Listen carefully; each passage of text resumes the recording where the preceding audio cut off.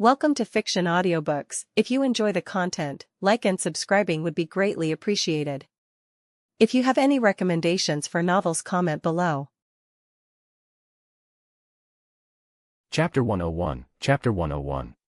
Erase could not say with absolute certainty whether it was a dream, just a product of his imagination, or it really is associated with the ephemeral clock. But he instinctively felt that these time abilities that appeared in the dream must belong to an ephemeral clock. It's just not clear what number each of them corresponds to. It would be nice to unlock the time flow stop. Erase whispered in the heart. In Naruto's world, stopping the flow of time would most likely become an unsolvable ability. Once mastered, he could safely face Kaguya. With this ability, even if there is a huge gap between the Kage level and the Six Paths, he can pick up the Rinnegan unhindered and absorb Bijuu's power by directly stepping onto the Six Paths level. Thinking about it, Erase closed his eyes. An ephemeral clock appeared in front of him, the fog enveloping the Roman numeral 3 noticeably weakened, but it was still very far from complete dispersion. Estimating the rate of dispersion, it would happen in about 2 to 3 years. Erase again carefully inspected the watch and soon shook his head, not finding any changes. Since coming to this world and receiving the ephemeral clock, he had never fully understood it, but he was still able to understand some things. First, abilities are opened over time. This time is strictly fixed and cannot be affected by any influence.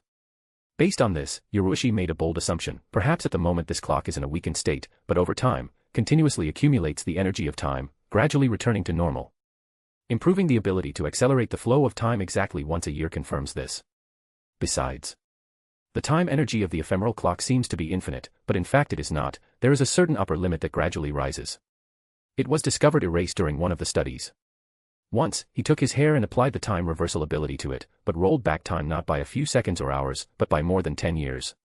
The hair was gone, and the ephemeral clock was dimmed. The gold color changed to a pale silver, leaving only a little golden glow at the very base of the clock. Erase suggested that the color gold represents the energy of the time. It seems that he can use the time flow acceleration and time flow reversal abilities indefinitely, but in fact this is not the case. It's just that under normal circumstances, energy is restored faster than consumed. But if you instantly rewind time for several years or even more, the energy consumption of time will be huge. Assessment of Erase. The ephemeral clock now has enough time energy to reverse the flow of time by about 15 years. If he uses the ability to reverse the flow of time, instantly rewinding time to more than 15 years ago, the energy of the ephemeral clock will be completely depleted. Ryuchi couldn't tell what would happen after he was completely drained of energy, because he hadn't tried or planned to do it in the future. He was now less than 15 years old, so there would definitely be no practical need for it. As for where this time energy comes from in the first place, Ryuchi hasn't been able to figure it out yet. He only knows that after losing about 80% of the time energy, the ephemeral clock took about 10 days to fully recover its golden glow. This process cannot be influenced from the outside. Ryuchi killed shinobi and did other things, but all this did not affect the recovery of time energy in any way. Slowing down or speeding up the process did not happen. Either the dead had too little time, or the accumulation of time energy corresponds to the flow of time of this world, and is not related to other processes. Ryuchi couldn't say with complete certainty which option was correct, but it seemed to him that it was still the second one. There is no concept of what time a particular person has, it is the same for the whole world. This assumption was not unfounded. Because Ryuchi had done an experiment to prove it, he first applied the time reversal ability to 1 hair, and then to 10, but the time energy expended was the same. In other words, the consumption of the ability to reverse the flow of time does not depend on the object affected, whether it is 1 hair or the whole person. The same amount of energy will be spent, the consumption depends only on how much time has been rewound. Besides, Erase noticed something else. The limit of energy stored in an ephemeral clock is not fixed, it increases with time. This is all that is known at the moment. Until now, the clock had evolved strictly in accordance with the passage of time, becoming stronger and stronger, and all the changes that had occurred were in his favor. As for the negative impact, nothing like this has happened yet. At least Erase did not notice any signs. The negative side of the ephemeral clock.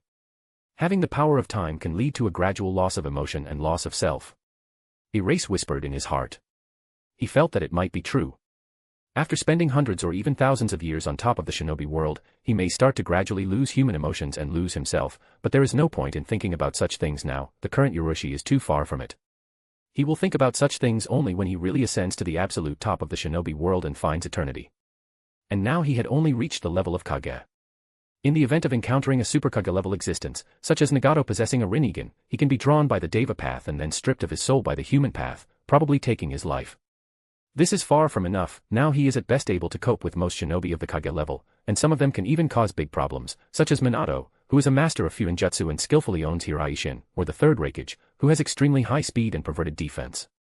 When Erase was deep in thought, a noise came from the side. Turning his head, he saw Shizen move to a sitting position. She had just woken up and was rubbing her eyes. Ah. Fully awake, Shizen looked in the direction of Erase and Sunade, although it was dark, but as a shinobi, she still managed to notice that Erase woke up. She looked at the sleeping Sunade, carefully approached and whispered, Erase, Erase, are you awake? How are you feeling? Yurushi sighed, the meridians are fine, but all the muscles are aching, it's very difficult to move around, it looks like it will take time to recover. That's how it should be. Shizen nodded, although your wounds have been neutralized, but cell division has not accelerated, so even if the damaged muscles are perfectly connected, it will take time for the final healing. By the way, you're probably thirsty, I'll get it. She stood up and walked over to the table, at the same time saying admiringly, Yurushi, you did an amazing job in the last battle, even the puppet master Chio was killed by you. In the coming days, your name will spread throughout the shinobi world. Erase smiled slightly and said quietly, you're right. Chapter 102, Chapter 102. Everyone called you Silver Flash last night, I think that sounds good. Coming up with a cup of water, Shizen carefully lifted Erase. He took a few sips, leaning on Shizen, and chuckled, I was just doing what I had to do. Do you think that's a good nickname? This is consistent with your image. Shizen carefully put Erase and put next to a glass of water, and then about something he thought and blushed, you need, well, it is. Erase was momentarily shocked, and then said helplessly, it's not very convenient. Shizen exclaimed, it's all right. You're a patient. Erase were aware that some patients require special care. But it seems that Shizen's eyes show not only shyness, but also a hint of expectation. Why does that look bother him so much? Thinking about it, Erase helplessly sighed. It seems he was trapped and it was difficult to refute the words Shizen. Shizen's blush deepened, but anticipation flared in the depths of her eyes. Don't be shy, it's all right, I now perform the duties Iranina, yes. After saying that, she immediately started to help. But at this moment, Tsunade's voice was heard from the side. It seems that she had just woken up. Shizen, what are you doing? Oh, Erase, are you awake? Suddenly, the atmosphere became extremely awkward, and Shizen didn't know what to say for a while. This. Tsunade looked at Shizen and asked in bewilderment, what are you doing? Seeing that Shizen was in a difficult situation, Yurushi smiled and said, Senior Sunade is indeed the best Irenen in the world, my meridian injuries have been completely healed. Tsunade glanced at Erase, falling asleep right in the middle of an operation. I didn't expect this kind of endurance from a little brat like you. Despite his serious injuries, being under the care of Tsunade, Yurushi felt even more relaxed and safe than at home, which allowed him to quickly relax and fall asleep. As for the pain during the treatment, it was nothing. After all, the opening of the Thunder Gate was accompanied by extreme pain, and previously, his body was generally cut into pieces by the blades of the wind. This pain is on a completely different level.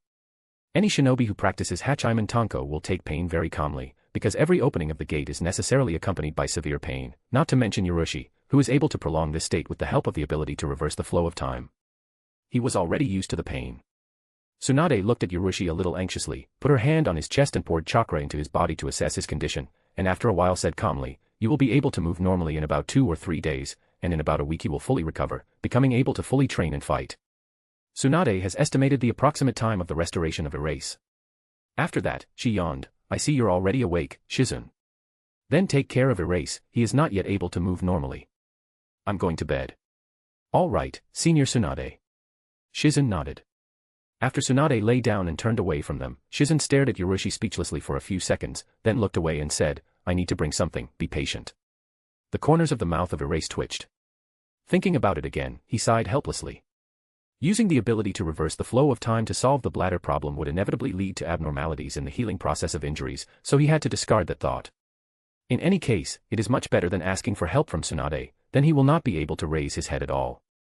After a short time, the problem was solved. A blushing Shizen sighed and went to bed with a satisfied smile. Morning. In the central tent of the Konoha camp. Jiraiya woke up very early. After a major victory, a lot of worries immediately fall on the front commander, determining the next actions and strategies, cleaning the battlefield, fair distribution of merits and much more. He is responsible for all these issues. Commander Jiraiya, a full report on the battle is ready. While Jiraiya was considering his strategy and next steps, Inoichi Yamanaka entered the tent and handed over a document. Jiraiya sighed, looking from the map to the document in Inoichi's hands, then picked it up and began to read. The first was a report on the victims of Konoha. 214 dead. The specific list of the dead was written on a separate sheet. Glancing at it briefly, Jiraiya said sullenly, information about the dead should be transmitted to the village as quickly as possible. Inoichi nodded. Jiraiya continued to read the report, followed by the number of wounded, 68 seriously wounded, 371 lightly wounded. In fact, many more shinobi were injured, but 2 light and minor injuries were not taken into account. This was a large-scale decisive battle. Even if they won with a huge advantage, the number of casualties was still quite high, reaching a tenth of their total strength. Jiraiya's gaze grew noticeably heavier as he continued reading the report. Report Sunade did not specify the number of wounded, only captured and killed. In total, 681 Suna shinobi were killed in this battle, and 14 were captured. There are almost 700 shinobi in total. This was followed by a list of merits and, quite predictably, there were 2 names at the top of it. Hatake of Urwich. Namikaze Minato. The first was Minato's name. He killed a total of 112 shinobi, including 21 Hunin. Such a number could not help but shock. It was almost half of Suna's losses on this flank. Then followed the name of Urwashi. He killed 61 shinobi, among them was 11 Gonno. In addition, he defeated and killed Elder Sunade Chiyo. The total number of people killed was much lower than Minato's, but killing Chiyo, without exaggeration, can be considered an even more stunning and dazzling feat, because she was an extremely powerful shinobi, known throughout the world as the strongest puppeteer. Can say. The merits of Urushi and Minato in this battle far surpassed the merits of any other shinobi Konoha. They stand at about the same level, completely eclipsing the rest. Jiraiya slowly postponed the report, sighed and said, just let Konoha about the military merits Minato and erase. There is. Inoichi nodded and left the tent. By midday, Konoha received a report on the battle on the border of Wind Country. Information about such a large and important victory naturally could not be hidden. Soon it was made public inside Konoha, causing a strong shock. Countless shinobi were in shock. Minato's achievements were certainly shocking, but as a student of Jiraiya and Jounin, he had already gained some fame and recognition in Konoha, so even such a feat, although difficult, still fit in people's heads. But the merits listed next to another name were too incredible. Hatake of Erase. Killed 33 shinobi Iwagakure in a battle on the border of the Grass Country. Killed 101 shinobi Sunagakure on the border of Rain Country. Killed 61 Sunagakure shinobi in a battle on the border of Wind Country. Besides, in the course of this battle, he fought Elder Sunagakure Chiyo, eventually crushing and killing her. This short line caused a shock in the hearts of the disembodied shinobi and civilians, causing all of Konoha to boil. Chapter 103, Chapter 103. Compared to the clash of Konoha and Willow's advanced troops on the border of Grass Country, this major battle that took place on the border of Wind Country could not be hidden. Since this was a full-scale clash between 2 great villages, the entire shinobi world was closely following the course of events. Other villages were not aware of specific figures. It was only known that Suna's full-scale invasion of the Land of Fire had suffered a major setback. They were completely crushed in a decisive battle, even though Konoha had sent only a fraction of her forces to the border. Besides, news of Chiyo's death quickly spread throughout the shinobi world. Naturally, along with this news, the name of the shinobi who killed her also spread. This name was not familiar to many people, but almost everyone recognized the surname. Hatake. This surname immediately reminded everyone of the mighty White Fang of Konoha from the past. Of course it was not difficult to conclude that Urushi is a member of the Hatake clan and has some connection with the White Fang. But soon all the shinobi villages felt disbelief and shock, because according to the known information, this Hatake Urushi was only 10 years old. 10 years. Killed Chiyo. This was too incredible news. Whether it was small shinobi villages or great villages, they all doubted the truth of this news and immediately sent scouts to confirm the information. After the accuracy of this information was confirmed, the entire shinobi world fell into silence. Along with Erase, became famous, and Minato, too, have committed a dazzling feat in this battle. The disembodied shinobi began to call the second the Yellow Flash of Konoha, and the first the Silver Flash of Konoha. From now on, Erase became known throughout the shinobi world. Iwagakure. Tsuchikage Oanoki was sitting at a desk in his office. He frowned as he read the account of the battle between Suna and Konoha. I don't care that Suna couldn't find a way to deal with this little imp, but the fact is, he killed Chiyo. The kid was just lucky. Shouda said indifferently. Oanoki shook his head, showing a slightly worried look. No, I had a chance to fight with Chiyo and she is definitely not one of those shinobi who can underestimate and carelessly treat their opponent. Shouda became more serious. It doesn't matter if it was due to a careless attitude or because of the chaotic battlefield. Since this kid killed Chiyo, we have to treat him with a certain degree of vigilance, and this Namikaze Minato can also cause a lot of problems. Oanoki nodded. Make sure that all our shinobi are familiar with their signs. Awareness of the strongest shinobi of enemy villages is extremely important. There is no need to know ordinary jounins, but with elite jounins and clan members who possess a variety of secret techniques, everything is different. They require a vigilant attitude. Konoha is too strong. Shouda said worriedly. They only sent a part of their forces, but it was enough to completely defeat Suna, Danzo, the third Hokage, and Orochimaru did not even appear on this battlefield. If Konoha decides to invade the land of Earth, we may not be able to stand. Oanoki nodded. Konoha is really strong, but right now, not only do we feel threatened, the same goes for the other great villages. A deep light flashed in Tsuchikage's eyes. How about negotiating with Kimobakure? The third Rakage will go to the dialogue. Most likely. Shouda nodded gravely. The third Rakage can't help but understand the current situation. Initially, Konoha's Sanins were already quite scary, and now the Silver Flash and Yellow Flash have been added to them. Combined with the rich resources of the Land of Fire, Konoha is in an extremely stable position, bringing a huge threat to other great villages. If the other great villages do not act together, they will inevitably be crushed by Konoha one by one. Eventually the entire shinobi world may fall at Konoha's feet. He can't refuse. Oanoki laughed coldly. Even before the war began, he assessed the situation in the world of shinobi in detail and predicted the approximate development of events. The only variable was Konoha. Their threat level is much higher than he expected. Not only the son of White Fang, famous throughout the world of shinobi, killing the puppet master Chiyo, but Minato received outstanding services in this battle and is also a threat. After displaying such combat power, not only did they feel a strong threat, but even Kiri, protected by the sea, inevitably felt it. It might not be long before Mizukage made contact with the other great villages. A situation is brewing, 3 for 1. Oanoki was lost in thought, as if he had already seen a picture of the near future. Previously, the unification of the 4 great villages against Konoha made no sense and was practically impossible, because the power of such an alliance would exceed Konoha too much. There would be no trust between the parties. They would start to closely monitor and make secret plans against each other. But now everything is different. Konoha is too much of a threat. Even the unification of 2 great villages may not be enough.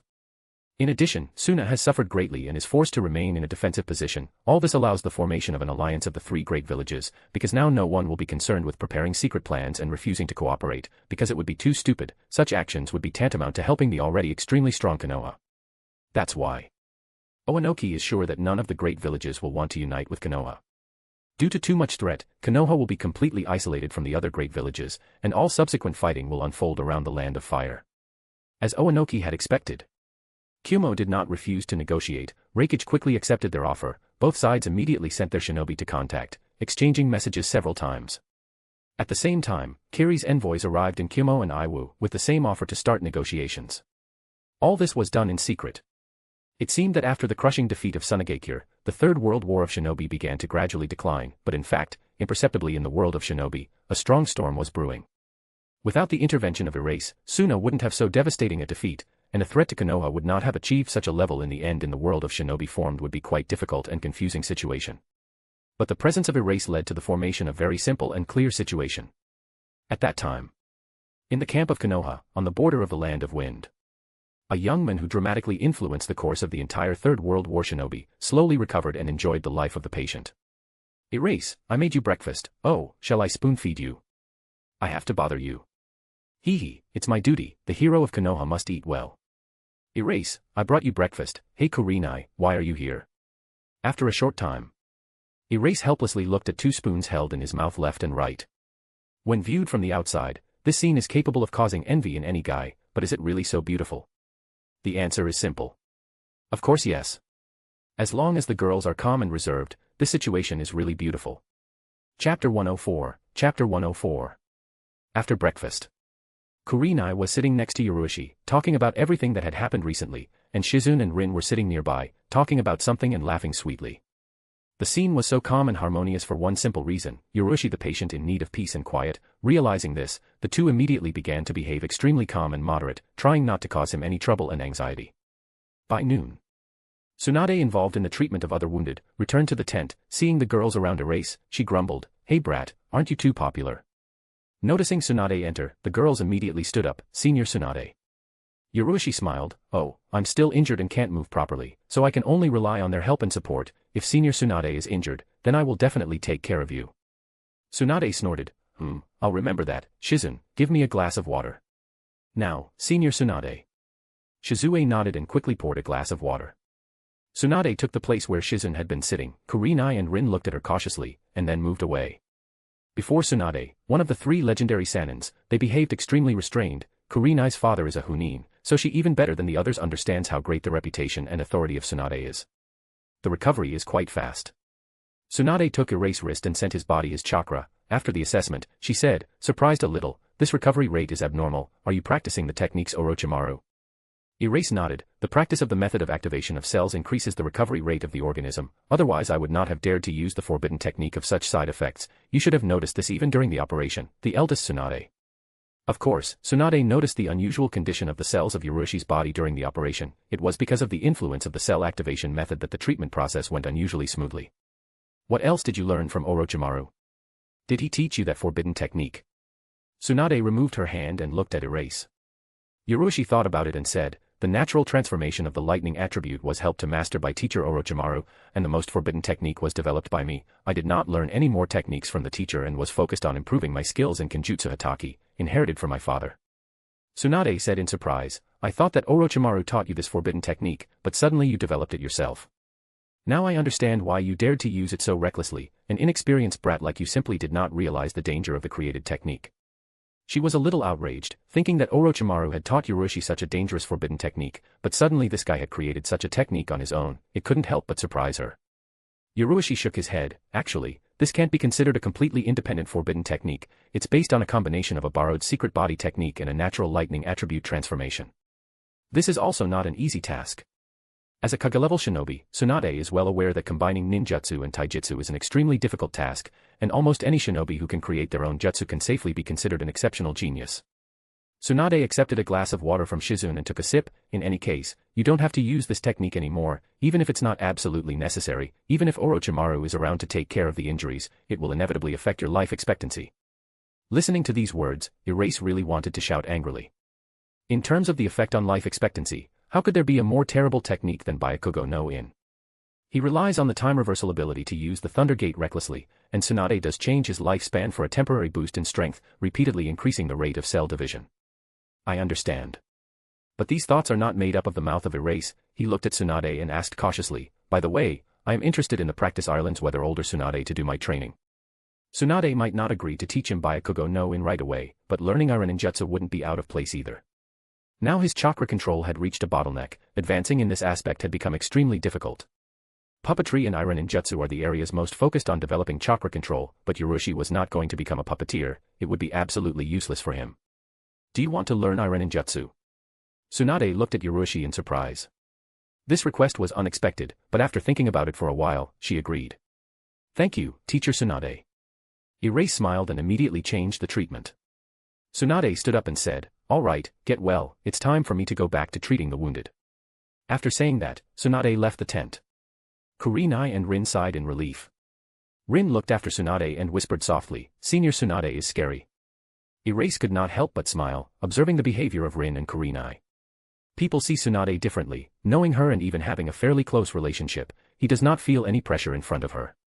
But Rin and Kurenai are different, they are too far away from Sunade and don't even dare to speak in her presence. Unsurprisingly, when she appeared, they fled to the opposite corner of the tent. While she was here, I felt very suffocated. Kurenai swallowed nervously and looked at Rin knowingly. Shizune of course remained calm, one constantly follows Sunade and already quite well understands the teacher. At this moment she happily poured another glass of water and approached Urushi. I didn't expect you to want to learn Iron ninjutsu, it looks like we'll be training together soon, hee. Kurenai and Rin stared at Shizune. They had an instinctive fear of one of the three legendary Sannin, but they were not afraid of her disciple at all. Shizune felt those eyes on her and turned her head. When something was about to go wrong, footsteps were heard outside, everyone immediately turned to look in the direction of the entrance. After examining the figure that appeared, the girls abruptly stood up and bowed respectfully. Senior Jiraiya. Chapter 105, Chapter 105. Upon entering the tent, Jiraiya immediately turned his attention to Kurenai, Rin, and Shizune, and then frowned at Urushi. He never had such popularity in his youth and was not surrounded by girls. In those days, girls usually gathered around Orochimaru. This is very similar to the scenes from the past. In addition, Urushi is a student of Orochimaru. Because of this, Jiraiya involuntarily frowned. But it's okay. His student Minato is also good, no worse than Erase. How are your injuries? Jiraiya nodded in response to the greeting of the girls and asked about the status of Erase.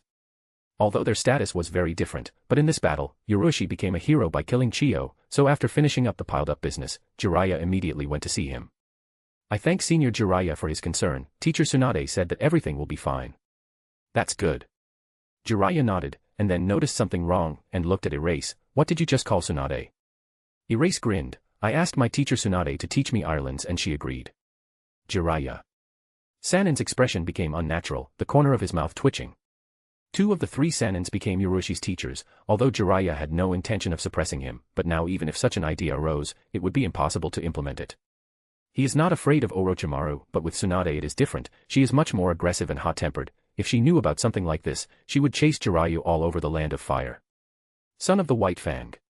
Student of Orochimaru and Sunade. The hero who killed Chiyo. Erase not even 11, but he was already surrounded by so bright a halo. His position is far superior to any conventional Jounin. Having advanced a little, he will stand nearly equal with the Sannin. That's right. Jiraiya said thoughtfully and changed the subject. In Konoha decided to raise your rank to Jounin, and the 3rd Hokage had personally assigned you to the position of Zokuzoku Jounin. Hearing these words, Rin and Shizen didn't react in any way. In their opinion, Yoroshi's promotion to Jounin was quite natural, but Kurenai couldn't help but be surprised. Zokuzoku Jounin. This is different from a regular Jounin.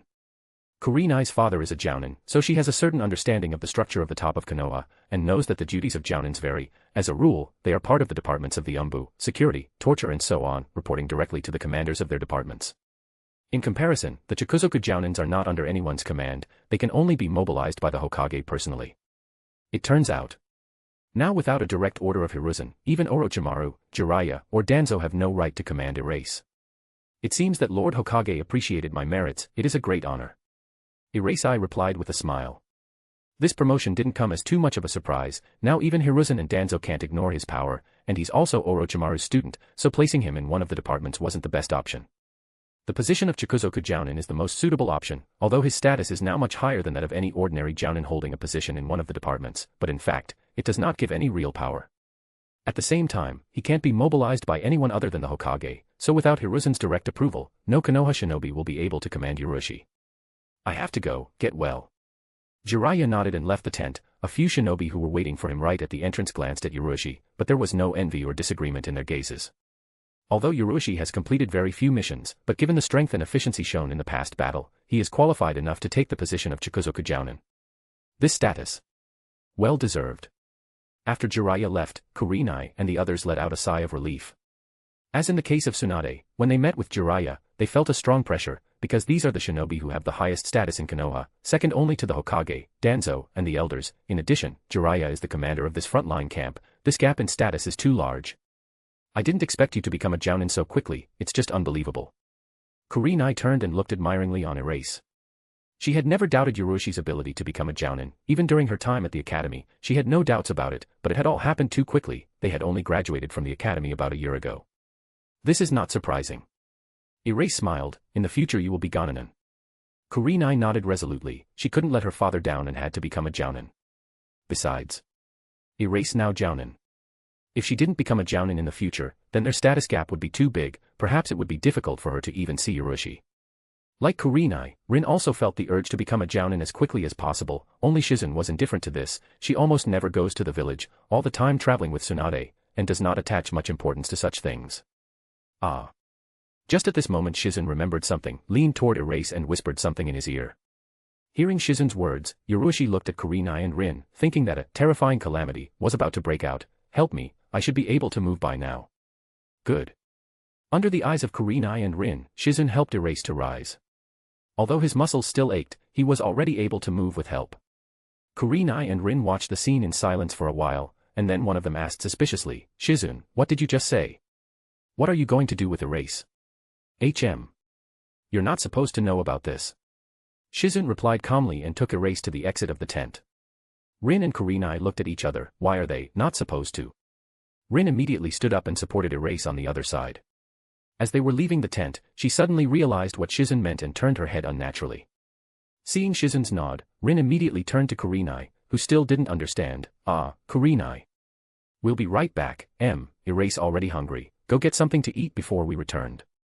Kurenai looked suspiciously at Shizen and Rin, she instinctively felt that the two had reached some kind of secret agreement, but still felt that Rin was right, because she herself felt hungry at that moment, Yoroshi really had to eat. Okay, I'll prepare lunch. But you must be extremely careful. Until recovery of Erase still have a few days. Don't worry, we will neither like Iranina and qualified in the care of patients. Rin smiled sweetly. Looking after Shizen, Rin, and Erase, Kurenai left to get food. Rin lowered her head, not daring to look at Erase, and constantly asserted in his heart that the care of incapacitated patients is the responsibility of Iranina. Rin, you can come back too, I can handle it alone. Shizun tried to speak as naturally as possible. Rin said a little hesitantly, no. Looking at the state of Erase, it will be uncomfortable to move only with your support. Listening to their conversation, Erase could not help but say, in fact, you could ask some guy to help you. Oh, that won't do, we are qualified Iranian and will provide you with the best possible care. Rin blushed and protested in confusion. Erase sighed helplessly and shook his head. Chapter 106, Chapter 106. In the end, Rin and Shizun have Erase to field toilet, and then closed his eyes and turned away. Erase sighed.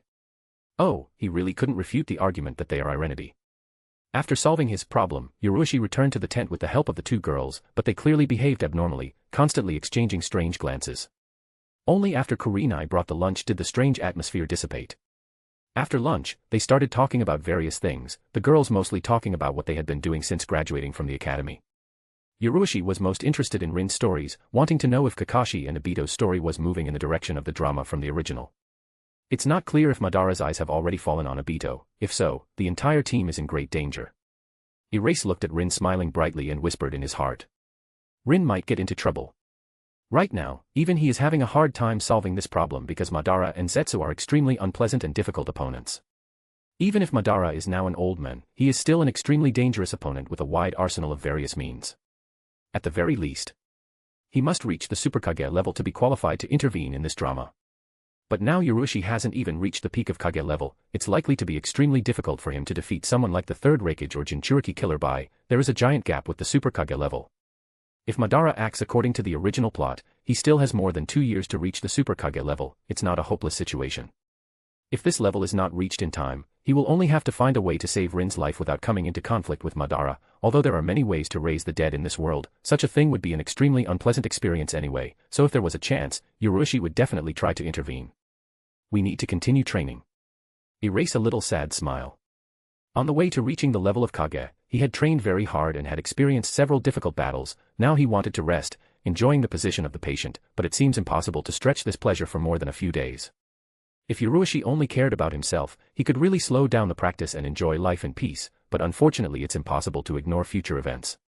Interfere with the plot and save someone's life.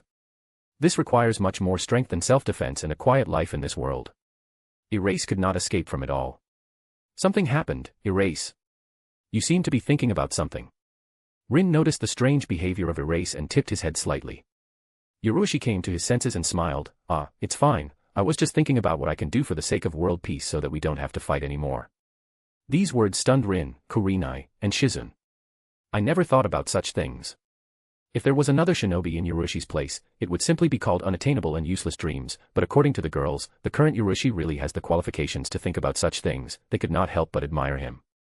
Looking at the reaction of girls, Erase secretly laughed in his heart. There is no absolute world. Erase learned this during his past life. In a sense, Nagato's path was right, with a monstrous weapon like a nuclear bomb, one could truly establish order in the entire world. As for Naruto's ideas, understand each other and the like. This is complete shit. If there were no Naruto and Sasuke, who could easily crush or suppress the entire shinobi world if they wanted, peaceful times would still remain a pipe dream. If after the death of Naruto and Sasuke in Konoha there will not be a new shinobi level 6 paths or at least Superkage, a new war will inevitably break out in the world. The world needs to be backed by force. This is exactly what happened in the past. The turbulent and chaotic era of warring states was calmed not by Hashirama's ideas and morals, but by his monstrous and irresistible power. Thinking about it, Erase began to slowly rise, pushing hands. Seeing this, the girls immediately tried to help, but Erase shook his head and stood up himself, and then took a few steps. Erase, how are you? Kurenai exclaimed in concern. Erase looked at her and said calmly, although with difficulty, but I can already move on my own, tomorrow I will be fine. Due to the influence of the cell activation method, his recovery is much faster than that of ordinary people, although he still needed some rest, but there is no need for care anymore. Erase left the tent and looked up at the sky. It was sunset now, and the sun was already halfway down the horizon. The shinobi who noticed Yurushi coming out looked at him with respect, it was completely different from when he first came to the camp. Noticing the respectful looks of those around him, Yurushi smiled at them and continued to watch the sunset until the sun completely disappeared below the horizon. The sweet life in Sunade's tent didn't last long. On the third day of rest, Yurushi was sent by Sunade to his tent, although he could not return to full training in battles, but shinobi are far superior to ordinary people in terms of physical development, so normal daily activities were no problem. Erase a little bit bored these days. On the fifth day, his body fully recovered, while the camp was gradually dismantled, the shinobi began to return to Konoha in small groups. After the defeat of Sunagakure, the Wind Country bowed to the Fire Country, paying huge reparations and concluding a number of agreements. The daimyo of the Fire Country informed the Hokage of his desire to immediately end the war. Hiruzen accepted this without any objections and began to withdraw troops from the front. In the tent, Sunade looked at Erase. "Are you going back to Konoha?" Erase bright smiled. "What about the study islands?" "Of course I will follow the teacher. If you return to Konoha, there may be some problems." Given the strength shown by Yurushi in the past battle, Hiruzen's attitude towards him has likely changed from patronizing to neutral. If Danzo decides to make a move, it could be a huge problem. After all, Danzo and his route have too many very dangerous means. So hard to practice without returning to the village, it was the most efficient choice. Following Sunade is a huge plus, because it will be difficult for Danzo and Hiruzen to find a good enough reason to force him to interrupt his training with one of the Sanins and return to Konoha. Given Yurushi's current status and strength, combined with the support of two Sanins at once, Orochimaru and Sunade, Hiruzen and Danzo will now not be able to act on him as they please. To deal with Erase, they will have to resort to shady methods, such as those which were used against the White Fang. Chapter 107. Chapter 107. Good. Sunade smiled. She didn't want to hear Yurushi say that he was going to return to Konoha, because if he did, he would probably ask her to come back with him. Then stay in the camp, leave with me after all the wounded are sent to Konoha. Right now, Sunade had no desire to return to Konoha. "Yes, Teacher Sunade." Erase replied with a smile. In recent days, Tsunade's mood has become noticeably better. On the one hand, the phobia has been healed, on the other hand, the war is over. After all that had happened, she hated the war. If it wasn't for her sense of responsibility for Konoha, Tsunade would never have agreed to Hiruzen and Jiraiya's repeated requests by going to the battlefield. She stopped paying attention to Erase, was absorbed in thought. My debts are too high, it won't be safe in the land of fire, perhaps you should try your luck in the rain country. But in the event of a collision with Hanzo, there will be problems. Erase. Shizen. Listening to the murmur Tsunade, Shizen and Erase looked at each other, showing expression of helplessness. Given Tsunade's luck and gaming skills, it's scary to imagine how much money she can leave in the casino. Will the name of the legendary loser thunder in the vast expanses of the rain country? Of course Erase not dared to say those words out loud. The situation Tsunade and Erase has caused a shock at the top of Konoha. Even Danzo frowned visibly. Hiruzen bitterly smiled. Now Yurushi found a common language with Tsunade. Compared to Orochimaru, Tsunade caused him much less concern, because she has no ambitions. But there is one problem. Tsunade could not know that Yurushi is a student of Orochimaru, but still agreed to take him as a student. This means that she is at least neutral about the candidacy of Orochimaru, perhaps even stand on his side at a critical moment. We need to deal with the matter of the fourth Hokage as soon as possible. Minato's current achievements are quite enough to qualify for the post of Hokage. He is a student of Jiraiya and has the support of the civilian population. The clans are also not against his candidacy. Orochimaru also has sufficient qualifications. The civilian population is not against his candidacy, but there is a certain objection among the clans. In addition, Hamura and Koharu are against it. It really causes a headache. And now, although it seems that the situation in the shinobi world is calming down, but from the height of his experience, Hiruzen vaguely feels that a storm is brewing behind this superficial calm. In the near future, big changes may occur in the world of shinobi, so perhaps the choice of the fourth Hokage will have to be postponed, returning to this issue when the situation finally calms down. In 2 days. Rin said goodbye to Erase and returned to Konoha with his team. 2 more days later. Kurenai said goodbye to Erase and went to Konoha as part of the escort wounded. With all of Yurushi's acquaintances gone, Tsunade finally made the decision to return to the land of fire with Shizun and Yurushi to train them while playing at the casino. Erase finally had the honor to see a legendary loser in the case. When she gets good cards, the opponent's cards are bound to be better, and when the opponent gets bad cards, her cards are bound to be even worse. In some casino. Cold sweat dripped down Tsunade's forehead, and she leaned her trembling hands on the table, looking at her square and her opponent's straight flush. You seem to have run out of money. The middle-aged man sitting opposite looked at Tsunade with a smile. At the same time, near the entrance to the casino sat Erase and Shizun. Yurushi held his hand in front of him, a pale green glow flickered on his palm, showing signs of instability, and soon it dissipated. For the past week Hiroshi study of Irelandia from Sunade, he also managed to find out about Byakugo but-in. For example, Byakugo no-in is a technique that treats the user independently, which is akin to writing a program for the chakra, which requires the finest control of the chakra. Now the chakra control of Erase far from the standard of this technique, so he has decided to train the most basic Irelanders for the development of this aspect. Sure. Taking up the study Irelands, Erase have not forgotten about practice Hachiman Thin. He always wore weights, the weight of which has just reached horrific levels. If Ryuchi did not emit chakra from his feet to distribute the load over the area, then standing on slightly loose soil, he would simply fall into the ground. With such a load, even a simple walk can be equated to a workout. This was impossible to hide from Sunade, but she did not object, just grumbling a little about the fact that he was too fanatically trained and did not know how to enjoy life. Ah, you lasted more than a minute. Shizen shocked muttered, carefully watching the training Erase. He was engaged in the practice of the technique Mystical Palm. This is a fairly high-level Irinen jutsu, which not every Irinen is able to master. Usually no one starts training with this technique, because it is too difficult. Shizen has been studying with Sunade for over a year, but only recently started practicing the Mystic Palm technique. Ryuchi had come into contact with the Mystic Palm technique no more than a week ago, but in that short time, he had easily surpassed more than a month of its practice, which made Shizen more aware of the true meaning of the word genius. A genius. This is a person who can learn in a short time what you have spent a lot of time and effort studying, making you doubt life. Shizen of course never doubted Ryuchi's talent, but she also considered herself very talented in Irenen Jutsu, learning everything quite quickly and even getting Tsunade's approval, so she couldn't possibly expect Ryuchi to surpass her in such a short time. I wonder how soon teacher Sunade will escape. Continuing practice of techniques Mystical Palm, Erase looked at the casino nearby and turned to Shizen. Shizen gradually came to her senses and said, it usually depends on how much money she borrowed, it's almost time. Boom. As soon as Shizen said that, a crash came from the casino. Then Sunade ran out into the street and shouted, Shizen. Which? Run. Your assessment is surprisingly accurate. Erase stopped the practice technique Mystical Palm. They looked at each other, smiled helplessly, and ran after Sunade. Chapter 108, Chapter 108. After a while, Sunade, Shizen, and Erase was walking down the street. Ryuchi and Shizen just made small changes to their appearance, and Sunade turned into a 16-year-old girl with blonde hair pulled back in a short ponytail. Pooh. Sunade put a hand on the shoulder of Erase. What are you looking at? It would seem that it was a thin and delicate palm, but at this moment, Ryuchi felt a deadly danger. Several cracks appeared on the ground under his feet.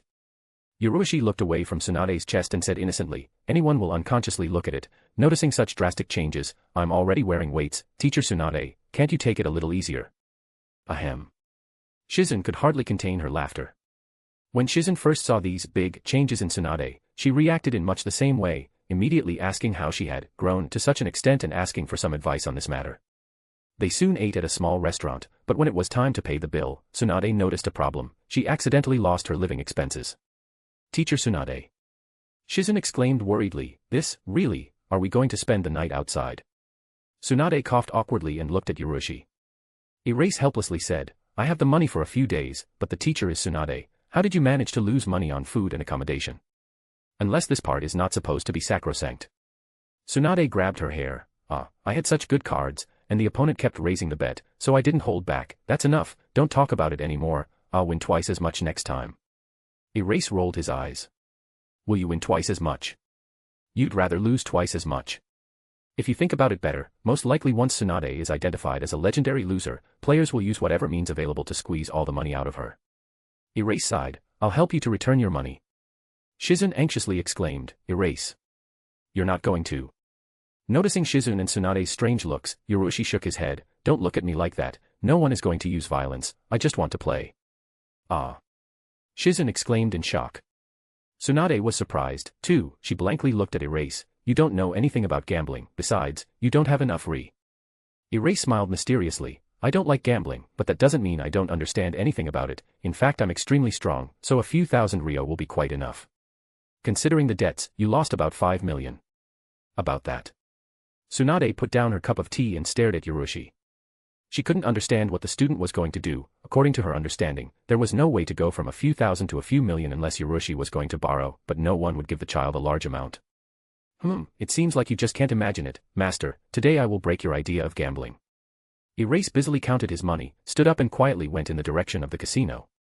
Although he does not like gambling, but a deep understanding of the psychology of people gives a significant advantage, combined with the acceleration of the flow of time, even the smallest change in the behavior of the opponent will not hide from his eyes. As long as Ryuchi's luck didn't drop to the level of legendary loser, he wouldn't even have to resort to any tricks and scams to become a legendary player. Erase. Shizun carefully looked at Sunade, hesitated and got up, quickly caught up with the race. Sunade shook her head and continued to calmly drink her tea. She didn't want to go back to the casino now, although her appearance was already changed, but if the casino somehow recognized her identity, the favorite way to hide from the loan sharks would become useless. In addition, Erase and Shizun shinobi, so don't worry about their safety. Even if they came back from the casino with a lot of debt, they would just have to escape to another city. In any case, the situation wouldn't be too bad. At the casino. The appearance of Ryuchi and Shizun attracted a lot of attention because they are too young. Ryuchi looks about 14 or 15 years old. Many people were a little embarrassed, but no one was going to give up the money left right at their door, even if these kids weren't very rich. The legs of a mosquito are also meat. In about an hour. In a room on the second floor of the casino, Ryuchi sat at a table with a bet of 5 million or so. He tapped his fingers on the table and calmly turned the cards over. Ah, what a pity, you're out of luck again. Boo. Player middle-aged sitting in front, stood up abruptly, slamming his hands on the table, and lifelessly looked at the card Erase. I think it's time for me to finish, keep enjoying the game. Erase stood up and pulled the relaxed body. Shizun, take the winnings. All the players sitting at the table were gnashing their teeth, glaring at Shizun and Ryuchi. This atmosphere could put a lot of pressure on an ordinary person, and Shizun, although very young, is still a shinobi who can easily handle this. Shizun quickly put money in the box and followed Erase, looking at him with admiration. Although she doesn't like gambling. But Erase was just gorgeous. Especially the way he calmly and unperturbed opened the cards after winning this 5 million, made her heart beat at a furious pace. While collecting the money, her hands were visibly shaking, but it wasn't because of too much money or the evil looks of the other players. In fact, she was too excited about this Ryuchi victory. That little bastard. We can't let him go. Exactly. He's too arrogant. The players angrily looked after a leaving of Erase and Shizun. One of them gritted his teeth and went after them, and soon his example was followed by several people. Approaching the door of a casino, Erase and Shizun felt that they concentrated a few evil looks. At this moment, Shizun finally stopped dreaming and came to her senses. Ryuchi slowly turned his head and smiled. Boom. He took a step forward, no longer using his chakra to distribute his weight, and when his foot landed on the ground, there was a loud crash, and the entire casino shuddered. A web of cracks spread across the ground. Fluff. The nearest pursuer fell to the ground, unconscious, the others stopped abruptly, not daring to move, and the casino fell silent. Cold sweat ran down the foreheads of the guards standing at the exit. They swallowed nervously and did not dare to stand in the way of Ryuchi and Shizun leaving the casino. In a few days, portraits of Erase quickly spread in various casinos. He was described as an unknown shinobi, who won more than 5 million ryo in 1 hour and was suspected of fraud. Every casino has a list of fat sheep and unwanted guests, and Ryuchi's name has been at the top of the unwanted guests lists for a long time. Speaking of the fat sheep list, in the first place in it, of course, was the legendary loser, Sunade. But it had nothing to do with Erase, because after this incident he no longer went to the casino. Chapter 109, Chapter 109. Sunade calmly drank tea in a restaurant near the casino. Hearing the rumble coming from the casino, she immediately stood up and sighed. That's it. She couldn't help but be surprised that Ryuchi had lasted so long. After all, he only had a few thousand ryo with him. When Erase Shizun and walked over to her, Sunade shook her head and said, "It looks like it's time to go to a nearby city. I have a friend there, he can borrow some money for living." "Don't worry so much, Erase smiled and said, "We stay here tonight, let's go to the best hotel with a hot spring in this town." Without waiting for Sunade to reply, Shizun couldn't help but exclaim excitedly, "Teacher Sunade." Erase returned all your money. What? Sunade exclaimed in shock. Hotel with hot springs. Erase sat in a hot spring, his hands were raised above the water, the palms continually flickered a pale green glow. Even when resting at the hot springs, he did not forget to practice the mystic palm technique. The practice time didn't seem to be too long, but Ryuchi already feels a clear improvement in chakra control, and progress in this aspect also contributes to breaking through the bottleneck in the practice of Kenjutsu Hataki. After changing the blade and making changes to the Kenjutsu Hataki, Ryuchi's progress in this aspect stood still. He never managed to break through to the second stage. At the heart of the first stage of Kenjutsu Hataki is the flow of chakra, and the second stage is the condensation and compaction of the mobile flow of chakra. In fact, it bears a certain resemblance to a chakra scalpel. These techniques require the finest control of the chakra. If you manage to advance to the second stage of Kenjutsu Hataki, then there will be a great chance to improve Chidori, forming a dense blade from the scattered and chaotic lightning element. Although this will be prevented by the Thunder Gate, when opened, the chakra goes into a rampage. However, the power of Ryuchi's attack will still increase. For him, this would be a significant increase in strength. The current Ryuchi has no lack of speed and chakra, in addition to having a self-healing ability comparable to Edo Tensei, so now his power is limited only by the attack aspect. As soon as the attack power of Erase reaches the level sufficient to break through the defense of the third Twisted Rakage, he is virtually invincible on the level of Kage's. It shouldn't take too long. After mastering the Chakra Scalpel, I should be able to break through to the second stage without much trouble. Yurushi looked at the pale green glow with a smile. After it finally lost its stability and dissipated, he lowered his hands and looked in the direction of the partition separating the hot springs. Sunade and Shizun should be there. There's no need to worry about Sunade, but Shizun, she probably wouldn't dare look in here. Urash stroked his chin, looking at the wooden partition. At this moment, Shizun and Sunade were actually resting on the other side. Realizing that Yurushi was behind the partition, Shizun felt shy and curious. But unfortunately Sunade was nearby, so she didn't dare to do something like that. In 5 days, Erase mastered the mystical palm technique. 5 more days later, he mastered the chakra scalpel. In 2 days, Erase stood in the middle of the clearing, clutching the blade of Kusanagi. A stream of chakra gushed out, enveloping the blade, after which the chakra began to condense, forming a layer of white radiance. Soon a white line of compressed chakra was formed on the blade of the blade. Slowly swinging the blade, Yurushi could see a white glowing arc accompanying the blade and leaving a white trail in the air, as if an artist had swung a brush. This is the second stage of Kenjutsu Hataki. Yurushi whispered softly and swung his blade sharply. A white slash flashed, leaving a deep, narrow cut several meters long on the ground. At this moment, he did not use the time flow acceleration ability, nor did he open the gate.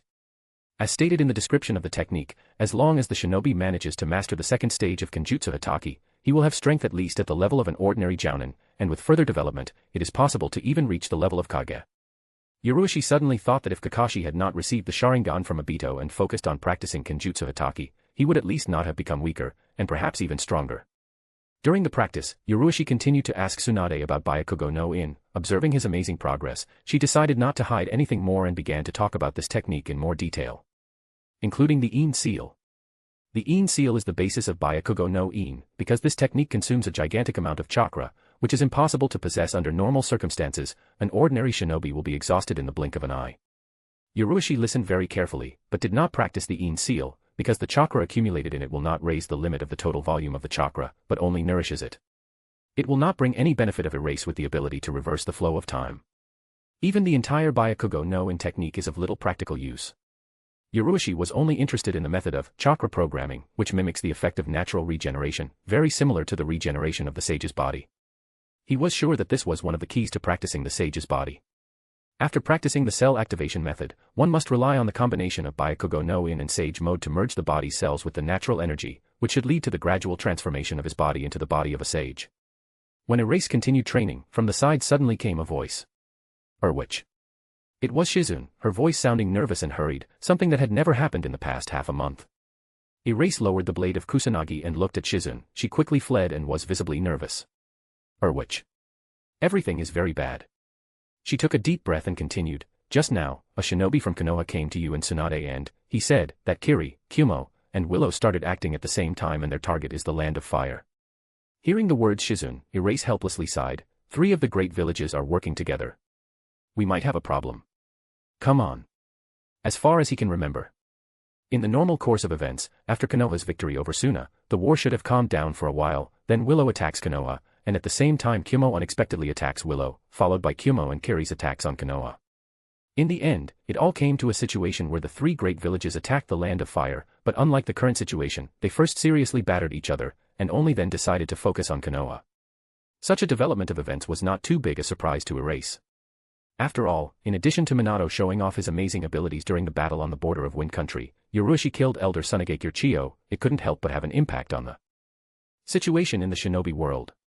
The decisive moment of the Third World War of Shinobi is approaching. Erase whispered in his heart.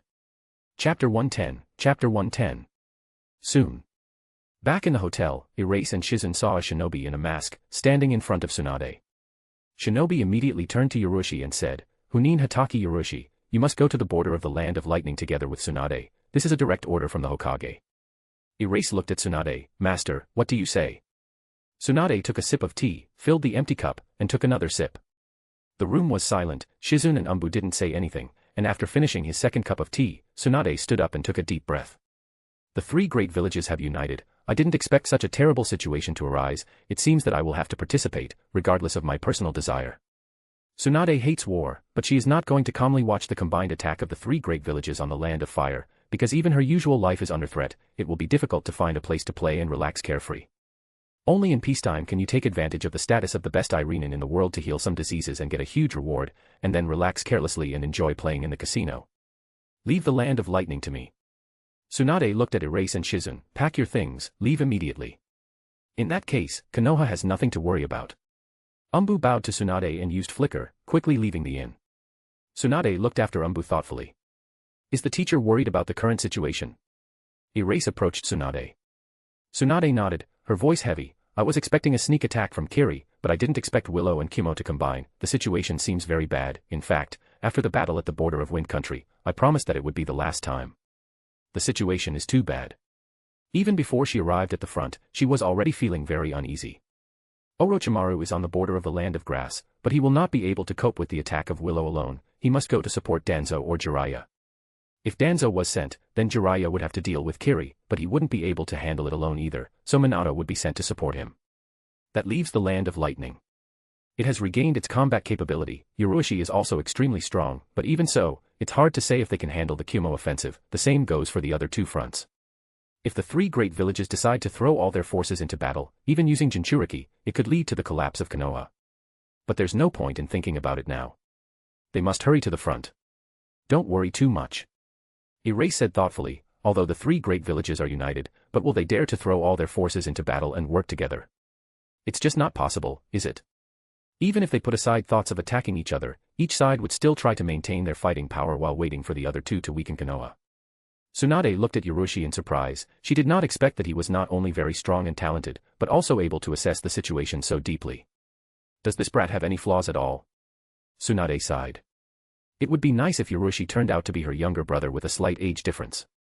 In addition to talent and strength, he surpasses most adult shinobi in terms of judgment and understanding of the situation. Yurushi has almost no flaws. Despite his young age, Sunade already vaguely saw him as a Hokage. However, she was happy to get him just as a student. Even though Yurushi is also a student of Orochimaru, he has already taken a very important place in her heart. Sunade pushed her thoughts aside and nodded. You're right. Even if the great villages advance their forces, they would not easily launch a full-scale offensive. Instead, each side would wait for the first move from the other two. Konoha should also understand this. Yes. Erase nodded. I think that the Hokage should have chosen a deterrent tactic. Since the three great villages will not easily rush into a full-scale offensive, then Konoha should try to prolong the war as much as possible, relying on the rich resources of the Land of Fire. Over time it will hit such a large alliance hard. Sunade looked weird on Erase. Erase, surprised by this opinion, he said helplessly, is there something wrong with my judgment? No. Sunade shook her head. You're right, but... She stared at Erase. You wouldn't happen to be Orochimaru in a child's body, Even if we talk about the first judgment, Yurushi came to this faster than Sunade. As for the second judgment, if she were at this moment in the post of Hokage, she would most likely come to this decision, but only after much thought. Mind Erase momentarily emptied. When he recovered, he threw up his hands and said, of course I'm not Orochimaru's teacher. Such conclusions can be made by anyone, just by thinking about it a little. Sunade looked at Yurushi strangely, realizing that he wasn't faking it, and she wanted to say something like, you're too wrong about normal people. In fact, she wasn't wrong. Erase did have some misconceptions on this matter. Because from his point of view, it is quite normal to know the history of the world of Naruto, to understand the approximate course of all wars and the style of action of the great villages. With this knowledge, it is quite easy to judge the situation from a global point of view. But in fact, this is an impossible task for most shinobi. Only extremely experienced and intelligent individuals who stand at the top of the power of their villages are able to freely look at the world from such a point of view, such as Danzo or Hiruzen. Even someone like Sunade can't easily draw the conclusions that Yurushi came to so quickly. She will at least need some time to think deeply. Teacher Sunade, I've packed my things.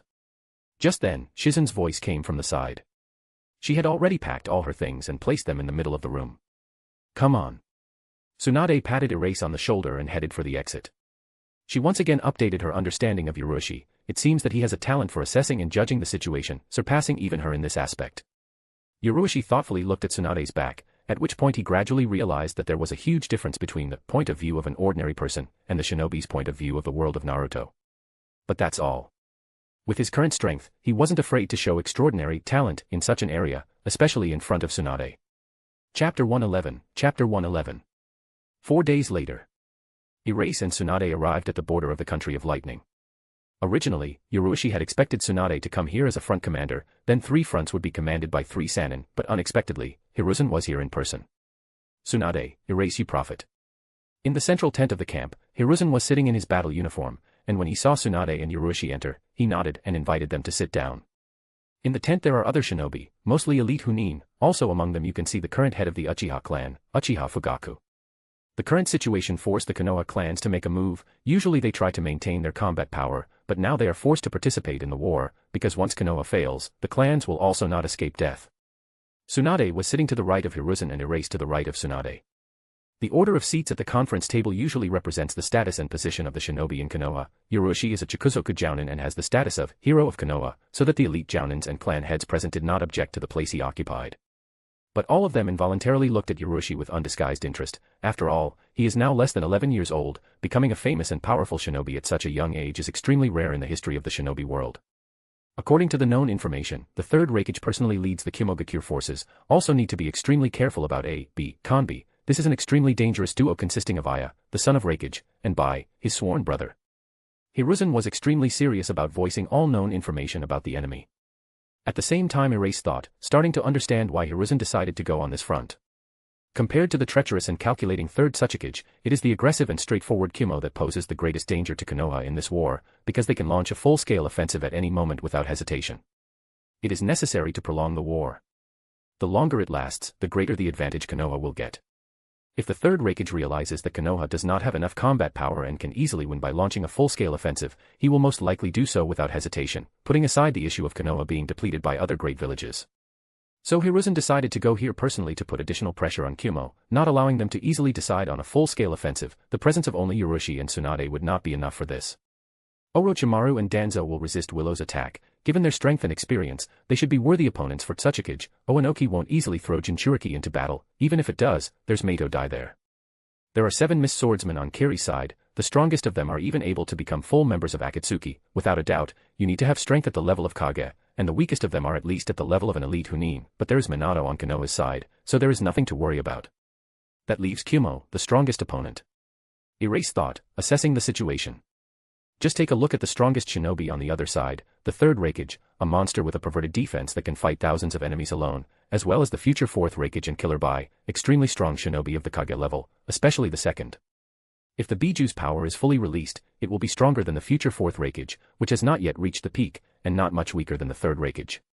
Besides, Kumo has two-tailed Jinchuriki, as well as Killer Bee, who is able to perfectly control the power of Biju. The two have a partnership with their Biju and can use their power without any difficulty.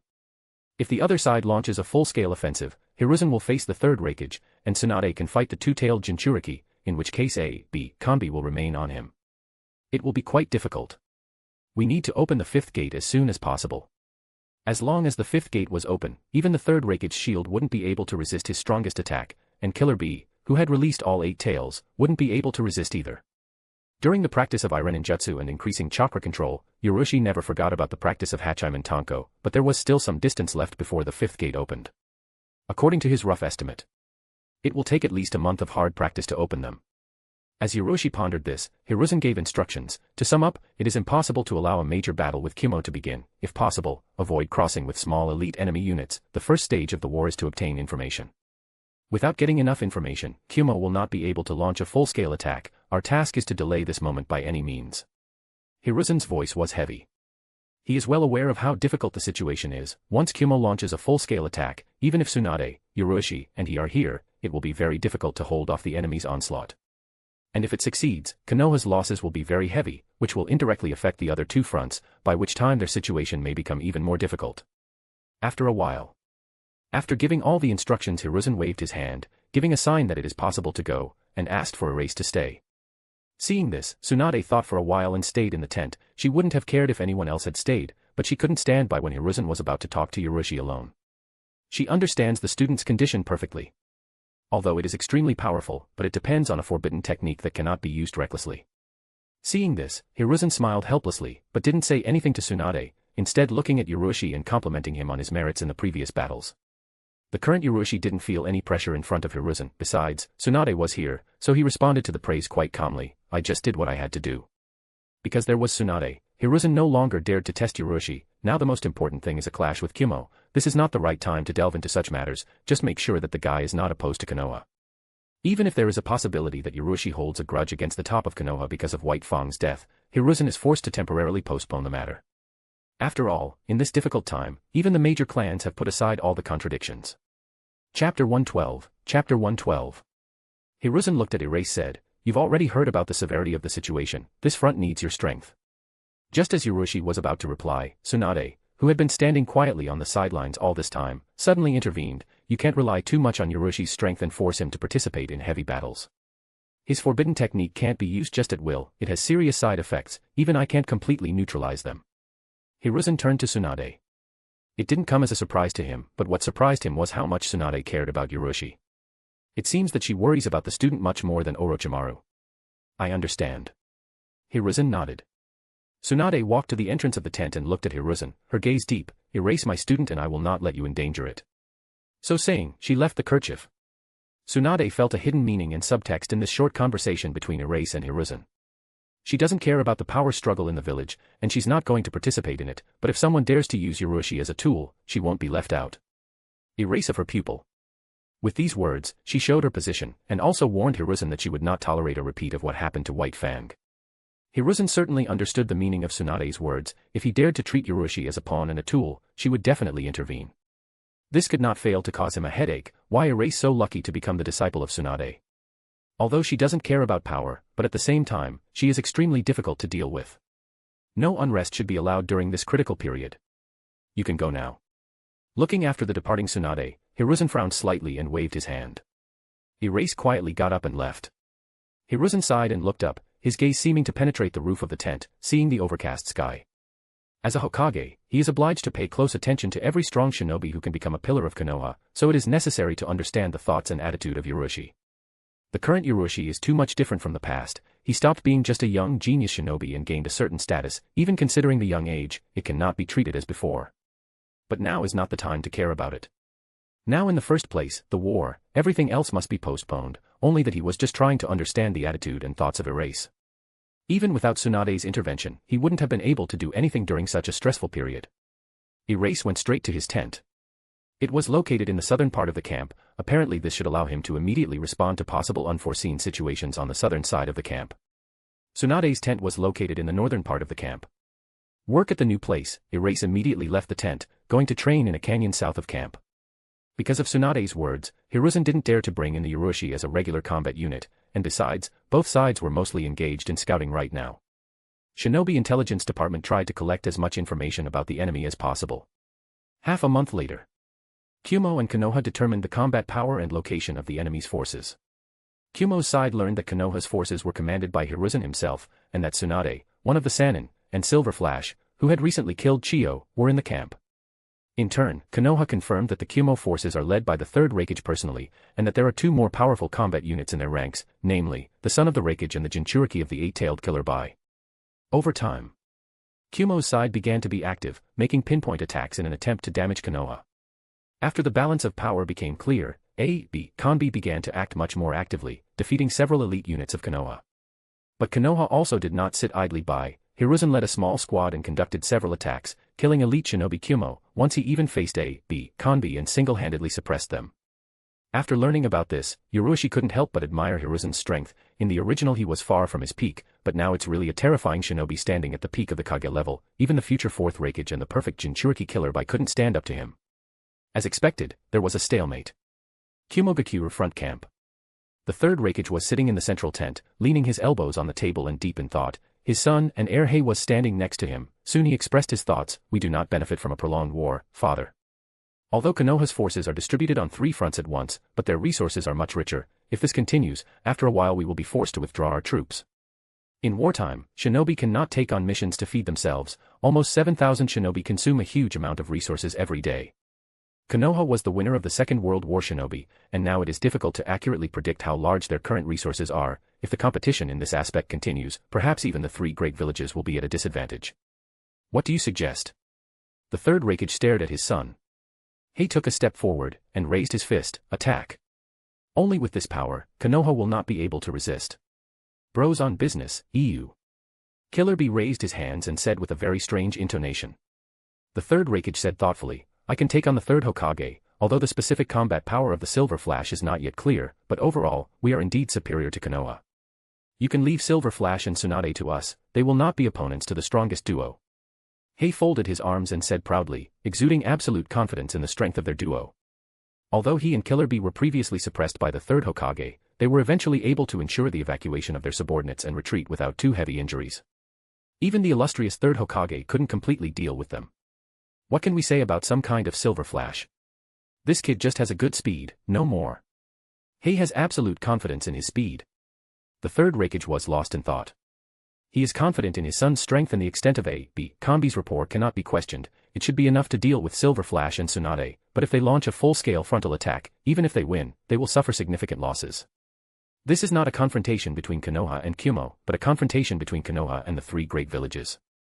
As the third Rakage pondered this, a light flashed in the eyes of Dodai, who was standing nearby. Lord Rakage, I have a plan. Speak up. The third Rakage looked at him. Dodai is one of his most trusted subordinates. He is a very good tactician and quite strong, being a user of the improved Yotan genome. I propose such a plan of action. Dodai outlined his plan, and everyone in the room listened intently. After listening to Dodai's plan, Rakage looked at his son and Killer Bee. Hey, Bee, what do you think about this? Hei nodded. Great plan, I don't have any objections. Killer Bee said with a ridiculous intonation, swaying to the beat, Senior Dodai is as smart as ever, Konoha is already doomed, EU. The third Rakage nodded, then we act according to Dodai's plan. Dodai said decisively, if everything works out, we can completely crush Konoha. Chapter 113, Chapter 113. South of the front of the camp Konoha. Canyon. A figure of Erase climbed up the steep cliff with only one hand. Such climbing requires not only strong hands, but the strength of the muscles of the shoulder girdle and back is also extremely important. This is a very intense training, especially given the presence of additional load. He must not only climb a steep cliff, but also control the chakra, for its penetration into the rock and load distribution. Otherwise, the rock would immediately break under his weight. Phew. Phew. Erase with difficulty climbed up on a rock and immediately descended into the canyon. It had already been more than a month since his arrival at the frontline camp. Apart from a few sorties with Sunade to counter the elite Kumo units, the rest of the time he had been training hard. The Tenketsu of the fifth gate was weakened to the limit, and Yurushi felt that he could break through at any moment. He is now only 11 years old. Sure. The age of the physical body already exceeds 14 years, close to 15, and the height is approaching 1.70 m. This is approximately the same as Naruto and Sasuke from the time of Shippuden. After descending into the canyon, Yurushi rested for a while and started climbing again. Halfway to the top, he finally felt that he had broken through to the fifth gate. Finally. Erase exhaled and lowered his hands, quickly ran down the cliff. Back in the canyon, he sat down next to the rock and normalized his breathing. He stood up after regaining his physical stamina and took 2 steps forward. Buzzing. A silvery light flashed. It was rather dim at first, and then it flared up abruptly, arcs of lightning crackling between the silvery hair. After opening the third and fourth gates, Yurushi didn't hesitate and exclaimed loudly, clenching his fists tightly, the raging lightning attribute chakra burst through the fifth gate's Tenketsu. Boom. He spewed out a furious chakra pulse, the ground beneath his feet covered in a web of small cracks. The silvery light that enveloped Yurushi's body became even more intense and bright, and small crackling arcs of lightning enveloped his hands. Under the onslaught of this fierce raging chakra, even his clothes showed noticeable damage. Phew, this is much more painful than before. The sharply increased pain caused Yurushi to grit his teeth. Even with an extremely high pain threshold, it was still extremely difficult for him to endure it. Soon, he activated the time reversal ability, returning to the moment before the gate opened, and sighed heavily. The fifth gate gives a significant increase in strength, an order of magnitude more powerful than the fourth. Such speed and chakra. If I were to face Chiyo now, she wouldn't have the ability to slow me down with the puppets and create the conditions for the final technique to be applied. Erase nodded. He had definitely reached the peak of the Kage level. Now at this level, few people would be able to survive a collision with him. Such power combined with the ability to reverse the flow of time, if you look at the whole world, you can only find a handful of shinobi who can resist it. Yurushi did not immediately return to the camp. He stayed in the canyon, opening the fifth thunder gate over and over again. By relying on the method of activating cells obtained from Orochimaru and the knowledge of iron ninjutsu obtained from Sunade, Yurushi could affect his perception and ease the feeling of pain. The pain of opening the fifth thunder gate is too strong. An ordinary person is not able to withstand such a thing, but Yurushi can ease the pain by using the cell activation method. By doing so, he was able to open the fifth thunder gate without any problems. After solving this problem, Ryuchi began to adapt to the fifth gate and test his abilities in this state. Previously, his strongest attack was a radiant flash, but now, when he struck with all his strength, the speed of Kusunagi's blade had reached such a degree that the blade cut through the air and no longer cut out flames. The slash formed was like a crescent moon, emitting a bright silvery glow. A more powerful version of the crescent flash. No, this is a completely different attack. The crescent flash is a relatively small slash, but in the fifth gate's opening state, a massive destructive slash is formed. This is very similar to one ability that Ryuchi would have been very familiar with in his past life. It's called Getsuga Tenchu.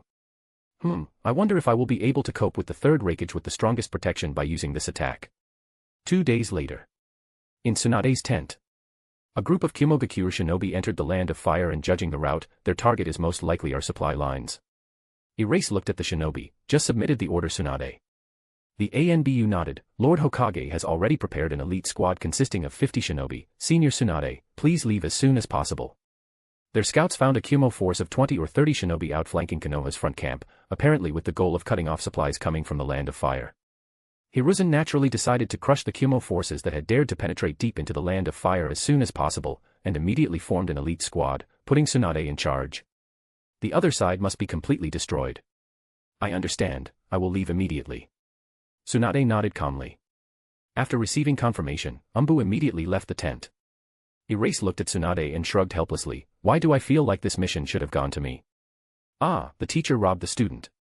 Sunade stood up and looked at Erase throw on the shoulders of the green cloak. You have as little as possible to resort to the use of this forbidden technique, it is too dangerous. Seeing that Sunade is already ready to go on a mission, Ryuchi thought about it and said, wait, teacher. What? Sunade stopped and turned to the student. Erase took a deck of cards, shuffled them and handed Sunade, let's play for luck. A series of failures is always followed by luck sooner or later. You brat. Sunade didn't know whether to be angry or laugh, but she reached out and took 5 cards. Ryuchi also took 5 cards, he looked at them and threw them on the table, 2 pairs fell out, and then looked at Sunade's cards. Ah. Sunade turned over her cards and exclaimed in surprise. Surprisingly, it was a 10 JQKA street. 2 pairs of an street, be at stake as the rate of Erase would have lost. There's definitely something wrong here, this mission is too dangerous, perhaps you should ask the Hokage to personally lead the team. Sunade looked at Erase. Although she was a little upset to get such good cards at such a moment, but was it worth bothering the Hokage? Is she supposed to say that there's something wrong with Kumo because she got a straight? Such a reason for abandoning the mission is likely to infuriate even the always reserved and calm Hiruzen. If Master is not going to give up the mission, then I will go with you. Erase returned the card to the deck and offered another option. Sunade thought about it and quickly came to the conclusion that it was too ridiculous to judge such things on the basis of such an illusory factor as luck. There is no problem with this, she will go on a mission with her disciple and will not allow the use of that forbidden technique. Chapter 114, Chapter 114. Hiruzen frowned, looking at Erase and Sunade entered the tent. Are you suggesting that there is some problem with the Kumo forces invading the land of fire? Yes. Erase nodded. A small squad of shinobi of Kumo secretly infiltrated the Fire Nation, but he was spotted by our scouts, perhaps it was no coincidence. It seems to me that their goal is not so simple as the destruction of our supply lines, perhaps there is some secret plan behind it.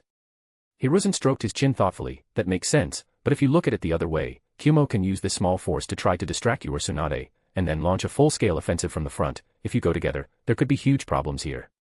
Both scenarios are possible, but I still lean towards the first, because trying to distract me or Sunade with a small elite squad of 20 shinobi is simply pointless. Even if Kumo suddenly launches a full-scale attack, we will have time to react. Besides, how can they be sure that one of us will definitely do it? Sending a normal elite squad of 50 shinobi is also possible, or you could just double that number, then Kumo will have no chance at all. If desired, Erase could easily find some problems and oddities in this invasion. After a moment's thought, he said, even if your fears are justified, given my speed, I will definitely have time to return to the camp before the full-scale collision begins. Hearing these words, Hiruzen fell into a reverie. Exactly. If the Kumo are preparing to launch a full-scale offensive, they can't just appear in front of Konoha's camp and launch a surprise attack, such a large movement will not go unnoticed. Given the speed of Erase, it really is possible to count in 2 directions. Okay, you'll go with Sunade. Hiruzen nodded and looked at Sunade. Your squad will include an additional shinobi messenger, so that you will definitely not have any problems with communication with the camp. A few hours later. Sunade and Erase led the elite squad, going into the inner part of Fire Country, and arrived at the place where previously was spotted by a squad of Kumo. Soon they were able to find the tracks of the Kumo shinobi and roughly determine their target. It looks like the enemy is going to destroy the Nitani and Takaya bridges. This will hit our supply lines hard. They may have split into two teams. Sunade looked at the map thoughtfully. Ryuchi nodded. The first squad and the scouting squad will go with me and Sunade to the Nitani bridge, while the second, third, and fourth squads will go to the Takaya bridge. In case of detection of Shinobi Kumo, you should contact us immediately. Do not enter the battle without permission. Hearing this, all the shinobi of Konoha strange look on erase. In their opinion, Sunade and Ryuchi should lead separate teams, then in the event of a clash with Kumo, they would have an overwhelming advantage in combat power in any case. Ryuchi's decision on the distribution of forces seemed extremely incorrect. The Jounins exchanged glances and looked questioningly at Sunade. Sunade was the commander of this unit, so it was up to her to make the final decision. Act in accordance with the terms of erase. Sunade thought, and still endorsed the decision of erase. The reason for this was quite simple, although she feels that Kumo's goal was indeed to disrupt their supply lines, and there is no hidden plan, but there was no problem with Ryuchi's decision. After all, even if she, Ryuchi, and the first squad were to face all of Kumo's forces, they would be able to crush them without a problem, and the same goes for the second team, which is about 40 shinobi, almost twice as many as the total Kumo forces, so they would also have the advantage. To tell the truth, as long as the enemy's goal is really to destroy the bridges and there is no secret plan, regardless of the method of distribution of forces, their team should be able to deal with it without much trouble. There is. Since Sunade agreed to this decision, no one else hesitated or asked any questions. The Hunin quickly gave commands, dividing the shinobi into two teams, and went in different directions. Sunade and Erase ran ahead, followed by a small group of shinobi headed to the tavern Yushi. After a while, they approached the Nitani bridge. There are shinobi. The eyes of Shinku Yuha, who was using the sensory ability, flashed brightly, and he immediately turned to Sunade. Sunade turned to Shinku. How much? 1, 2, 3. Shinku Yuhi closed his eyes, focusing on perception, and soon said, I managed to detect a total of 10 shinobi, especially strong chakra is not observed. Sunade looked ahead. It seems they really split up, going to destroy the Nitani and Takaya bridges at the same time, split into two groups and flank them. There is. Shinku nodded and broke the shinobi into two small squads, which immediately went in different directions, and Sunade went ahead. Ryuchi followed Sunade. He was almost completely sure that something was wrong here, but he couldn't figure out what exactly the problem was. Maybe it was the Takaya bridge itself. In general, no matter what the problem is, they have to face it. Soon they came out of the forest, on a high cliff, and saw a fairly large river below, over which ran a massive bridge. Looking closely, in different parts of the bridge, you could see shinobi Kumo. They made holes in the supporting structures and laid a lot of explosive seals there. Apparently, they are almost finished. There's a shinobi here. At that moment, Sensor Kumo's expression changed abruptly as he looked in Tsunade's direction. A cold light flashed in Tsunade's eyes as she jumped off the cliff and fell to the ground not far from the bridge, landing a fierce kick. Boom. The ground shook and cracked under Tsunade's impact. A large chunk of earth soared into the air, flying in the direction of the nearest shinobi Kumo, who showed an expression of horror and dodged to the side. Phew. Sunade rushed forward, instantly closing the distance and striking. Shinobi Kumo pulled out a short blade and swung it in front of him, hoping to block the blow. In the next moment, the chakra-enhanced power fell on him. The short blade immediately broke, and the shinobi bent and flew back like a meteorite, falling with a crash on the opposite bank of the river. After crushing the opponent with a single blow, Sunade looked indifferently at the other Kumo shinobi nearby and was surprised to see that they didn't show fear or anything like that. Instead they radiated malice and bloodlust. Phew. In the next instant, two powerful chakras abruptly rose from the bottom of the river. Accompanied by many splashes, two figures jumped onto the shore and rushed towards Sunade from different directions with incredible speed. Raiten, Deburu Rariato. Chapter 115, Chapter 115. As soon as two powerful chakras flashed at the bottom of the river, Sunade abruptly changed her expression and jumped back without hesitation. Ryuchi repeatedly reminded her to be vigilant, so as soon as unforeseen circumstances arose, she immediately retreated, but these two figures were too fast. One of them was bathed in lightning, and the other was wrapped in an orange chakra that took the shape of a monster. It is not difficult to identify the identity of the attackers. It was a B. Kanbi Kimogakure. Future 4th Rakage, Hei, and Jinchuriki Hachibi, Killer B. Phew. Killer B and A caught up with Sunade in the blink of an eye, who had not yet managed to land after the jump. Two hands wrapped in lightning attribute chakra and Biju chakra came down on her from different directions, giving her no chance to retreat. Terrible. At that moment, Sunade felt the breath of death. If she didn't deal with this attack, then in the next instant, her head would be torn off, which would inevitably lead to death. Even Byakugo no and wouldn't save her, not to mention that she didn't have time to activate this technique. Sunade resolutely clenched her fists, condensing the chakra in them, and struck in different directions, intending to meet this double attack harshly. In the eyes of Erase, light flashed on. Not in time. Being in a state of 4 times the acceleration of time, he could clearly see Tsunade's fists moving towards Killer Bee and Ei's hands, but they were clearly late. If this continues, Tsunade's fists will at best come into contact with Killer Bee and Ei's hands at a tangent, but will not collide with them. Without hesitation, Erase rushed towards Sunade and pushed her away. In this situation, there was no time for any more complex actions. The enemy was too fast and Ryuchi managed to open only the 3rd gate.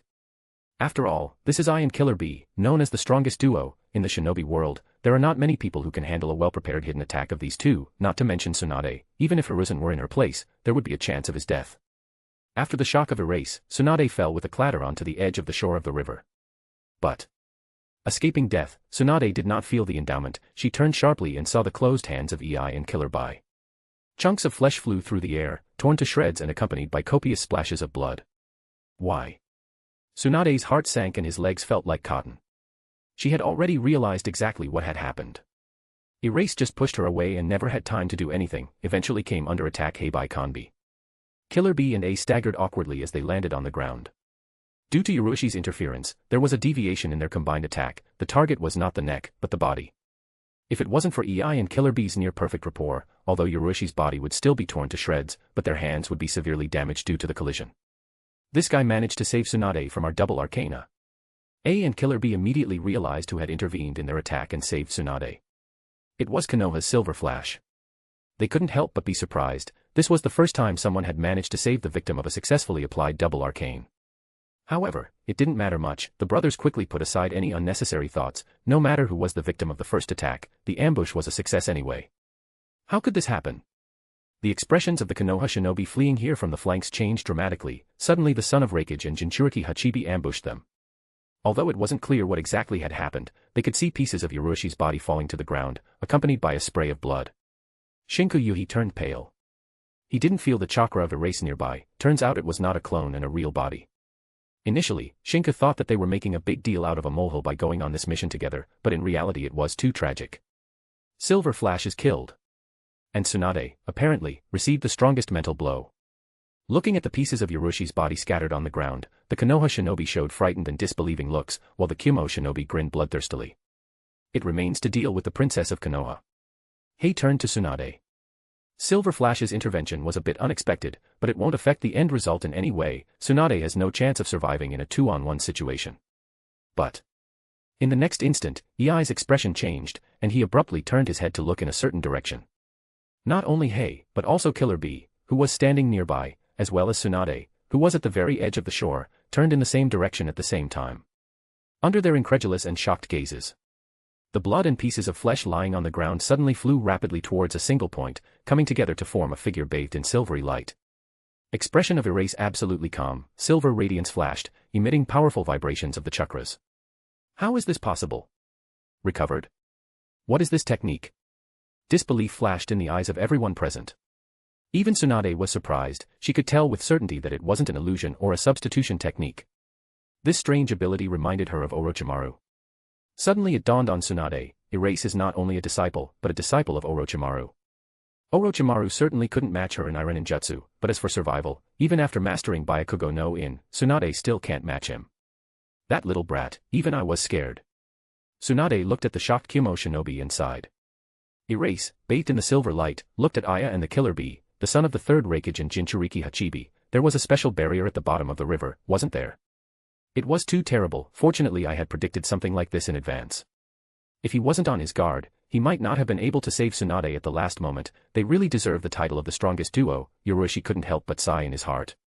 Hei smiled grimly and said confidently, "Are you the Silver Flash that killed Chiyo? The speed is really not bad, but it's nothing in front of me." Although Silver Flash's abilities were very strange and it even led to the failure of their ambush, but Hei still had absolute confidence in the strength of Kanbi. Without further ado. Crack! The figure of Ei, shrouded in lightning, abruptly disappeared, moving at a speed that is almost impossible to follow with the naked eye, and a moment later appeared to the left of Yoroshi. A hand shrouded in lightning, rushed to the neck of Erase at the same time sounded a rough voice, "Rigaku Suiha." Chapter 116, Chapter 116. Really fast. Erase whispered in your heart and sharply bent, avoiding a blow to the neck, immediately causing retaliatory punch. In the eyes. A flash of light. Silver Flash is inferior to him in speed, but his reaction and dynamic vision are extremely good, so he was able to safely dodge the attack despite the difference in speed. Boo. Hei swung his arm to block the blow. The collision of fist and arm broke out arcs of lightning. Damn. Sunade swore, watching the clash of Erase and Aya. She didn't want the student to use this forbidden technique. Phew. She was going to support Erase, but got in the way of Killer Bee. EU, no entry, because there's a bro fighting there, deal with me first. Get out.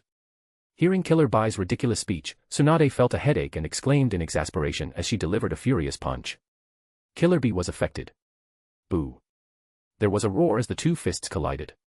While in Biju's chakra cover mode, Killer Bee becomes much stronger and faster, but when faced with this blow from Sunade, he still staggered back a few meters. You, what a strong woman, it seems like I should take the matter seriously, rightin', Rariato. After flying a few meters away, Killer Bee exclaimed loudly and without hesitation rushed back to Sunade. Although he hadn't entered Biju mode yet, but Biju's chakra mode was quite enough to restrain Sunade. Sunade got into a battle with Killer Bee, not having the opportunity to help Erase. On the other hand, Ryuchi, who was fighting with Ai, remained absolutely calm and unperturbed, seemingly oblivious to the difference in speed at all. A moment later, a chakra surged into his body, opening the fourth thunder gate. Arcs of lightning crackled between her hair. The appearance of Ryuchi, who opened the fourth thunder gate, differs from Aya only in that his chakra has a silvery white color, while the chakra of the future fourth Rakage is blue. Boom. Blocking the next blow of the enemy, Erase pulled the blade of Kusanagi and swung it sharply. Slash, enveloped in flames, rushed towards EY. Has it gotten faster? Hei surprised, noticing the change in the state of Erase, and waved his hand towards the fiery slash. He specializes in speed and has not so strong protection in comparison with the third Rakage, but the lightning chakra mode, in any case, provides him with a fairly powerful defense that cannot be broken by an ordinary attack. Phew. Destroying slash, Hei ran to Erase. After opening the fourth thunder gate, Ryuchi was able to keep up with EI's speed, so he boldly rushed towards his opponent, ceasing to defend and counterattack. Crack. Arcs of lightning flashed as they collided. Shinku and other shinobi saw only silver and blue flashes, constantly colliding with each other. All that was clearly visible were the arcs of lightning that pierced the air at the spot where the collision had occurred a moment ago. No one could tell which side had the advantage now. Shinku Yuhi was well aware that he had no way to interfere in a battle of this level. After a little thought, he gave the command to the Konoha shinobi and rushed to the nearest Kyomo shinobi. A battle ensued. But neither side could fully focus on the battle, because everyone knows that the outcome of this clash will be decided by the battle of Sunade with Killer Bee and Ryuchi with EI. At the moment, no one could clearly understand the situation. Even Killer Bee couldn't tell if his brother had suppressed the silver flash or if it was an even battle. He's still a bit slower, but his reflexes and dynamic vision are better than mine, this guy. He got pretty grim. Now he does not have an obvious advantage in speed over the enemy. In addition, the Kusanagi blade causes a lot of problems. Although he could use metal bracers to block the opponent's blade, but they clearly did not have enough strength, and were badly damaged after several collisions. Once the bracers were completely destroyed, EI would have to deal with Kusanagi's blade with his bare hands, which would limit him too much. Bye. Hei fiercely exclaimed, if things continue like this, his position will become very disadvantageous. He is quick-tempered and straightforward, but by no means stupid. Realizing the situation, he did not hesitate to change tactics, because he is not alone here. Killer Bee, who was fighting with Sunade nearby, immediately reacted, understanding what this cry meant, thanks to a perfect understanding. Even the elder brother is helpless in front of a silver flash. Although Killer Bee was greatly shocked, but this did not prevent him from understanding exactly what to do. He did not hesitate to give up the cover of Biju's chakra and transformed, attacking Sunade with a giant tentacle. Sunade fiercely swung her leg to ward it off, but in the next instant, several tentacles rushed towards her at once. Full-fledged Biju mode. The information turned out to be correct. He really is the perfect Jinchuriki, able to freely use all the power of Biju. Sunade visibly stiffened. She is able to fight Killer Bee, who is in Biju chakra mode, but after switching to Biju mode, everything is different. Sunade bit her finger without hesitation and put her palm to the ground. Poof. White smoke erupted, and a huge snail was summoned. Sunade. Katsuyu, help me. Sunade stood on a giant snail, looking at Killer Bee, who had already completely transformed into Hachibi, her gaze incomparably heavy and gloomy. She is well aware of Biju's power. Even if she summons Katsuya, it will be extremely difficult to restrain him. This monster is really cool, but I can't be held back by that. Killer Bee was well aware that EI was really in serious trouble, since he was forced to ask to use Biju mode, so it was necessary to deal with Sunade as quickly as possible and provide support. The huge Hachibi let out a furious roar and waved all of its giant tentacles in Katsuyu's direction at once. Boo. Facing this fierce attack, part of Katsuyu's body shattered into small pieces. A huge number of small slugs flew to the sides. Damn it. Sunade gritted her teeth. Facing Hachibi, she could only retreat helplessly. Biju's power was too great. Shinku and the other Konoha shinobi fighting nearby felt terrified and felt incomparably fragile as they watched the rampaging Biju. This monster can kill them all with any random attack without even noticing. Humans are not capable of resisting such power. Chapter 117. Chapter 117. In terms of talent, brother might even surpass me. Seeing Killer Bee included in the regime Biju, Hei visibly relaxed and calmly looked at Erase. Erase looked at Hachibi, which no one could have stopped, and calmly turned to EU. Looks like it's time to finish. He wanted to keep an eye on EY's lightning chakra mode and maybe borrow something. Hearing these words, Hei grinned and said coldly, "You're not bad at judging the situation for your age, but unfortunately, I'm not going to give you a chance to escape." No. Erase shook his head. "You misunderstood. Unfortunately, that's not what I meant." Rampaging chakra flowed along the meridians of Erase, opening the fifth storm the gates. Boom. Many arcs of lightning intertwined and a fierce chakra pulse flashed, giving a strong sense of oppression. EY's expression changed dramatically. "What?" he involuntarily exclaimed. Previously, Silver Flash had already used some sort of means to dramatically raise his chakra and speed, but Hei never expected that he could do it again. EI focused and raised his vigilance to the maximum, watching Yurushi closely, but in the next instant, the figure of the Silver Flash blurred and escaped his gaze. How can this be?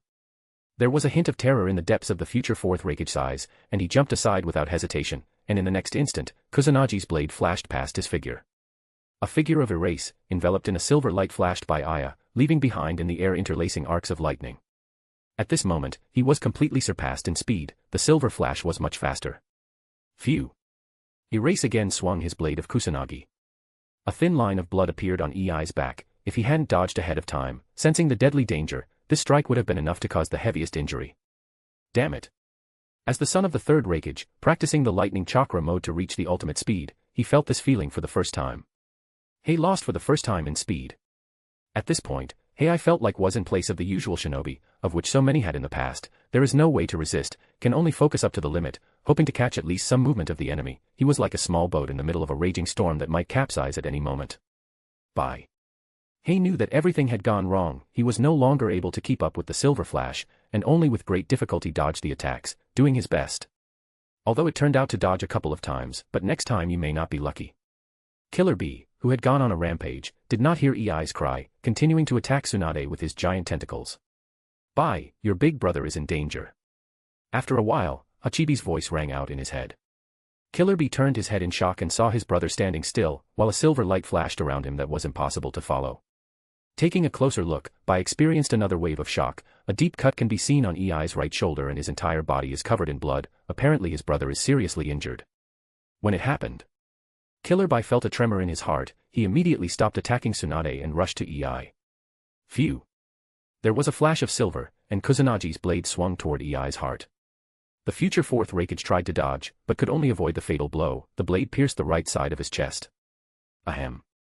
EI grabbed Kusunagi's blade, spitting out a mouthful of blood, and delivered a fierce kick in the direction of the opponent. Erase calmly dodged, taking a step to the side. His hand kept squeezing the hilt of the sword. Crack. Massive arcs of lightning flashed, and EI couldn't hold on to Kusunagi's blade any longer and flew back, blood splattering everywhere. Big brother. It was the first time Killer Bee had seen his brother in such a serious condition, and what was even more striking, the speed of the Silver Flash was higher than EY's. It was the first time he had seen a shinobi with a higher speed than his brother. Phew. Killer Bee swung a tentacle, gently picking up EY, who was bleeding and no longer able to maintain the lightning chakra mode. But Yurushi was not going to let go of the future fourth Rakage so easily. A silver flash flashed, he caught up with the tentacle in the blink of an eye and swung the Kusanagi blade. Phew. The tentacle was split in two, and EI's figure flew down. Killer Bee roared furiously as Hachibi's huge body leaned forward, swallowing EI's falling figure at the last moment and getting in the way of Yurushi's strike. Clang. Kusunagi's blade drew a silvery arc in the air. A small part of the horn Hachibi was severed with the blade of Erwich. Hachibi loudly roared and tried to grab Eroish, but he just swung his blade, slicing through the palm of the monster.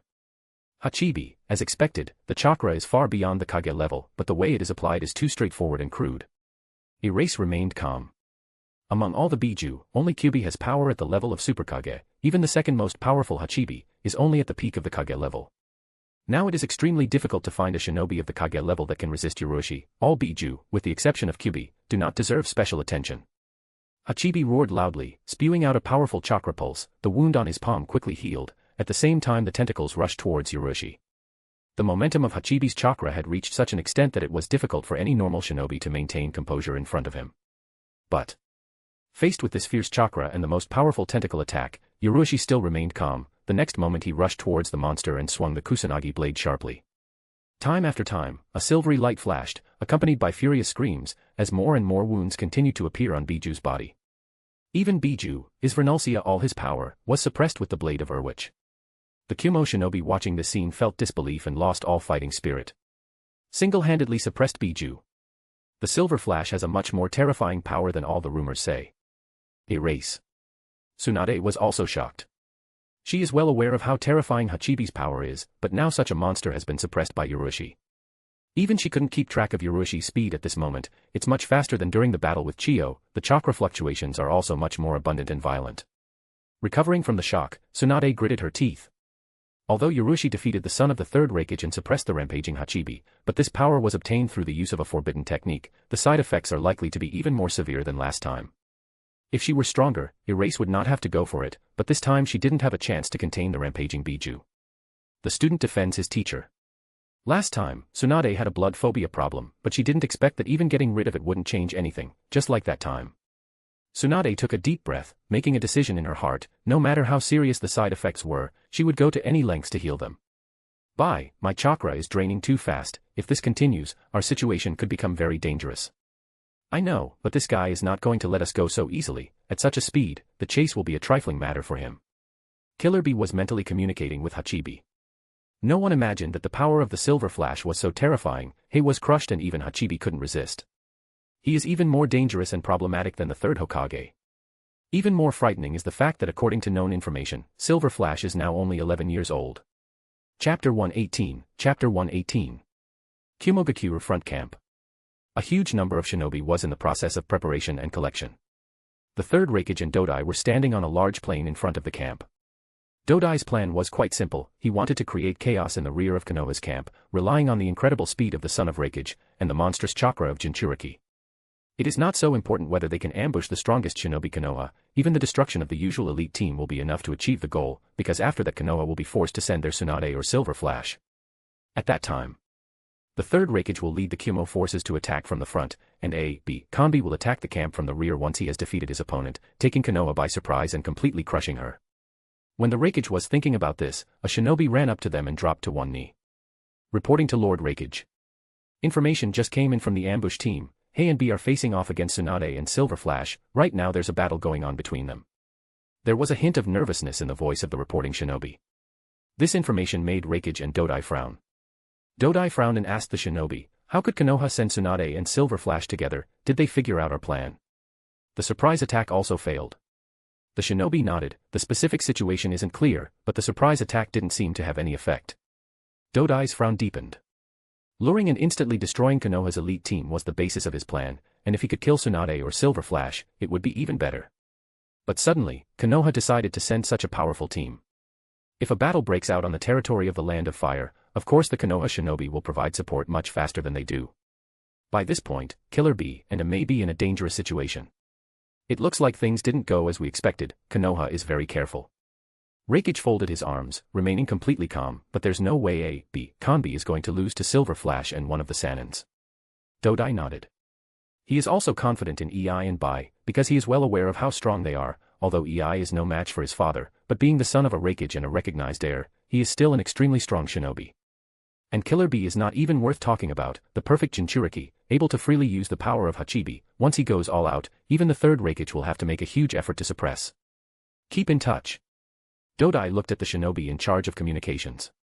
As soon as the information about Killer Bee and Aya's victory over Sunade and Silver Flash is received, they can immediately launch a full-scale offensive. And once A and Killer Bee attack from the rear, even with the third Hokage present, Konoha will inevitably crash. There is.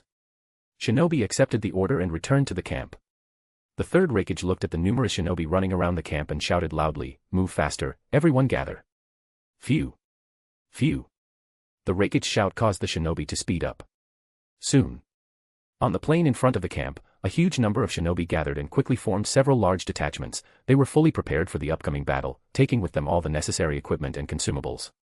Time goes on. Everyone was waiting for information from the ambush team. Soon, the shinobi in charge of communications ran out of the camp. Phew.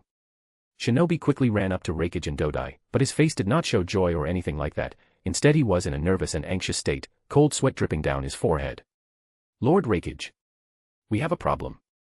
He was severely injured by Konoha's Silver Flash and lost his fighting ability. Now Killer Bee is fighting alone and is in a very dangerous situation. This report caused the Rakage and Dodai to freeze. A moment earlier, the Rakage was already ready to give the command for a full-scale offensive. Dodai exclaimed incredulously, "How is this possible? How could Kanbi lose to Silver Flash and Sunade? The power of EY and Killer Bee cannot be questioned.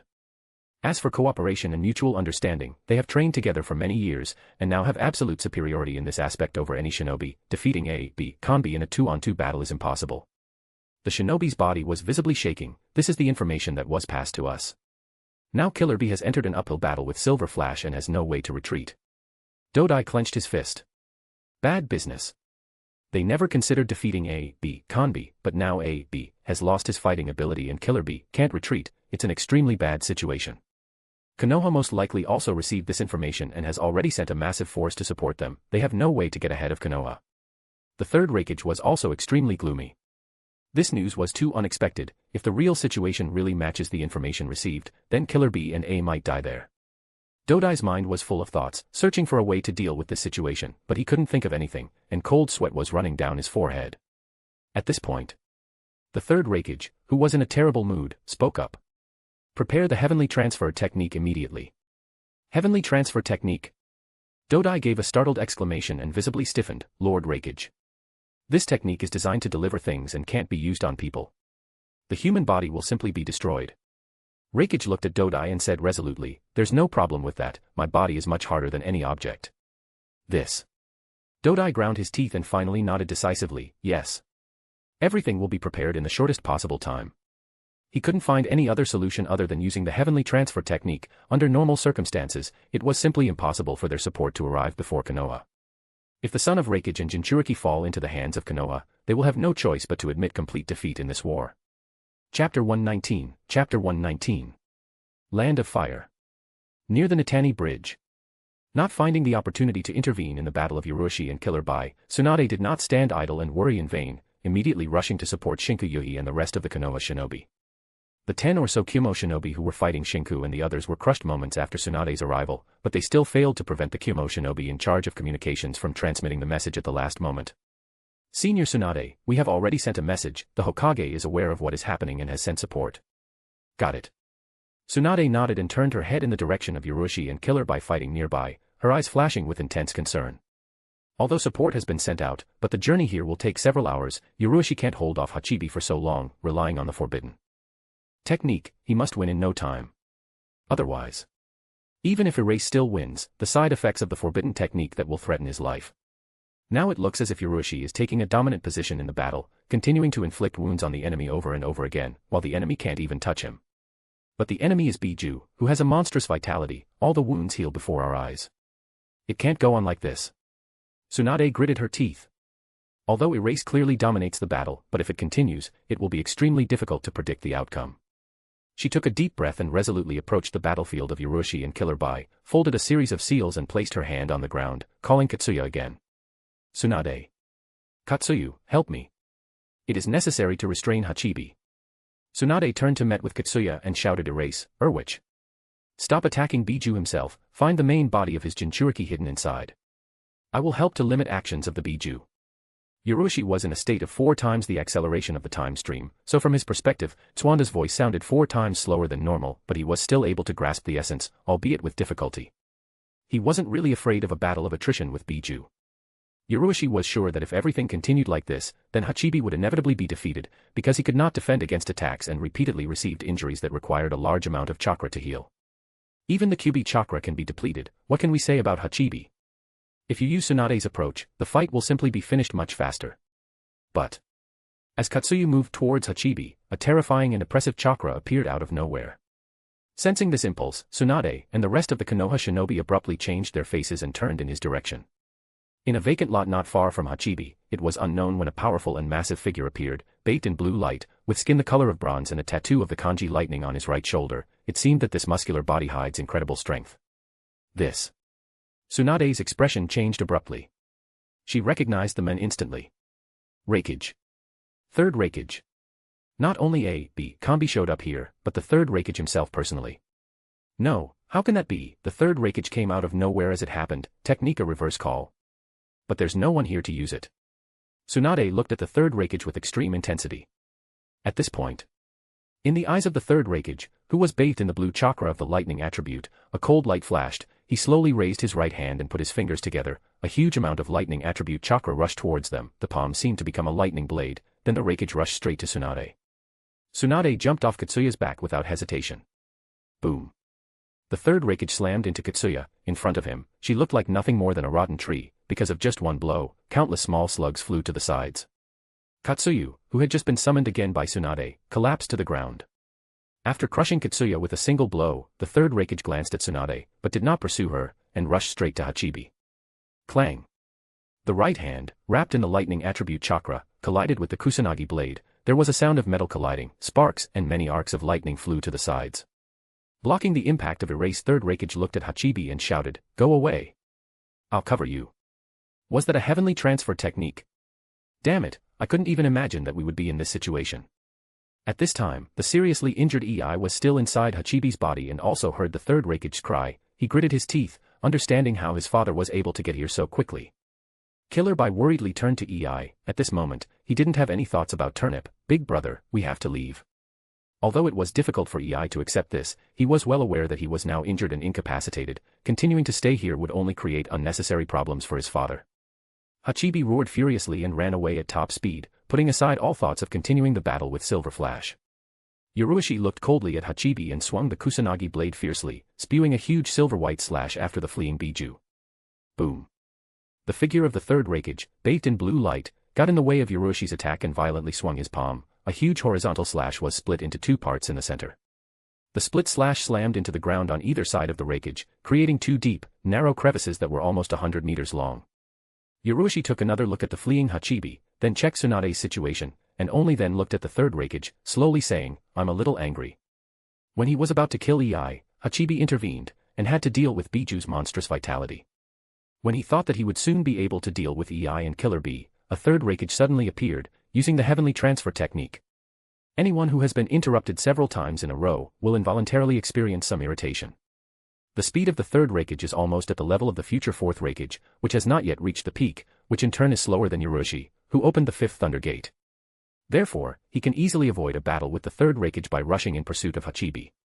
But the problem is that Tsunade is not far away and she is certainly not able to match the third Rakage in terms of speed, and in the case of a direct collision with him, even if there is Byakugo no in, she will not be able to hold out for too long. Erase did not want to check whether he will cope with Hachibi faster than the third Rakage with Tsunade. Konoha's Silver Flash. Third Rakage looked at Erase and slowly said, "I didn't expect Konoha to have a shinobi capable of surpassing Aya in speed, and now, show the old man what you can do." Chapter 120. Chapter 120. Rakage had no intention of killing Uruishi, as he was well aware that the significant difference in speed made this task extremely difficult. Just enough to cover the retreat of Aya and Bai. Silver Flash is a Raiden user, not a Futon user, so even though he has superior speed, it will be difficult for him to count on anything in this battle. Rakage was going to drain the chakra of Erase for a few minutes and quietly retreat. Uruishi, bathed in silver light, stared at the third Rakage. Under his control, the lightning attribute chakra enveloping the Kusananga blade began to thicken. The sound of Chidori birds chirping became quieter, the chaotic crackling arcs of lightning became more cohesive and condensed. At the same time, the third Rakage raised his right hand in front of him and slowly bent his little finger. The density of the lightning attribute chakra concentrated on his fingertips increased dramatically. Hell of a penetrating punch, three-finger nuke. Rakage didn't have the slightest feeling of disdain for Uruishi, who had surpassed his son in speed and was able to suppress Hachibi. He treated Silver Flash as a shinobi of his own level. Due to the increasing momentum of the chakra, Shinku Yui and the other shinobi standing nearby felt a strong pressure, and cold sweat broke out on their forehead. Third Rakage. The strongest Rakage in history. The first Rakage was one of those who ended the Warring States era along with Senju Hashirama, beginning the village system. The second Rakage was extremely good at Raiden. At the cost of exhausting training and his own health, he managed to create a lightning chakra mode, tempering the flesh with lightning chakra, and so on. The third Rakage inherited the techniques created by the second, and developed them to the peak, surpassing the creator himself. On the other hand, Yurushi, bathed in silvery light, emitted a powerful chakra pulse that was not inferior to the third Rakage, causing others to feel a tremor in their hearts. Such a terrifying chakra, Shinobi Konoha never felt such a powerful impulse from Orochimaru or Jiraiya. Such a feeling was given only by the third Hokage. Chakra at the level of the third Hokage. Combined with the kenjutsu and speed that Yurushi demonstrated by suppressing Hachibi, a shocking thought flashed through the minds of Shinku and the rest of the shinobi: perhaps he was no weaker than the third Hokage. Based on this, the fight between the Silver Flash and the third Rakage can be safely called a battle at the peak of the shinobi world. A race. Sunade clenched her fists. She hadn't felt this weak in a long time. She could still interfere in the battle of Yurushi and Hachibi, but interfering in the battle of Yurushi and the third Rakage is unlikely to work, because they are both peak speed shinobi. All she had to do was get one of the snails to climb on top of Yurushi's body and hide under his clothes, so she could transfer the chakra or heal him with the snail at any time. Erase looked at a snail, crawling on his chest. It wasn't very pleasant, but having been Orochimaru's disciple, he could take something like this absolutely calmly. But isn't Sunade overly protective of him? The mood of Erase improved slightly. He calmly looked at the third Rakage. This is just in time. He will simply experience the last results of practice on the third Rakage. Under the gaze of Sunade, Shinku, and the others, Yurushi's figure shuddered and instantly disappeared, a silver flash flashing. In the next instant, he appeared behind the third Rakage and swiftly swung the Kusanagi blade wrapped in concentrated lightning. From the side, you can see how a silvery white trace was left in the air.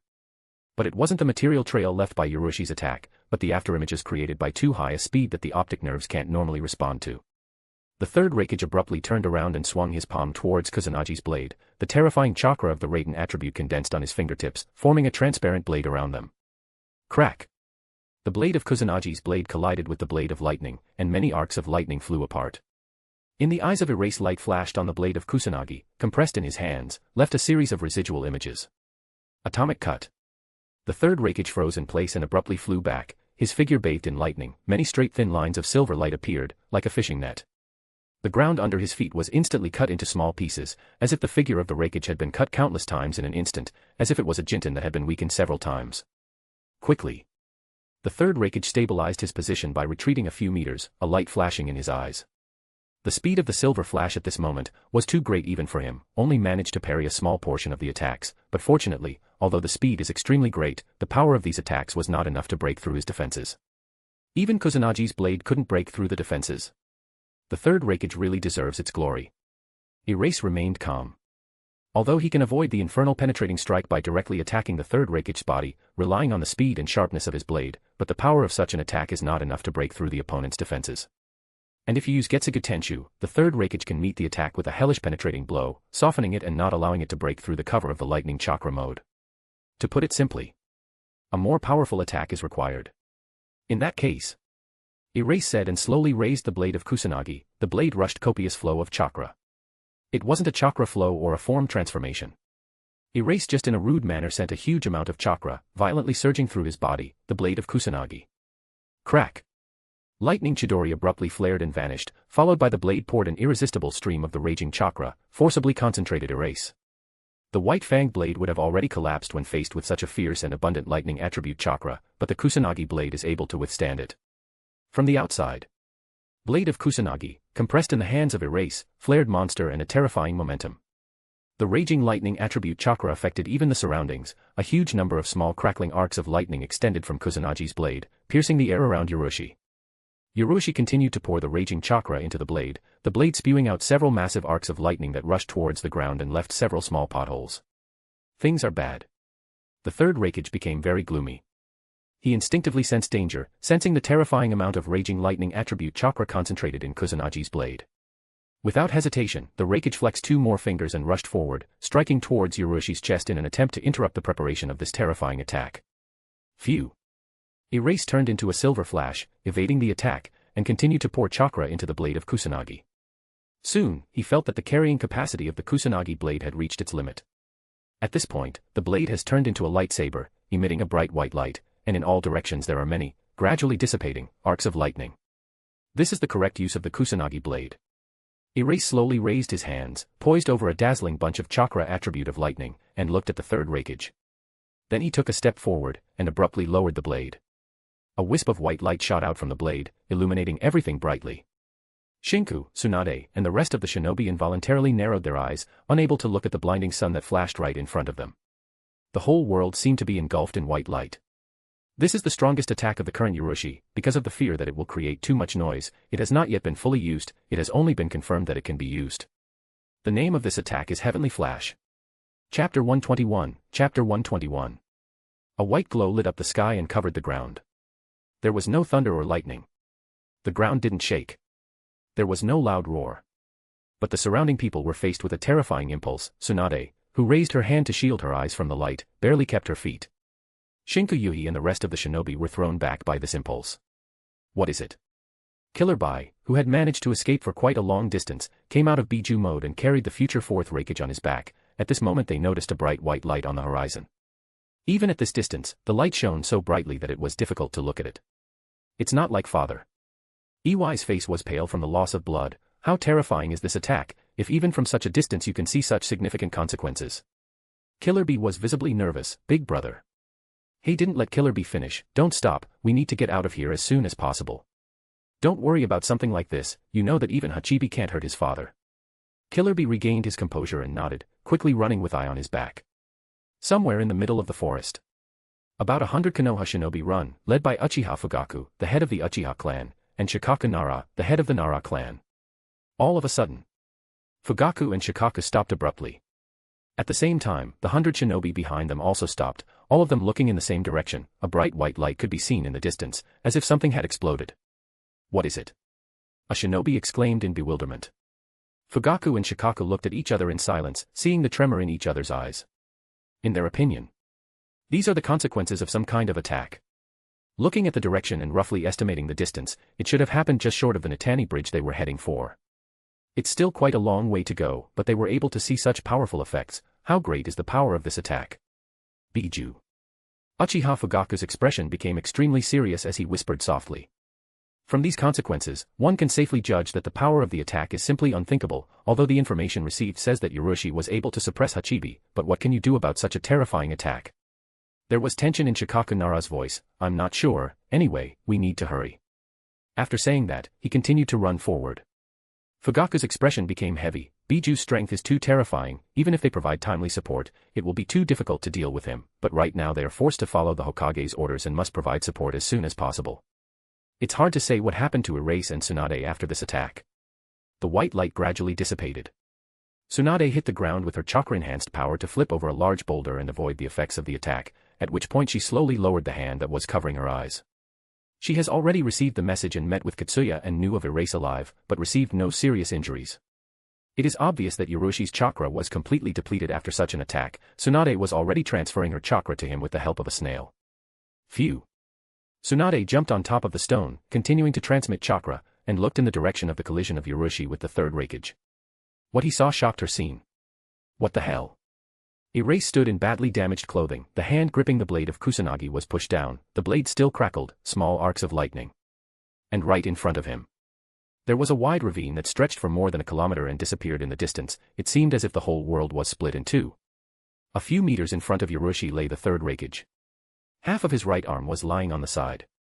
There was a black scorched incision running from shoulder to chest. Severe burns were visible all over the body, and the hair was completely burned. Erase slowly stepped forward and said, "Don't die immediately after colliding with the Heavenly Flash. You have the strongest defense among the shinobi I've ever encountered. Even Hachibi can't compare to you. This attack is called Sky Flash." The third Rakage wheezed with difficulty and coughed, spitting out clouds of black smoke. Ahem, ahem, I didn't expect to lose here, especially to the user of Raiden. Ahem. He croaked out a few words with difficulty and coughed violently, spitting out black burnt blood. The infernal penetrating strike was crushed in a direct collision. Even Bijudama could be crushed by his infernal penetrating strike, and the consequences carried over by the most powerful defense, but this silver flash strike was impossible to resist. While in a state of fourfold time acceleration and opening the fifth thunder gate, Yurushi concentrated a huge amount of lightning attribute chakra in Kusunagi's blade, spewing out an attack that surpassed even Bijudama in its power. This power was enough to directly crush and destroy the infernal penetrating strike. Doesn't the information say that Silver Flash is only 11 years old now? Thinking about this, the third Rakage couldn't help but feel bitter. At such a young age, to possess such terrifying strength, what kind of monster is he? It's scary to even imagine how strong he will be in the future. It looks like the great villages will have huge problems, but this has nothing to do with him anymore. The third Rakage's consciousness was rapidly darkening, and soon it was completely plunged into darkness. Nearby. Feeling that the third Rakage chakra had completely disappeared, Shinku Yuhi and the other Konoha shinobi looked at each other, showing stunned and disbelieving looks. The third Rakage, dead. Someone muttered in amazement. Absolute silence. A soft breeze blew and there was the sound of swaying leaves.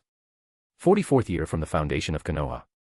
The third Rakage engaged in a fierce battle with Konoha's Silver Flash in the Land of Fire at Nitani Bridge to cover the retreat of his successor Ei and Jinchuriki Hachibi. In the end, the third Rakage has fallen. After this battle, a large ravine was left, extending for more than a kilometer to the east of the Nitani Bridge. Soon this ravine was artificially connected to the river, becoming its branch. This provided more free access to water to some nearby villages. Because of the reason for its occurrence, this branch is called the Thunder River. Chapter 122, Chapter 122. The third Rakage is indeed dead. Sunade stared at the body of the third Rakage lying on the ground. She couldn't help but sigh, feeling that his chakra had completely disappeared. Who would have thought that the strongest Rakage in history would die like this? Judging by the power of this Urushai attack, it seems that she is already at the level of a super S-rank jutsu. When faced with such a terrifying jutsu, if she can't dodge, then even with the support of Byakugo no In, she will undoubtedly be waiting for death. Which? Slightly recovered from the shock, Sunade cried worried and rushed to erase. The silvery light that had previously shrouded Urushi's figure disappeared, and his body trembled visibly, but Kusunagi's blade did not fall out of his hand. He heard the cry of Sunade. Erase turned his head and smiled. It's all right, Master Sunade, just excessive consumption of chakra. Although Sunade had some understanding of Urushi's condition through Katsuya, she still didn't listen to anything and put her hand on her shoulder, letting out a stream of chakra to check the student's physical condition. Indeed, there are signs of excessive consumption of chakra. In addition, there are some symptoms of severe body overload, but that's all. There are no serious injuries. Compared to the previous time, the difference in the severity of side effects seems incredible. Sunade breathed a sigh of relief and looked doubtfully at Urushi. How? He, who said I've been chilling out for the past month. Erase smiled. I developed a technique that allows the body to return to the condition prior to damage. Sunade was surprised. This technique was created by combining Byakugo no In and Orochimaru's techniques. It's not like you used Byakugo no In. It's really not Byakugo no In. Erase nodded, but it's not that important. What's more important is that I've finally perfected my abilities and have practically no flaws. Sunade could not help a sigh, looking at the immature person of Erase. She knows exactly what he means. Shinobi tirelessly improves his abilities to first become a genin, then a chunin, and finally a jounin. If the shinobi was able to reach the level of jounin, it means that he found a suitable route and successfully passed through it. But as for further advancement and going beyond the boundaries of this path, often advanced shinobi techniques are imperfect and have various defects. This imperfection in no way indicates a lack of talent of a particular shinobi, but simply confirms the fact that the existence of an all-powerful shinobi is almost impossible. Everyone has their own strengths and weaknesses, the only difference is how effectively the shinobi hides and levels them. Consider a simple example. At the current level, no matter what type of opponent gets in the way, whether it is a shinobi specializing in speed, ninjutsu, or genjutsu, Sunade will be able to give a decent rebuff to any of them. This is based on a combination of several factors at once, such as experience, improving abilities, understanding the situation, and so on. Compared to this, Hunin Shinkuyuhi, who specializes in genjutsu and senzorix, will get into a difficult situation when colliding with a high-speed shinobi if he does not have time to apply genjutsu in advance. If Shinku increases his chakra volume and develops genjutsu to a higher level, comparable to Sharingan users, who do not need to fold seals and only need eye contact to apply genjutsu, he will be able to deal with speed-type shinobi without problems. This is what is called improving abilities. Whether it was her, Orochimaru, or Jiraiya, they all tirelessly developed their abilities to achieve this. Almost every shinobi who has received recognition in the world has passed through this stage. This is an extremely difficult step, on which countless shinobi are stuck. There are many strong jounins who are able to resist it to some extent, relying on a powerful forbidden technique, but almost none of them are able to improve their abilities, overcoming their weaknesses and reaching a new level. Although Urushi had previously killed Chiyo, he could only be considered a strong jounin who had mastered a powerful forbidden technique and was able to suppress Chiyo-type shinobi. He was not a shinobi who had gone through the stage of improving his abilities. But the current Erase is completely different. He overcame the side effects of Thundergate and possesses the Kusanagi blade, as well as mastered the Kenjutsu Hataki inherited from his father at the highest level. Adding all this up, he can rightfully be considered a shinobi who has improved his abilities and overcome his weaknesses. Any shinobi, passing through this stage, will become much stronger. How much exactly? It depends on the specific situation. Having mastered Byakugo no In, Sunade became much stronger and can deal with any opponent outside of the Jounin level, but when faced with Hachibi, she was practically powerless. Jiraiya boasted to her that Minato had reached a very high level by improving his abilities, and that there were not many people in the shinobi world who could handle him now. Minato's achievements on the battlefield confirmed this. Erase the same. After successfully improving his abilities, he surpassed countless shinobi, reaching the level of 5 Kage. To reach this level at 11 years old, you really are a monster. Initially, Sunade wanted to say genius, but at the last moment realized that this characteristic is no longer suitable for describing Ryuchi. This brat is just a monster. At the time of the Second World War, the shinobi, of their trio, only Orochimaru was barely able to improve his abilities, and by that time they were all over 20 years old.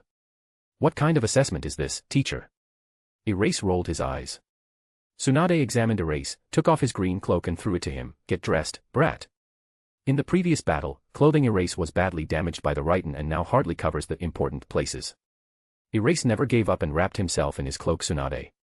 It seems that the law of indestructible clothing does not apply to him. After opening the fifth gate, Ryuchi had difficulty keeping the clothes from being destroyed. But even so, with only unsightly rags left on him, perhaps it's worth finding clothes that won't be so easily destroyed by Raiden. Chapter 123, Chapter 123. Senior Sunade. Watching Sunade hand over his cloak to Ryuchi, Shinku Yui, and the rest of the Konoha shinobi finally came to their senses and reacted by running up to them. Sunade looked at the shinobi who ran up. Messenger, report the situation to the camp. Shinku, take care of the body of the third Rakage. There is. Shinku Yui suppressed a tremor in his heart and nodded, starting to execute the order immediately. The shinobi in charge of communication immediately tried to contact the commander of the communication unit Inoichi Yamanaka, who was in the camp, and soon managed to get in touch and transmit information. There was silence on the other side. After a few seconds, the phrase, "I understand, I will inform Lord Hokage immediately," sounded and the communication session was completed. On the other hand, Sunade and Ryuchi went to the side and sat down to rest. Sunade spent a huge amount of chakra, even the Yin seal is almost completely emptied, the physical body is also very exhausted, it will take time to recover. Ryuchi doesn't need to recover, he just crouched down and began to analyze the past battle, especially his last attack, the heavenly flash created with the Kusanagi blade. Kyuubi might be able to withstand such a blow. But Hachibi, no, it will simply be cut in half. The power of this attack surpasses Bijudama and Raisin Suriken, even Sunade, who activated Byakugo no In, and Orochimaru, who has tremendous vitality, will inevitably be reduced to ashes by this attack. In terms of speed, he is far superior to the third Rakage, and most likely is at the level of the fourth Rakage that has reached the peak. Even with the help of Manjiki Sharingan, it is extremely difficult to keep track of such speed. To put it simply, among the Kage-level shinobi, there are extremely few people capable of fighting him. Such qualifications are Minato, the third Tsuchikage Oanoki and several other shinobi.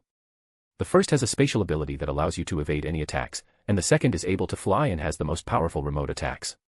It is difficult to predict the result of the collision of his speed with Hiraishin and the Celestial Flash with Jinten. If we talk about the others, even Hiruzen and Hanzo Salamander, who are at the peak of Kage's level, will not be able to resist him. It may not be an instant kill, but the battle will definitely not last too long. Sure.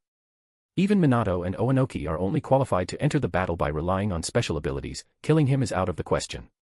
Jinten is not able to affect the soul until the consciousness is erased in an instant. Ryuchi can activate the ability to reverse the flow of time and instantly return to the ideal state. Minato can only rely on Shiki Fujin to seal his soul and reduce the fight to a draw. Something like Raiznan does not matter, no matter how skillfully it is applied. Only Super Kage level shinobi can handle it. There are only a few shinobi capable of reaching the Super Kage level. To put it another way, there are too few ways to do it. Kyuubi. The body of a sage.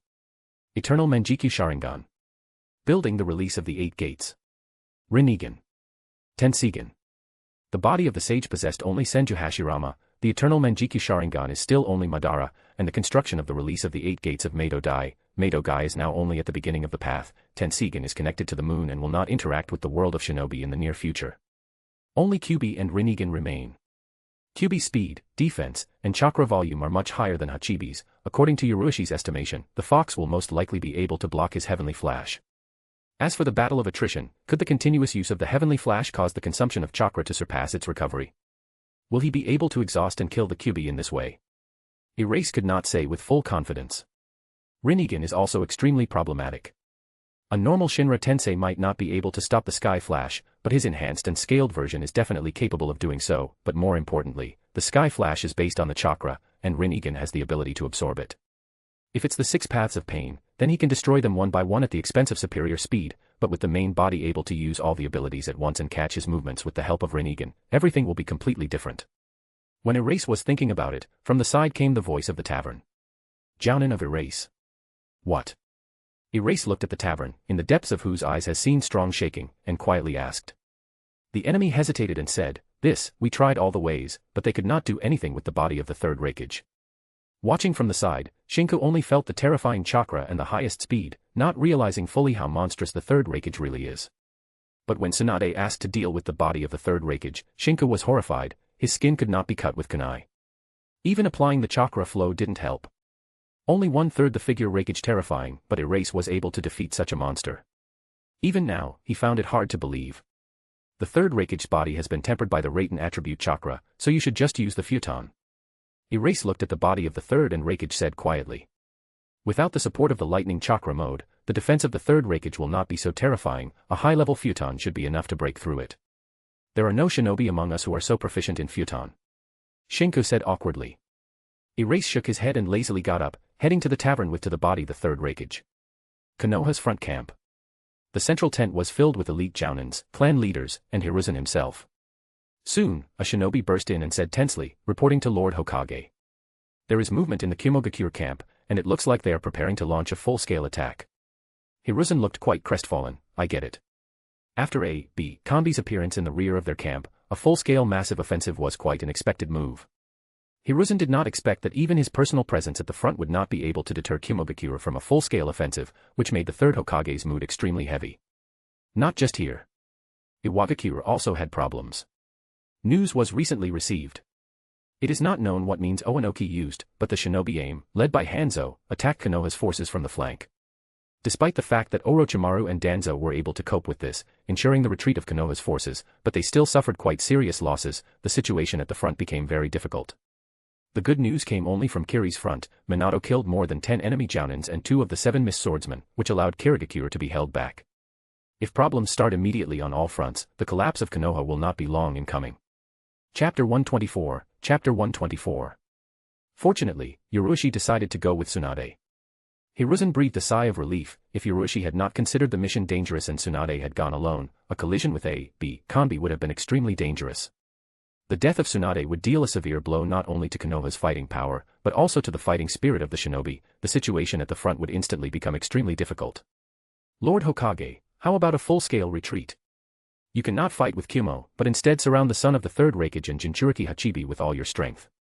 Someone cautiously said, killing A.B. Kanbi will greatly weaken Kumogakure's combat power, after which you can safely enter a full-scale battle and win a major victory. Impossible. He was sharply contradicted, you want to give up the camp. Here are the wounded and a lot of supplies. Other shinobi also joined the conversation, discussing whether Konoha should engage in a decisive battle with Kumo, or abandon the camp, retreating to the land of fire to surround the son of the third Rakage and Jinchuriki Hachibi. Hiruzen also hesitated. But right now, the chances of winning a head-on collision are slim. Even if they can repel the attack, the losses will be too great. But avoiding a head-on collision and surrounding A.B. Kanbi seems like a good option only if they succeed, and if they fail, they will suffer even more horrific losses. In addition, giving up the wounded will greatly reduce the morale of the shinobi. The dilemma. As soon as a light flashed in the depths of Hiruzen's eyes and he was ready to make a decision, the shinobi of the communication squad burst into the tent.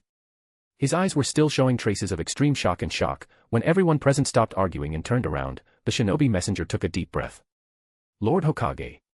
Report on the Battle of Nitani Bridge. When Hunin Hatake Yurushi defeated the third Rakage's son, rendering him incapacitated, Kumogakure used some means of sending the third Rakage straight to the Nitani Bridge to cover Hachibi's retreat. The expressions of Hiruzen and everyone present changed abruptly. Yurushi's victory over the son of the third Rakage wasn't too much of a surprise. After all, it was Konoha's mighty Silver Flash that killed the puppet master Chiyo. What really shocked those present was the arrival of the third Rakage at the Nitani Bridge. Everyone present understands how terrifying the third Rakage is, especially Hiruzen, who ran into him during one of the recent sorties, eventually ending up with both sides retreating. He is well aware of the power of the third Rakage. This is a shinobi who developed his physical body to the extreme and mastered Raten at an extremely high level, becoming a monster-like creature. This is the strongest shinobi of all who had to fight Hiruzen. Didn't expect the situation to develop this way, I have to personally go to the support. A thought immediately flashed through Hiruzen's mind, but at the same time, he couldn't help but feel the endowment. Although the appearance of the third Rakage carries a huge danger to Sunade and Ryuchi, but the Kumo forces will definitely not launch a full-scale attack in the absence of Kanbi and the third Rakage. This will allow Konoha to breathe freely. The Hokage held out his hand, intending to put the cup on the table. The others also came to the same conclusion and breathed a sigh of relief. The heavy and oppressive atmosphere noticeably eased. Just at this moment, the shinobi messenger sighed and continued his report with a tremor in his voice. Hachibi Jinchuriki and the son of Rakage retreated from the battlefield, while Jounin Hatake of Erase joined in a fierce battle with the third Rakage. The shinobi contact on the other side reported that eventually, Hunin Hatake Yorushi used Super S-rank ninjutsu, killing the third Rakage with a single blow. After these words, absolute silence reigned in the tent. It seemed that at this moment, one could clearly hear the sound of a falling needle. Kacha. The sound of a cup breaking rang out in the silence, and Hiruzen dropped the cup of tea he was just about to put on the table. What did you say? Hiruzen's hand, which had dropped the cup, was shaking violently, and he asked the shinobi messenger in a daze. The rest of the audience showed puzzled looks as they tried to digest and comprehend the information they had just received. The victory over the son of the third Rakage was not too surprising. After all, this is Konoha's Silver Flash. But killing the third Rakage gave a sense of unreality. And what a terrifying ninjutsu it is, Super S-rank. Near the Nitani Bridge, Sunade returned to normal after almost 2 hours of rest. The mark of the Een seal reappeared on her forehead. Erase did not take the clothes of dead shinobi of Kumo and was still wrapped in the green cloak Sunade. Sunade looked at Yorushi, who was standing on a rock nearby. It seems that you recovered much faster than I did. I'm still a man. Erase proudly raised his head and struck his fist against his chest. Sunade chuckled. For a start, change your clothes, man. Looks like the support forces have arrived. Are they finally here? Erase looked into the distance. Soon in sight appeared the black shadows. They were quickly approaching. Sunade looked at the approaching figure, his hands crossed on his breast and said, after today's battle, your prestige in the shinobi world will go to a completely different level. You will strike fear into the hearts of countless shinobi. Erase quietly nodded. Soon, the support forces met up with Sunade and Yorushi. On the way here, Fugaku and Shikaku had already received information from the camp and were greatly shocked. Shikaku assumed that there was a minimal chance of a third Rakage appearing at the Nitani Bridge, but he never thought that the Rakage would fall here. This was the strongest Rakage in history. Even Hiruzen hadn't been able to gain any advantage during the recent encounter with him. Uchiha Fugaku remembers that about 2 years ago, Erase applied for early graduation from the academy and brilliantly passed the exam for Chunin. After that, he began to rapidly climb to the top of the shinobi world. First merits in the battle of the border of the Grass Country. Amazing feat on the border of Rain Country.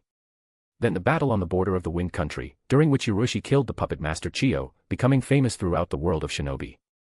And now he had killed the third Rakage. This is too rapid a rise. Imperceptibly. The eldest son of White Fang has surpassed countless shinobi, ascend to the peak of the shinobi world at the age of 11. Chapter 125, Chapter 125. Upon learning that the third Rakage had been killed by Yorushi, the third Hokage immediately mobilized all forces to launch a full-scale attack on Kumo. Although Hiruzen does not show sufficient determination and rigidity in some matters, such as in the case of the assassination attempt by Danzo, but as one of the strongest shinobi in the world, who dominated the battlefields of the Second World War shinobi, he is able to take tough and decisive measures in wartime. Konoha's forces attacked Kumo's camp. The Kumo shinobi did not yet know about the death of their Rakage, but due to the fact that Kanbi and the third Rakage were absent, Dodai, who took over the temporary command, chose the safest approach, refusing to clash with Konoha and retreating. Only a small number of wounded remained in the camp, each of them using suicidal means to inflict damage on the invading Konoha forces. In the end, after losing their frontline camp, the Kumo forces were forced to retreat to the Land of Lightning and wait for news from the third Rakage and Kanbi. About 2 days later, and Killer Bee reunited with Kumo's forces. Although due to the early evacuation and the transfer of supplies through the sky transfer technique, Kumo's losses were not too great, but the temporary camp still had an extremely unsettled atmosphere, because, so far, no news had been received from the third Rakage. 1 day. 2 days. 3 days. After 3 days of waiting, the scouts sent to the Land of Fire were finally able to get information. The third Rakage is dead. Killed by Konoha's Silver Flash. This sad news depressed Dodai, the recovering EI and the others, although after 3 days of waiting, they already had very bad assumptions, but the news of the death of the third Rakage, in any case, was a strong blow for everyone. Countless Kumo shinobi were shocked and couldn't believe it. How could such a powerful shinobi, who was considered the strongest Rakage in history, fall at the hands of Konoha's Silver Flash? As far as we know, this guy is only 11 years old. However, the Kumo forces did not collapse after the loss of their Rakage, because this happened before, although this news greatly shocked their ranks, but the Kumo shinobi, famous for their inflexibility and belligerence, quickly recovered and restored order, under the skillful leadership of Dodai. The unexpected death of the third Rakage also affected his son's position, but Ei relied on his overwhelming strength to gain the unanimous approval of the upper strata of the village and take over as interim Rakage, and later, after holding an official meeting with the daimyo of Lightning Country, he would become the new fourth Rakage of Kumogakure. In the central tent of the Kumogakure temporary camp, the shinobi of the communications department handed the document to Ei and began the report. Lord Rakage, Konoha has expressed a desire to negotiate and intends to end the war. They demand that we withdraw our troops and no longer invade the Land of Fire, as well as they have requested large war reparations. I wasn't going to listen to this until the end. He looked at the scroll with the offer of negotiations and tore it up in a rude manner. Phew. Phew. Pieces of the torn scroll fell to the floor. Rakage clenched his fists tightly, looked in the direction of the border of the Land of Fire and said fiercely, I'm not going to listen to any shit. Inform Konoha that I demand the silver flash be handed over immediately. Otherwise, we will fight to the last drop of blood, and we will never bow our heads to them. The Rakage roared furiously. Shinobi Connected, too, felt the anger and reluctance. The Kumo shinobi can't give up in this situation. It is impossible to admit defeat even if their Rakage has fallen. Looking after the departing shinobi messenger, Killer Bee turned to Ei, Big brother. Bye. Pass on my order immediately. Now it is not profitable for us to fight Konoha head-on, so we must immediately disperse our forces. If these bastards dare to invade the Land of Lightning, they will have to experience the power and fury of Shinobi Kumo on their own skin. The Rakage was extremely determined. A light flashed in Killer Bee's eyes, he nodded and immediately left the tent to deliver his brother's order. Dodai sat silently on a chair in the corner of the tent. As he watched the newly minted Rakage give the order, his eyes flashed with endowment and approval. The hasty occupation of the Rakage post and taking responsibility for Kumogakure on his shoulders, due to the unexpected death of the third Rakage, made Ei grow up a lot. Now he was acting in this way not out of recklessness and hatred for Konoha. Dispersing forces and continuing the war, at the moment this is the best option, even if the situation is very unfavorable. Now Konoha is fighting on 3 fronts at once and is not ready for a full-scale invasion deep into the country of lightning. They just switched positions, now Konoha attacks and Kumo defends. The Kumo shinobi will rely on the favorable terrain of Lightning Country to stop the Konoha invasion. Silver Flash, I will never forget this shame. I will definitely kill you the next time we meet. Rakage tightly clenched his fists, rage and reluctance flashed in the depths of his eyes. He is already ready to start a period of hellish practice to become stronger and wash away this shame. Konoha's front camp. In the central tent was going Hiruzen, Sunade, and other higher layers. Konoha's only been out of a race. They had already received an adamant refusal to negotiate and Kumo's demand. This did not come as a surprise to Hiruzen. The Kumo shinobi have always been famous for their belligerent and inflexible character. They would rather die than bow their heads and admit defeat. This requirement is in fact simply demonstrates their uncompromising attitude. If Kumo had really intended to negotiate, Rakage would have made a few moderate demands so that the parties could later sit down at the negotiating table. What do you think about this? Hiruzen looked at the group. Sunade said coldly, pass erase Kumo. It looks like the Rakage doesn't have the slightest intention of negotiating. Transfer of erase in exchange for a peace treaty. At the thought of such a development, Hiruzen felt a little flustered. Now it will be difficult to control erase, although there have been no problems during the war, but once war ends, there is a strong likelihood that the existence of erase will lead to dissension and strife within Konoha. Even Hiruzen may not be confident in their ability to suppress erase that killed the third Rakage. The appearance of such a powerful uncontrolled shinobi inside Konoha, of course, frightened and alerted the Hokage. If Ryuchi agrees to exchange his life for a peace treaty with Kumo, ending the war on this front, he can immediately send the liberated troops to fight Willow, which will lead to the imminent end of the Third Shinobi World War. The Third World War of Shinobi will end with an unconditional victory of Konoha. Chapter 126, Chapter 126. Bringing heroic sacrifice in exchange for peace dogs with Kumo was not endorsed and was not even discussed. The reason for this is quite simple. Ryuchi is a hero who killed the third Rakage, and a student of 2 Sanins at once. It's hard to say about Orochimaru, but Sunade is here now and she will definitely be against it. Besides, who said that Ryuchi will be willing to sacrifice himself in exchange for winning the war? Not everyone is ready to be a hero who sacrifices his life for the sake of peace. If erase flatly refused, anyone who had previously supported the proposal will deserve his negative attitude. Nobody wanted to go against erase. This is a powerful shinobi who killed the strongest Rakage in history, not an inexperienced 11-year-old boy. In the course of further discussion, no new strategies were devised, because Kumo decided to disperse their forces and not engage in a full-scale clash with Konoha. In the current situation, it was difficult for them to do anything about it. Ryuchi is incredibly strong, he can kill the third Rakage and maybe even fight 1,000 enemies, but he is only one person, and the Kumo forces did not suffer too many losses. They still have almost 10,000 shinobi on their side, and the territories of the Country of Lightning and the Country of Fire are too large. Not to mention almost 10,000 shinobi. If it is 10,000 pigs scattered over a large area, it will take a considerable amount of time to catch them. It was the same in the two previous wars. None of the 5 great villages were completely crushed and destroyed, because everyone is well aware that as soon as one of the parties refuses to face a head-on collision and decides to disperse their forces, the attacking side will inevitably get bogged down in the swamp of war. It will be a bottomless pit, daily consuming a huge amount of resources. And a few days later, the news that Ryuchi had killed the third Rakage finally spread through the shinobi world. If earlier, killing Chiyo, Ryuchi just made a noise and became famous in the world of shinobi, now he struck terror into the hearts of many shinobi around the world. This is the third Rakage Kumogakure. Of course, Chiyo is recognized and widely known throughout the world of shinobi, but the status of shinobi who have the title of Kage is on a completely different level. There are only 5 people in the entire world of shinobi who bear this title. In the eyes of the entire world, these 5 people are the strongest shinobi standing at the very peak. And now, the third Rakage was killed by Konoha's Silver Flash. Whether it was the third Tsuchikage Oanoki, or the third Mizukage, they all felt a strong shock.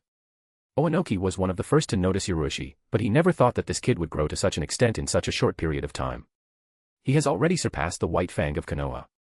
Oanoki couldn't help but feel a lot of pressure, watching the appearance of such a powerful shinobi on Konoha's side. Fortunately, Kumo didn't give up on continuing the war because of the death of the third Rakage, otherwise it would have been the end. In the end, almost all the major villages, including Iwagakure and Sunagakure, simultaneously issued an almost identical order. No matter what mission you are on, in the event of a collision with Konoha's Silver Flash, you have every right to immediately abandon the mission and run away. With the issuance of this order, the name of Konoha's Silver Flash shocked the entire world and struck terror into the hearts of countless shinobi. Somewhere under the ground, a thin old man with white hair and a wrinkled face is sitting on a chair, one hand resting on his chin, and his eyes are fixed on the ground, as if he is thinking about something. Attached to its back is a strange tube, the other end of which hides in the dark depths of the cave, connecting with a huge monster that looks incredibly frightening and terrible. That old man was Uchiha Madara, behind-the-scenes boss of the Naruto world and a lover of a good dance. He may not be the strongest being in the world of Naruto, and he does not dominate all the events behind the scenes, but according to Ryuchi, Madara certainly deserves the title of king of the shinobi dance world. Something like his words, "I, Madara, name you the strongest," or the dance of the greatest shinobi is definitely a Naruto classic. Phew. The figure of a white Zetsu slid out of the ground, appearing in front of Madara. There is something that deserves your attention. That kid Hatake of Erase, I mentioned earlier days killed third Rakage. A light flashed in the depths of Madara's eyes, that kid again. At the age of 10, he was able to kill one of the Kage. No, he seems to be 11 years old now. White Zetsu shook his head. Madara thought for a few seconds and said, specific conclusions. To kill one of the Kage at such a young age without being a Jinchuriki, even to Madara it seemed incredible and raised questions. He and Hashirama certainly weren't that strong at that age. Concrete conclusions, it seems that this guy has the ability to accelerate the growth of the body. He does not look at all like an 11-year-old, but rather looks like 14 or 15 years old. Although he's not very good at perception, but I didn't dare to get too close. Based on the data obtained, it can be concluded that he has the ability to influence the flow rate of his time. Hearing this, Madara narrowed his eyes slightly and said, changing the speed of the time stream. This is an extremely rare ability. White Zetsu spread his hands. This is just my guess, there is no confirmation yet, but the probability is very high. Then it makes sense. Madara said thoughtfully, the ability to influence the speed of time flow can speed up the growth of the body, but even so, this kid is pretty good. If nothing unexpected happens, this scene will belong to him. White Zetsu said slowly, should we do something? Don't pay attention to him. Madara shook his head, leaned back in his chair and said indifferently, since there is such a shinobi, then let this era belong to him. In the world from time to time there are some special and very strong shinobi, as, for example, shortly before the beginning of his era with Hashirama, as well as there are various historical records of the mighty shinobi who dominated the world, even before the era of the Warring States. Ryuchi must be one of those shinobi, but he doesn't belong to the Uchiha clan and won't be able to read the stone tablet left by Rikudo, knowing the truth of this world. After all, no matter how strong this guy is, he remains a mere mortal. There's nothing to worry about. No matter even if Erase will unite the whole shinobi world. As long as everything goes according to plan, he will resurrect and take this world into his own hands. What about that guy from the Uchiha clan? Madara stopped thinking about Erase and turned to the white Zetsu. Zetsu shook his head. No major changes, he's still incredibly stupid and naive, perhaps you should choose a more suitable target. No. Madara said confidently, all the kindness and love for the world that is in his heart will turn into strength and hatred, after realizing the cruelty and ruthlessness of this world. Chapter 127, Chapter 127. Konoha's front camp. Inside some kind of tent. Erase, Kurenai and Shizun was sitting on the bed playing cards.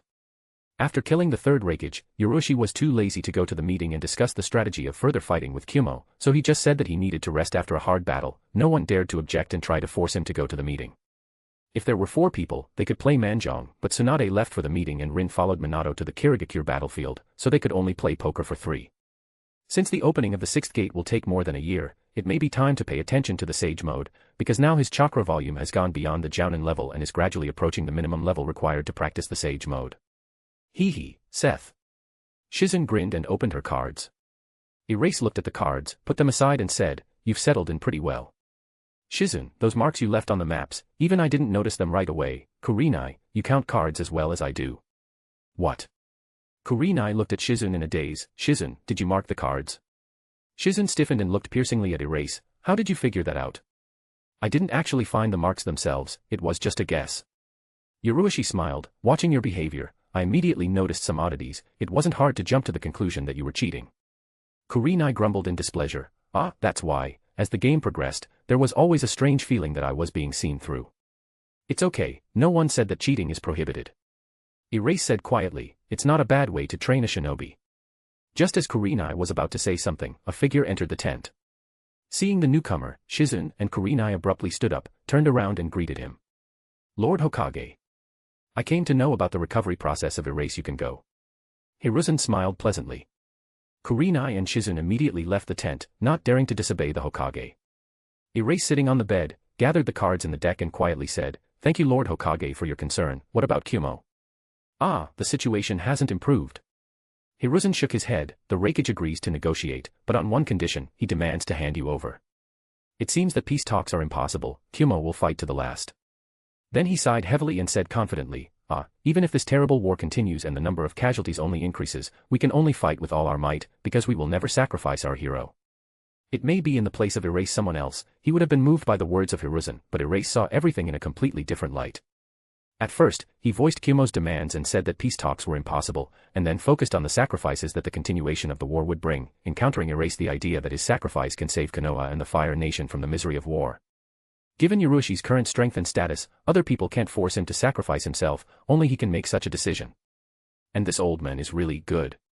The most powerful village, which successfully held off the onslaught of all the other great villages, during the Second and Third World Wars of the Shinobi, later experienced incredible growth, and was almost destroyed by one of the Sanins. Old man, aren't you a spy of the enemy village? Perhaps you were not recalled from the mission for so long that you ended up becoming a Hokage. Erase felt an irresistible desire to expose the blade of Kusanagi, and otheract this old man right here. Hiruzen, have you really fallen into senility, since you dare to speak such incoherent nonsense?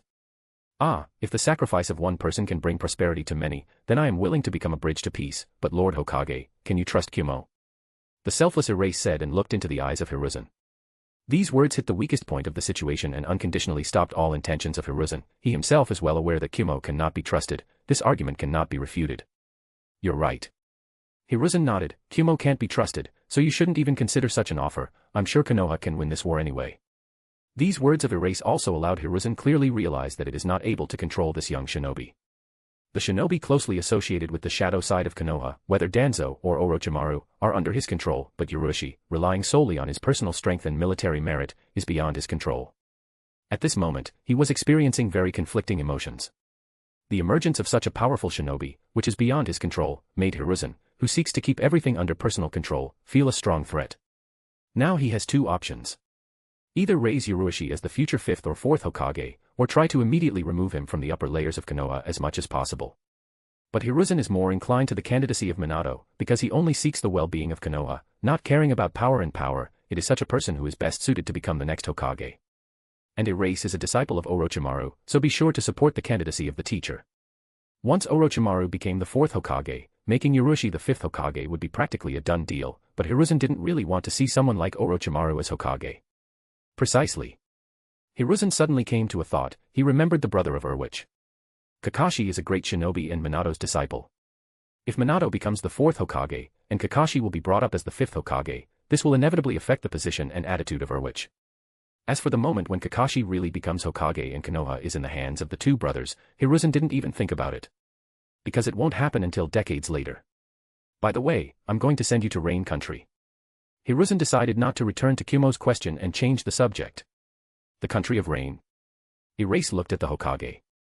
Hiruzen described the situation on the Earth Country front, saying that the aim, led by Hanzo, attacked Konoha, teaming up with Willow, which led to a sharp deterioration of the situation. I didn't expect Teacher Orochimaru and Senior Danzo to get into such a difficult situation. In the depths of the eyes of Erase light flashed on. Had Danzo dug a hole for him? Heh.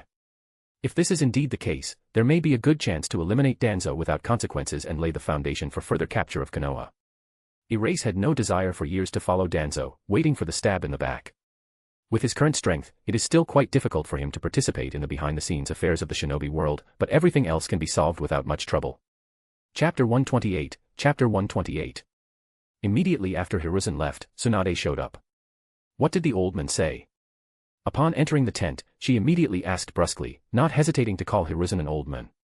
Erase calmly replied, nothing special, I have to go to the Rain Country in the next few days. He didn't mention Kumo. There was concern in Sunade's voice. Erase grinned, you mean the terms of the peace talks put forward by Kumo? He mentioned it, but do I look like an idiot who would do it on his own initiative? Heh. Sunade visibly relaxed. After the death of her younger brother in the Second World War shinobi and other events, Sunade began to adhere to the opinion that sacrificing her life for the sake of the village is nothing more than stupid behavior. She was going through that mind of Erase can absorb the idea that it would be right to sacrifice themselves for the end of the war. Although such an act could indeed lead to peace, and countless people would remember Yurushi as a true hero, but what difference would it make to a dead man? Besides, Kumo can't be trusted. If they refuse to negotiate after the condition is met, Konoha won't be able to do anything about it. You're right, we can't trust Kumo, and even if we could, only a fool would choose to trade his life for peace. Sunade said mockingly.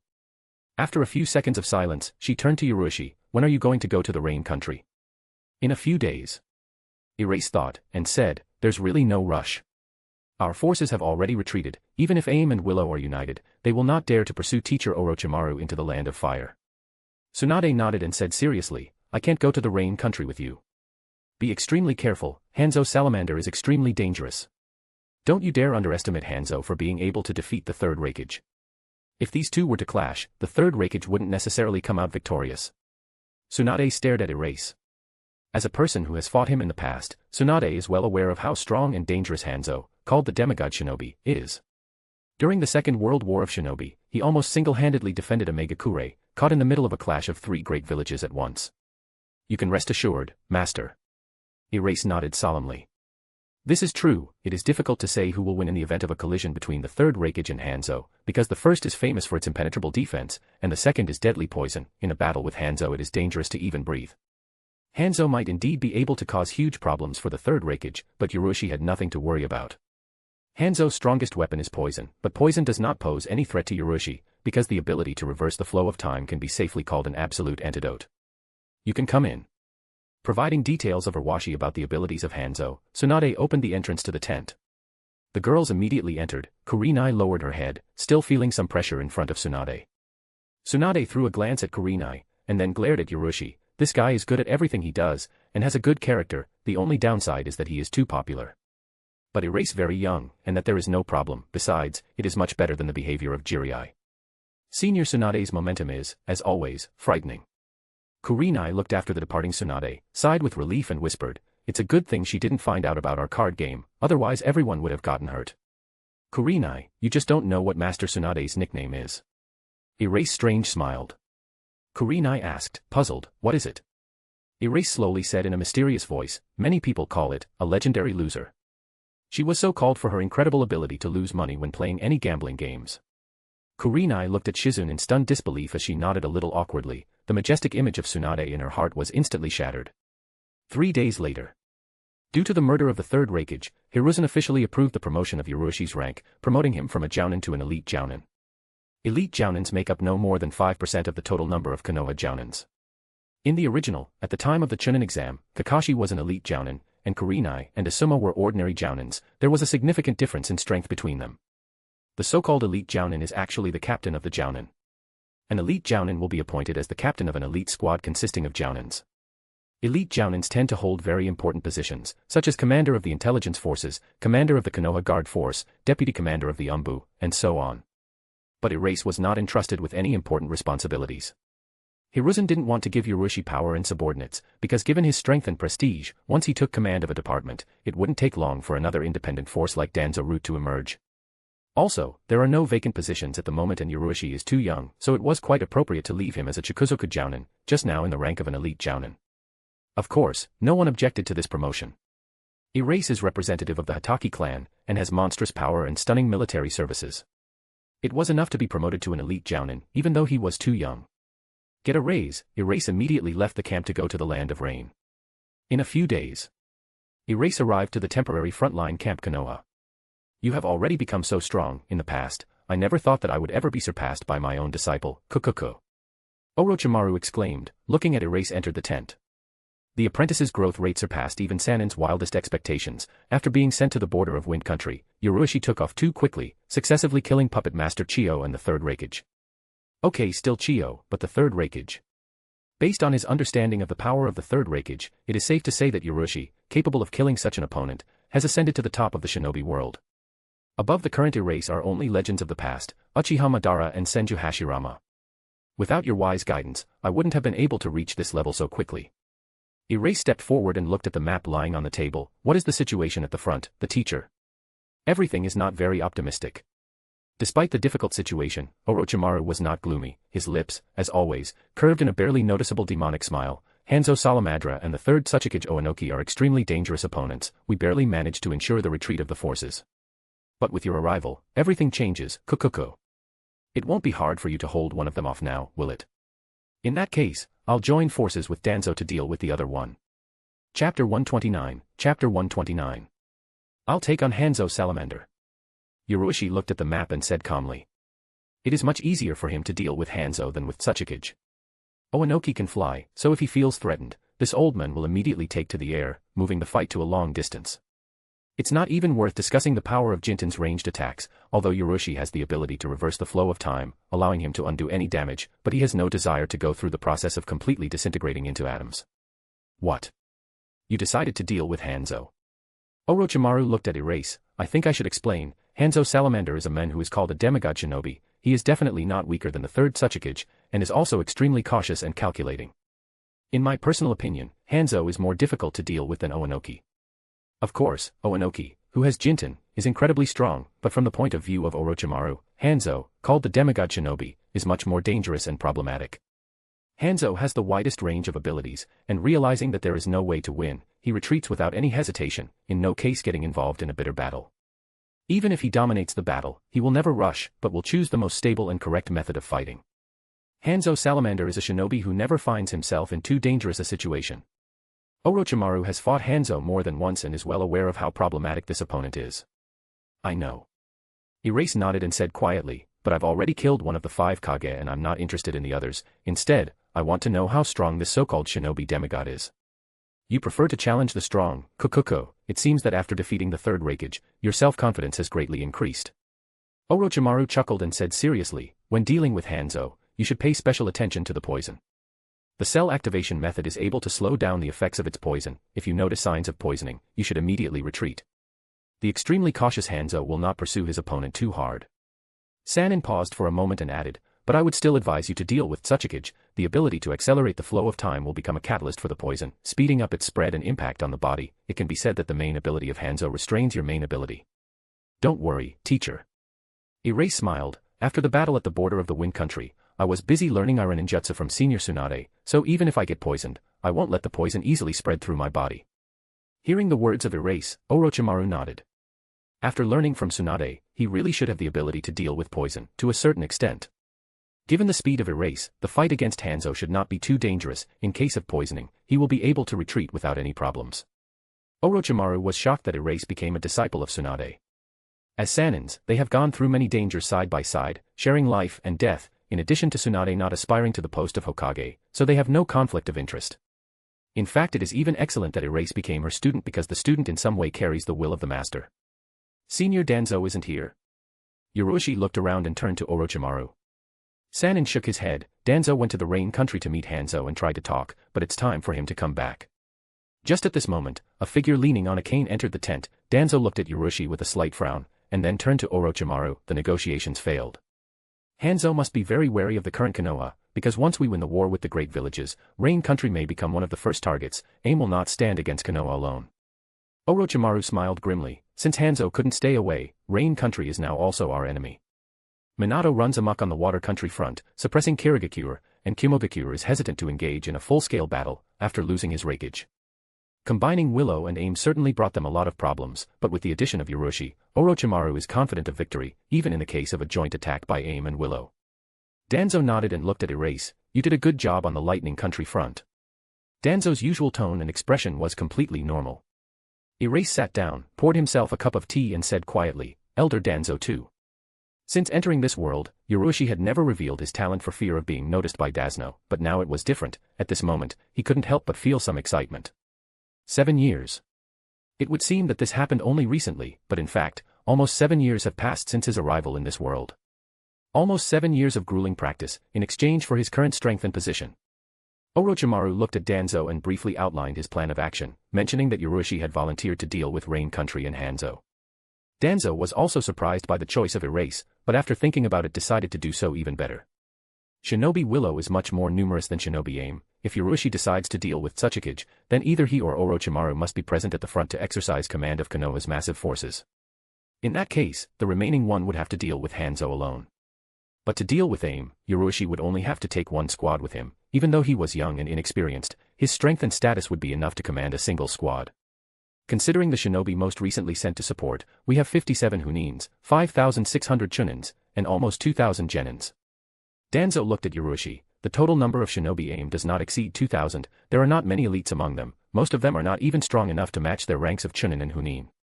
If we give you a squad of 1,000 shinobi, will you be able to stop AIM's attack? Do you have any confidence in this? Erase calmly took a sip of tea, slowly put the cup on the table, stood up and said indifferent, no need for such trouble, let all our forces oppose Willow, and as for AIM, I'm enough alone. Among the shinobi AIM, with the exception of Hanzo, no one poses any threat to him at all, let alone 2,000, even 20,000 would not make any sense. Taking with him a squad of thousands of shinobi, Yurushi will be obliged to command them and be responsible for the lives of people, such will only restrain him. It will be over as soon as Hanzo is killed. Alone. Danzo frowned, you shouldn't joke about such things. Orochimaru was surprised, are you going to take AIM's head off? But Hanzo is not so easy to kill, even while sleeping, he is carefully guarded by a large number of shinobi. I think it's worth a try. Erase said quietly. Orochimaru and Danzo strongly doubted this, because they are both well acquainted with Hanzo and are well aware of how difficult it is to kill him, and once a hidden attack fails, there is a huge risk of being ambushed, even with Yurushi's abilities, it will be difficult to escape. But the attitude of Erase was adamant, so they could not reject his offer. In a few hours. After reviewing the information about Omega Kure, Erase alone left front camp Konoha and went in the direction of the country Rain. Chapter 130, Chapter 130. In 2 days. Somewhere in the Rain country. Yurushi, wearing a rice hat and a dark cloak, slowly climbed the hill. On the way he stepped in a puddle, but there was no spray, only ripples. When he reached the top of the hill, he looked ahead and didn't see a single person, only traces of a temporary camp were visible. And where did they go? Erase stepped forward and carefully examined the footprints. How could a camp that had just been found by their scouts disappear so easily? After learning from Orochimaru the specific location of the AIM camp, Yurushi immediately left Konoha's camp and set off, but as a result, it was empty. When Erase glumly looking over the place, the distance suddenly appeared a figure, and quickly approached him. This figure is dressed in an animal mask in a form that resembles an Umbu Konoha, but if you look closely, you can see significant differences. Shinobi of the Root? Erase examined the approaching figure and asked. Confirming the identity of Erase, Root Shinobi bowed, Lord Danzo left me here to observe the AIM camp, they hastily evacuated 2 days ago, after that I received orders to wait for you here to report this information. Evacuation. Erase frowned, in what direction? The Root Shinobi said, my partner tried to follow them, but for more than a day there was no news from him, perhaps he has already been discovered. According to the latest information received yesterday, most likely the shinobi AIM are returning to Omega Kure. In Omega Kure. Erase was absorbed in thought. Hanzo shouldn't have known about his arrival in advance, this movement was most likely caused by caution and unwillingness to stay in one place for too long. A Megakure is a small village, the total number of shinobi is only about 2,000. Given that there must be some forces left in the village, they can mobilize a maximum of 1,500 shinobi. No wonder that by placing such a force on the border of Rain Country, Hanzo was afraid of being suddenly attacked by Konoha's superior forces. Is there a specific route? Erase looked at the shinobi of the route. Shinobi replied in an emotionless voice, only until today. He handed Yurushi a scroll. It was a map of the Rain Country, with the route indicated by shinobi aim. Erase looked at him and nodded, everything is clear. Shinobi route bowed and used flicker, quickly leaving the area. Looking after the departing shinobi, Yurushi once again carefully looked at the map, assessing his position, and followed the route of the evacuation of shinobi aim. Konoha's front camp. Orochimaru looked at the map and removed one check mark. This corresponds to the Hanzo style. It seems that after your negotiations failed, he decisively evacuated his forces, cutting off any possibility of our attack. Danzo sat down on a chair and said calmly, if I were him, I would do the same. Orochimaru looked at the map. According to my understanding of Hanzo, he decided to return to Omegakure and calmly wait for a good opportunity to make a move. The probability of Urushi's failure has increased dramatically. Urushi can only try to intercept Hanzo on the way to Omegakure, otherwise, after returning to the village, it will be simply impossible to carry out the murder. As a rule, detecting barriers are rarely installed in camps, but inside a village that has existed for many years, of course, there are a lot of different detecting barriers, such as in Konoha, and AIM is also no exception. It is extremely difficult to get through detection barriers without being noticed. Therefore, the possibility of a secret penetration into the AIM and an unexpected attack can be safely excluded. Yes. Danzo nodded, but Erase has not given up, deciding to hunt down the forces of the AMA. Hanzo and AIM have a 2-day head start, so the chance that Urushi will be able to catch up with them before they arrive at the village is extremely small. Hanzo is too careful, he didn't lead AIM's forces on a direct route, so it will be too easy to miss them. In addition, the shinobi route sent to follow him was killed. To be sure to face the AIM forces, you need to wait for them near the village, but in such a place there will be far from the best conditions for conducting a covert attack. Hanzo will not sleep at such a moment, allowing his subordinates to carry him to Omegakure. Young shinobi are always very persistent, kukuku. But Orochimaru wasn't worried about the student at all. Despite his young age and self-confidence, Urushi always acts quite judiciously and retains a certain degree of caution. If not given a good chance to kill Hanzo, he would rather return empty-handed than risk his life. The country of rain. Urushi followed to the end of the known shinobi AIM escape route, then looked at the map, choosing the most likely direction, and continued the pursuit, but after several hours of chasing, he still found no trace. Looks like he's taken the wrong direction. Urushi was too lazy to continue searching, so he didn't bother and decided to go straight to Ama. Wouldn't it be easier to proceed to the final destination? That way he won't miss Hanzo. As for detecting barriers and the difficulty of penetrating the AIM, he hadn't thought of something like this in the first place. After all, Orochimaru and Danzo have repeatedly mentioned that Hanzo is an extremely cautious shinobi who cares about his safety. It is almost impossible to sneak up on him even during sleep. Erase never considered the possibility of sneak attack. Only open collision. There is no need to care about the number of shinobi AIM or anything like that. During his clashes with the 3rd and 4th Rakage, not fast enough shinobi could not interfere in their battle. The same will happen this time. With the exception of Hanzo himself, all the other shinobi AIM are not worthy of Urushi's attention, so he can go straight to the main boss without paying attention to the usual mobs. Erase not in a hurry in Omegakure. If he tried, he could get there in half a day, and it would take Hanzo, leading AIM's forces along a complicated route, at least 3 or 4 days. Arriving too early, Urushi would have to hide outside the village for a few days. Much easier to spend a few days in some small town, waiting for Hanzo to return to Omegakure. This one is quite suitable. Urushi took out a map and found the nearest town. Chapter 131, Chapter 131. In a hotel in a small town. Erase took a shower, got dressed and took the scroll, starting to carefully examine it. It described the secrets of the lightning chakra mode of the 3rd Rakage. Sure. Not completely, but only in fragments. This information was extracted from the brain of the 3rd Rakage, using special techniques of the Shinobi Intelligence Department, but due to the fact that the information was extracted from the brain of the corpse, it was fragmentary and badly damaged. Urushi didn't care much about the 3rd Rakage's lightning chakra mode. This technique is undoubtedly strong in all aspects, but his Thundergate is even stronger. He is more interested in the methods of controlling and manipulating the Raiden attribute chakra contained in this secret technique. You need to know. Shinobi Kumo are recognized masters of Raiden, and the 3rd Rakage has reached a peak in this direction. His control and understanding of the chakra of Raiden go far beyond the same Orochimaru. This deserves close attention. The current Urushi has weak control of the Raiden attribute chakra. On the one hand, This is prevented by the Thunder Gate. On the other hand, this element itself is difficult to control. Here it is, a hell of a penetrating blow. Erase whispered, reading over the scroll. The infernal penetrating strike itself is a B-rank nintaijutsu, but thanks to the terrifying physique and astounding control of the third Rakage Raiden attribute chakra, the power of this technique has reached the peak of S-rank. In the scroll, it is written that when using the infernal penetrating strike, the user's hand becomes a vessel for the Raiden chakra, which in the case of Ryuchi is covered by the Kusanagi blade. By pouring into the vessel and condensing a huge amount of Raiden, the user's palm is enveloped in a kind of chakra flow, which provides an extremely high penetrating and cutting force. This technique has two key points. First, the infusion of a huge amount of lightning chakra into the user's palm, by turning it into a vessel. Second, the ultimate cohesion of this chakra, which requires the highest control. About specific methods of chakra control. The first part of the information, which describes the use of the hand as a vessel for the lightning chakra, is quite complete and clear, but as for the condensation and control of this chakra, the information was quite intermittent and damaged in several key points, especially the last part. It was almost completely missing. TSK, this information is of little use. Erase disappointedly shook his head. He didn't know whether to blame it on the third Rakage or the shinobi of the intelligence department that was engaged in extracting information. But without the intelligence department, he wouldn't even get that. The shinobi who dealt with this issue did his best to put the Rakage surviving memories on paper, but the quality was partially affected by too low an understanding of the specific issue. And as for the dead third Rakage, after learning that Ryuchi blames him for the poor quality of information extracted from his corpse, I'm afraid he might go mad with rage and return from the dead as an evil spirit. Fortunately, the information about the vessel is relatively complete. Studying the notes carefully, Ryuchi quickly realized that it could still be useful for him, because this method of practice applies not only to the hand, but also to the entire body.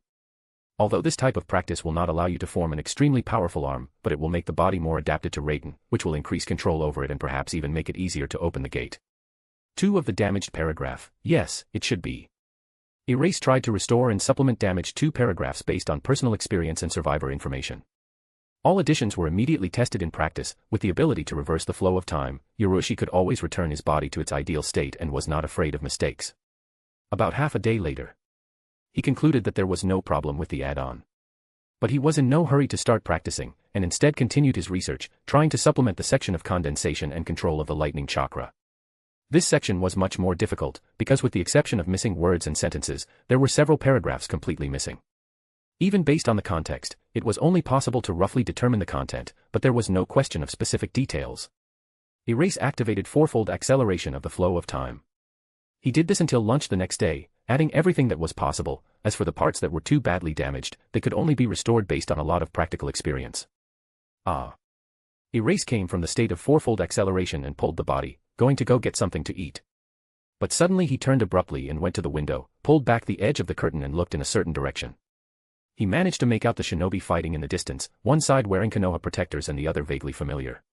On a city street, about a dozen shinobi wearing the Konoha protector fought with less than 10 shinobi wearing the AIM protector. Stop it. Why would Konoha attack this city? There are no shinobi AIM here, but only innocent civilians. Yahiko parried the opponent's attack and exclaimed furiously. But the Konoha shinobi ignored his cry, continuing to attack relentlessly. Damn. They don't care at all. Yahiko gritted his teeth as he watched the other party's silence. Nearby, Konan faced off against 3 opponents at once, manipulating paper shurikens while she looked at Yahiko. Yahiko, what should we do? If you continue to fight, they will definitely lose, but if you retreat, the Konoha shinobi will most likely cut out the entire small town. Yahiko gritted his teeth, finding it difficult to make a choice. Doton. The shift of the Earth's core. Suddenly, one of Konoha's shinobi used a Doton, raising the ground under Konan's feet, which caught her off guard. Another Konoha shinobi did not miss the moment, piercing her with a short blade, but Konan's body only turned into countless pieces of paper. Yahiko. This can't go on. One of the fighting shinobi turned to Yahiko. Let's retreat, we're not able to stop them. Yahiko used the Switten to restrain the Konoha shinobi and said helplessly, damn, why this is happening, Konoha. Just at this moment, a voice came from the side. What department do you belong to and what mission do you carry out? This voice attracted the attention of all the combatants. Yahiko looked in the direction of the voice and saw a figure with a Konoha protector, who appeared on the roof not far away. It seems that this person was only about 14 or 15 years old, judging by their appearance, they are almost the same age. But despite the similarity in age, his demeanor was completely different from Yahiko. This young shinobi gave off confidence and calmness, and by the demanding tone, it seemed as if he was addressing his subordinates. The appearance of Iwashi forced the battle to stop. Yahiko frowned, wondering who this guy is. Who is he? Nagato and Konan also noticed the change and looked at Yurushi in surprise, because the Konoha shinobi, who had previously fought them, were shouting in shock. Konoha's Silver Flash. What the hell? Let's go. Let's leave immediately. Cold sweat broke out on the foreheads of the attackers, and extreme tension and fear flashed in their eyes. Where did it come from? Why is Silver Flash walking around the Rain Country? Seeing that the Konoha shinobi were running away, not going to answer the question, Yurushi immediately understood the essence of what was happening and coldly said, as expected, this is not a Konoha shinobi. Chapter 132, Chapter 132. Although it is wartime, but Konoha could not send a team of shinobi to attack the cities of Rain Country and recklessly kill civilians. Even if Danzo gives such an order, the shinobi of the route will necessarily take the appearance of the shinobi of another village to blame the enemy for this. It is impossible to do such a thing on behalf of Konoha. Obviously. This shinobi team attacking a peaceful city didn't belong to Konoha. Escape. Erase indifferently said. In the next moment his figure was enveloped in a silvery light. Phew. Under the stunned gazes of Yahiko and Konan, a silver flash flashed down the street, flashing past a dozen Konoha shinobi. The running shinobi abruptly froze in place. There was horror and panic in their eyes. They tried to do something, but it was too late. Thin lines of blood appeared on their bodies, blood splattered in all directions. Poof. When the Konoha shinobi were cut by Yurushi's blade, their figures were enveloped in white smoke. Suddenly the Konoha shinobi transformed into the Suna shinobi. Suna shinobi. It seems that they are not going to simply refuse to participate in the war. Yurushi's figure appeared nearby. He calmly returned Kusunagi's blade to its scabbard and turned around to look at the corpses of Suna's shinobi. The silvery light gradually dissipated. Then. Erase looked at Yahiko. Exclamation point. Yahiko shuddered as he felt Yurushi's eyes on him, his mind starting to fill with terror, and cold sweat broke out on his forehead. It was as if a terrifying creature was looking at him. Erase that killed dozens of shinobi in the blink of an eye, of course, can kill them just as desired. Although this person seems to be the same age as Yahiko, but his strength has reached a terrifying degree. Knock. Nagato took a step forward and raised a kunai, extremely vigilant watching of Erase. Konan and the rest of the shinobi moved away from the shock and looked at Yurushi very nervously. Their hands tightly gripped the weapon. Cold sweat broke out on their foreheads. What is this speed? Who is this young shinobi? Are you a Konoha shinobi? Yahiko swallowed nervously and asked tensely. Yurushi looked at Yahiko for a moment longer, then turned to Nagato and Konan, his gaze lingering for a moment on Rinnegan. Yes. Erase said quietly, and then walked over to the corpses of the shinobi of Suna, lying on the ground, carefully examined them, and began to search. Yahiko and the others stood tensely in place, watching Yurushi. The atmosphere was extremely eerie and strange. They wanted to escape from here as soon as possible, but no one dared to make a move. There was silence. Only the sounds of bodies being searched were audible. In this eerie and strange atmosphere, Yahiko began to gradually calm down and reasoned that since they were still alive, this Konoha shinobi was not hostile to them.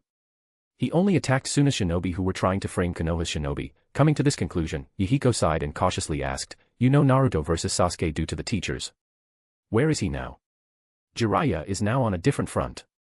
Erase finished searching the body and went down the street. Watching this, everyone present tensed even more. The hands gripping the weapon began to tremble, but in the end, Yurushi just walked past, continuing to walk calmly down the street.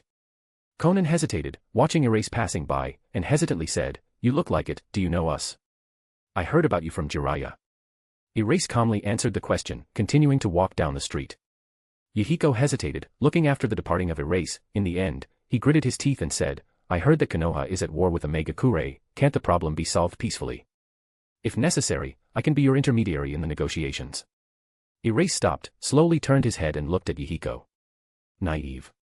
Yahiko paused for a moment and said, "Your village doesn't want to be in a state of incessant war either, does it? Then why not take the path of peace negotiations and put an end to it?" Erase shook his head. "It should be based on mutual trust, but people can't just trust each other. Give up this naive thinking, otherwise you will die." Having said that, Erase continued to go forward and disappeared in the end of the street. When Yurushi's figure finally disappeared, the shinobi surrounding Yahiko lowered their weapons and breathed a sigh of relief, their backs covered in cold sweat. Moving away from the shock, the shinobi looked at Yahiko in shock. Suddenly he dared to communicate with such a terrifying and dangerous person. It was a very strong shinobi, capable of killing them all in the blink of an eye. Yahiko. Nagato looked at his friend with concern. Yahiko some time looking after them of Erase, and then took a deep breath and said firmly, "It is precisely because everyone adheres to such an idea that no one can find mutual understanding." Just need to show them that this is not the case, I will definitely achieve peace. Yahiko clenched his fists tightly, he wasn't affected by the words of Erase. Watching this, Nagato let out a sigh of relief. Conan turned to Yahiko and said, I wonder who this shinobi is. Such a force, I'm afraid even the Master Jiraiya. Yahiko pondered, remembering what had happened, and looked at the corpses of Suna shinobi, the shinobi Kono, no, the Suna shinobi, I think they called it Silver Flash. They didn't give a specific name. Conan said thoughtfully, but this shinobi must be famous all over the world, sooner or later we'll find out something about him. Yes. Yahiko nodded and sighed again. He really wanted to become as powerful a shinobi as Hanzo Salamander. With such power, the other side would not treat him so lightly, and perhaps this meeting would really lead to peace talks between the villages. An accidental encounter with the Yahiko trio and the early Akatsuki organization was only a minor episode. Yurushi thought about whether he should make a move and try to take Rinnegan, but still decided to give up. The current Nagato is not weak, he just tries to rely on his personal abilities, but if pushed to the edge, it will not be a battle that can be completed in the blink of an eye. Right now, Uchiha Madara's attention is definitely focused on Nagato, such a move will inevitably lead to a clash with him. Don't provoke Madara so early. Over time, Yurushi will only become stronger, sooner or later reaching the level of Superkage and even Six Paths, by which time the whole world of shinobi will lie in the palm of his hand. Chapter 133, Chapter 133. In a few days, the shinobi aim, led by Hanzo, returned to their village. After returning home, Hanzo unhurriedly took off his armor, put on a loose kimono, and poured himself a cup of tea. Watching the numerous shinobi guarding his room, he felt a surge of calm. After making contact with Danzo, Hanzo had a bad feeling. After refusing to launch a joint counterattack on Willow, Danzo feared that Konoha might launch a massive offensive and encircle the aim camp. He was finally able to relax after safely returning to the village. Konoha is not able to send too many forces deep into the Land of Rain, because in this case, Willow will definitely take advantage of the opportunity to launch a full-scale offensive. Being in the village, you cannot be afraid of an attack by small forces. Konoha's power is frightening. Yellow Flash and Silver Flash, Jiraiya and Orochimaru raised two powerful students. Hanzo looked worriedly at the table in front of him. In the past, he had reasoned that Konoha would most likely become the winner of the Second World War shinobi, so not wanting to provoke the other side to continue the war with the aim, he left the three students of the third Hokage alive. Hanzo did not expect that this decision would have such a strong impact on the world of shinobi. The fact that each of these three became quite powerful shinobi was within his expectations, but now their students, Silver Flash and Yellow Flash, have made a name for themselves in the shinobi world. If it goes on like this, once the great villages are defeated, Konoha will probably attempt to unify the world of shinobi, and the first step on this path will of course be the absorption of small countries, followed by the gradual weakening and suppression of the great countries. In this case, the Rain country, located on the border of the Fire country, will inevitably become one of Konoha's first targets. Carefully weighing all the pros and cons, Hanzo decided to team up with the third Tsuchikage. Konoha must be suppressed. Otherwise, the Rain country will be under threat. There will definitely be a backlash from Konoha, so I must proceed with extreme caution. It is better not to rush and just build a plan of action based on the information provided by Iwagakure. Hanzo was lost in thought. And just at that moment, the sound of rapid footsteps came from outside, followed by an excited voice. Lord Hanzo. An intruder has appeared on the territory of the village. An intruder? Hanzo put the cup of tea on the table and said, just tell our garrison to sort it out. Lord Hanzo.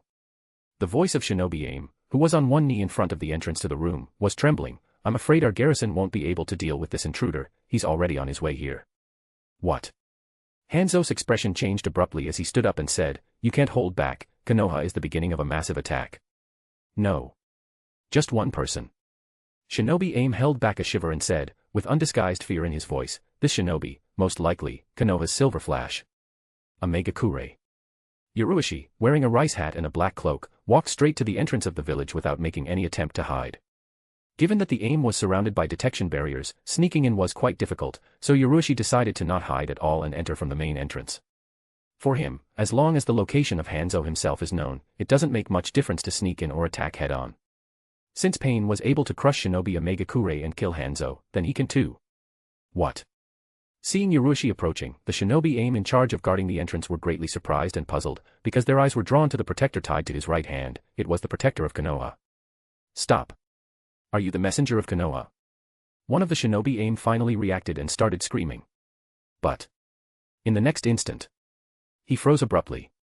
Because the figure of the Konoha shinobi, which was quite a long distance away, suddenly blurred and appeared right in front of him a moment later.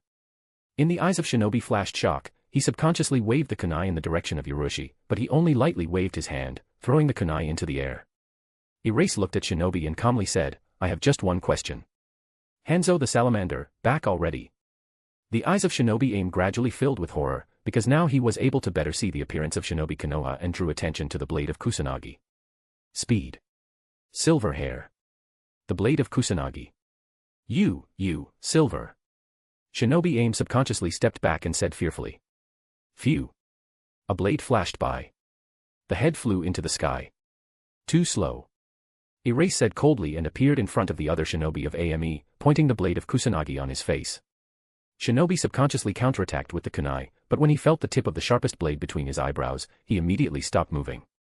Feeling the fear of death, he said with a tremor in his voice, Lord Hanzo has just returned. Great. Erase nodded, put down the blade of Kusanagi and quietly entered the AMA through the main entrance. By this time, there already was a mess. In the village sounded the alarm about the invasion. Invasion. Where is the intruder? There were puzzled exclamations throughout the village, but the shinobi gathered in front of the main entrance had already noticed Yurushi sauntering into the Aim's territory. Shock flashed across their faces. Suddenly, the intruder burst straight through the main entrance. After a moment of silence, the shinobi finally reacted by starting to attack Yurushi. Phew. Phew. Phew. A huge number of shurikens and kunai rushed towards him, many of which were equipped with explosive seals. Erase indifferently looked at it and took a step forward. The next moment, his figure disappeared. Clang. Clang. Numerous shurikens and kunai hit the ground without reaching their target. Without a single sound, the figure of Yurushi appeared on the roof nearby. He did not attack the shinobi Aim, in an attempt to find out the exact location of Hanzo, but decided to use a different method. Erase raised his hand and folded print. Let's find out your exact location first. Poof. Broke out white smoke near Awashi appeared more than 10 shadow clones. Multiple shadow cloning technique. The shadow clones immediately scattered in different directions, some rushing to the nearest shinobi Aim, while others headed deeper into the village. Shadow clone. Invaded alone and now dares to waste chakra like this. Watching this scene, many shinobi quickly moved away from the shock and grinned. Initially, they wondered how strong and skilled a shinobi was who dared to openly invade the village alone, but now it seems that this is a simple idiot who has spent almost all of his chakra at once, creating so many shadow clones. Shadow cloning is a ninjutsu in which the chakra is divided equally between the clone and the user. Usually, after several consecutive applications of this technique, shinobi severely depletes their spiritual and physical energy, losing the ability to form a chakra. Creating so many shadow clones at the same time is undoubtedly an act of seeking death. Once the spiritual and physical energies are depleted, even the extremely powerful shinobi will lose most of their power. But in the next moment, their faces froze. Erase not going to stop a dozen clones, he has not removed the seal extending continuously to create them. Poof. Poof. Poof. A large amount of smoke erupted, as if some large beast had been summoned. Under the disbelieving looks of the shinobi of AME, in all directions from Erase poured a continuous stream of shadow clones. This is not the multiple shadow clone, a technique that is able to use only Erase unlimited shadow clone. Impossible. This, not a shadow clone. What kind of ninjutsu is this? All the shinobi Aim watching this scene showed stunned and disbelieving looks. Creating so many shadow clones is only possible if the shinobi has infinite chakra. But all these clones are material and able to attack, and you can also feel that they have approximately the same amount of chakra, all of which are characteristic features of Kage Bunshin no Jutsu. Shadow clones of Erase can't use Storm the Gates and accelerating the flow of time, but basic taijutsu and ninjutsu no problems. Although the chakra is not so much and the physical strength is far from the original, but it is quite enough to deal with an ordinary chunin without any problems. What the hell? How can this be? Shinobi Aim, who was exchanging blows with a shadow clone, screamed helplessly as he watched several more of the same clones approach him. Obviously, the village was invaded by just one shinobi. Then what the hell? It seems that the numerical advantage is on his side. What a joke. Is he a Jinchuriki? Phew. Phew. Some shinobi who were nearby tried to attack Hiroshi's main body to force him to stop creating shadow clones, but before they could get close to him, they were swept away by several clones. A huge number of shadow clones rushed to the shinobi Aim, who were nearby, and then, like locusts, ran all over the village, sweeping away everything in its path. After a short time, the entire village was plunged into chaos. Although Erase not used its brand Storm the Gates, but a Megakure there is a considerable amount of shinobi that defined his identity and appearance of clones. This is Konoha's Silver Flash. Some shinobi began to loudly yell, revealing the identity of the attacker, which caused shock to the rest. Shinobi, intending to attack the main body of Erase, abruptly froze. Silver Flash. Who killed one of the 5 Kage? This continuous release of shadow clones seemed too incredible, but when such a thing is associated with such a terrifying personality, it can easily be justified by the fact that the abilities of shinobi of this level are far beyond their comprehension. No wonder he dared to invade their village alone. The AIM shinobi gritted their teeth and began to fight the shadow clones, no longer daring to rush towards Ryuchi himself. This is far beyond what they can deal with. Only Hanzo the Salamander can deal with such a terrifying shinobi. After a while, Ryuchi stopped creating shadow clones and closed his eyes, starting to receive a lot of information from all parts of the village. Soon, after receiving a portion of information from another clone, he abruptly opened his eyes. I found you. Hanzo the Salamander. Chapter 134, Chapter 134. A Megakure. On the roof, not far from the center of the village, stood Hanzo. Half of his face is hidden by a mask, a Kusarigama is clutched in his hands, and he watched grimly as the Ryuchi turned into white smoke and dissipated without a trace. Shadow clone. Hanzo looked around, assessing the situation in the village, and focused on perception. Soon he felt that the entire village was flooded with the same chakra. Hanzo's eyes flashed with surprise, and he muttered, puzzled, why are there so many of them? The number of these shadow clones is too large. In addition, each of them has a chakra at the level of an ordinary chunin. A person cannot have such a volume of chakra. This is already the level of Biju. Suddenly, his gaze changed abruptly. Assessing the situation in the village with the help of his sensory ability, Hanzo noticed a chakra that coincided with all the others, but had a much larger volume. This chakra was quickly moving in his direction. So fast. Hanzo shuddered involuntarily as he assessed the other party's speed with his perception. Just a few seconds later, the other side appeared in his field of vision. Hanzo raised his head to look at the roof of the taller building next door, where a figure stood on the edge, bathed in silver light. In the figure's hand is a kusanagi blade wrapped in crackling arcs of lightning. Through the silvery glow, one could vaguely judge the young man's age, but Hanzo clearly felt that this raging chakra was not inferior to him at all. Konoha's Silver Flash, who killed the 3rd Rakage. You invaded a Megakure to kill me, didn't you? But it won't be so easy to take my head. Hanzo is cold and looked at Erase. But in the next instant, his expression changed abruptly. A figure of Erase blurred. Between the roofs was a glimpse of a Silver Flash. His eyes are unable to keep up with the speed. Phew. A figure of Erase landed right in front of Hanzo and shook his head, and disappeared. Too much nonsense.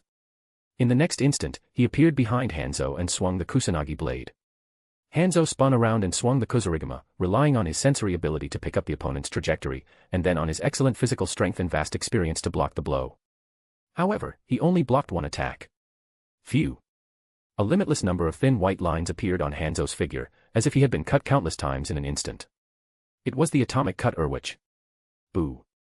In the depths of Hanzo's eyes, cut into many small pieces, a deep light flashed, no blood followed, his body turned into water. Impressively, it turned out to be a water clone. At the same time, the roof under the feet of Erase turned into a swamp, riddled with numerous explosive seals, and enveloped his legs. Explosion.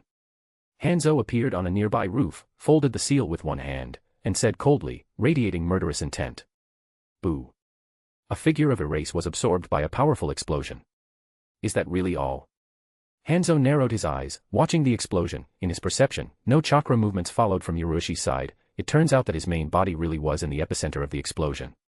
He didn't think that Silver Flash, who had killed the 3rd Rakage, could be such a simple opponent, so he didn't dare to relax in the slightest, focusing on his perception to the extreme. Soon the smoke cleared and his gaze appeared a figure of Erase. The clothes were badly burned, the lower part of the pants and shoes were completely destroyed by the explosion. Ryuchi, bathed in silver light, was standing barefoot on the roof, and the strangest thing was that there was not a single damage on his bare feet, not even soot. How is this possible?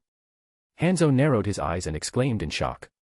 According to his perception of Erase caught in a trap and was struck by the blast, charred clothing confirms it, but it does not hurt. When you sensed my approach, you immediately created a water clone, set an explosive trap behind it, and hid nearby, suppressing your chakra fluctuations. Ryuchi looked at Hanzo and shook his head. It seems impossible to immediately deal with a person called a demigod shinobi. Phew. After saying that, Ryuchi furiously swung his blade in Hanzo's direction, spewing out a huge silver slash in the shape of a crescent moon, seemingly capable of cutting through anything that got in his way. Getsuga Tenshu. Hanzo without hesitation I stepped back, trying to evade the slash of Erase, and at the same time put a series of seals. Shunshin no Jutsu. Phew. His figure blurred and disappeared, and Getsuga Tenshu cut through the empty air. Erase looked around. When he couldn't find Hanzo, he concentrated on his perception, trying to sense the opponent's chakra, but he couldn't find anything. At this point, Kato. The explosion of the earth. From nowhere came the voice of Hanzo, and the roof under the feet of Urashi began to heave, as if about to break out the eruption of a small volcano. A figure of Erase blurred and appeared on the roof of a nearby building, avoiding the explosion. Just like I thought. You have incredible speed and a huge amount of chakra, but, poor in sensory perception, this is your main weakness. In the eyes of Hanzo flashed cold light, he completely hid his body and tracks the movement of Erase with perception. Do not underestimate the men called the demigod shinobi. Taijutsu, ninjutsu, genjutsu, it is good in almost all aspects, including sensory perception. Even before entering the battle, Hanzo had concluded that Urashi did not have sensory perception or was too weak, based on the fact that he had to resort to using many shadow clones to search. As expected. Hiding his hesitation chakra, he was able to elude the perception of Erase. You're the fastest shinobi I've ever encountered, and you have an incredible amount of chakra, but how long can you dodge the attacks while being unable to find me?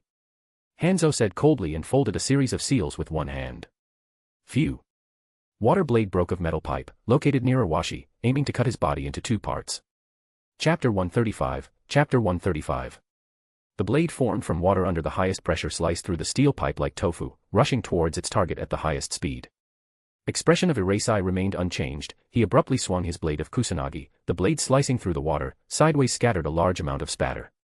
Phew. Following this, a figure of Erase re-eroded and moved to another location, evading the earthen spike, who was going to pierce his foot. It was a little harder than expected to find my weakness so quickly and take advantage of it perfectly. Hanzo really deserves his fame. Erase climbed one of the tallest buildings and have a look around. Well then, don't blame me for being too rude. He really isn't very good at perception. It will be incredibly difficult to figure out Hanzo's specific location. In the future, mastering the Sage mode will neutralize this weakness. But even today, he has a way to deal with this situation. You just need to use a wide-range attack, then it won't matter where Hanzo is hiding. Try this, Hanzo. A chill flashed in the depths of Urushi's eyes, and in the next instant, he leaped abruptly, rising about 20 meters above the roof, the silvery light enveloping his figure suddenly becoming even brighter. Hanzo frowned in puzzlement as he sensed the movement through his sensory perception. What does the silver flash do? Does he want to jump up in an attempt to avoid his attack? But the doubts didn't last long. As soon as the thought flashed through Hanzo's mind, his expression changed abruptly, showing genuine horror. In the sky. Blade of Kusanagi, compressed in the hand of Erase, moved with a speed beyond which it is impossible to follow with the naked eye, leaving plenty of residual images. These countless afterimages intertwined with each other, emitting a dazzling radiance like a silvery sun hanging in the sky. In a moment, the silvery light gushed down in a mad torrent, like a torrential rain, the source of which was Urushi. The huge area below fell into the attack range. This torrential rain consisted of many small silvery crescents, shrouded in crackling arcs of lightning. It seemed as if this terrifying rain was trying to tear everything in its path. Yasakani no Magatama. Boom. Boom. Boom. A series of explosions erupted. At the moment of landing, the silver slashes sliced through everything that got in their way and exploded loudly, spewing arcs of lightning. Looking down from above, one could see that the entire area that had been attacked by Urushi was shrouded in a network of intertwining arcs of lightning. Numerous AIM shinobi watching the battle of Urushi and Hanzo from different directions showed stunned looks. The AIM shinobi could sense the terrifying power contained in these silvery crescents. It would be incredibly difficult for them to deal with even one or two of them, but this attack consisted of an incalculable number of such crescents spewing out almost simultaneously, allowing an extremely intense large-range attack to form. It is Konoha's Silver Flash, who killed the strongest Rakage in history. He's on a completely different level. Fear flashed in the eyes of Shinobi AIM, and at the same time, the shadow clones of Urushi rushed towards them, still not dispelled, and the battle began again. During the battle with the shadow clones, they could only hear the incessant monstrous rumbling, the ground trembling under their feet, as if the village was in the midst of an earthquake. Boo. Boo. Boo. The building where Hanzo was hiding shuddered violently and began to collapse rapidly from the roof, but even faster, it was enveloped by numerous arcs of lightning spewed out by the explosions. Things are bad. Hanzo's face paled noticeably. He did not hesitate to fold a series of seals and put his hands on the floor. Instantly a massive cube-shaped rock appeared, taking on a shower of powerful attacks. In the eyes of Erase, giggling madly to attack, a flash of light. As expected, he couldn't escape this time. He began to reduce his attack range, focusing on the spot where Hanzo had been spotted.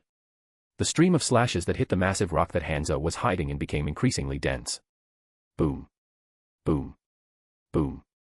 The rock, which was stronger than even steel, shuddered relentlessly under a hail of silver slashes, many dents appeared on it, rubble flew to the sides, in the end it could not stand it and exploded with a roar. At the moment of the destruction of the shelter, Hanzo roared loudly and activated the body flicker technique, his figure blurred and appeared in the air at Urushi's side a moment later. Sickle Kusarigama rushed to erase. Hanzo had initially tried to avoid a short-range battle, but when Urushi used a terrifying wide-range attack, he could no longer continue to hide. It was either to try to escape with the flicker, or to split life and death in a decisive clash. Hanzo chose the latter. As someone who preferred to act carefully and with certainty, he certainly wanted to choose the first option, but this large-scale attack destroyed all the buildings in its range, turning the surrounding area into a plain. In such a situation, given the speed of Urushi, his chances of a successful escape tend to zero, so it was only necessary to rush into the attack, with full faith in their abilities and experience. He's a shinobi demigod. On this path, countless brilliant and powerful shinobi have fallen at his hands, he can't die here. Clang. At the moment of Hanzo's swift attack, Urushi instantly interrupted his attack, and abruptly swung Kusunagi's blade to the side, blocking Kusarigama's blade. But Hanzo's counterattack wasn't over yet. The moment Kusarigama was blocked, his body turned into water, it was a water clone. At the same time, Hanzo's figure appeared behind Urushi and struck a swift blow with a short blade. A combined attack. Clang. Urushi was able to react to this swift strike as well, moving as if in a state of accelerated rewind. Since there was no foothold in the air, he deftly twisted around the waist, turning only the upper part of his body, and swung the Kusanagi blade, blocking Hanzo's attack. The attack failed, but Hanzo showed no concern, his eyes were cold, and his free hand had already folded a series of seals. Soten. Water spikes. The water spray that flew in all directions when the clone was destroyed turned into countless sharp spikes, rushing towards Urushi from all directions, giving him no space to dodge. Water spikes had pierced the body of Urushi, in the side scattered splashes of blood. Hanzo watched the scene indifferently. It's over. Chapter 136, Chapter 136. It's Lord Hanzo. The numerous AIM shinobi watching the battle from afar were very tense at the moment of this clash between Urushi and Hanzo, but after a moment, they cheered. Although they were pretty far away, but the chakra of Erase were too plentiful and fierce, so that virtually all could feel that it was not a clone. It turns out, Erase was struck by this attack Hanzo. As expected, Senior Hanzo won. Even the silver flash fell by his hand. After all, Lord Hanzo is known as the demigod shinobi. The AIM shinobi were in awe as they watched this scene. In their eyes, Hanzo is the god of Omega Kure, it was on his shoulders that the entire village was held, not even falling in the face of the great villages. Hanzo was afraid that Urushi would strike back before he died, so he swung the blade decisively, pushing his body away and breaking the distance. The two figures fell down in unison. Hanzo looked at the falling Urushi and said, "You can be proud of putting me in such a difficult position, but unfortunately, your skills and experience weren't good enough." But he broke off in the middle of a sentence. Disbelief flashed in his eyes. What the hell? Silvery glow enveloping the figure of Erase showed no signs of abating. When they simultaneously fell down, many a drop of blood of Erase, mixed with rain, rushed to that silver shine. How can this be? Hanzo's expression changed abruptly, he quickly realized what exactly happened. No wonder Urushi survived that explosion without consequences, it turns out he has such a powerful self-healing jutsu. At the moment Hanzo exclaimed in shock, Urushi swung the Kusanagi blade, spewing a silver slash in his direction. Bad business. Hanzo felt terrified. His shunshin based on Suikon to use this ninjutsu, you must get in touch with either wet soil or water flow, although the air has contact with drops of rain, but it's dense enough fulcrum. Not being able to use shunshin, Hanzo couldn't evade the attack, so he only had to swing the short sword, blocking the slash of Erase. Now it's really over, Hanzo. Urushi looked at Hanzo indifferently as he continued to swing the short blade, many slashes were spewed out in an instant. No. Stop. Fear flashed in the depths of Hanzo's eyes.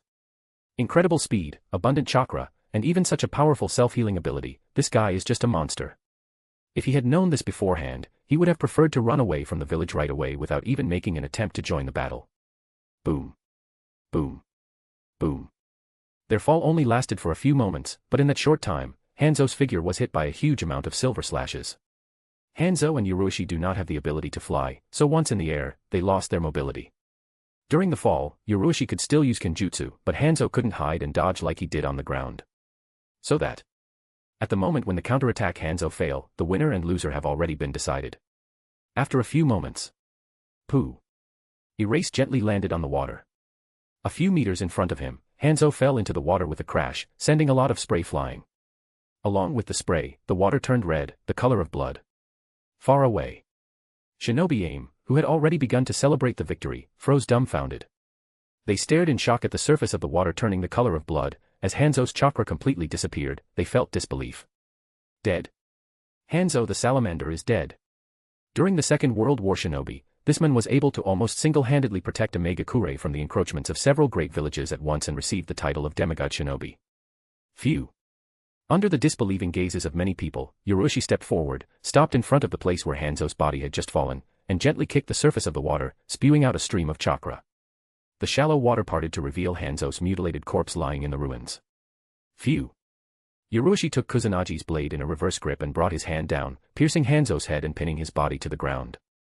This simple movement shattered the last vestiges of hope that glowed in the hearts of Shinobi Aim. They felt cold all over their bodies, as if they were doused from head to toe with ice water. Looking at the figure of Erase, they felt extreme fear. In this moment Iwashi pulled the blade of Kusanagi and slowly turned to him. Run.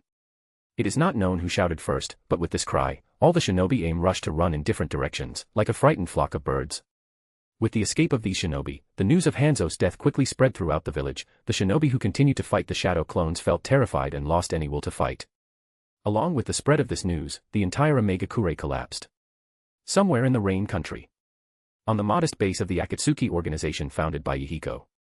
In recent days, 2 new members have joined the Akatsuki. Now their number has increased from 9 to 11. The increase in the number of participants made this base not as quiet and cold as before. Konan and Nagato were very happy that even more people recognized Yahiko's ideas and joined Akatsuki. Akatsuki is gradually growing and becoming stronger. Yahiko stood on the second floor, speaking to the Akatsuki canoes on the first floor. We must take the example of Hanzo and strive to grow to a scale comparable to Omegakure, only then will we have enough power and resources to lead the shinobi world to peace. Hearing these words, someone doubtfully said, Hanzo is known all over the world as a shinobi demigod. Will we really ever be able to achieve this? That's why we have to work hard and support each other. Yahiko smiled and said. He was well aware that it would be extremely difficult to reach the level of Hanzo, because there is only one demigod in the entire shinobi world, but there will always be hope if you continue to work hard and make every effort. Hearing Yahiko's words, Konan, Nagato, and the others all smiled enthusiastically. And just at this moment. Boo. The door opened abruptly and the shinobi ran into the room, soaked to the skin, raindrops dripping from his clothes, but he did not pay any attention to this, but took a deep breath and said with fear, Hanzo. Did something happen to Hanzo? Yahiko looked at the shinobi who ran in and frowned. Calm down, speak normally. Shinobi once again took a deep breath, looked at everyone present, and with a tremor in his voice said, Hanzo is killed, and Omegakure has fallen. There was silence. Yahiko gradually recovered from the shock and asked nervously, What did you just say? Impossible. As Hanzo, referred to as the god of shinobi, could be killed and Omegakure mouth. Someone exclaimed in disbelief. The shinobi who ran in answered with a tremor in his voice, I've already confirmed the information. It's true.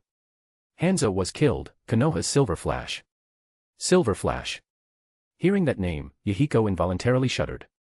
After that meeting with Yurushi, Yahiko tried to get information about him, although Rain Country is considered closed, but during the World War, many different rumors and news circulated inside.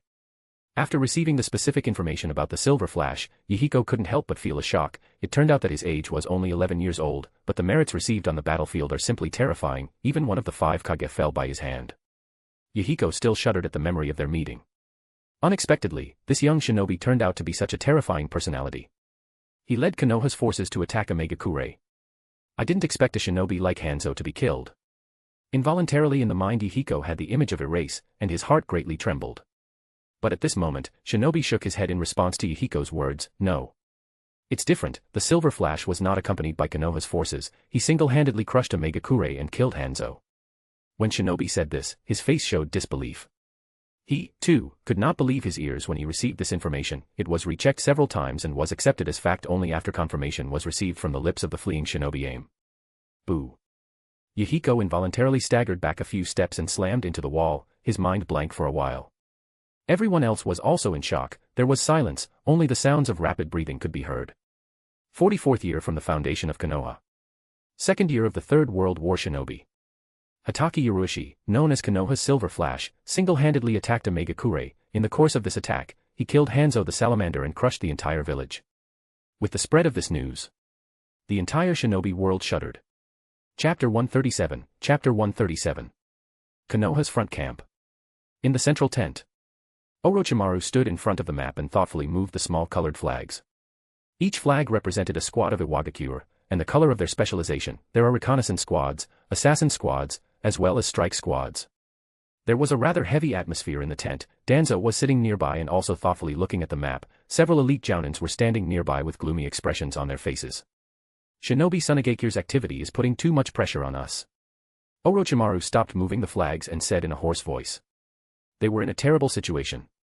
The other day, Suna began to show activity on the southern border, taking advantage of the fact that Konoha is already under huge pressure due to the joint actions of Willow and AIM.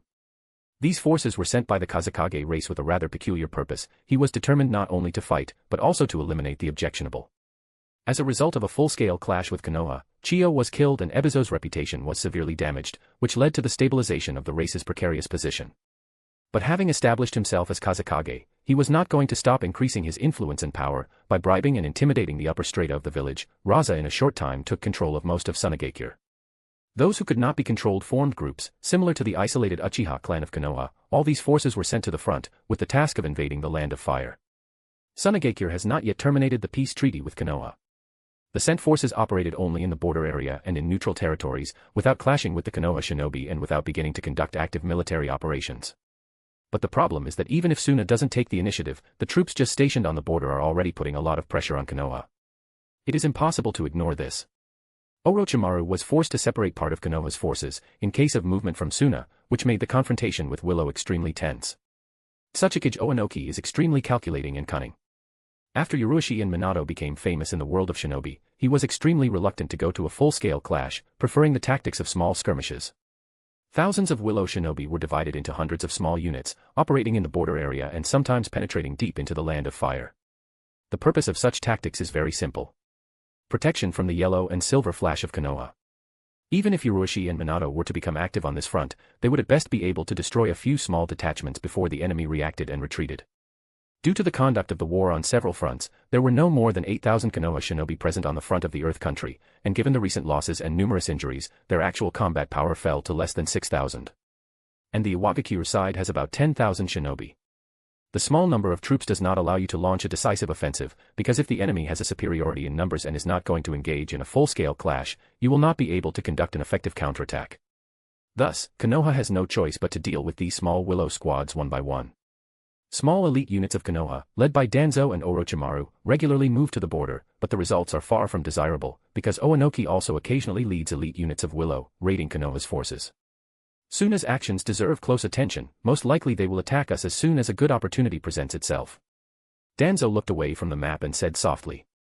Now it is very clear that the four great villages have no intention of attacking each other. Their goal is only the Land of Fire, because once the two villages get involved in a war with each other, the remaining two will not be able to contain Konoha and will be crushed one by one.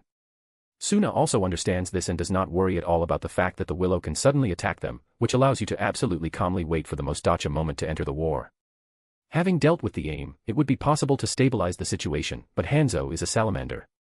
A heavy light flashed in the depths of Orochimaru's eyes. If any other small village were in AIM's place, it wouldn't pose any threat to Konoha. They would simply mobilize the shinobi squad and destroy the other side. But a Megakure is different. There are not many shinobi in this village, only about 2,000, but the problem is that unlike other small villages, they are led by an incredibly powerful shinobi. Even 5 Kage have a hard time dealing with Hanzo. This is what makes AIM an extremely problematic opponent.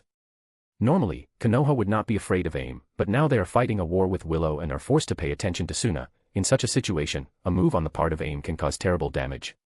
From Erase still no news. Orochimaru turned to Danzo. Danzo is responsible for the situation on the border of the Rain country. In addition, a considerable number of shinobi root are scattered throughout the country itself, collecting information. Of course, some of them are monitoring the AIM. Danzo shook his head. I can't get in touch, but my people have detected the movement of AIM's forces. They were seen yesterday in a town near Megakure. By now Hanzo must have already returned to the village. Hanzo, as always, is problematic. Orochimaru quietly whispered. Hanzo acts too carefully. In such a situation it will be extremely difficult to deal with a Megakure. They can only wait for the return of Ryuchi and send him to the border of the Land of Earth. After losing several squads and detecting the silver flash, Willow should significantly reduce her activity. This will significantly ease the pressure exerted on Konoha. And when Hanzo decides to take the step of erase will lead the squad and keep the AME in this situation, it seems the best strategy. Lord Danzo. As Orochimaru pondered this, a root shinobi entered the tent, bowed to Danzo, and handed over a closed scroll. This is information just received from Omega-Kure. Danzo took the scroll and slowly opened it, the first line saying that the AIM forces, led by Hanzo, had returned to the village. After reading this part, Danzo turned to Orochimaru. Hanzo is back in Omega-Kure. I don't know where it is now in Erase, you can contact him. No. Orochimaru shook his head. Yurushi didn't follow me for long, so I didn't have time to teach him the summoning technique, and I can't get in touch through the summoning beast. Orochimaru's voice gradually faded. He noticed that Danzo's expression as he read the scroll changed abruptly, as if he had seen something incredible. What happened? Orochimaru frowned slightly and asked. Danzo stared at the scroll for a few more seconds, as if unable to believe what he was reading, and then slowly lowered it, sighed, and said, Hanzo is dead. Omega-Kure has fallen. Chapter 138, Chapter 138. Danzo, Lord Danzo, what did you say? Without waiting for Orochimaru's answer, the elite jounin standing nearby exclaimed in disbelief, unable to resist the question. The other elite jounins also stared at Danzo in a daze. Danzo didn't answer. He picked up the scroll and read it slowly, as if he wanted the contents to be etched into his memory forever. Orochimaru sighed, fell silent for a few seconds and said in an emotional voice, it's made of Urwashi. Yes. Danzo continued to stare at the scroll. Orochimaru went to the exit of the tent and looked at the dark sky. After a while he turned and smiled bitterly. This student. Monster. In the past, Orochimaru was often called a monster, but now he felt that it was Yurushi who was the real monster, and he was nothing special compared to the student. Early graduation from the Shinobi Academy and promotion to the rank of Chunin at the age of 9, promotion to the rank of Tokubetsu Hunin and killing the puppet master Chiyo at the age of 10, killing the third Rakage and promotion to the elite Hunin at the age of 11. In the same year, the murder of Hanzo the Salamander, called the Demigod Shinobi. This climb is too rapid. And the most terrifying thing was that Yurushi had single-handedly crushed Omega-Kure and killed Hanzo, something that was hard to imagine. Even if Omega-Kure is only a small village, it is still packed with detection barriers and heavily guarded, and Hanzo Salamander himself is a man standing at the very peak of the shinobi world. Even Orochimaru was hard to imagine because of the current erase. He only understands. Now is not the enemy of erase. Sannin just didn't know what to say, and Danzo stared at the scroll in silence. No one could tell what he was thinking at that moment. The elite jounins looked around and saw the shock in each other's eyes. Alone. Single-handedly crushed Omega-Kure and killed Hanzo. What terrifying power. Outwardly, they were shocked, but at the same time, joy and relief flared up in their hearts. They rejoiced that this terrifying monster was the son of White Fang and Konoha's shinobi. If Yurushi was a shinobi of another village. Just trying to imagine it, they felt an eerie and frightening feeling. Soon found out about what happened in other villages. This had a strong impact on Sunade and Iwagakure. The third Tsuchikage Oanoki and the fourth Kazekage Raza were shocked. Raza did not withdraw Suna's forces because they were formed from his opponents who needed to be eliminated, but Oanoki immediately reduced the troops moved to the front line. He didn't dare to act rashly. Omega-Kure has fallen and Silver Flash can appear at the front at any time. Once this happens, Iwagakure will inevitably suffer heavy losses. They can only continue to wage war if they unite with Suna. Thinking about the power of Yurushi gave Oanoki a strong headache. Such a shinobi is more dangerous than any Jinchuriki. The perfect weapon of war. While Suna remained strangely silent, and Willow's forces began to gradually retreat, Yurushi did not return to Konoha's camp, but stopped in an inconspicuous canyon somewhere in the Rain Country. The unlimited shadow cloning technique cannot be used just at will. Even after a few days, I still feel the effects. Erase wearily rubbed his temples. All memories and experiences accumulated by the shadow clone are transferred to the user after it is dispelled. During the attack on Omega-Kure, Yurushi created an exaggerated number of clones. There were thousands of them, and the effect on the spirit caused by their scattering was also too exaggerated. Earlier, he remembered how Naruto calmly used a huge number of shadow clones and thought that there was nothing wrong with it, but in fact, it dealt a powerful blow to the mind. Thinking about it, Yurushi felt an overwhelming urge to spit up blood. He really couldn't understand how Naruto was coping with the side effect of simultaneously dispelling so many shadow clones. This is absurd. Erase occurred only one even slightly reasonable explanation.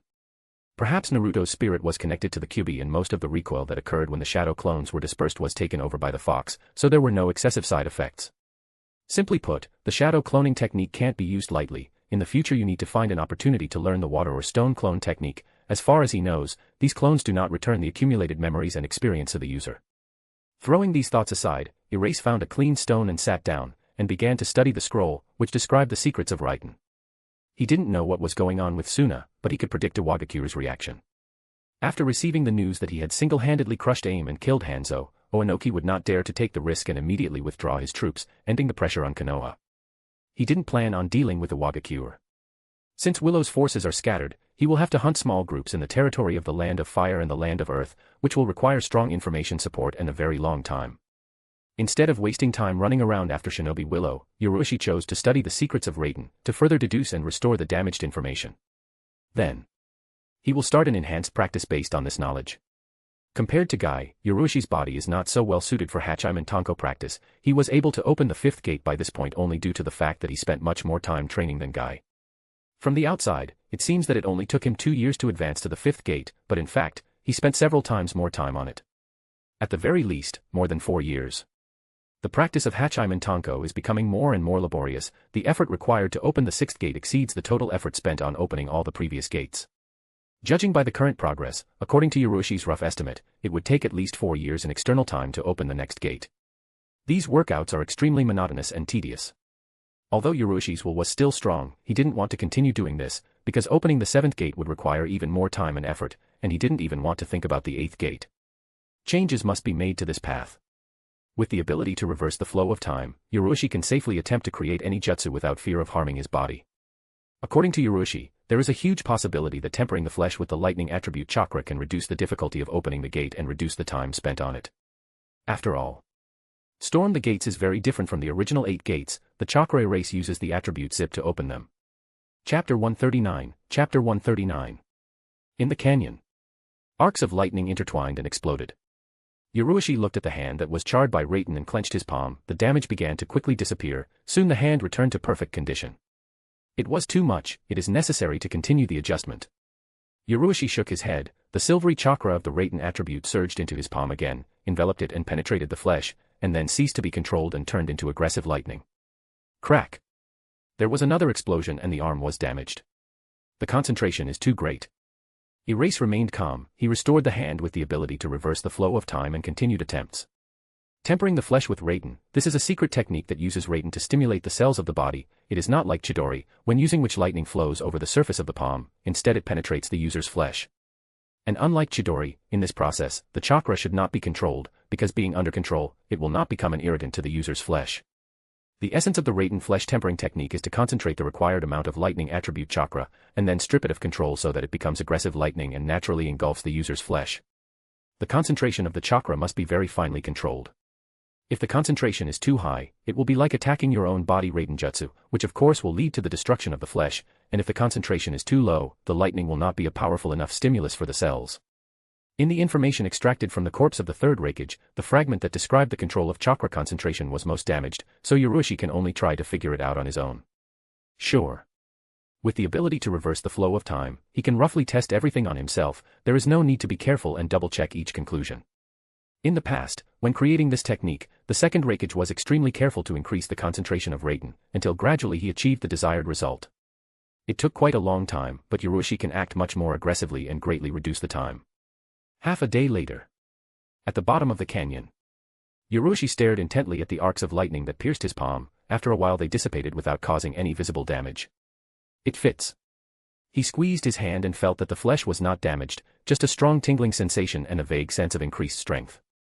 Crack! Having determined the necessary degree of concentration of the chakra, Yoruishi sat on his knees and concentrated. In the next moment his chakra flashed, turning into a Raiden. Arcs of lightning enveloped the entire body. It wasn't like a thunder gate, where the body is wrapped in a thin layer of Raiden when opened, but rather a weakened version of the lightning chakra mode of the third and fourth Rakage. Crack! Lightning continued relentlessly to penetrate the body of Erase. In the absence of control from Yoruishi, Raiden began to naturally affect his flesh, but due to the proper degree of concentration, the cells were not damaged. During the irritation and stimulation of the flesh, Yoruishi felt heat all over his body. It seemed that every cell in his body was being tempered by Raiden. There seems to be no problem with this. The degree of concentration is satisfactory, then it is necessary to adapt, gradually increasing it, until every cell in the body adapts to Raiden. After analyzing his condition and finding no problems, Yoruishi closed his eyes and activated the 5-fold acceleration state of the time stream. It is worth mentioning. The other day, His ability to accelerate the flow of time improved, the upper limit increased by 1 more unit. But the new ability was never unlocked. Although the fog surrounding the Roman numeral 3 is gradually dissipating, it doesn't look like this process will end anytime soon unless there are some unforeseen changes. Crack. If you look at Yurushi from the side at this time, you can see that the arcs of lightning intertwining on the surface of his body began to behave a little strange, their number increased dramatically by several times. The arcs of lightning that enveloped and permeated Yurushi's body were moving at normal speed, but the speed of their generation had increased dramatically.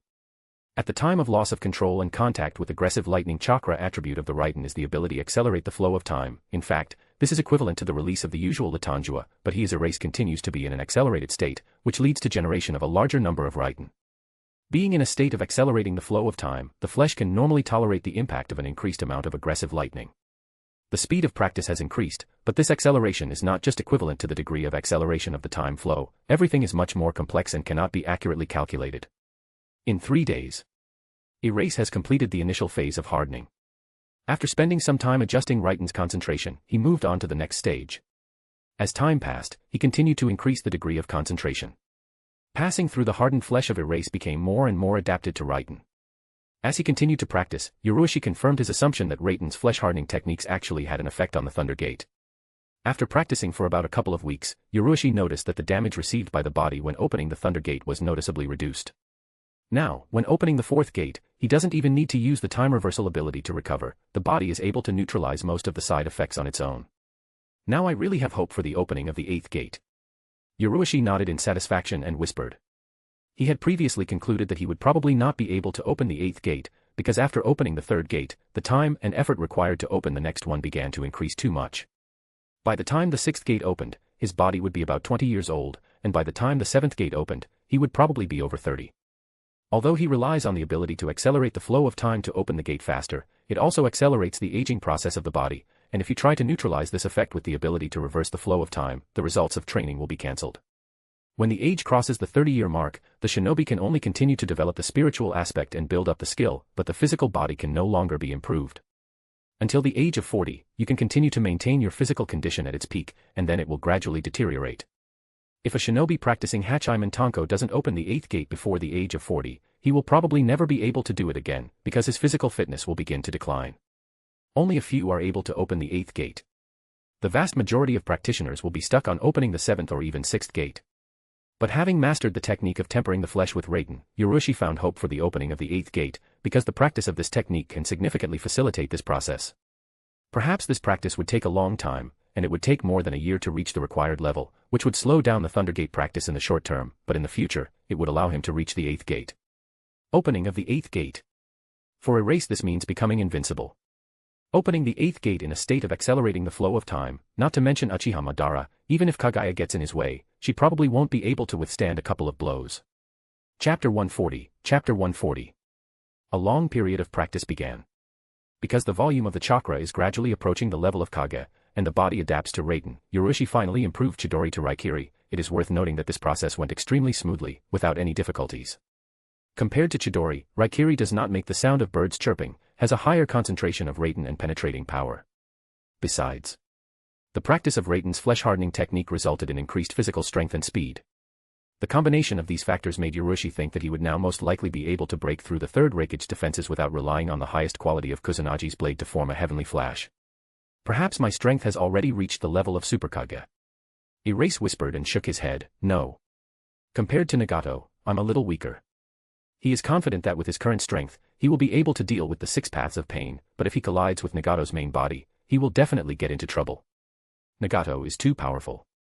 In the original, during the 4th World War of Shinobi, the resurrected Nagato could easily suppress Killer Bai and Naruto, who by that time could already enter the mode of the Kyuubi chakra. If not for the help of Uchiha Itachi, they most likely would have lost. All this despite the fact that Kabuto was forced to suppress Nagato's personality and independently direct his actions. If this did not happen, I'm afraid even Itachi would not have saved Naruto and Killer Bee. As for whether he is able to resist Bansho Tenjin and Shinra of Tense, Erase yet did not undertake to judge. The way a person is able to deprive the soul, path to absorb chakra, in addition Rinnegan he likely can't catch his movement. After thinking about it carefully, Yurushi came to the conclusion that it would be extremely difficult for him to deal with Nagato's main body right now. In the worst-case scenario, he might even lose his life. Have Nagato has the ability associated with soul. It's time to get back to training. Yurushi shook his head and activated the Raikiri. Time flies. It's been a few months. During this time, the world of shinobi gradually calmed down. Although the world war was not yet over, the current situation of the great villages was like a dog that had been barking desperately for a long time, but when it was suddenly released from its chain, it abruptly fell silent and calmed down. What was the reason for this situation? Of course it was Yurushi who single-handedly crushed AIM and killed Hanzo. This event shocked and frightened the great villages. Now they did not dare to act rashly. Kirigakuru's forces retreated deep into the water country. Kumogakuru's forces retreated deep into the land of lightning.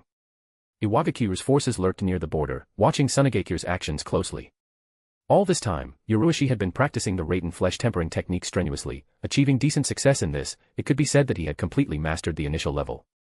This so-called entry level allows him to have a power close to the Kage level, only due to the lightning chakra mode, without resorting to opening the gate and speeding up the flow of time. Of course. This was possible, in part, due to the fact that the volume of Yurushi's chakra finally reached the standard of the Kage level.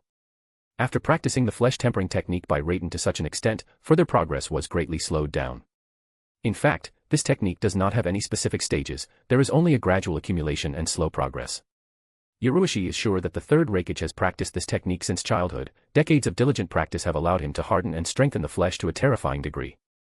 Sometimes Erase visited the idea that this technique may have even more potential than Hachiman Thin.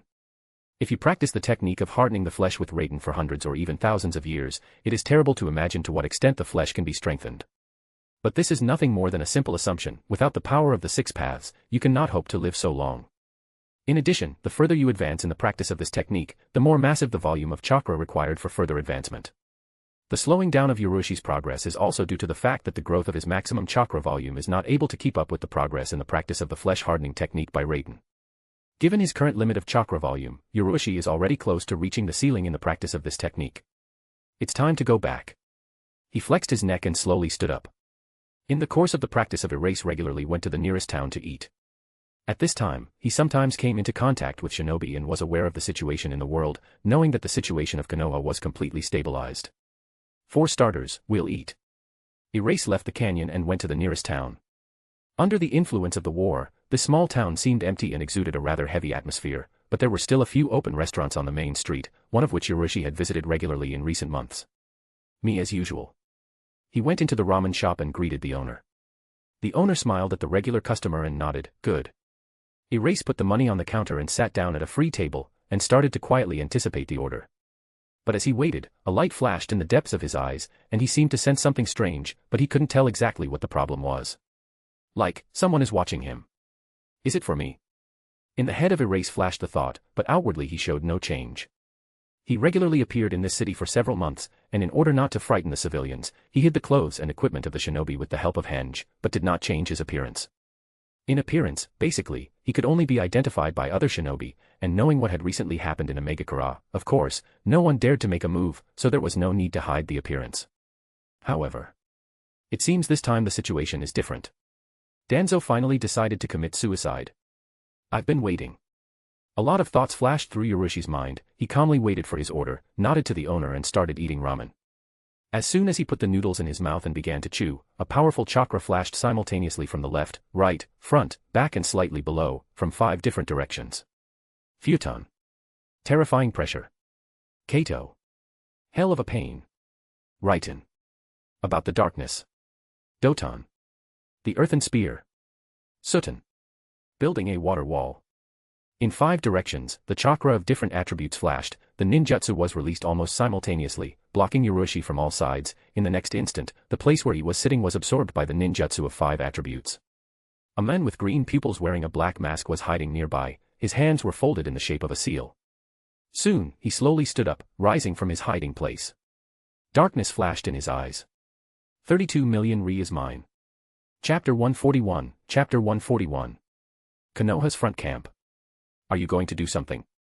Orochimaru looked at Danzo, who was leaving the tent.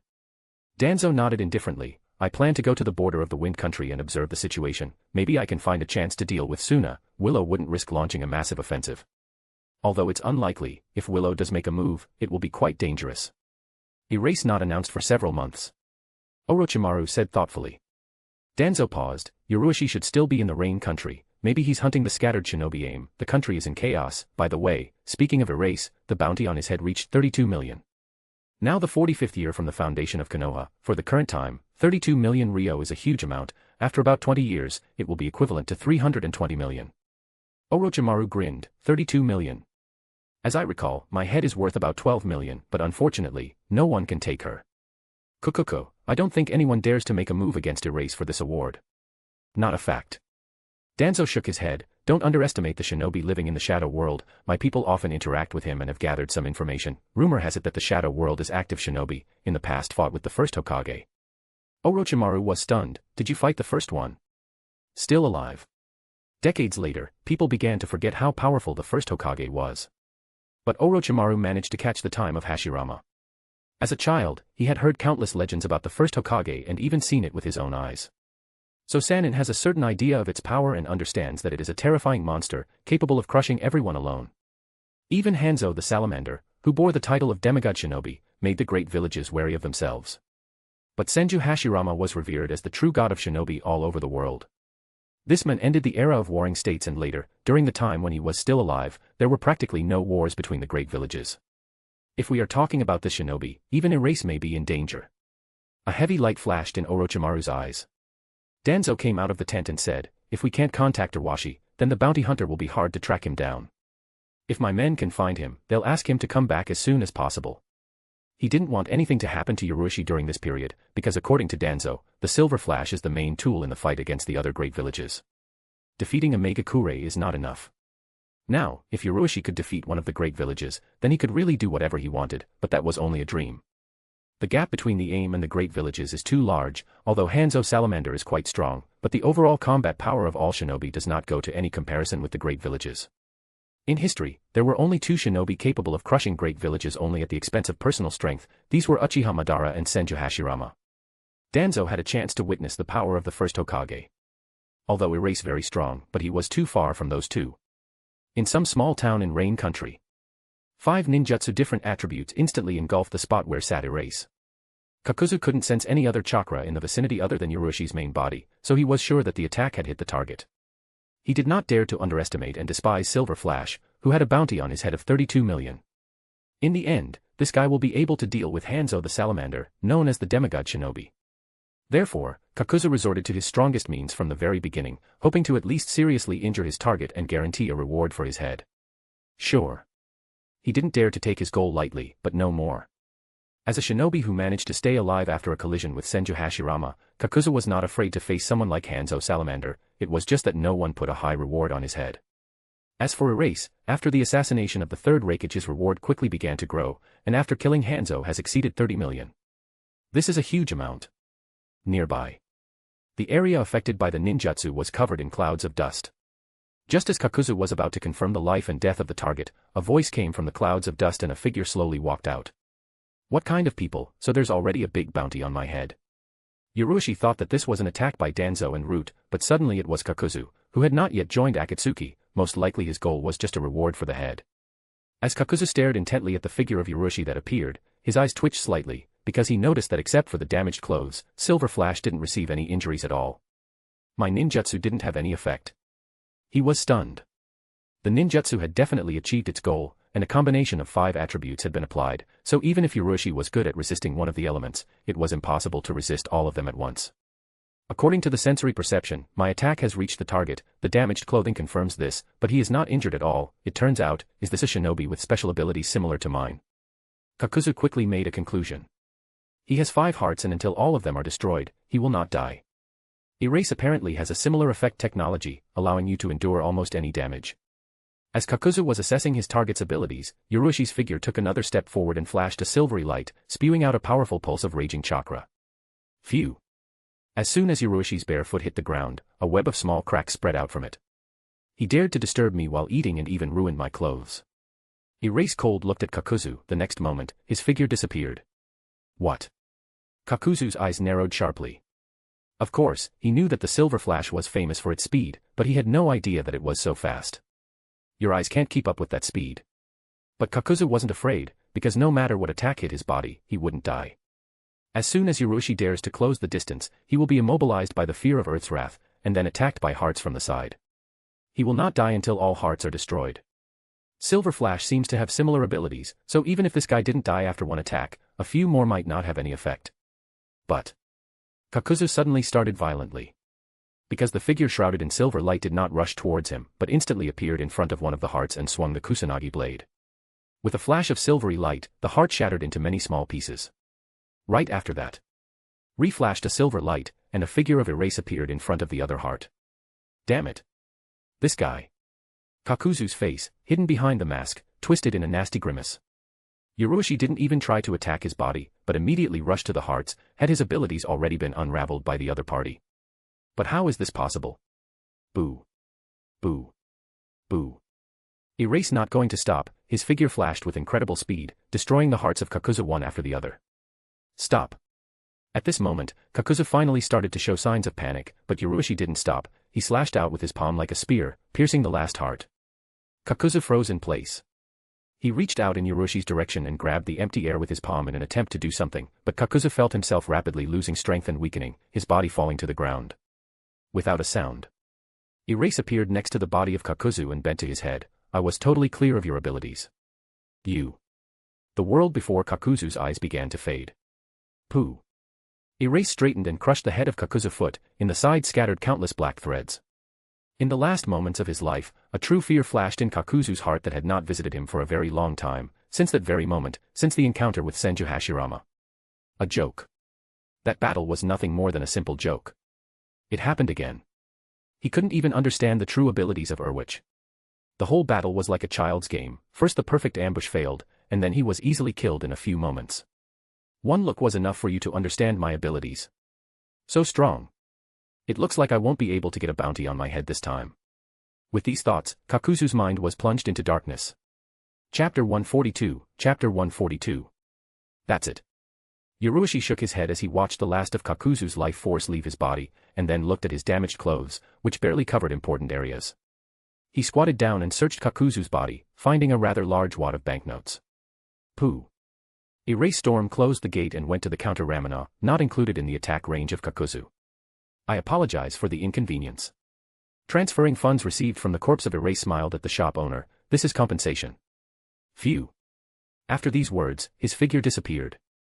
The owner of the ramen continued to stare at the place where Yurushi had just been standing, and only after a while did he start to come to his senses. Realizing that he was involved in a collision between two shinobi, the owner swallowed nervously and muttered, "It turns out that this young man was a shinobi." After leaving the city of Erase went to the Fire Nation.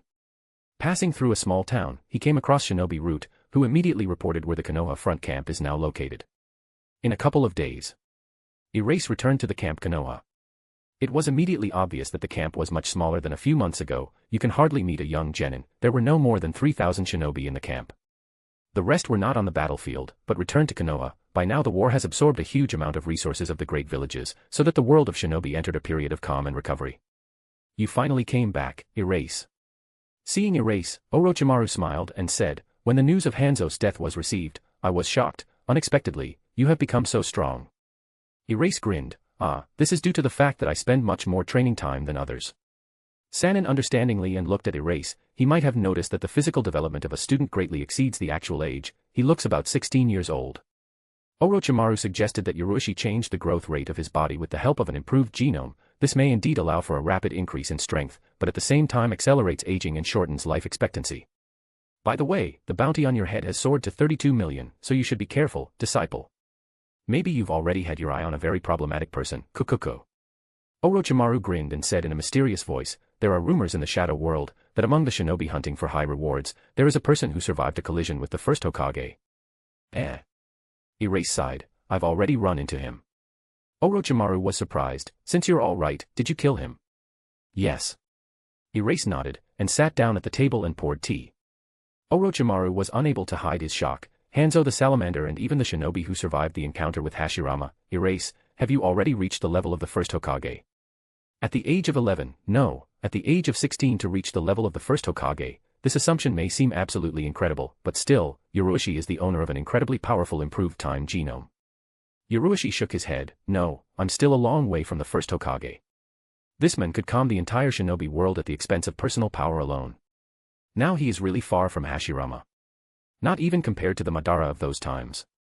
Now using his strongest attack, Sky Flash, he can hardly cut off the top of the mountain peak. Any blow of Uchiha Madara in the form of a completed Susanoo has such power. His strongest attack is equal to Madara's usual attack with the Eternal Manjikyu, which shows how big the gap between them is. Facing either Madara or Hashirama now, he can at best rely on speed to save his life, and if he enters a battle, he may not lose his life, but the probability of being sealed is very high. Thinking about it, Erase turned to Orochimaru. By the way, Teacher Orochimaru, I heard that in the Ryuchi cave, you can learn a special technique that is one step higher than ordinary jutsu. Sage Mode. Orochimaru tilted his head and said thoughtfully, are you interested in Sage Mode? To begin his practice, you need to get to the Ryuchi cave and get the approval of the White Snake Sage. I can tell you how to get to Ryuchi cave, but as for approval, you'll have to deal with this on your own. Just tell me where Ryuchi cave is, master. Erase nodded. Boo. Orochimaru thought, spit out a scroll and gave it to Erase. The scroll indicates the location of the Ryuchi cave, as well as describes the specifics of getting there. Thank you, Teacher Orochimaru. Crack.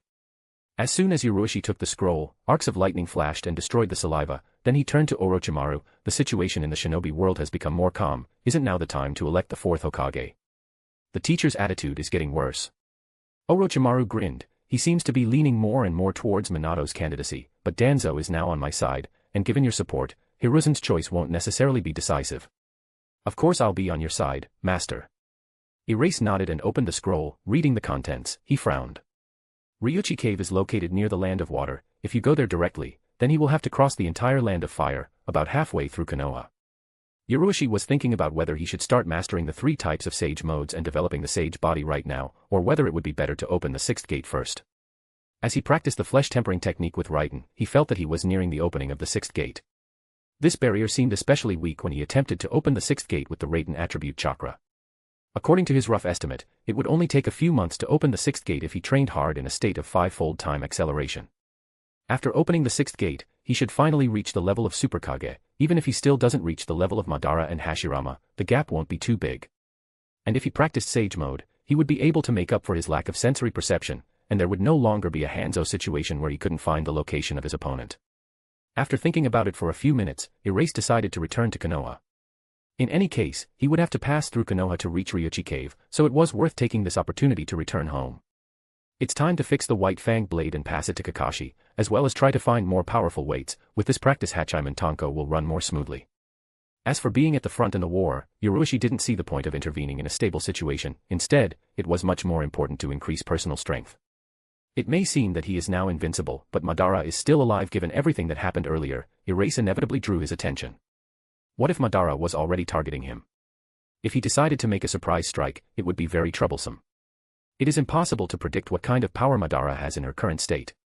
Besides, even if it turns out that the current Madara does not pose any threat to Yurushi, and the battlefield of the Third World War Shinobi is completely safe, he will still continue to build up his strength, preparing for the Fourth World War Shinobi, which may break out in the future. Yurushi prefers not to take unnecessary risks. This shinobi is invulnerable, but very careful. Chapter 143, Chapter 143. Yurushi found out about the specific situation at the front, visited some of the wounded, and left the camp half a day later for Konoha. In about 10 days. Not far from the main entrance to Konoha. Erase with a smile and examined the familiar landscapes. Since leaving Konoha to participate in the Third Shinobi World War and before the return, it took almost 2 years, and given the ability to accelerate the flow of time from the point of view of Erase has been more than 5 years. Leaving the village, Yurushi was certainly quite strong, but only the 3rd gate was open at that time, and he couldn't be sure of defeating a Kage-level opponent. Hiruzen and Danzo were a huge threat to him. But after opening the 4th gate, his strength skyrocketed, reaching the level of Kage. He became an extremely difficult opponent, even compared to other shinobi of this level. And after the opening of the 5th gate and the beginning of the practice of the flesh-hardening technique by Raiden, combined with the improvement of the ability to accelerate the flow of time, he became invincible at the Kage level. Only Minato, who owns Shiki Fujin and Hiraishin, will be a little harder to deal with. A little harder, no more. With the current speed of Iwashi, I'm sure I'll be able to put down Minato, but he is not able to prevent escape by using Hiraishin.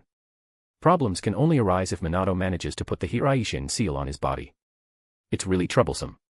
Urushi's current means do not allow you to remove Hiraishin's seal, so due to the need to be prepared for a surprise attack by Minato at any moment, even sleeping normally will not work. But it will not be so easy to leave a seal on his body. As long as Yurushi is alert and in a state of 5-fold time acceleration, Minato will have virtually no chance of doing so. Elite Jounin Hatake of Erase. The Konoha shinobi guarding the entrance immediately noticed Yoroshi's approach, sensing the chakra and confirming the identity, he bowed respectfully. There was genuine respect in his eyes and voice. After killing Hanzo Salamander and the third Rakage, Yoroshi became a true hero of Konoha. Too young age could not affect this in any way. Yes. Erase affably nodded and went to Konoha. Being a Puppeteer, he didn't have too strong a sense of belonging to Konoha, but it was a place he had lived in for many years anyway, so Yoroshi never had any thoughts of leaving. If, after the end of the war, Hiruzen and Danzo dare to make a move against him, Yoroshi will be only too happy to clear Konoha. Sure. If Orochimaru becomes the fourth Hokage, the elders will be stripped of influence in no time. Even the teacher-student bond will not prevent Sannin from gradually suppressing Hiruzen's influence and retiring him. To put it simply, Yoroshi is completely satisfied with any of the scenarios. It is a sense of lightness brought by sufficient personal power. Ah, it's already opened. Yoroshi was calmly strolling down the street and suddenly stopped, looking at a newly opened restaurant that had a sign for Ichiraku Ramen. He smiled and walked over to him. Hey, it's worth trying the legendary ramen. Before Ichiraku Ramen, there was a decent queue here, where Yoroshi could see a few familiar faces, such as former classmates, Mato Guy and Inuzuka fan. Oh, big brother. Kakashi was here too, seeing the approaching of Erase. At first he thought that thought, but then quickly responded. Erase nodded and asked, when did you get back? The other day. Kakashi grumbled irritably. A few months ago, he was promoted to Tokubetsu Hunin. This was the earliest promotion to Tokubetsu Jounin in Konoha's history, along with Yoroshi, who advanced to this rank around the same age. But almost immediately after the promotion, Kakashi learned that Yoroshi had single-handedly crushed Omegakure and killed Hanzo, which was a huge blow to him. What the hell? Erase only a year older than him. Imperceptibly, the gap between them became simply monstrous. Although in the past, Kakashi had never managed to defeat his older brother, but he could still give a fight and had a certain confidence to catch up in the future, but now that confidence had evaporated without a trace. What happened? Why are you so depressed, brother? Erase grinned. I heard that you recently advanced to Tokubetsu Jounin. Now becoming a real Jounin shouldn't take too long. Yes. Kakashi was still very depressed. By this point, Inuzuka fan and the others had already quieted down. Even the ever-youthful guy was unwittingly feeling the pressure of being around Yoroshi. On the one hand, Erase looked for 16 years and seemed much older than them. On the other hand, in Konoha, of course, everyone knew about his exploits. Konoha's Silver Flash shocked the entire shinobi world. Despite their rather close acquaintance and class, they instinctively felt a huge barrier separating them. When Erase quietly talked to my brother about his recent success in the practice and giving advice to Raiten. Phew. Suddenly, Umbu Shinobi appeared nearby.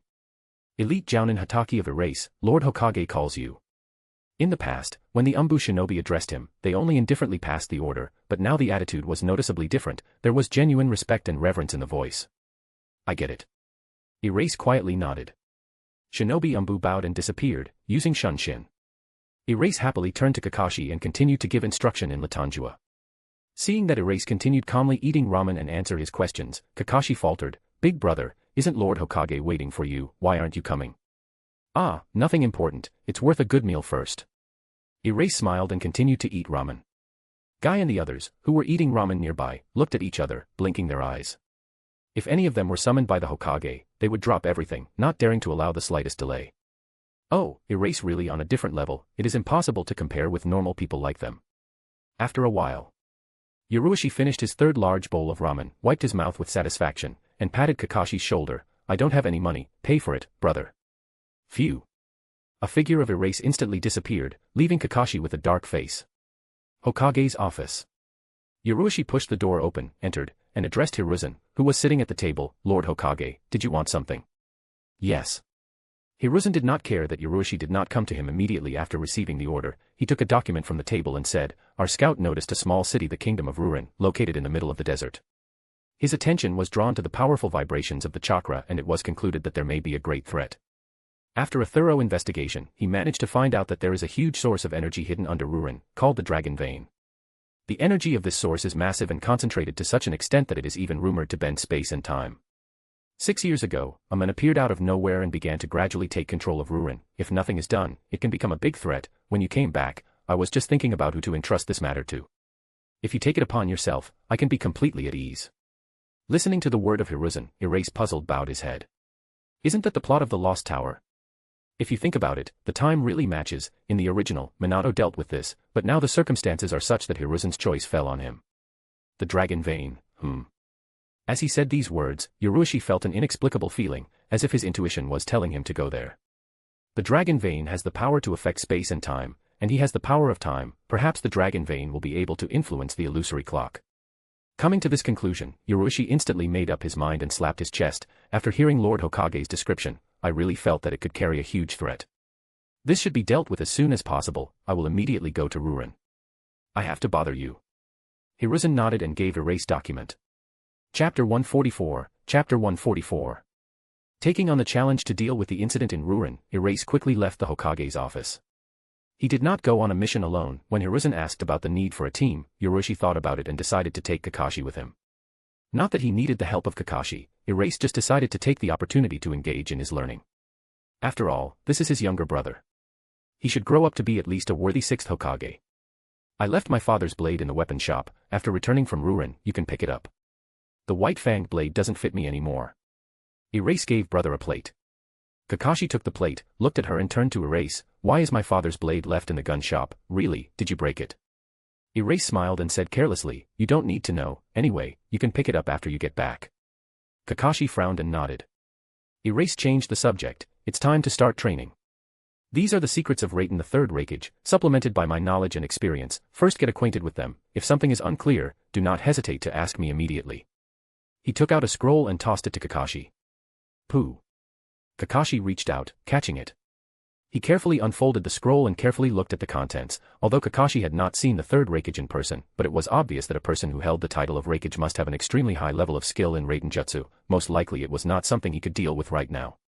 Secrets of Raiden III Rakage. Thank you, big brother. Ryuchi patted Kakashi on the shoulders and suddenly something occurred to him. By the way, in the past, I asked you to find out about Hiraishin no Jutsu from Minato. How are you doing? Kakashi spread his hands helplessly. Barely trained, but I can't use it. What? Ryuchi looked at Kakashi in disbelief. After listening to his brother's explanation, Ryuchi realized that he had previously had the wrong idea about Hiraishin. Hiraishin is not a ninjutsu that is extremely difficult to master. On the contrary, in fact, it is just a variation of the reverse summoning technique. In the original, Genma Shiranui and other shinobi who were guardians of the 4th Hokage were trained in a variety of this technique. But the problem is that learning doesn't mean being able to apply it effectively. Due to the insufficient amount of chakra, Genma Shiranui needed the support of 2 shinobi at once, and only one person was teleported. This application efficiency tends to 0. Kakashi is now in the same situation. Because of the insufficient amount of chakra, he cannot even properly apply Hiraishin. But there is an even more important point. After mastering Hiraishin, the user will not necessarily be like Minato and Tobirama, able to move freely everywhere. Hiraishin has 2 extremely difficult and key points. First, the ability to perceive seals. Second, the ability to recognize and distinguish them. According to Kakashi, he is able to clearly perceive the seal left at a maximum of several hundred meters. In case of going beyond this range, it will become extremely vague. Besides, if you install several seals at the same time, this makes it difficult to perceive them. It is impossible to quickly and accurately determine which specific position each of the seals corresponds to. Given these limitations, Kakashi came to the conclusion that even if he had enough chakra to apply Hiraishin, it would be less effective than a normal Shunshin. That's it. It seems that Minato is unique in his ability to leave a large number of Hiraishin seals at the same time, while maintaining the ability to accurately recognize any of them almost instantly. In addition to his ability to perceive seals covers the entire world of shinobi. Erase whispered thoughtfully. This must be and is the talent needed to successfully apply space-type ninjutsu.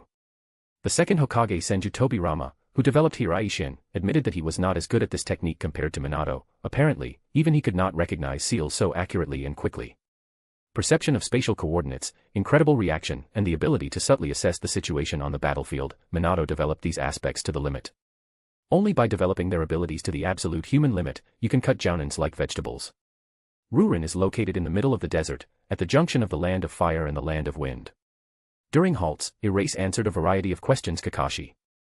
Due to the difference in levels, Kakashi had to move at full speed to keep up with him, so Ryuchi didn't strain much and could practice safely on the way. Although it is clear from Kakashi's words that Hiraishin has many limitations, but Ryuchi still decided to try to master this technique. He wanted to try to make contact with the space-type ninjutsu. However, he faced great difficulties, as did Kakashi. They both inherited Tsukumo's talent and bloodline, so they don't have too many differences in this regard. If Kakashi does not have a talent for space-type ninjutsu, then Yaruoshi's talent in this direction is most likely not very strong either. Reasoning that the development of Hiraishin will take a few months, Iwashi decided to postpone practice. In these few months, he can open the sixth gate. He will practice Hiraishin in the future, unless there is something more important to do. In fact, at a short distance, his speed is not much inferior to Hiraishin. Yaruoshi intends to use this technique to overcome long distances in order to have the ability to move freely around the shinobi world. As for the combat use, it doesn't make any difference. In a couple of weeks, Erase and Kakashi arrived at Rurin. They saw a city located in the middle of the desert and consisting of many high towers. A light flashed in Kakashi's eyes, and he immediately realized that ordinary people were not capable of erecting such a city. There is a strange chakra. As they entered the city limits and moved closer to the center, Kakashi said warily. Erase nodded, the energy core of the dragon, follow me. If the current Kakashi were to encounter Makade, who had taken over the power of the dragon vein, he would definitely be in danger. In this state, Makade has a puppet body comparable in its properties to the resurrection of Edo Tensei, unlimited regeneration, and inexhaustible chakra. Phew. Phew. They soon arrived in the center of the city. A large square filled with many people appeared before their eyes, cheers came from everywhere, but Kakashi quickly noticed something strange. All the people in the square were puppets manipulated with the help of chakra threads. A very strange place. Yaruoshi didn't answer Kakashi, instead he stared at the tall building in the center. A red-haired girl appeared on his balcony surrounded by guards and waved at the puppets in the square. At this point, at the top, something seems to have happened. The girl staggered and suddenly fell from a high tower. It is bad. Kakashi's expression changed abruptly, and he immediately rushed forward. At the same time, on the other side, simultaneously with Kakashi, a figure with yellow hair rushed in the direction of the falling Sarah. Shinobi. Kakashi noticed the movement and subconsciously thought that the other party was trying to prevent him from saving the girl's life, so he threw the kunai without hesitation, trying to force him to retreat. The other party also threw a kunai. Phew. The two of them slowed down abruptly, avoiding each other's attacks. It is bad. After that, they exclaimed in unison, because by slowing down, they both lost the opportunity to catch Sarah falling from a high tower. And just as Sarah was about to fall to the ground, a figure that was impossible to follow with the naked eye flashed past them. Phew. Yaruoshi jumped up and caught Sarah in the air, then flew forward and collided with another building nearby, extinguishing the momentum of the girl who had fallen from a rather high height. Chapter 145, Chapter 145. Seeing that Sarah was saved, Kakashi breathed a sigh of relief. Although he could not see the figure dart past, but given the speed, it was undoubtedly Erase. Thinking about this, Kakashi turned his attention to the shinobi opposite, surprised to find a Konoha protector on it. On the other hand, Naruto, who had come here from the future due to the warping of space and time by the dragon's core, also breathed a sigh of relief when he saw that Sarah had been saved. Lucky. Then he shuddered involuntarily. This speed. Too fast. The current Naruto has not yet mastered the Sage Mode and has not fought the 6 ways of pain. His strength has not yet reached the level of Kage. Of course, if you release all the power of the Kyuubi, everything will be different. Kyuubi has power at the level of Super Kage, and if you also awaken the Ashura Chakra, then even reaching the level of the 6 paths is not impossible. But in the opinion of Erase, the most terrifying weapon Naruto was his mouth. Even Nagato, the imposing Akatsuki boss who instilled fear and kept many terrifying personalities in check, renounced his beliefs and resurrected all the dead residents of Konoha, after a short dialogue with Naruto. Damn. Isn't it more powerful than Koto Amatsukami? Phew. Erase fell in the corridor of a tall building. Sarah's eyes narrowed in alarm, but when she felt that she was all right, she opened them cautiously. Ah. A few seconds she gazed in silence at Erase, and then faintly blushed and said, "ULP, let me go." Knock. Erase could not breathe, observing the behavior of Sarah. As far as he can remember, in the original movie, Naruto was slapped in the face at this point, but Sarah's reaction to him was very different. What's wrong with this plot? Did the plot trigger work differently? Ah. It seems another greedy girl has turned up. Is it really worth starting to wear a mask like Kakashi? Thank you for saving me. Oh, and who are you? Sarah bowed his head in shame and thanked Erase, and then asked a question. Erase calmly replied, I'm a Konoha shinobi. Our scouts noticed that something strange was going on here, and I was assigned to deal with it. That's it. Sarah nodded and was about to explain what was going on here, when suddenly 2 figures approached them from the side. It was Kakashi and Naruto who had previously clashed. Kakashi pointed a finger at Naruto, "Big brother, this guy claims to be from Konoha, but I've never met him." Naruto looked at Kakashi and grumbled, "I also see you for the first time. What exactly is going on? Do you have a mission here too?" Hearing these words, Kakashi suddenly changed his face and instantly leaned his kunai against Naruto's neck. You're not a Konoha shinobi. As a shinobi of Konoha might not know erase. Not to mention the Konoha shinobi, even among the shinobi of other great villages, it will be difficult to find someone who can't recognize the Silver Flash, perhaps only the unorganized shinobi loners might not recognize him. Don't talk nonsense, you're not from Konoha. Naruto looked at the kunai next to his neck and exclaimed indignantly. Erase shook his head. Let him go, Kakashi. He's really a Konoha shinobi, just not the current Konoha. What?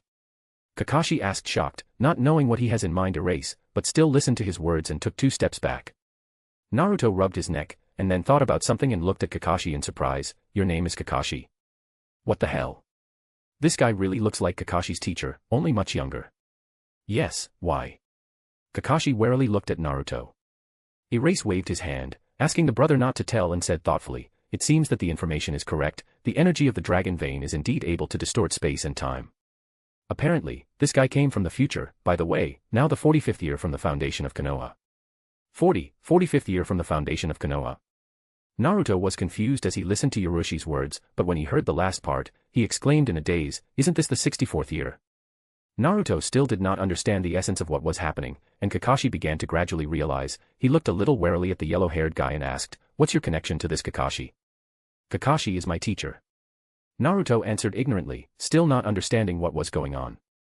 Hearing this answer, Kakashi exclaimed in a daze, what? Are you my student? How could the future me take such a stupid disciple?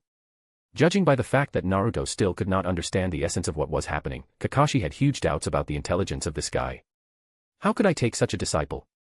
Naruto's mind went blank.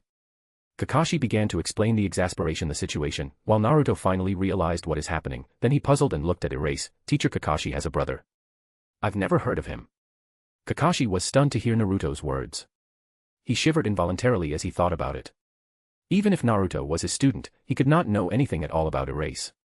What happened to my brother, since 20 years later his name disappeared from the world of shinobi? Really? Don't ask about the future, Kakashi. Erase noticed the look Kakashi and said quietly, knowledge of the future can lead to huge changes in the timeline. There can only be 2 reasons why Naruto doesn't know anything about him. First, he disappeared before Naruto was born, which led to the current situation, but this option is unlikely. After all, even if he disappears from the shinobi world right now, the probability that Naruto hasn't heard from him at all is too low. A more likely reason is that this Naruto came from a parallel world where there is no Silver Flash of Konoha and events develop strictly in accordance with the original plot. Erase feels that his hunch is probably right. The reason for this is quite simple. The illusory clock is unique and connected to his consciousness, and there are no second or third copies of this clock. If you imagine the timeline as a ruler, the illusory clock will be a pencil that is outside of it. This pencil can leave traces on the ruler, but it cannot be part of it. There can only be one such pencil. Erase made this conclusion based on the understandings gained over the years of owning the illusory clock. Naruto looked at Kakashi and started to tremble. In the end he couldn't help himself. Ha ha ha ha, Kakashi's teacher is so small, ha ha ha. Shut up and don't call me teacher anymore, or I might get stupid too. Kakashi rolled his eyes. Naruto gradually calmed down and said, then let's act together. Makade is very dangerous, you will not be able to cope with it. Kakashi is now about 10 years old, and Yoroshi's, although he looks about his age, but Naruto reasonably concluded that since he did not hear anything about Kakashi's older brother in the future, then most likely he is not a jounin. Ha ha ha. Looks like he's the strongest here. It was finally his time to lead the team. Chapter 146, Chapter 146. Kakashi rolled his eyes again at Naruto's words. He and Erase can't handle it. If Erase can't, then I'm afraid nobody in the world can't do it. Kakashi looked at Naruto and asked, what's your rank? Ah, that. Naruto began to hesitate. Well, how to say it, the Chunin exam was abruptly interrupted, and then something else happened, and I continued to train hard. Kakashi's face darkened, so you're just a genin. Ahem. Naruto coughed in embarrassment and exclaimed, it doesn't mean anything. I am very strong, even jounin is no match for me. In short, you must listen to me now. Erase, you will be responsible for the protection of Sarah, and the teacher Kakashi will help me deal with Makade. Kakashi said nothing. Then he turned to Erase and asked, Big brother, what are we going to do next? He decided to just ignore Naruto. Erase also ignored Naruto, just find Makade and finish him off.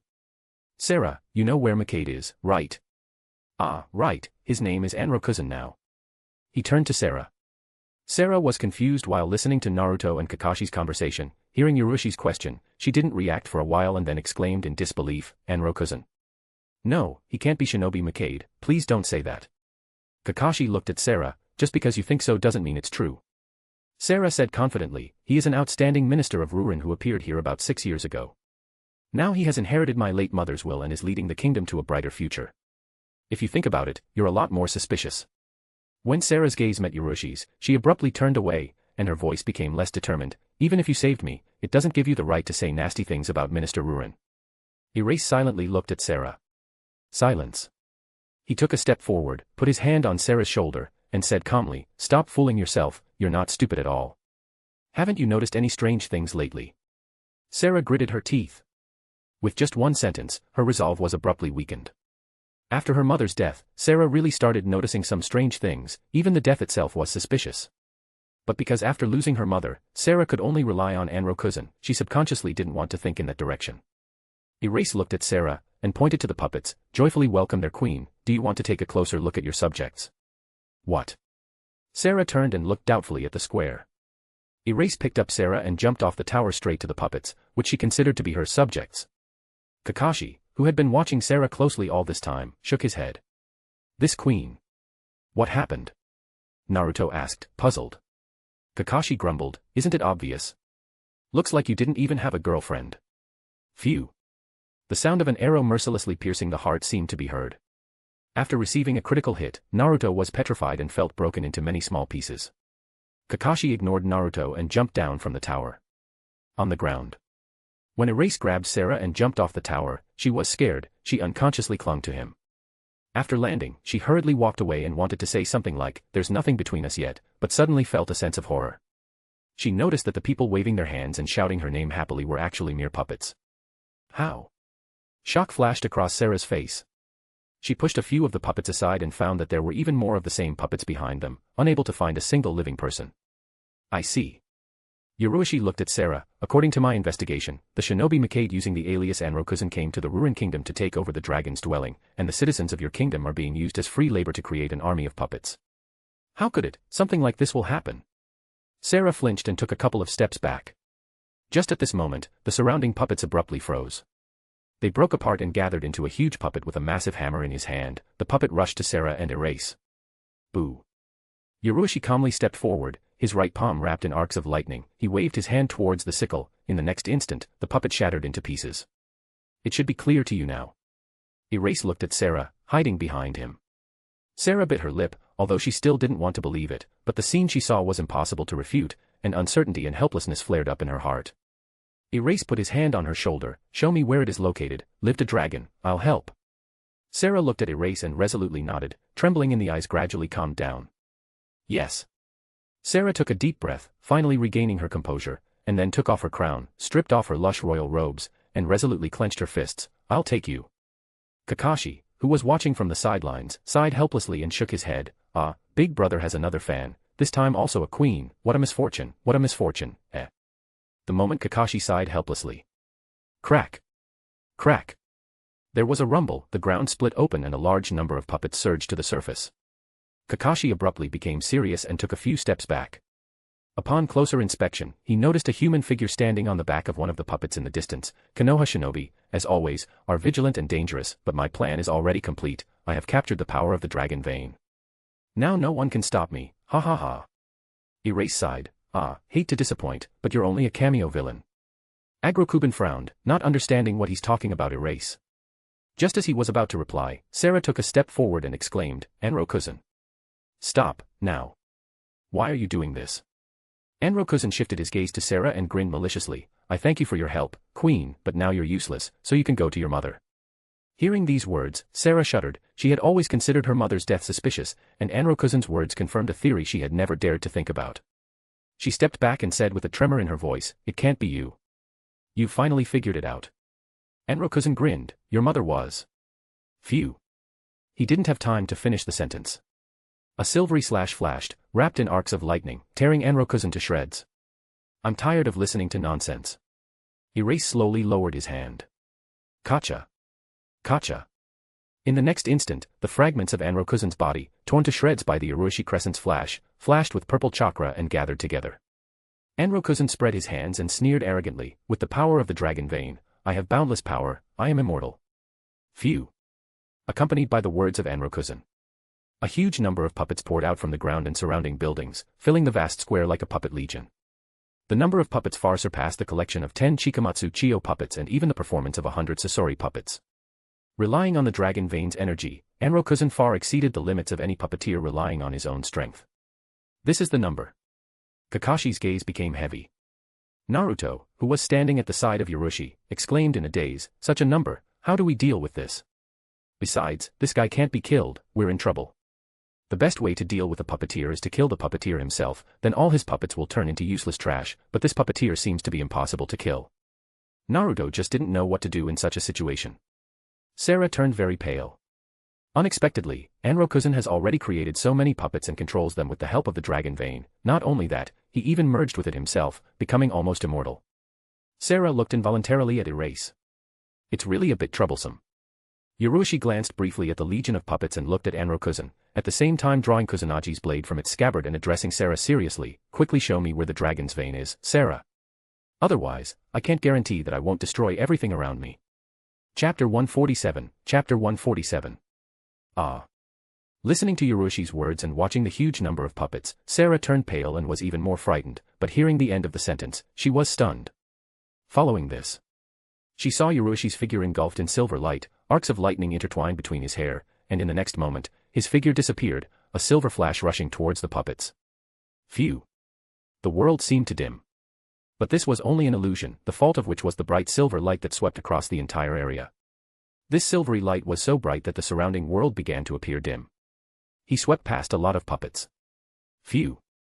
Ryuchi's figure was back in place, the blade of Kusunagi's blade pointing at the ground as if he hadn't moved at all. At this point, shock flashed in Sarah's eyes. The legion of puppets that filled the entire square suddenly froze in place. The puppets, like dominoes, one after another shattered into many small pieces. Naruto opened his mouth in shock. After a while he came to his senses and exclaimed in shock, what was that? Kakashi was also shocked, because it was the first time he saw Ryuchi's current strength, but compared to Sarah and Naruto, he took it much more calmly. He looked at Naruto, folded his hands behind his back and said calmly, this is my big brother's strength, you're still a long way from him, Genin. The world was silent, except for the crackling arcs of lightning that enveloped the fragments of the destroyed puppets. Come on. Erase not paid any attention to Naruto and Kakashi, he scattered silver lights, and then sat down and picked up Sarah, still living in a daze. Their figures blurred, and a moment later they appeared on the roof of a nearby tower. Come to your senses. Tell me where the dragon's den is located. As long as Enrokuzen's connection to her is not severed, the puppets will be restored indefinitely. Yes, that one, there. Sarah came to her senses and hurriedly wrapped her arms around Ryuchi's neck to keep from falling, then she raised her hand, pointing in a certain direction. Erase hugged Sarah with one hand while the other swung sharply, Svirnov silver flash. Enrokuzen's puppet body, which had already begun to recover, was once again destroyed. A figure of Erase blurred, moving in the direction Sarah. Phew. With Sarah on his back, Ryuchi quickly swept through the tall towers and roughly broke into one of them, just breaking the wall. Looking down, Ryuchi saw a bright glow. It was emitting a purple energy that gave a feeling of infinity and inexhaustibility, like a deep abyss. This is the source of the world's energy. I have to seal the dragon vein. Sarah knew that there was no time to delay, so she jumped off Ryuchi's back, rushed to the center of the platform, and stretched out her hands in an attempt to seal the dragon vein. But at that moment, there was a loud roar from outside. Don't even think about it. Enrokuzen looked at the tower where the dragon's vein is located and roared loudly. He resolutely gave up control of the puppets, instead focusing on the dragon vein itself. The source energy raged and began to rise up. Since you want to seal the dragon vein, then I'll bury this place with you. Inside a tall tower. Watching the raging dragon vein, Sarah turned pale abruptly, but without hesitation, she activated her abilities in an attempt to calm the dragon vein, but the raging energy could not be controlled, and the tower began to shake violently. It's terrible. If the dragon vein gets out of control, not only this place will disappear, but the whole of Ruin will also disappear. Sarah's face was very pale, and panic flashed in her eyes. At this point, Ryuchi, who was standing nearby, stared at the boundless purple energy of the dragon vein, and took a step forward, coming to the very edge of the platform. Erase. Sarah looked at him. I'll try. Erase continued to look at the purple energy. He only knows the simplest and most basic Fuin techniques, so he has no way to seal the dragon vein that is about to get out of control, but from the depths of his soul comes a strange craving for this purple energy. Having the ability to reverse the flow of time, he is not afraid of encountering the aggressive energy of the dragon vein. He is only concerned about the possibility of being sent to a completely different time. Returning can be quite troublesome. But Erase decided to trust my instincts. Then, under Sarah's startled gaze, Ryuchi, who was standing at the very edge of the platform, took another step forward, falling straight into the raging energy of the dragon vein. Which? Sarah's eyes widened as she screamed loudly and rushed to the edge of the platform, immediately looking down at the dragon vein. The energy that had previously gone on a rampage and was expanding in all directions suddenly began to contract. Looking more closely, Sarah could vaguely make out the figure of Ryuchi, who was at the center of this compression. Outside, Anro-kun, who was manipulating the dragon vein, shuddered violently as he felt that he had lost control of it and could no longer receive its energy. No. How is this possible? It was not sealed, but as if, cut off, did this guy take away the power of the dragon vein from me? Phew. A silver flash flashed. Kakashi's figure appeared behind Anro-kun.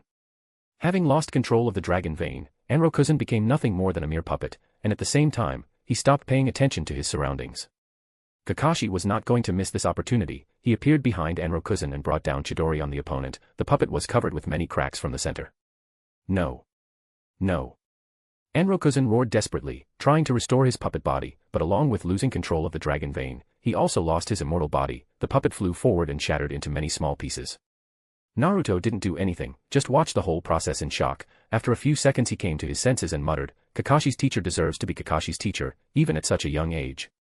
Kakashi wasn't paying attention to Naruto. After dealing with Anro-kun, he looked in the direction of the tower where the dragon vein energy had been raging earlier, and quickly moved towards it. At the same time, Naruto's figure emitted a white light.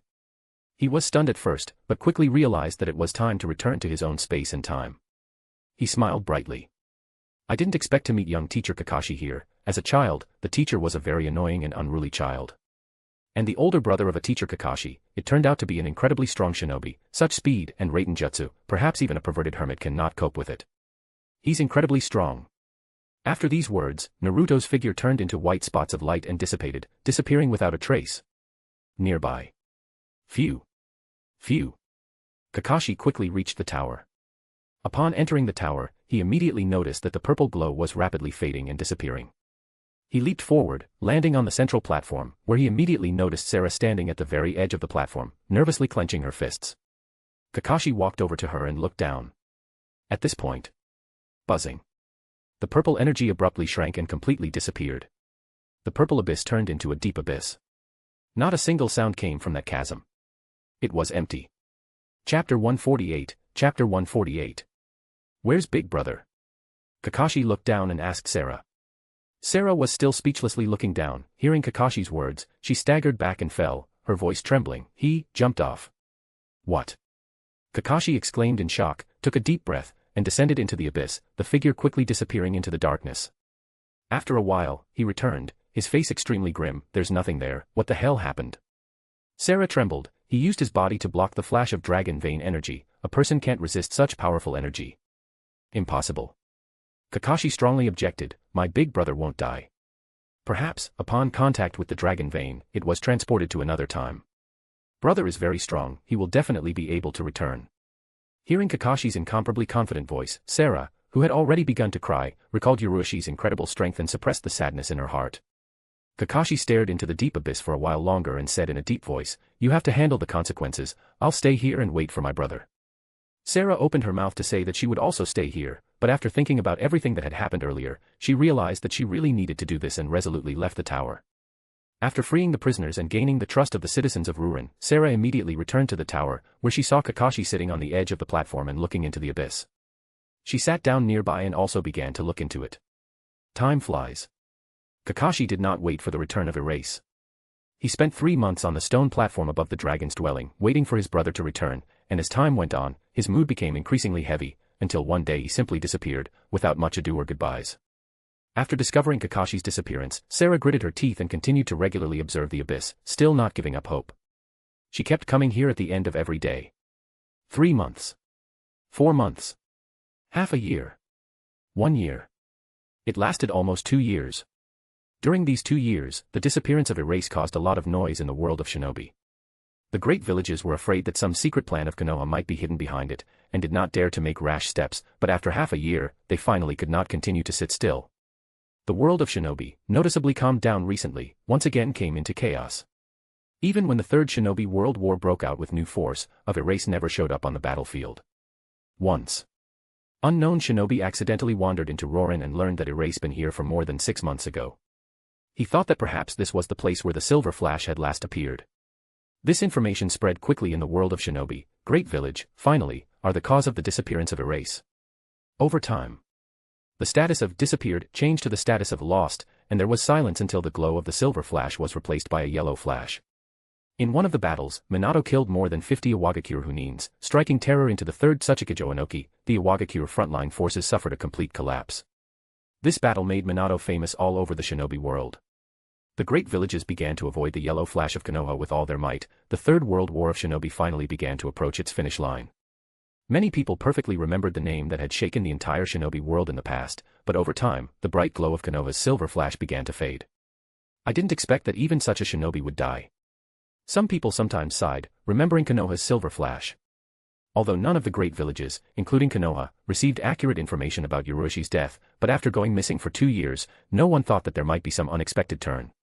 Gradually, people stopped mentioning the Silver Flash's name. Although Urushi was not forgotten by the shinobi world, but time is inexorable. Over time, his name will be lost in the rivers of history and disappear from the memory of people, as it happened to many powerful shinobi before him. In an unknown dark space. In fact, it is not quite appropriate to call it space, because here there is no concept of space itself and there is only a time scale. After absorbing the energy of the dragon vein, after being immersed in the energy of the dragon vein, Urushi's consciousness appeared here. From the outside, it seemed that the dragon vein was absorbed by it, but in fact, this energy abruptly shrank, distorting space and time. Bang. Monstrous energy that is impossible to describe in words, rushed to the illusory clock, which in the minds of Erase.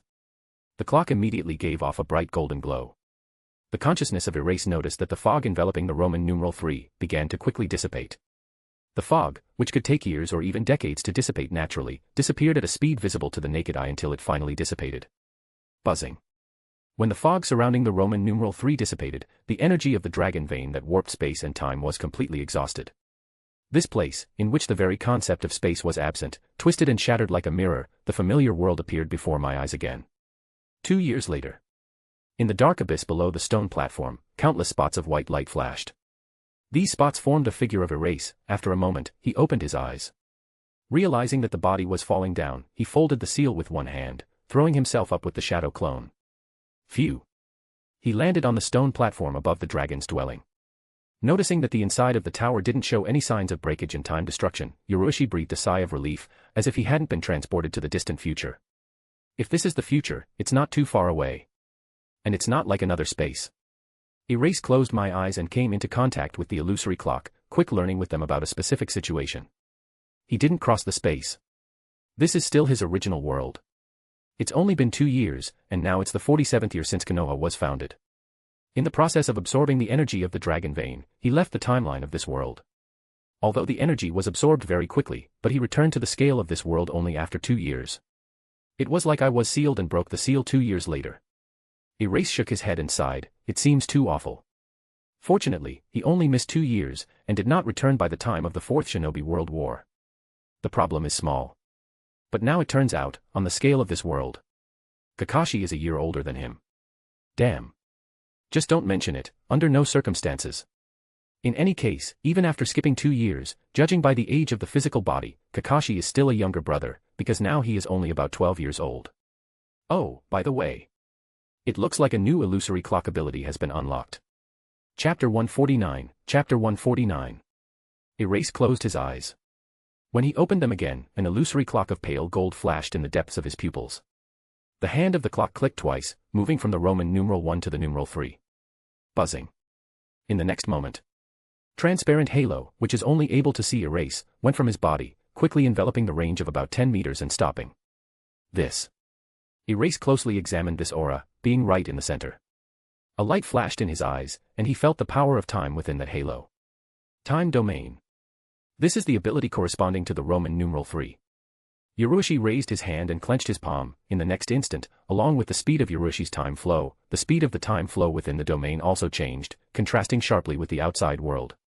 So, I can apply time abilities inside the domain. Yurushi thoughtfully whispered and put together the index and middle finger of his left hand. Arcs of lightning flashed, the hand moved down, smashing the floor. Then Erase opened the palm of his right hand. The transparent halo marking the boundary of the time domain visibly shuddered, but nothing else happened. Is it not possible to apply the reverse time flow ability to the entire time domain at once? No. Not this way. A light flashed in Yurushi's eyes, and suddenly a beam of strange energy gathered on the tip of his right index finger, forming a small sphere that looked like a glass ball. Then, he waved a finger gently. The ball collided with the damaged floor and burst. Without a sound, the floor was back to perfect condition. Bullet time. Erase whispered, carefully watching the process, then reassembled on the tip of your finger a bit of time energy and launched it before. A small sphere containing time energy flew out of the time domain. Poof. The sphere immediately snapped and broke, the time energy dissolving into thin air. Cannot leave the time domain. Erase quickly made the judgment. Then he conducted a series of experiments, gradually learning a new ability. It can change the time flow rate across the entire domain at will. Externally, the domain is very similar to the room Nomi from the world of One Piece. Besides, the ability to reverse the flow of time can't affect the entire domain. But it is able to enclose this ability in a bullet that can be fired within the time domain. And also, the ability to reverse the flow of time can be applied by physical contact with the object. To put it simply, now Erase can apply the ability to reverse the flow of time not only to himself. He can apply this ability to any object within the time domain by firing a time bullet at it or by directly touching it. This means that from now on, Fuinjutsu is useless against him. Regardless of which seal was used, you just need to open the time domain and touch it, or use the time bullet, cancelling the effect with the time reverse flow ability. Besides, the space of the time domain can be isolated from the outside world. Once it changes the speed of the time flow within the time domain, any physical objects that attempt to invade it will be destroyed. Because the rate of flow of time in the outside world and within the domain of time varies widely, the part of the object first entered domain will impact the ability of the acceleration of the flow of time, while the flow of time the rest will remain the same, which will not allow it to move with a faster part. If you try to forcibly enter the time domain, your body will be stretched and torn to pieces. And if you try to forcibly leave it, the body will be compressed and turn into a meat patty. The time domain is equivalent to an extremely powerful barrier ninjutsu, surpassing the 4 purple lights formation and even the 4 red yang formation, because it is a time-level blockade. This barrier can be overcome if the body has immortality, like the shinobi resurrected with the help of Edo Tensei, or is able to turn into water, like the members of the Hozuki clan from Kirigakure, without being afraid of any squeezing and stretching loads. Besides, you can escape from the time domain with the help of spatial ninjutsu like Hiraishin and Kamui. Now I have more than just auxiliary abilities. Erase pulled the relaxed body and smiled. Although previously, time flow acceleration and time flow reversal were extremely powerful abilities, but in fact, they were only a type of support, being unable to manifest the true power of time. But with the time domain unlocked, his time abilities formed a single entity. From now on, you cannot be afraid of Fuinjutsu and even most attacks. The ability to apply the time reverse flow ability to external objects means that by activating the time domain, he can block the completed Susanu's strike with a single-handed finger. Now only a few things can be effective against me: soul-type abilities, top-level genjutsu, and spatial abilities like exile or something like that. Yurushi breathed a sigh of relief. Soul-type abilities are extremely rare, the same applies to higher-level genjutsu, and speaking of spatial exile, Kaguya can send it in the independent space using Menominee, and leave it there forever. Or Obito can try to drag him into Kamui space and give up this ability forever, completely severing the connection between Kamui space and the shinobi world. Among them, he should be afraid only Menominee Kaguya. Kamui is activated too slow, while Erase will not do it intentionally, upholstered will not be able to tighten it in your space. In comparison with Kamui, Menominee Kaguya can be applied instantly, without any activation process. While within the range of the ability, it can be instantly moved to another dimension. This would be quite difficult to deal with. As for soul-type abilities and high-level illusions, given Yurushi's current strength, even with such abilities, he would be extremely difficult to deal with. It's time to go. After getting acquainted with his new abilities, Yurushi turned around and jumped out of the tower. As he climbed to the top of the tower to survey the surroundings, his gaze drifted to a certain spot on the outskirts of Ruin. A battle broke out there. This was a shinobi battle, not an ordinary human battle. Surrender, Queen of Ruin. You are not able to resist us. Kan's hero, who was manipulating the puppet, looked at Sarah coldly. The clan. the puppet fired a senbon in Sarah's direction. Sarah waved her hand, blocking the senbon with her kunai, and stepped back. At this moment, she was in quite a serious condition. There was a rather deep wound on her shoulder, but the girl still gritted her teeth and said resolutely, "You may be right, but I will defend this place at all costs. This is the kingdom left to her by her late mother." When she sat on the throne, Sarah swore an oath to protect this place with all her might. There was no way she was going to hand Rurin over to the enemy, even if it meant paying with her life. Besides, she's still waiting for the return of Erase. Even if it had been 2 years, even if Kakashi had given up waiting and left, she had never lost faith. Sarah firmly believes that Erase will one day return. To protect her kingdom and wait for Ryuchi, Sarah learned jutsu from Kakashi, and then trained her guards, by which time they had already managed to repel several attacks from random shinobi. But this time they were attacked by shinobi Sunade. They were going to take control of Rurin and turn it into their forward camp, and of course Sarah couldn't agree with that. "It looks like you're not going to obey, Queen." Kanzhiro smiled coldly, "Then I'll just have to kill you. Although your strength is not bad, but all my weapons are covered with poison, you should have already started to feel its effect." "Really?" Sarah could already feel a strange paralysis gradually creeping over her body, and hearing Kanjiro's words, she involuntarily shuddered. It looks like she didn't manage to protect this place. Chapter 150. Chapter 150. "You seem to have a rather unusual physique." Kanzhiro looked at Sarah and said slowly, "After contact with my poison, normal shinobi, by this point, usually already lose their fighting ability. Sarah is the queen of Rurin, who inherited a special bloodline from her mother that allows her to interact with the dragon vein. After losing this source of energy, she has become weak and at the moment can only rely on the jutsu that she recently learned from Kakashi." Clang. She swung her kunai to ward off another attack from the puppet, and staggered, feeling numb in her right leg, by which time Sarah was barely able to stand. But even if she was still standing, her hands were already struggling to get up. Seeing this, Kanzhiro coldly chuckled and waved his hands, manipulating the puppet with the chakra threads. A sharp spear that resembled a scorpion's tail swung towards Sarah's chest. While under the influence of the poison, Sarah could not avoid this blow. Pooh. A sharp spear pierced her chest, sending a spray of blood flying. Ahem. Sarah spat out a mouthful of blood and turned her head with difficulty, looking up at the tall tower in the center of Rurin. I never got to see him. But as the world in front of Sarah's eyes began to fade, she saw a silvery figure jump down from this tower and rush in her direction.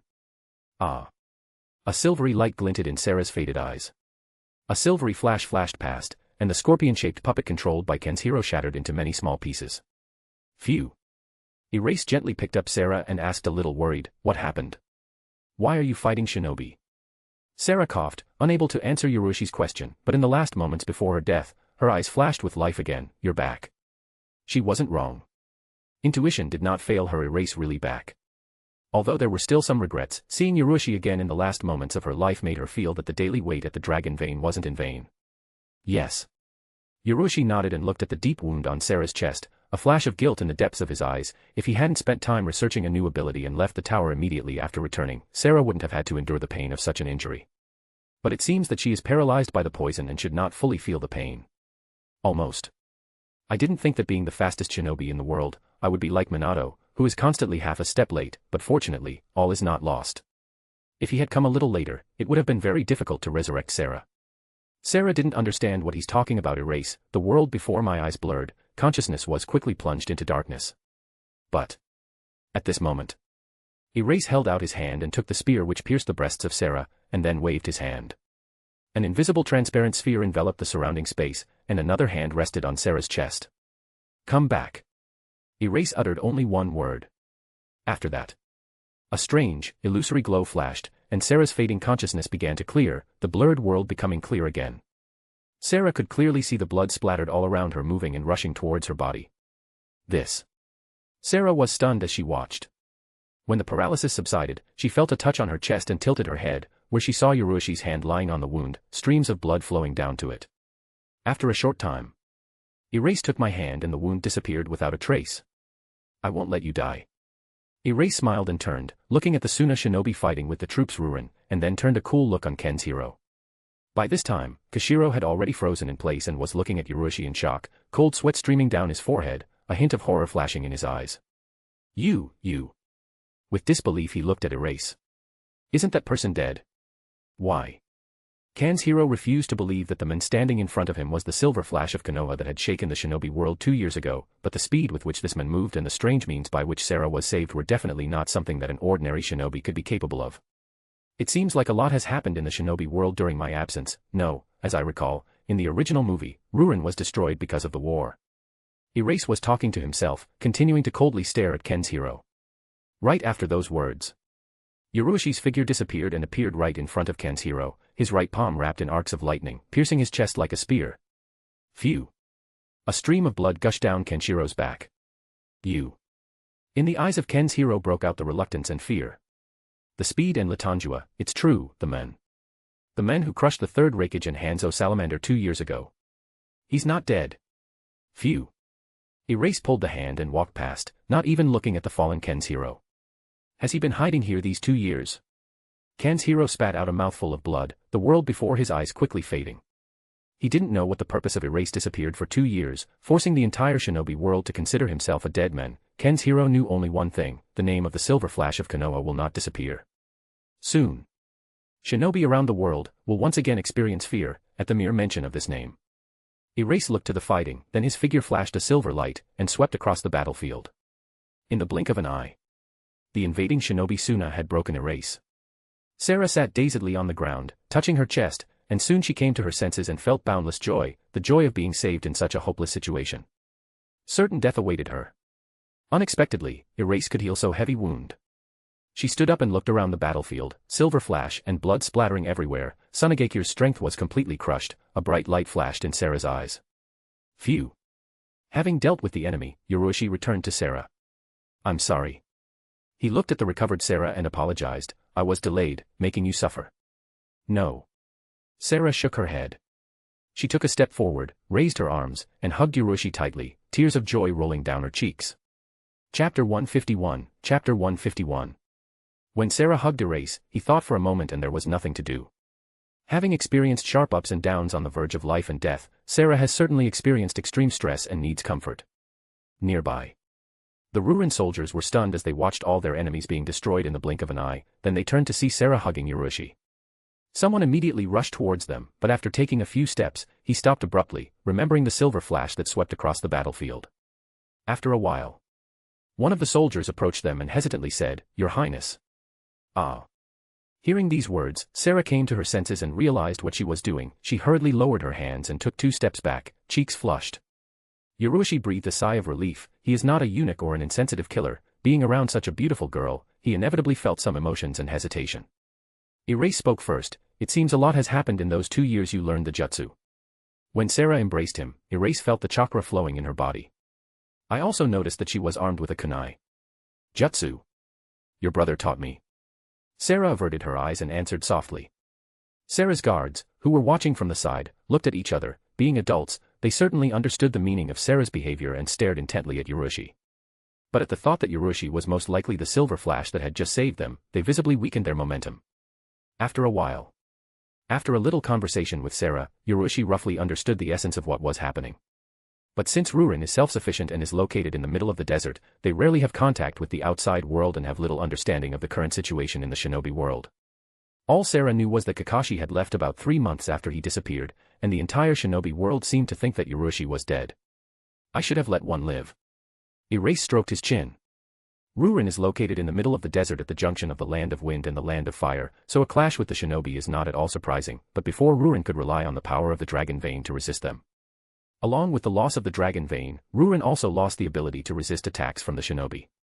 After losing contact with her vanguard, Suna would most likely send other units to support her. It was easier to just leave someone alive and let them report what had happened. Thinking about it, Erase decided to stay in Rorn for a few days. On the one hand, he wanted to get used to the new ability better. On the other hand, he wanted to help Sarah. Because it was he who took the dragon vein from Rurin, which allowed them to resist external enemies. Sarah controlling the dragon vein is not something that normal shinobi can deal with. In the film, Makade was defeated by Minato, who sealed the dragon vein, making it impossible to use her power. At first glance, it may seem that he did a good thing, but in fact, it was this action that led to the subsequent death of Rowan. It can be said that Rurin was sacrificed for the sake of the stability of the shinobi world. Having made the decision, Erase turned to Sarah. It would come out even more soon a shinobi, so I will remain here. As for your jutsu practice, don't take the example of Kakashi. Right now, his skills and experience are pretty mediocre. Will you leave? Sarah hesitated and asked. Erase nodded. I'm a shinobi and I can't stay here too long, you have to understand that. Looking at Sarah's behavior, Ryuchi of course knew exactly what answer she was hoping to hear, but there are too many things in the shinobi world that he still has to do, it is impossible to stay in Ruin for long. Sarah bit her lip, took a deep breath, and raised her head proudly. I, the Queen of Ruin, do not need your constant presence here. Ryuchi looked at her carefully, suddenly curious about her father's identity, and it seemed that it was Queens who had been sitting on the throne of Ruin for a long time. Forget. Don't think about it. Sarah has already expressed her attitude and he, as a decent person, is not going to do anything with her. In about 10 days. The desert outside of Rowan. Erase arrived crushed the forces of Suna, this time leaving alive a single shinobi. He watched the fleeing shinobi indifferently, showing no intention of giving chase. Is everything all right? Sarah with some concern turned to Erase. Ryuchi looked after the fleeing shinobi for a while longer and returned Kusunagi's blade to its scabbard. From now on, Suna will not dare to invade Ruin, but there may be problems with random wandering shinobi. His reputation in the shinobi world was enough for Suna to not dare to invade here again. But Ruin is located on the border of two great countries, and there will inevitably be random shinobi from time to time. There will be no problems with genins and chunins. The current Sarah has strength at the level of an elite chunin, in addition there are trained guards, so they will be able to cope with most random shinobi, but in the event of a collision with a Hunin, there can be huge problems. This. Sarah looked worried at Erase. Erase smiled and patted her on the shoulder. Don't worry, this issue will be resolved in the near future, I'll just talk to the Kazekage. Ah. Sarah was stunned. To talk to Kazekage. Although Sarah has a very poor understanding of the shinobi world, but she certainly knows that there are 5 great villages, and their supreme leaders bear the title of Kage. Kazekage, isn't that supreme leader Sunade? Sarah hesitated. Aren't you a Konoha shinobi? From Kakashi's words, I know that Konoha is currently at war with Suna. How is this possible? It really is. Erase grinned. War should have been completed by this point, but it's not, that I can't talk to them. You can be sure that I will resolve this issue. Sarah didn't understand exactly how Erase going to deal with this, but instinctively trusted him. She turned to Erase. Are you leaving already? He nodded and smiled. I'll drop by when I have some free time. Remember, Sarah, you must become a strong shinobi to be able to protect Ruin. Yes. Sarah nodded emphatically. The next day. Erase left Rorin. A lone figure strode across the desert to the west. Destination the country of wind, Sunade. Chapter 152, Chapter 152. Country of Wind. Temporary camp. It was a small temporary camp, numbering not much more than 200 shinobi. Their task was to create chaos on the border of the Land of Fire and observe the movements of Konoha. After the vanished silver flash was replaced by a yellow flash, the great villages greatly eased the pressure on Konoha, not daring to engage in a large-scale clash. All the Kage of the great villages are well aware that entering a large-scale battlefield, a shinobi like Minato will show terrifying lethality. Therefore, they chose the tactics of small skirmishes, trying to exhaust Konoha. In the central tent of the camp, Yashiki Kando, the elite Hunin Sunade who is the leader of this camp, was very concerned. A squad of 20 shinobi sent to investigate the Land of Fire abruptly stopped communicating about a month ago, and no information has yet been received from him. Presumably, the squad encountered the Konoha shinobi and was completely destroyed. Then, about half a month ago, he sent a squad of 10 shinobi to the city kingdom of Ruin, with the aim of capturing it and then turning it into an advanced camp. This squad is also missing. The situation seemed very vague and incomprehensible. Kando even began to suspect that Ruin had already been captured by Konoha. After much thought and hesitation, he decided to send a squad of scouts to Ruin to try to understand the situation. They still haven't returned. Kando slammed the table. The task of the sent detachment was only reconnaissance. They should not fight, but only check the situation in Ruin and immediately retreat. Judging by the time that has passed, they should have returned by now. Damn it! He exclaimed in exasperation. Kando was not angry at the intelligence unit, but at Konoha. When Sunu was led by the third Kazekage, considered the strongest Kazekage in history, they were not afraid of conflict with any of the great villages. But the third Kazekage disappeared under strange circumstances and it was Konoha who was suspected of this, and then Suna suffered a complete collapse in the war with her, due to the appearance of a terrifying silver flash. When the silver flash disappeared without news, presumably dying, they thought it was a chance and entered the war with Konoha, but suddenly, the place of the silver flash was taken by the yellow flash, demonstrating frightening lethality in several battles in a row. 2 consecutive failed encounters with Konoha severely drained Suna. The growth of the yellow flash is frightening. Not that he appeared out of nowhere. Before, Minato had already received amazing services on the battlefields of the Third World War shinobi, but he was always in the shadow of the Silver Flash, which repeatedly made the entire shinobi world shudder. The great villages would not stand a chance against the combined might of the Silver and Yellow Flashes. Fortunately, Silver Flash is dead. Otherwise, he wouldn't be able to sleep soundly for fear of being killed right in the camp at any moment. While Kando was in a terrible mood, a figure burst into the tent. The shinobi was breathing heavily and barely holding onto his feet. It seemed that he ran for a long time with all his might without stopping, not paying attention to his condition. Shinobi staggered, fell to the floor without strength and croaked. In his voice there was panic and genuine horror. "Senior Kando, emergency, the situation." Noticing that the fallen shinobi was a member of the intelligence unit previously sent to Rurin, Kando frowned heavily. Judging by the scene that unfolded in front of him, the news would not be good. Kando looked at the scout and growled in displeasure. "What could have caused you to panic so much? Did the Silver Flash rise from the dead, eh?" Ah. The scout sighed heavily and looked at Kando. "Senior, are you aware of this yet?" Kando froze in place. He didn't react for a while. Then Kando's eyes widened abruptly, and he stepped forward, grabbed the scout by the front of his shirt, lifted him up, and roared, "What did you say?" "When we arrived at Rurin, we ran into each other, with a Silver Flash of Konoha, only I managed to survive. I'm afraid of the previously missing squad, too." "Pooh." Kando dropped his hands, dropping the exhausted scout to the floor. He was in a dazed state. A scene from the past flashed through his mind, the scene of Chio being killed by a Silver Flash on that battlefield. Fear flared up in the depths of Kando's soul, spreading like a deadly poison, hitting his mind. His body began to tremble, and fear could be seen in his eyes. Konoha's Silver Flash. This terrifying shinobi is alive. No need, I need to report to Lord Kazekage immediately. The news of the Silver Flash's return quickly spread throughout the camp, and all of the shinobius present felt a sense of terror and fear. Although the Silver Flash had gone missing 2 years ago, the shocking news that had caused the entire shinobi world to shudder over and over again could not be forgotten. That day, the Suna shinobi felt it again. Felt horror and fear, at the very thought of the Silver Flash of Konoha. Somewhere in the land of the wind. The lack of a map of Wind Country did not prevent Ryuchi from finding the way to Sunagakura, because even ordinary civilians know the location of the great village located in their country. Once in the territory of Wind Country, he just found a random town and got the necessary information, and then went straight to Suna.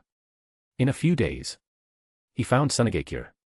Since Suna is located in an extremely arid and unfriendly climate, in the middle of the desert, its architecture is aimed at protecting it from wind and sand. The village is surrounded by a huge massive stone wall, providing perfect protection from wind and sand. In fact, it would not be a mistake to call this wall a rock. The view from the top. It seems that the center of a huge flat rock was cut out, and then a village was built in the resulting space. Sunagakure looks much more spectacular than Konoha. It's really impressive. I wonder what the other great villages look like. It is worth visiting them if you have free time, but Kage will probably not be very happy with such a guest, hehehe. Ryuchi, who was standing not far from Sunagakure, chuckled. He knew exactly what Sunagakure was like, but in person, it certainly looked a lot more impressive. Ryuchi remembers that the entire village is surrounded by a giant stone wall and there is only one very narrow and long entrance, heavily guarded by shinobi Suna. What's the best way to start? Ryuchi muttered thoughtfully, looking at Sunagakure in front of him.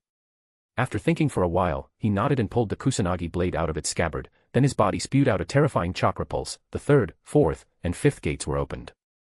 Erase slowly raised his hands, gripping the blade of kusanagi. Under his control, a raging stream of lightning attribute chakra surged towards the blade, and after a while, the blade began to shine with a blinding light like the sun. So, let's start with a proper greeting. Chapter 153, Chapter 153. Sunagakure. In the conference room on the top floor of the Kazekage building. A large number of Suna shinobi gathered here, and the atmosphere was heavy and oppressive. Many of the elite jounin had cold sweat on their foreheads. A Silver Flash has appeared in the city kingdom on the border of the Land of Fire, you should already be aware. Kazekage Raza looked at everyone present and said seriously, I have gathered you all here to hear your opinions on this issue. Konoha's Silver Flash didn't die. At the moment of receiving this information, a strong tremor broke out in the heart of the race. His mind was immediately engulfed by the thought that the loss and death of the Silver Flash had been staged for some specific purpose. So, what is Konoha's goal? Many were even afraid to think about it. With the Yellow Flash and the living Silver Flash, Konoha is very close to having the power to unite the shinobi world. Although the unification of the world is not as easy as the defeat of other great villages, assimilation and unification will be an extremely time-consuming process, because even the absorption of small countries by great countries causes a lot of trouble and takes a lot of time. But it is impossible to deny the threat of Konoha. The Silver Flash must have been hiding in Rurin for 2 years with some purpose. Perhaps there is some secret plot against our village. Lord Kazekage, it looks like the village should immediately enter a state of high alert. The elite Jounin sitting to the left of the race spoke cautiously. Raza nodded. I have already ordered the Umbu to double their defenses and increase the intensity of the detection barriers to the maximum. In addition, I have sent shinobi squads to key locations. They are ready to report changes in the situation at any time. One of the Jounins breathed a sigh of relief. This is indeed our Kazekage. You have already taken all the necessary precautions. No. Raza shook his head. This is not enough. If Konoha has really been plotting something against us for these 2 years, once the plan is put into action, we can get into an extremely difficult situation, so it is necessary to understand Konoha's plan and the purpose of the Silver Flash as quickly as possible. Do you have any ideas on this? The conference room fell silent. After a while, someone cautiously said, Lord Kazekage, I think it is necessary to send scouts to Rurin to check the situation. Most likely, Konoha's plan is tightly connected with this place. No. The other shinobi immediately objected. I object to the exploration in Rurin. If the Silver Flash is still there, we will send people to their deaths. I think there is no need to explain how powerful and deadly this man is.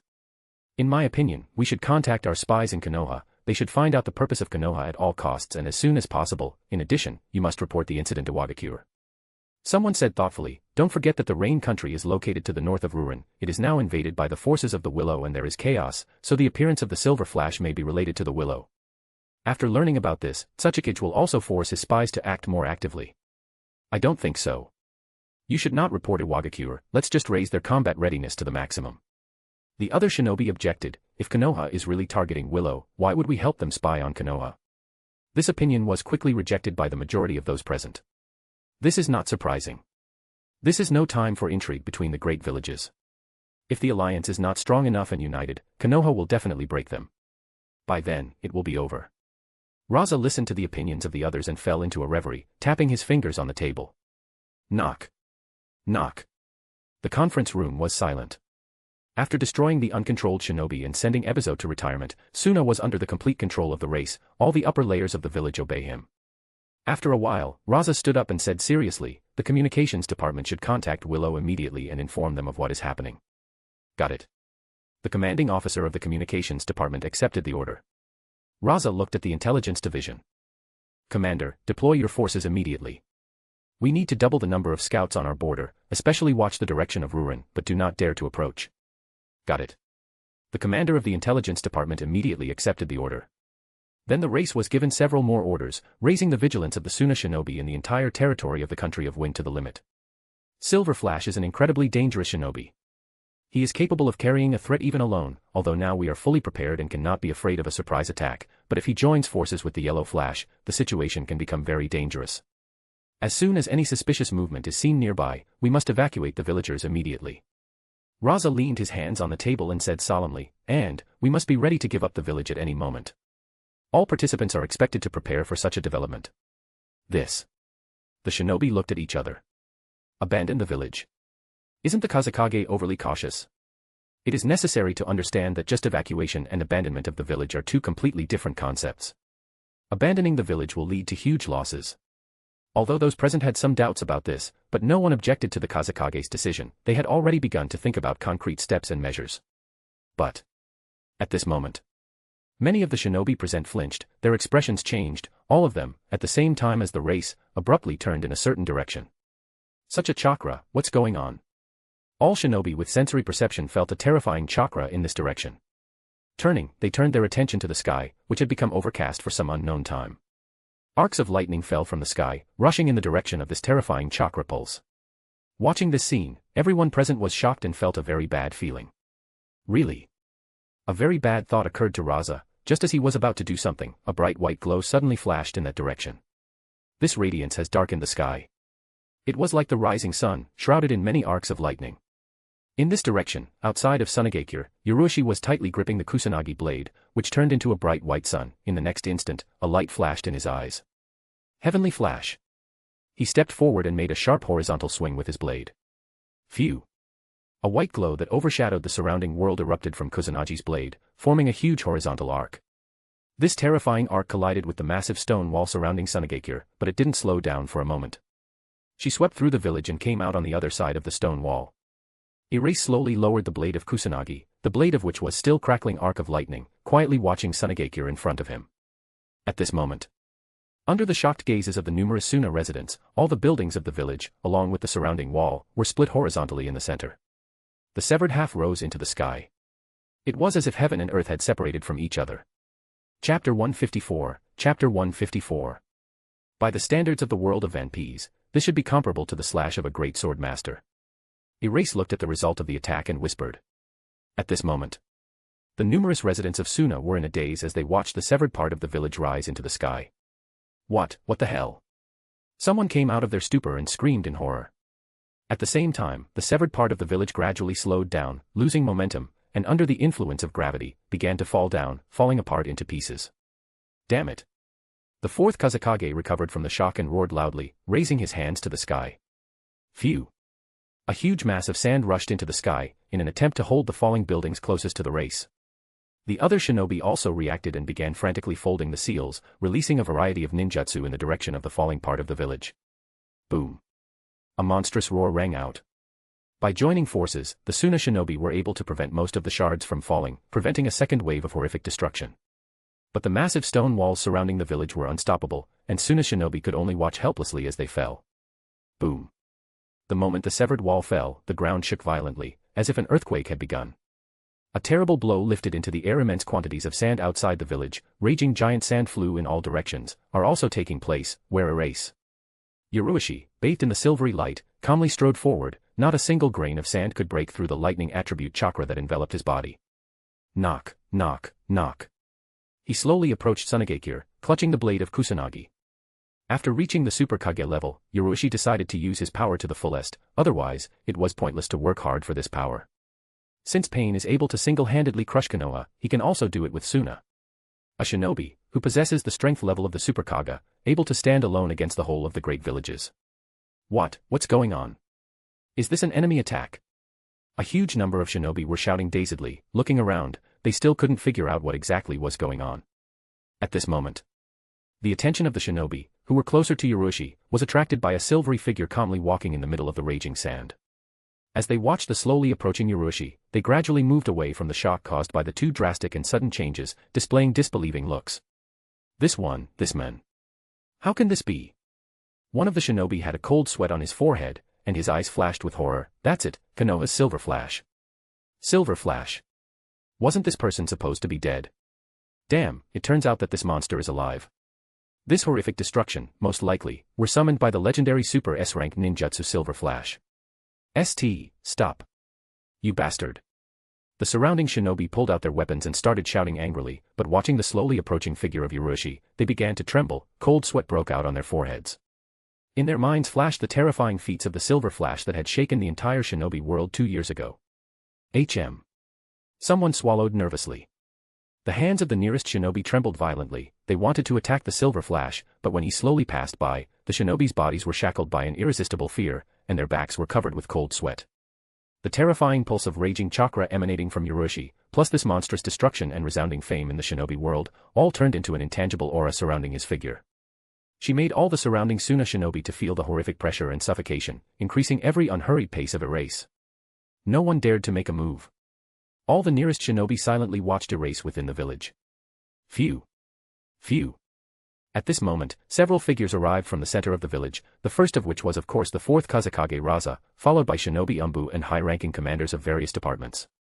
Seeing the figure of Erase, Race gritted teeth. This is really Konoha's Silver Flash. Raza didn't expect it to happen so quickly. The other party arrived at the village shortly after they received the message. The precautions he had taken before the meeting had only just been put into effect, and they simply hadn't worked. There is only a Silver Flash. Yes, Lord Kazekage, I don't feel any other presences. One of the commanders, who is an excellent censor, replied to Raza. At the same time, he was watching Ryuchi intently, with a tense and gloomy expression on his face. This is Konoha's Silver Flash. This man carries a terrifying threat even alone, as was clearly demonstrated by that frightening blow that split the entire village in two. Even an S-rank ninjutsu can't have that kind of power. Silver Flash is truly capable of single-handedly threatening an entire great village. He couldn't help but think of the shinobi who appeared at the end of the Warring States era and is still revered by the whole world as the god of shinobi, the legendary Senju Hashirama. It was he who was the last known shinobi, able to crush great villages at the expense of personal strength alone. Silver Flash. What are you going to do? Race did not immediately rush to erase, and stopped some distance away and loudly exclaimed, observing the utmost vigilance. He concluded that Silver Flash did not intend to just attack and destroy the village, otherwise, he would not have stopped at one attack, but unleashed a whole series. I have come to discuss a matter with you. Erase, bathed in the silver light, looked at the race and said quietly, but I don't think you'll do it easily. These words caused Raza and the other shinobi around Suna to feel a strong anger, but since Yurushi did not make a move, they did not dare to act rashly, continuing to closely observe one of the most dangerous shinobi in the world. What do you want to talk about? Race gritted his teeth and turned to Erase. Yoroshi's gaze swept over Raza and Suna's shinobi, who were gathering more and more here. It would be better if we discuss this later, but now, I'm giving you time to prepare. Chapter 155, Chapter 155. Race frowned, not understanding what is meant by Oroish, time to prepare for what. Yoroshi dispelled the arcs of lightning crackling on the blade and unhurriedly returned Kuzunagi's blade to its scabbard, calmly watching Raza and the others. Of course I'm giving you time to prepare for my attack. Hurry up, I'll start soon. These words greatly surprised Raza and the others. For a moment they even thought that they had heard a stupid joke. What nonsense is this? What's the point? Gives you time to prepare for the attack. Has he gone mad? This is Sunade, one of the 5 great shinobi villages. Their combined combat power goes far beyond a mega kure. A thought flashed through Rasa's mind, and he frowned and asked, "You're just getting our attention, aren't you? Surely you couldn't have come alone, there are forces invading from another direction." Race could explain the actions of Oroish the only way. He struck at the village and drew their forces here, giving his comrades the opportunity to quietly enter the village and perform some action. Maybe they're targeting Jinchuriki. Coming to this conclusion, Raza's expression darkened even more and he gritted his teeth. He couldn't think of effective countermeasures, because the Orochi exerts a monstrous pressure and really successfully distracts them. Phew. Phew. Phew. A huge number of shinobi flocked here, with jounins and elite jounins standing in the front rows, all of them either holding weapons or raising their hands, ready to fold the seals at any moment. Erase looked at the gathered shinobi of Suna and turned Race. No need to be distracted by unnecessary thoughts, Kazekage. There's no hidden plan here, so, are you ready? Silence. There was a heavy atmosphere, many shinobi felt a strong suffocation. At this moment, a cold light flashed in the eyes of the Race, and he made a decision. Even if someone had entered the village from another direction right now, there was no point in thinking about it. Only by concentrating their forces here and suppressing the Orochi would they be able to safely respond to attacks from other directions. Go ahead. The furious cry of the Race shattered the stagnant atmosphere. After receiving the command of the Kazekage, numerous shinobi who were already waiting for this, reacted almost instantly, starting to fold the seals. Many streams of chakra poured out. In a moment, the place where Oroish was absorbed into best Sentai ninjutsu different attributes, which are dominated by Futon and Doton. There was a monstrous series of explosions, and the ground shook relentlessly, as if a continuous bombardment from large-caliber guns was being conducted. Did it work? Some shinobi said nervously, watching the monstrous series of explosions. The censor standing nearby was closely observing Yurushi with the help of sensory perception, not daring to allow the slightest carelessness. His eyes flashed with surprise. He's still standing still. He didn't have a chance to escape. Raza, who was standing with his hands raised, said coldly. He arrived here before anyone else and managed to mark the golden sand in the ground under Yuroshi's feet. Giving the command to attack, he bound the enemy's legs with this sand, making it impossible for him to move. Thought that I could despise any enemy, relying on speed and Latanjua. You dared to face the Kazekage in Sunade territory and now you will pay a bitter price for it. The Race's tone was harsh. It is impossible to become a Kazekage, relying only on strategy and intrigue. You must have a huge power that goes far beyond the normal shinobi. Boom. Boom. Boom. The continuous rumbling finally stopped. To face such a monstrous series of attacks while being bound by the Lord Kazekage, this guy's body must have been completely destroyed. Someone whispered softly. Surrounding shinobi markedly relaxed, but still retained in heart's trace vigilance. In the end, this was Silver Flash Konoha, shocked the entire world shinobi, with hard to believe in such an easy victory over him. All gazed in the direction of Erase. In the next moment, the Race, and all the surrounding shinobi, tensed abruptly as they noticed a silvery light shining in the middle of the dust. When the dust settled down, they saw Erase, bathed in a silvery light, hands folded on his chest. It seemed he was not moving at all. But there were no injuries on his body, not even his clothes were damaged. Seeing this, all of Suna's shinobi, including the Kazekage, showed disbelieving looks. How could such an attack be completely ineffective? Impossible. All this time, in my perception, he stayed in one place, not moving at all. The censor exclaimed in horror and disbelief. Under the disbelieving gazes of the numerous shinobi, the compressed golden sand that bound Uroshi's legs crumbled without a sound, as if it had collided with some strange invisible force. How can this be? My golden sand. Raza visibly tensed as he watched the scene. Its golden sand, which has taken a collected and compressed form, is far superior in strength to any steel. Even strong kenjutsu users find it difficult to overcome it. But Erase just stood still on the spot and resorted to some unknown force to deal with it. Raza clearly felt that when faced with this force, his golden sand was out of control and crumbled, losing its shape. Is that all? Erase looked shocked Shinobi of Suna, and shook his head. "TSK, it seems I overestimated you guys." He lowered his arms, which were folded across his chest, and walked straight towards Raza. There has been some amazing speed. Erase just walked at a calm pace. A cold sweat broke out on Raza's forehead. He gritted his teeth and waved his hands in the direction of the opponent. A large amount of golden sand gathered, in an attempt to seal the Uroshi. But, touching their target, the streams of sand scattered in an instant. It seemed that the body of Hiroshi contained some strange force that can have a strong deterrent effect on Jigen. Futon. Hurricane blade of the wind. Shinobi Umbu, who was standing next to Raza, quickly folded a series of seals and fiercely exhaled. A plentiful stream of Futon attribute chakra gushed out of his mouth. A web of chaotically rotating wind blades rushed towards Uroshi. To everyone's horror and disbelief, upon contact with Uroshi's body, these wind blades, like the golden sand of the race, instantly lost their power and dispersed into the air. What the hell? What's wrong with the body of the Silver Flash? Watching this scene, the Suna shinobi exclaimed indignantly. Due to the increased intensity of the previous series of attacks, the surrounding people were not able to see the process of repelling the ninjutsu, but at this moment, they could clearly observe it. Contact with the body of Erase, any attack like the broken hard impenetrable wall, unable to move a single millimeter. Under the bewildered and indignant looks shinobi of Suna, Erase continued to walk to the race. He allowed Suna's shinobi to calmly attack himself to test the effectiveness of the time domain in practice. Chapter 156, Chapter 156.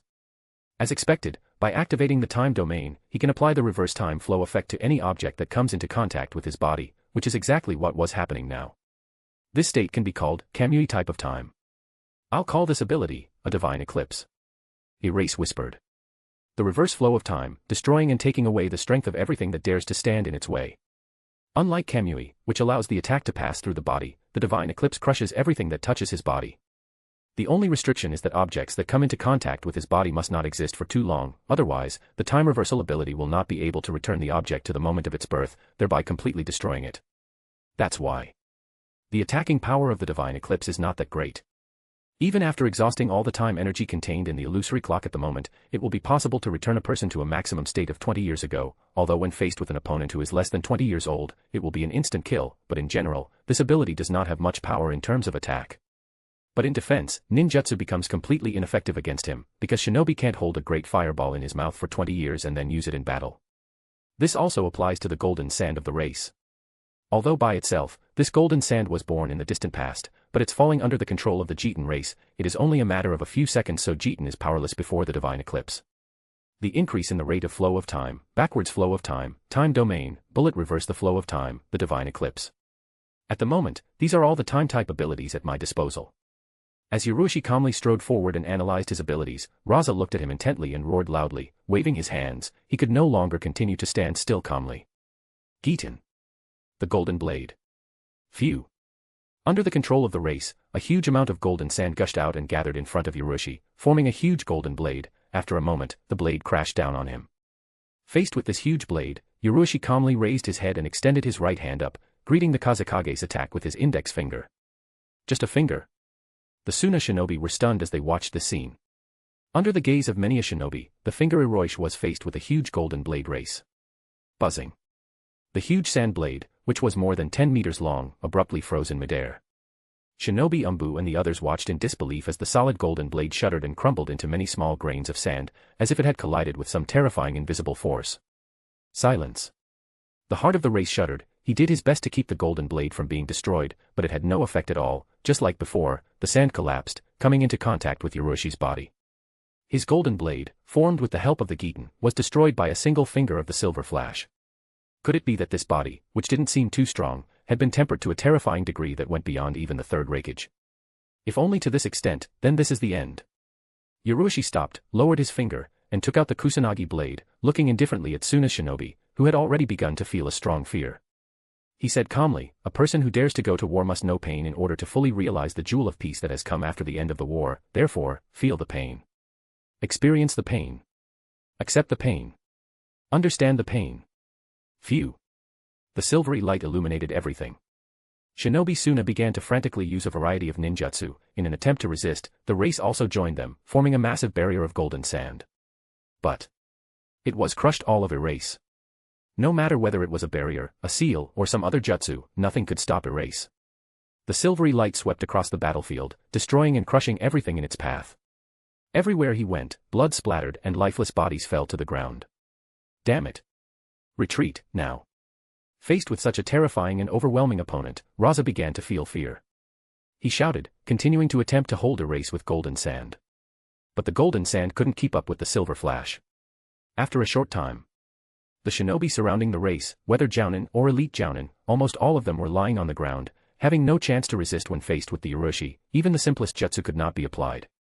Seeing this scene, the ordinary shinobi Suna, who were nearby, completely lost their fighting spirit. They began to run in all directions, not daring to come to the aid of the Kazekage and stand in the way of the Urushi. Phew.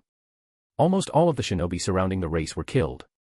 Seeing that all the shinobi scattered in different directions, and only the Kazekage remained on the battlefield, Urushi slowly turned to the race. In the next moment, his figure blurred. Raza also wanted to escape, but he didn't have the chance. Due to the inability to attack the opponent with the Jiten, he was forced to gather the golden sand around his body and compress it, forming a dense armor. Phew. By this point, Erase already closed Domain of Time and did not use the Divine Eclipse. He just brought down the Kusanagi blade on the race. The fifth Thunder Gate and the five-fold acceleration of the time stream, combined with the penetrating power of the Raikiri, this strike easily pierced the golden armor of the race. The blade went through Raza's shoulder, piercing through his body, and pinned him to a nearby rock. Ahem, ahem. Race looked at Hiroshi, his eyes flashed fear. Urushi also looked at him and after a while said, "Now we can talk, Lord Kazekage." What you wanted to talk about?" Raza's voice trembled. "It is not clear whether this was because of the pain from the wound in my shoulder, because of the fear of Erase or fear of death." Urushi turned his head in a certain direction and said, "At the junction of the land of fire and the land of wind, there is a small city kingdom called Ruin. You only need to remember one thing, now this, my territory." Exclamation point. A cold sweat broke out on Raza's forehead. Erase slowly pulled the blade of Kusanagi, shook the blood off and continued, "Your people invaded earlier, so I decided to pay a visit. I don't want anyone to invade Ruin again, neither Suna's shinobi nor any other shinobi, otherwise, I will come back to visit again to have a heart-to-heart talk, do you understand?"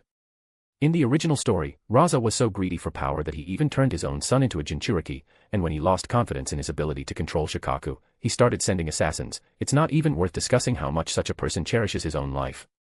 Erase hate to dirty my blade, killing of this character. It wasn't too much of a necessity. With absolute power, one could easily control a person like the race, and with it the entire Suna. This is just in time. Let Suna be responsible for guarding Ruin. If there was a Rakage in place of the race, then Urushi would have no choice but to kill him. After all, he is not Uchiha Madara, capable of using a Sharingan to take control of a shinobi of this level. If he completely destroys the village and kills the race, a lot of Suna shinobi will run away in the Wind Country. In this case, he will have to stay in Ruin himself or use Konoha shinobi for protection, as well as other unpleasant issues should be considered. So this is the best option. Sure. A treacherous and ruthless person like Raza will never be truly submissive. But until Urushi dies or the Kazekage finds a way to deal with him, he will only have to sit still, fearing for his life. Judging the abilities of the race, even if this person manages to survive until the Fourth World War of the Shinobi, he will not find a way to cope with the power that Urushi has demonstrated now. Got it, got it. Raza covered the wound on his shoulder and nodded nervously. At the same time, surprise flared in his heart. Unexpectedly, Urushi invaded Suna because of personal interests, and not because of Konoha, otherwise, he would already be a corpse. Raza finally became a Kazekage and made great efforts to completely crush the opposition and take control of Suna. Die almost immediately after achieving the desired result. This is unacceptable to him. Then I'll leave it to you. Erase nodded and turned away, stepping outside of Suna. Soon, his figure disappeared in the flow of sand caught in the wind. Only when Urushi's figure was completely out of sight did the fear in the heart of the race gradually subside. He took a deep breath and stood up heavily, looking around the ruined village. If the mere thought about the terrifying power of Hiroshi, his body began to involuntarily shake. Rowan. Raza took a deep breath and made a decision. After Suna's forces were gathered and the casualties counted, he sent an elite squad to protect Rurin. As for taking the people of Rurin hostage or something like that to threaten Ryuchi, Raza dismissed the idea as soon as it popped into his head. Such behavior is tantamount to seeking death. In this situation, it's not even worth considering. The power of Erase too big.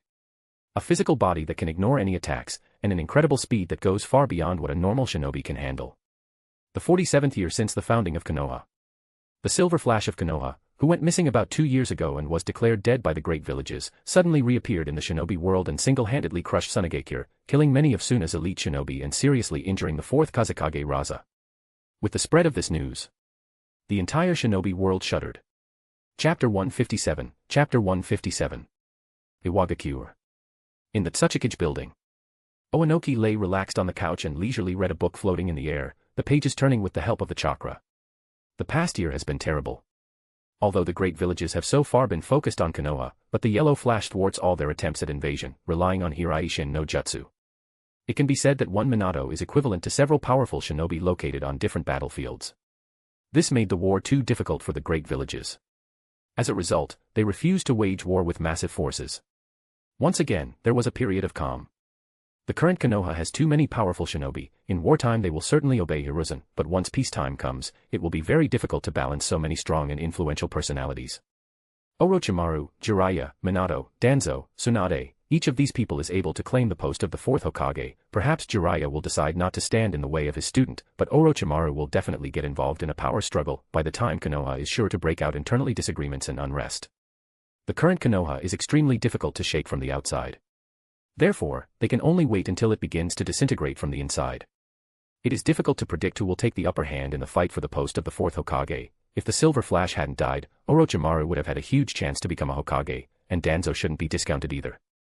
Oanoki muttered thoughtfully.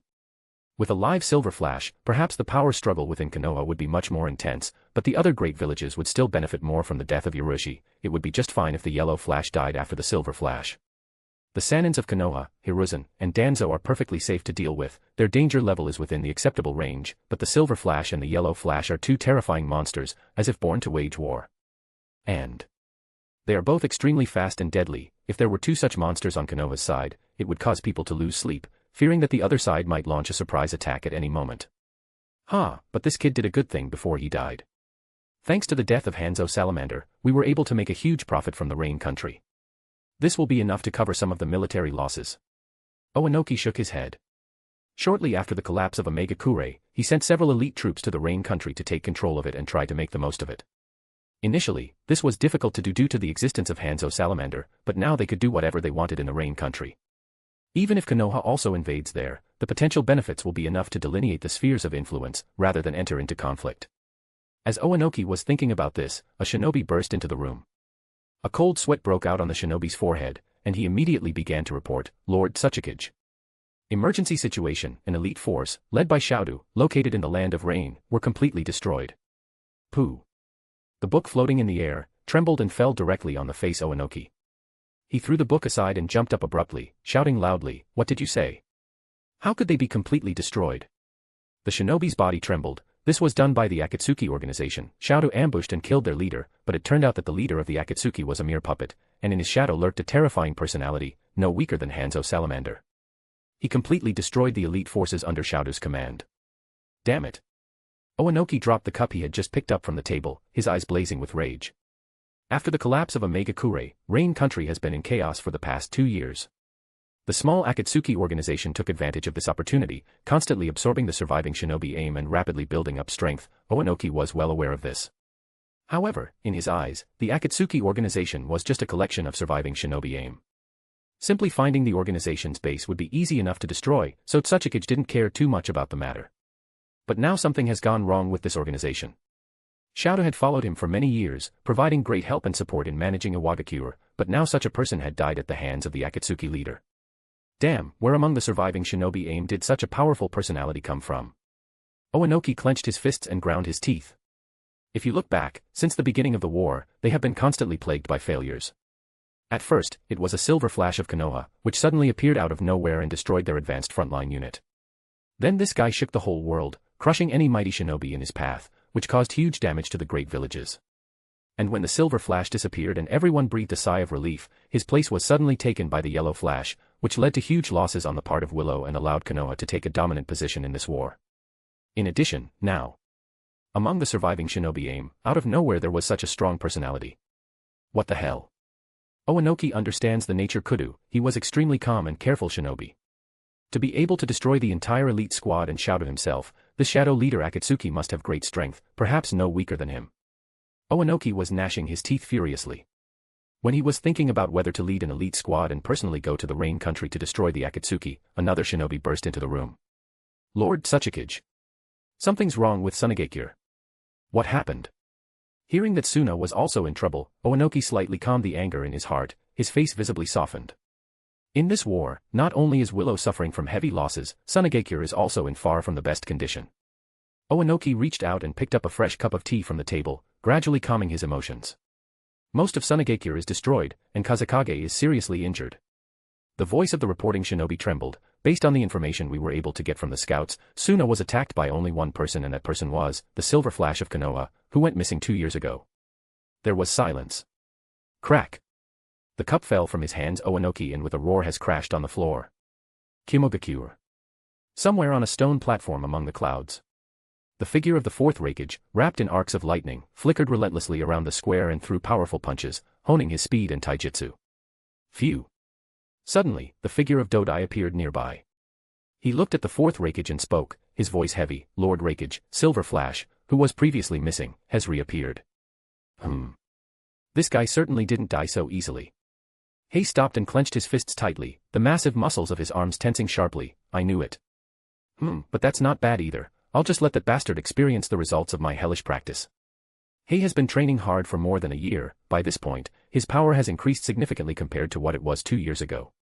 The speed has become higher, and the defense is stronger. He is already able to suppress the Hachibi with his own strength. Now I am sure that we'll be able to gain the upper hand if once again faced with a Silver Flash. Hearing Ei's confident words, Dodai hesitated and spoke, his tone becoming even more heavy. About 7 days ago, Konoha's Silver Flash single-handedly invaded Sunade. As a result, Kazekage was seriously injured, and the village was almost destroyed.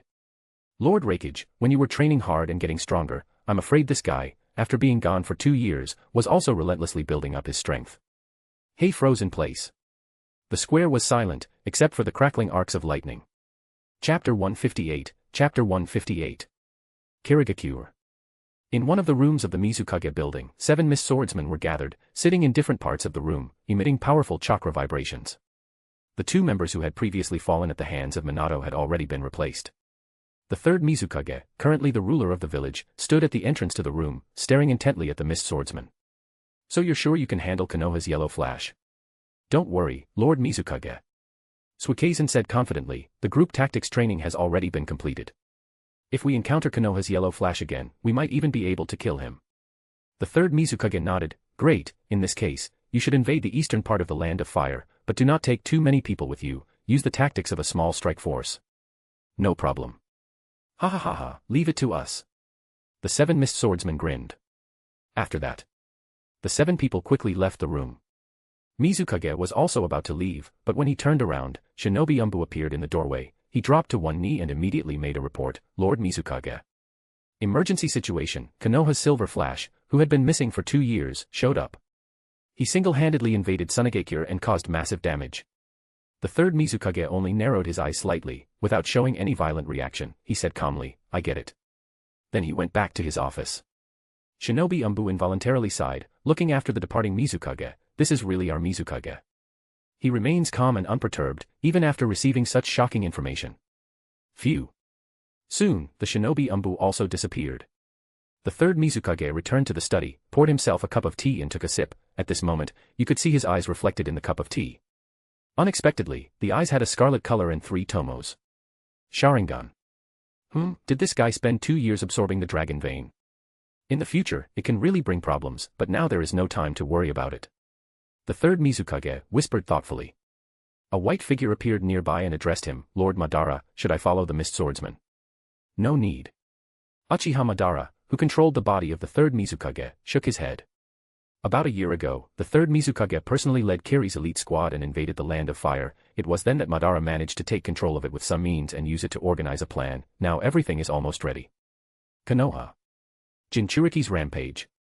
Hiruzen whispered thoughtfully as he read the report he had just received. Recently, something happened in Suna, and as a result of the investigation, they were able to find out that Suna had suffered some losses. The intelligence department conducted an analysis and concluded that this may have been the result of Jinchuriki's rampage. Suna's Fuinjutsu techniques are really not advanced enough. It's nothing compared to the 8 trigrams seal that Konoha inherited from the Uzumaki clan. From Hiruzen's point of view, there was nothing surprising about Jinchuriki's rampage, but could not get more specific information. Working together, the great villages erected an information blockade around Konoha. So now it became extremely difficult for them to spy on the enemy, especially on Suna, located in the middle of the desert. While Hiruzen was thinking about this, Umbu Shinobi appeared in the office and made a report. Lord Hokage, the Shinobi Kiri are in motion. Hiruzen whispered thoughtfully, What they're going to do? After thinking for a while, he looked at the Shinobi Umbu and said, let Kakashi will lead the team and follow the movement of the Kiri Shinobi. About a year ago, Kakashi was promoted to the rank of Jounin. With good merits and high mission performance, he has become an excellent shinobi to rely on. But all this pales in comparison with Erase. This guy really was a terrifying genius.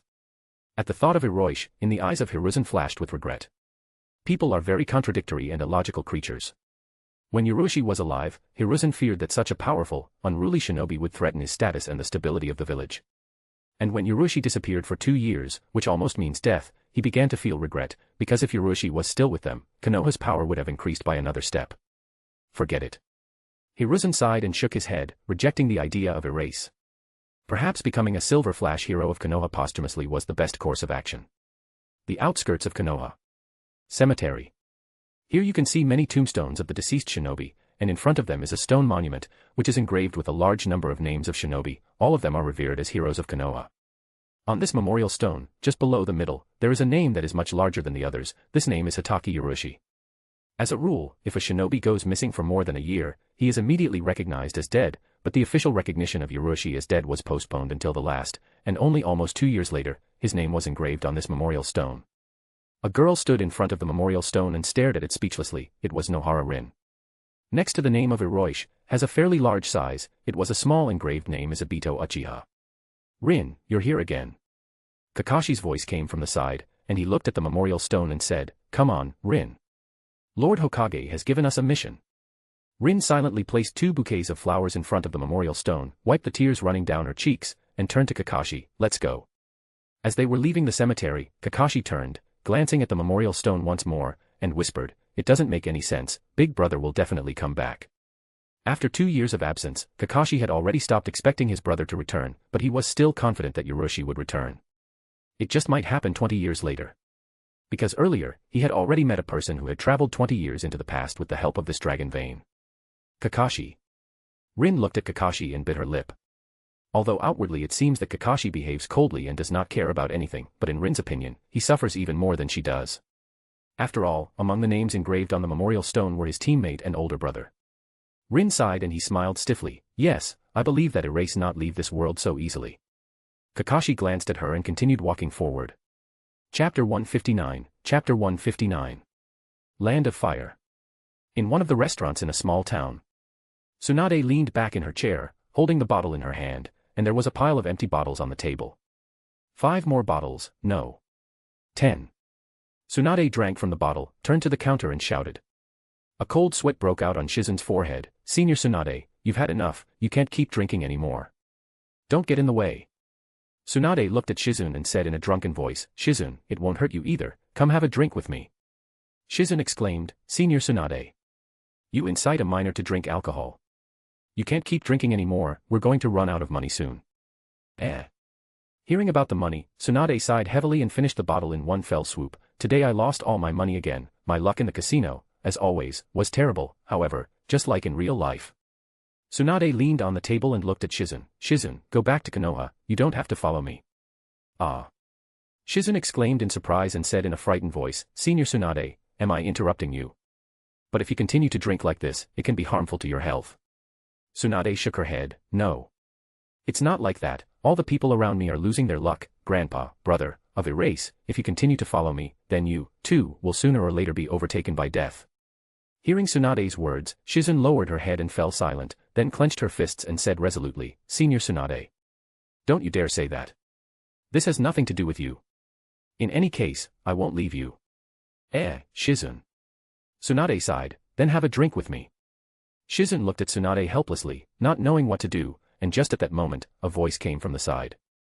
She seems to be no more than 12 years old. Inciting minors to drink alcohol is a violation of the law. You should be put behind bars. Shut up. Tsunade was in a terrible mood right now. She exclaimed without turning her head, then you can try to catch me, come on. After saying that, Tsunade froze abruptly. This voice seemed very familiar to her.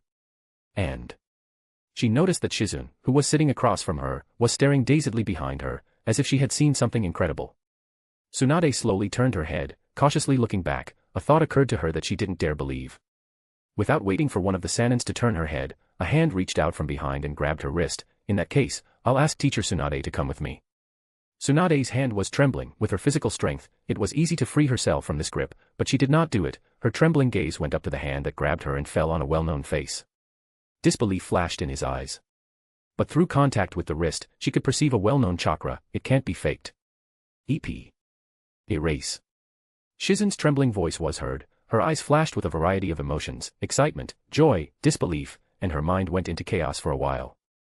Tsunade shuddered and stood up, and then silently held out his arms, grabbing Erase for breast and throwing it out the window. Erase, you bastard.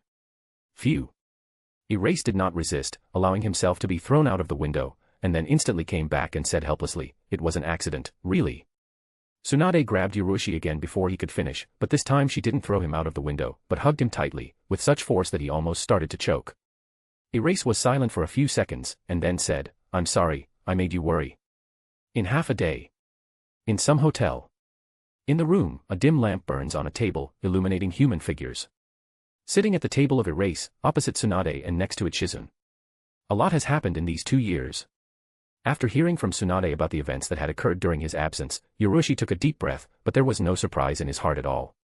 Because most of the events were almost completely identical to what he knew. The Third Shinobi World War is over. To put it more precisely, the main war ended. There were only some local and small conflicts. Apart from the occasional minor skirmishes, it can even be called a peaceful time. Minato has not yet taken over the post of the 4th Hokage, but now he has everything necessary for this, and Orochimaru has remained silent since the end of the war. It was too risky. Tsunade already knew the truth about why Ryuchi had been missing for 2 years. He didn't hide somewhere for 2 years, but was transported to the future due to the influence of the dragon vein. Erase grinned. It was a bit risky, but it was worth it. After all, I managed to get this power. Space-time ninjutsu, no, time ninjutsu. Tsunade took a deep breath and said, amazing, you took this opportunity to master the ninjutsu of time. To crush Sunagakure alone, now even I can't understand your strength. Ryuchi smiled. I didn't forget that Teacher Sunade had suffered at the hands of Shinobi Suna in the past, and I also wanted to test the new power in practice, and just at that moment, Suna herself knocked on the door. Memories flashed through Tsunade's mind, but she quickly pushed them aside and said to Ryuchi, what are you going to do now? Are you going back to Konoha? Yes. Erase nodded. There are things I have to do. Tsunade shook her head. If you mean helping Orochimaru in the fight for the post of the 4th Hokage, then you don't need to worry about it. He has already given up. Gave up? Erase questioned. Tsunade said slowly, when I met him, before I left the village after the war, I felt that he had completely lost interest in it. That's how it is. Ryuchi thought for a moment and said, but I still have to go back. The end of the Third Shinobi World War means that the Battle of Kanabi Bridge has already passed. Even if Kakashi is now much stronger than in the original story, with Madara behind the scenes, there shouldn't be any significant changes in this storyline, which means that Rin and Kakashi will face huge danger in the near future. In the original story, Minato was always one step late, so this time, it's not too much to hope for either. Erase must personally deal with this issue. Chapter 160, Chapter 160. I understand. Tsunade nodded. She understood the behavior of Erase. Brother of Erase, Kakashi, still in Konoha. Of course, after being absent for such a long time, Erase there are things that need to be done. She looked at the disciple and grinned. Hee, many people will be very surprised by your sudden return. It would be better if this did not happen at all. Erase waved his hand.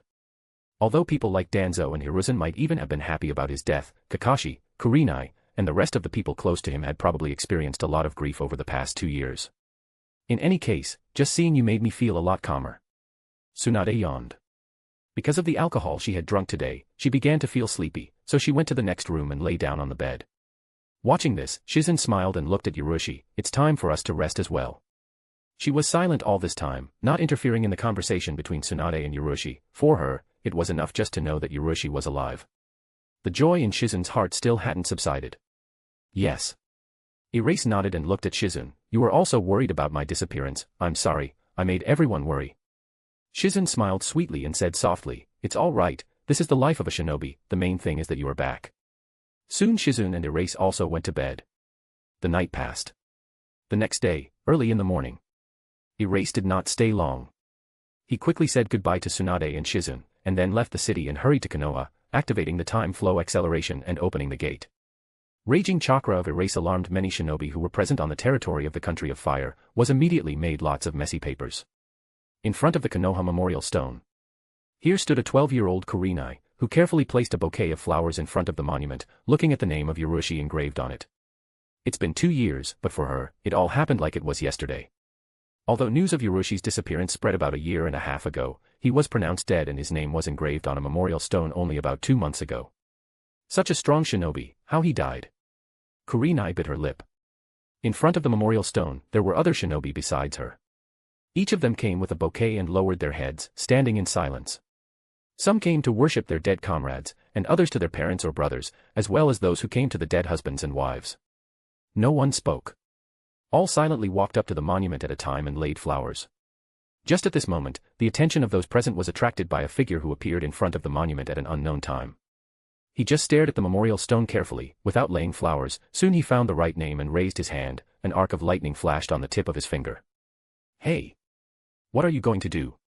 Someone exclaimed in exasperation as they watched the scene. The man standing in front of the memorial stone took a step forward, ignoring the question, and gently touched a certain name on the stone with his finger. Crack!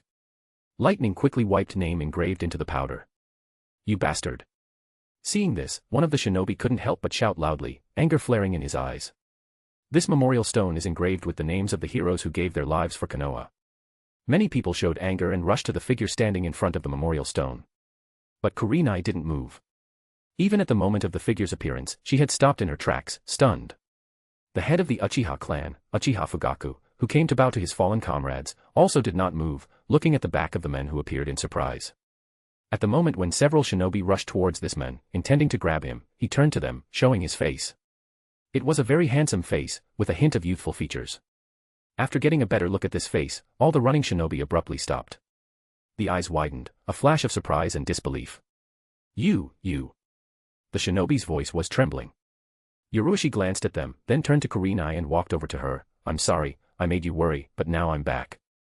Hearing these words and feeling the familiar chakra, Uchiha Fugaku, who was standing nearby, took a deep breath. A light flashed in his eyes. Such a chakra, it's impossible to fake it with a disguise. There should be no mistake, this young man in front of his eyes is definitely the right person. The man who killed the third Rakage and Hanzo Salamander, as well as single-handedly crushed Omega Kure. The hero who gave Konoha the advantage at the beginning of the Third World War. Shinobi Silver Flash. Elite Jounin Hataki of Erase, did you just erase your name engraved on the memorial stone? Ah, that was a little flashy and provocative. If a shinobi goes missing for a year, it is usually recognized as dead. Uchiha Fugaku looked at Erase and slowly said.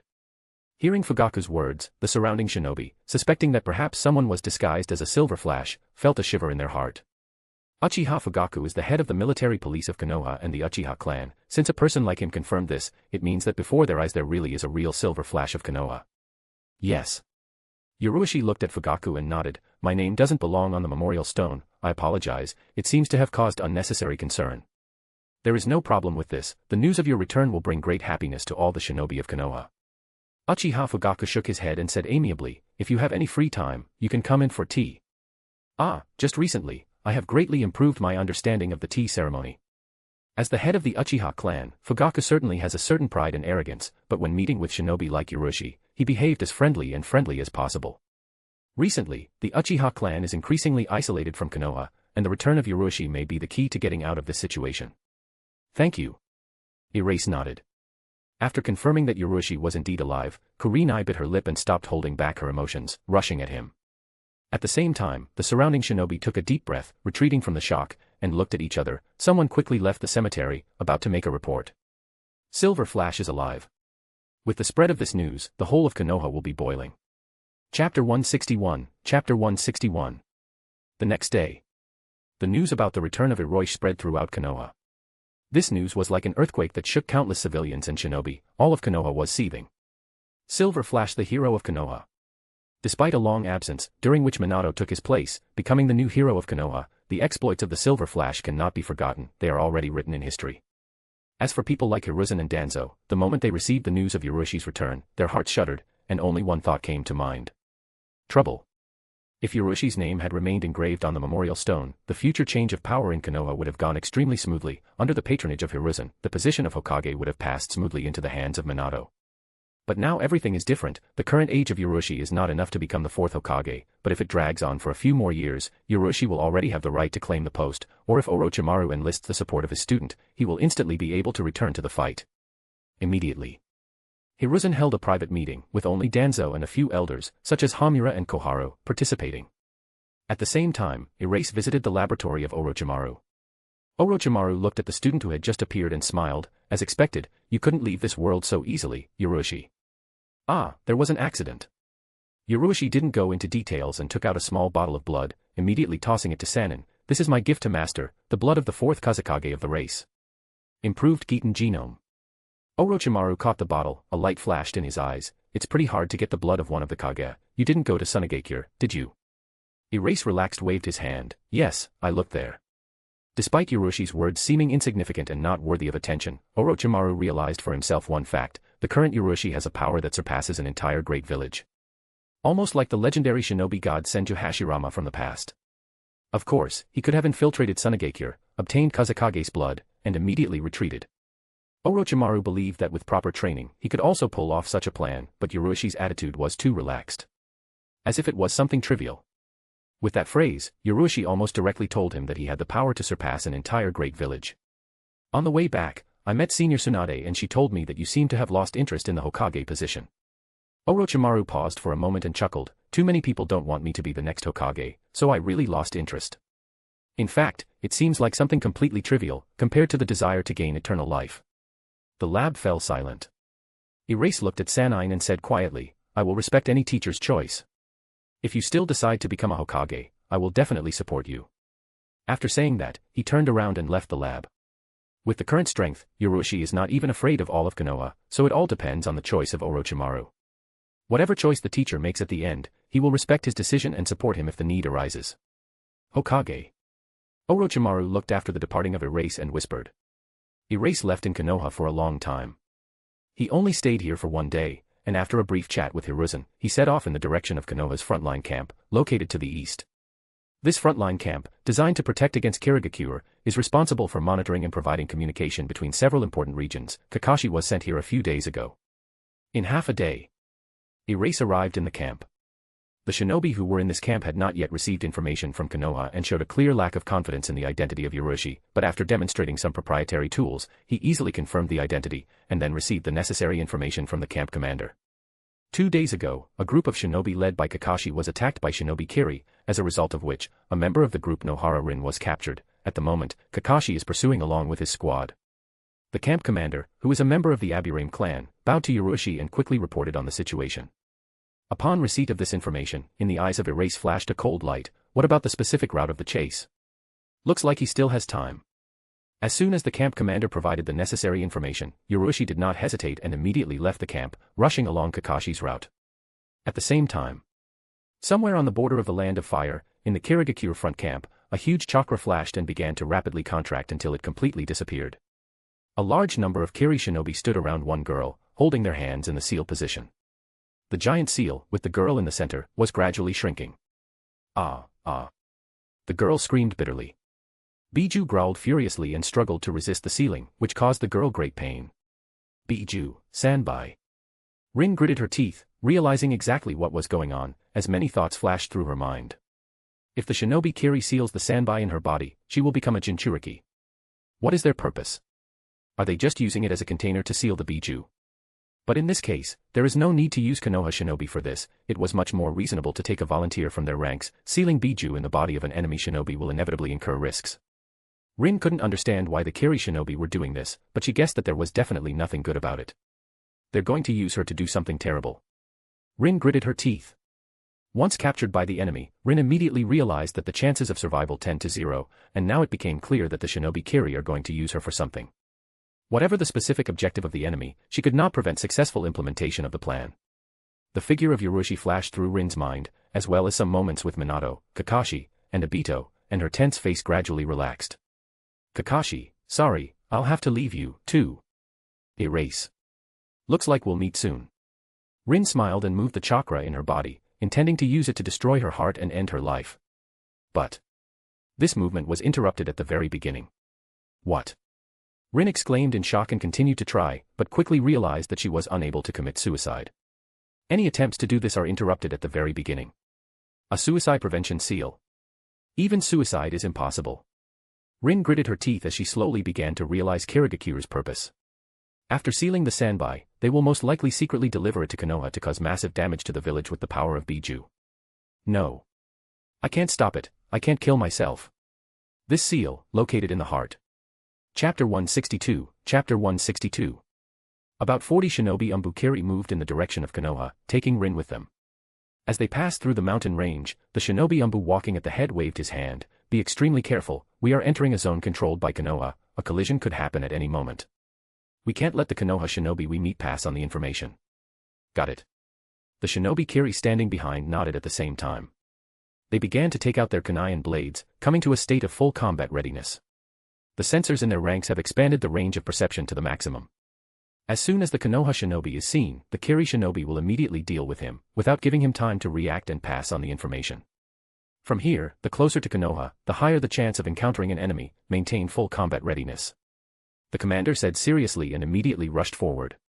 A large number of shinobi Kiri followed him. Rin's hands were tied with a rope, the other end of which was in the hand of one of the shinobi Kiri. He used the threads of the chakra to manipulate Rin's actions, forcing her to follow the squad. We need to pass the information to Konoha. Hearing the conversation of shinobi Kiri, Rin sighed heavily, a lot of thoughts flashed through her head. Phew. Phew. Shinobi Kiri raced in the middle of the forest. After a while, the sensor's expression changed abruptly, and he immediately said in a low voice, 3 o'clock. Shinobi of Konoha. A few people. Heading for us. Full combat readiness. The commander gave an order and stared at the forest in a certain direction, while folding a series of seals with one hand, the other hand clutching a blade.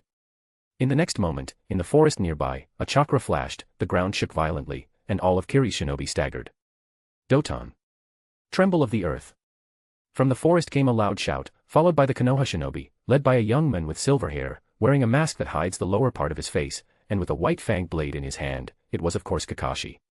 When Rin saw him, she exclaimed in surprise. Kakashi. But she quickly moved away from the surprise and clenched her fists tightly. Feeling a strong tension, because she saw that there were only 5 Konoha shinobi following Kakashi. This was the squad she had operated with earlier. Apparently, when she was captured, Kakashi did not wait for support from the Konoha camp, but immediately tried to track down the shinobi Kiri with his squad. Kakashi, there are too many of them. One of the shinobi following Kakashi exclaimed tensely. Kakashi calmly replied, don't get involved in a long battle. Retreat immediately after saving Rin. Crack. Arcs of lightning swept across White Fang's blade, making the sound of birds chirping, then a thin layer of lightning attribute chakra enveloped Kakashi's figure. Kakashi did not receive the Sharingan from Obito, so his practice was based on the secrets of Raiden, previously received from Ryuchi. By this point, the level of development Latanjua already gone beyond the normal Jounin. Combining this with Kenjutsu Hitaki, the current Kakashi is not much inferior to the elite Hunin Konoha. Phew. Kakashi rushed into the crowd of shinobi Kiri, immediately killing 3 of them and rushing straight to Rin. Silver Flash's brother. In the eyes of shinobi Umbu flashed cold, the closest to Kakashi, immediately rushed to attack, but he deftly dodged them, continuing to move forward. Other Konoha shinobi used ninjutsu, in an attempt to apprehend the Kiri shinobi who were nearby. But as Kakashi approached Rin, the shinobi Kiri appeared in his path and sharply swung a short blade. Their blades instantly collided several times. It was the commander of the Anbu Kiri, head of this elite squad. Very skilled Kenjutsu and quite powerful Raiden Jutsu. But you're too weak to save someone from our hands, brat. The commander of the ANBU Kiri said coldly and once again swung his short sword. Kakashi's gaze became heavy. In the previous short encounter, he realized that this shinobi Kiri is much stronger than the others. It will not be possible to break through it in a short time. Kakashi was forced to engage in a battle with the Umbu commander. The rest of the shinobi Kiri quickly reacted and took them into the ring. In just a few moves, Kakashi was in a very dangerous situation. Kakashi. Rin gritted her teeth. She looked at shinobi Kiri, who remained beside her, and noticed that all of his attention was focused on Kakashi. As an Irionin, Rin has not yet mastered high-level Iri ninjutsu, but it will not be difficult for her to form a cutting edge from the chakra. A faint stream of chakra flowed into Rin's palm. Phew. She used a tiny chakra scalpel to discreetly cut the rope binding her hands, then jerked violently, ripping it open before shinobi Kiri could react. What? Shinobi Kiri, who had been vigilantly watching Kakashi's actions, exclaimed in shock. He didn't expect Rin to be able to free himself from the binding, because this rope is a special tool through which his chakra flows. Of course, Rin was able to free herself not only by personal strength, but also by a small amount of Sanbai chakra, so by the weight dispersed in the body. This rope, of course, has a very high strength, but it is not able to withstand the Biju chakra. Kakashi. Freed, Rin immediately rushed to Kakashi. Rin. Seeing Rin released, Kakashi exclaimed with joy and swung his blade furiously, exchanging the shoulder wound for the retreat of several shinobi Kiri standing in his way. He then rushed towards Rin, intending to leave the battlefield with her as soon as possible. Don't even think about it. The Umbu shinobi leader looked coldly at Kakashi and quickly folded a series of seals. Sutan. Water dragon projectile. Phew. A massive stream of water in the shape of a dragon violently crashed between Kakashi and Rin, preventing them from reuniting. The shinobi Kiri, who were nearby, immediately rushed to them. No. We can't escape. Rin gritted her teeth and thought about the Sanbai sealed in her, which is not controlled and can break out at any time, as well as the terrible seal placed on her heart. She nodded resolutely, and in the next instant, a fierce, uncontrollable Sanbai chakra erupted from her body and collided with the water dragon, immediately crushing it. Chapter 163, Chapter 163. Rin. Kakashi exclaimed in shock when he saw Rin's obviously abnormal chakra. What did they do to you? Rin wanted to explain the situation, but seeing the approaching shinobi Kiri, she realized that there was no time for this and resolutely said, Kakashi, run. I can't go back. Phew. After saying that, she abruptly turned around and threw herself at the blade clutched in the hand of one of Kiri's shinobi. All of Kakashi's attention was focused on shinobi Kiri, and Rin's move caught him off guard. He reached out, trying to grab her, but it was too late. Rin's body collided with the shinobi Kiri's blade. Shinobi Kiri was also stunned. He focused all his attention on Kakashi, logically assuming that Rin would try to escape with him, but suddenly, she decided to commit suicide. It was too late to put the blade away. But when it was too late to stop Rin or remove the blade, and everyone could only watch as Rin collided with the blade of the blade, a silvery light flashed in the distance, rushing in their direction at an incredible speed. The silvery light seemed to be far away in the forest in the previous moment, but in the next moment, it was already rushing across the battlefield, flashing past shinobi Kiri and Kakashi. Rin's figure disappeared. Kakashi's eyes widened sharply. He was all too familiar with this scene, and the chakra that flared up at this moment gave an incredibly familiar feeling. Big brother. Kakashi abruptly turned around, looking in the direction of the flash of silver. At the edge of the battlefield, he saw a familiar figure bathed in silvery light. Erase visited the battlefield and slowly let go of Rin, lying in his arms. It looks like you couldn't have done it without me, bro TSK. It seems that in these 2 years, your strength has barely increased. Lowering Rin, Erase looked at his younger brother and shook his head. Rin stood there, startled. After Ryuchi lowered her to the ground, Rin looked at him as if in a trance. She even thought for a moment that she had fallen into the genjutsu of shinobi Kiri. Kakashi also stared at Ryuchi in a dazed way, a gleam of joy in his eyes, and then he rolled his eyes and grumbled in exasperation. Stop picking the most critical moment to show up, brother, it's annoying. Hee hee. Ryuchi grinned. If there wasn't such a loud battle going on here, I would still be looking for you. Poor sensory perception is really a big problem.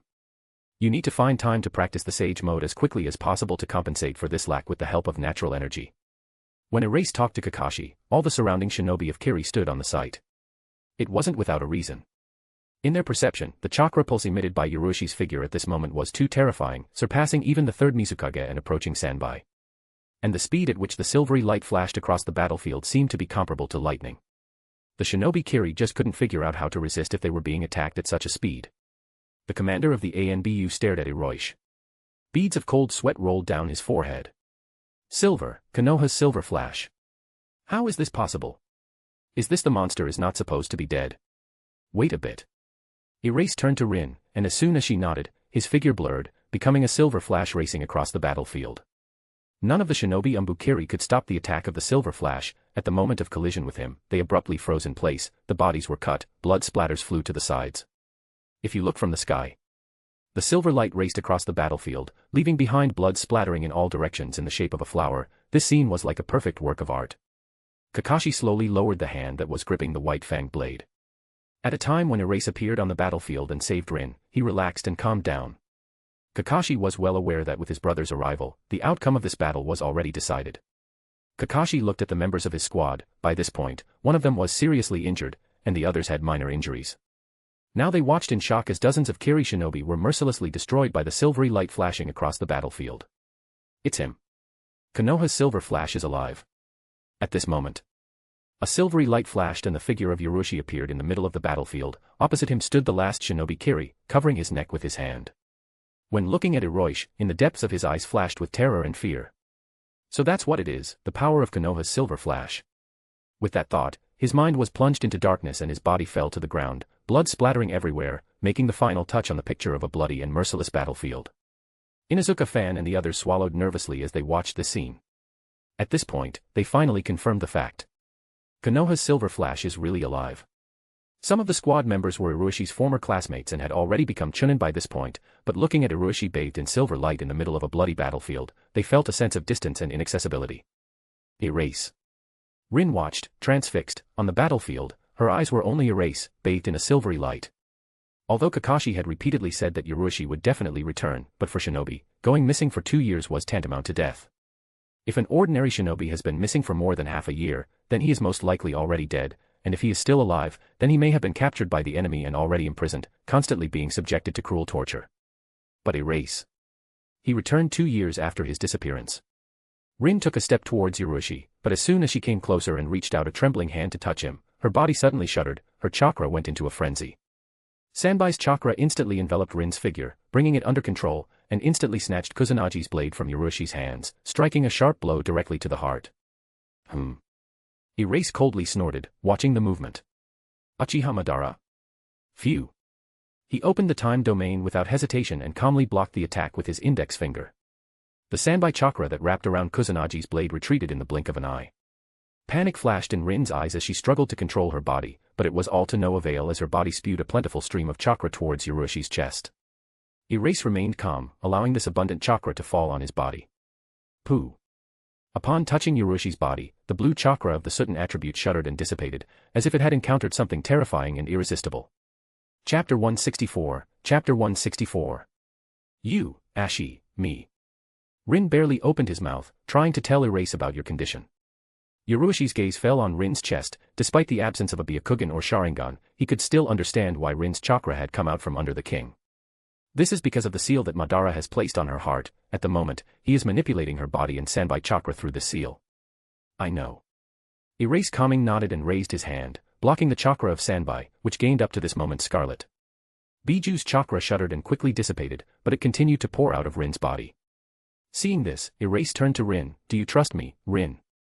This question had no meaning in the eyes. Rin read full confidence in Erase. Looking into Rin's eyes, Hiroshi nodded and waved his hand, dispelling the Sanbai chakra, then pulled his hand back and said, "This is going to hurt, we'll have to be patient." After these words, under Kakashi's puzzled gaze, the right hand of Hiroshi took the form of the blade and sharply moved forward, piercing the chest of Rin. The Madara seal placed on her heart was instantly destroyed. Rin froze in place. Erase, killed her. After confirming that Madara's seal had been destroyed by the cavity, Hiroshi slowly began to pull his hand out of Rin's chest, at the same time activating the time reversal ability and infusing time energy into the wound. At this moment, he suddenly felt something and raised his left hand, sharply swinging in a certain direction. Phew! The air was sliced by a silvery crescent, shrouded in arcs of lightning. The forest in that direction was instantly destroyed, revealing a figure wrapped in a bizarre white armor covering the entire body, including the face. Slash of Erase seemed generally did not affect this figure passing through it. Who? Kakashi abruptly turned to the figure. The man's face was wrapped in a strange spiral mask, through the holes of which could be seen the eyes of a scarlet color, having a strange pattern, completely different from the usual Sharingan. Phew! A strange swirl flashed in the air and sucked the figure in. At the same time, the right hand of Hiroshi left chest Rin. The gushing blood flew in the opposite direction and flowed into the wound. Soon, the through wound disappeared without a trace. Erase was absorbed in thought, looking in the direction where she disappeared. Unknown figure. Uchiha Obito. This is really annoying. Uchiha Madara, looks like he let White Setsu bring him here at the most appropriate time. Ryuchi understood that once in the hands of Madara, Uchiha Obito would sooner or later fall into darkness under his influence, but he did not expect that this would happen almost exactly the same as in the original plot. I wonder what will happen after Obito meets the surviving Rin. Get out of the dark right away. Or will everything continue as in the original story? EP. Erase. Rin came to her senses and looked down at her chest, then touched it with her hand in disbelief. There should be no mistake with what she felt earlier, and there was no illusion now. Healing the wound so severe, it's impossible to describe with normal Irelands. It was rather like being back in the state in which it remained until the receipt of the wound. What is this amazing Irelands? Only now did she begin to understand the true meaning of Yoroshi's words, why he said that it would hurt and have to be patient. At the thought of this, a hint of shame flashed in Rin's heart, because at the last moment, her trust in Yoroshi was slightly shaken. It's all right now. I have destroyed the seal placed on your heart. Erase looked away from where just disappeared upholstered and looked at Rin. Kakashi also looked in that direction. The figure that appeared gave him a familiar feeling, and the disappearance was very strange, but in comparison, he was much more worried about Rin's standing. Kakashi was stunned to see that there was no sign of a wound on Rin's chest, not even her clothes were stained with blood. He even began to suspect that he had previously been in an illusion. Thank you. As she looked at Yoroshi, strong emotions flashed in Rin's heart, and countless words came to mind that she wanted to say. She opened her mouth slightly, not knowing where to start. But her expression suddenly changed abruptly, the seal inside her body shuddered again, and an uncontrolled flow of Sanbai chakra gushed out. Now this is not manipulation through the control seal. The seal was damaged when a plentiful stream of Sanbai chakra gushed through it several times. The originally very unstable seal weakened even more. Rin. Seeing this, Kakashi paled visibly. This, a chakra of the Biju. Did the shinobi Kiri seal the Biju in your body? Kakashi began to guess at Rin's situation. Most likely, the shinobi Kiri wanted to use Biju to attack Konoha, and Rin was used as a container to deliver and then release Biju. Yes. Rin struggled to answer Kakashi, doing her best to suppress the chakra raging in her body and contain the Sanbai.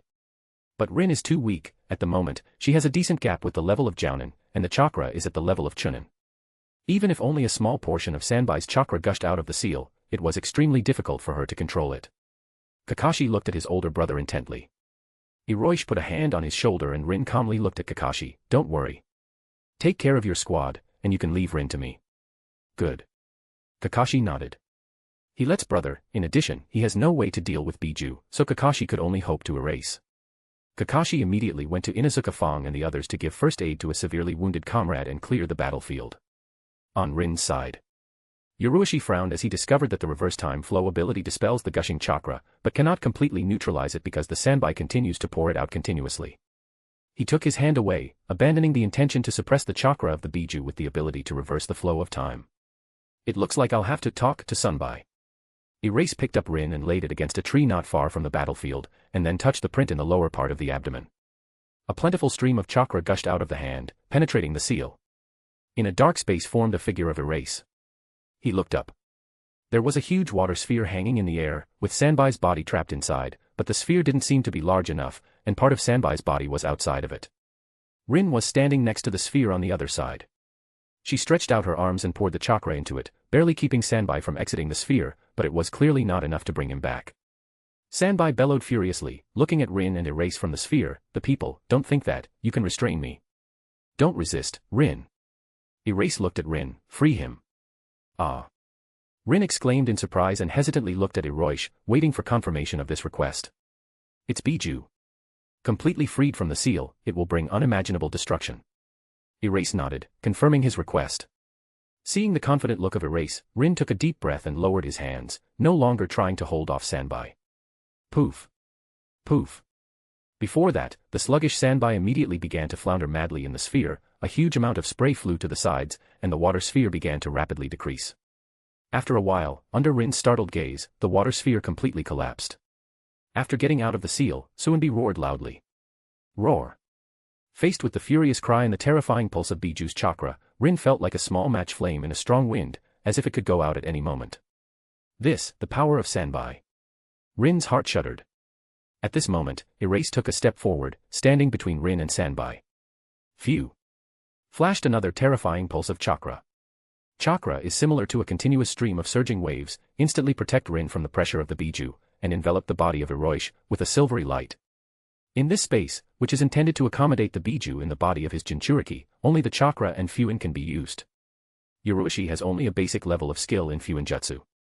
But it's not a problem, because he can endlessly pour his chakra into Rin's body, bringing it to this space. In this space, his chakra volume can be safely equated to infinite, not to mention Sanbai, even Kyubi couldn't match it. Crack! Crack!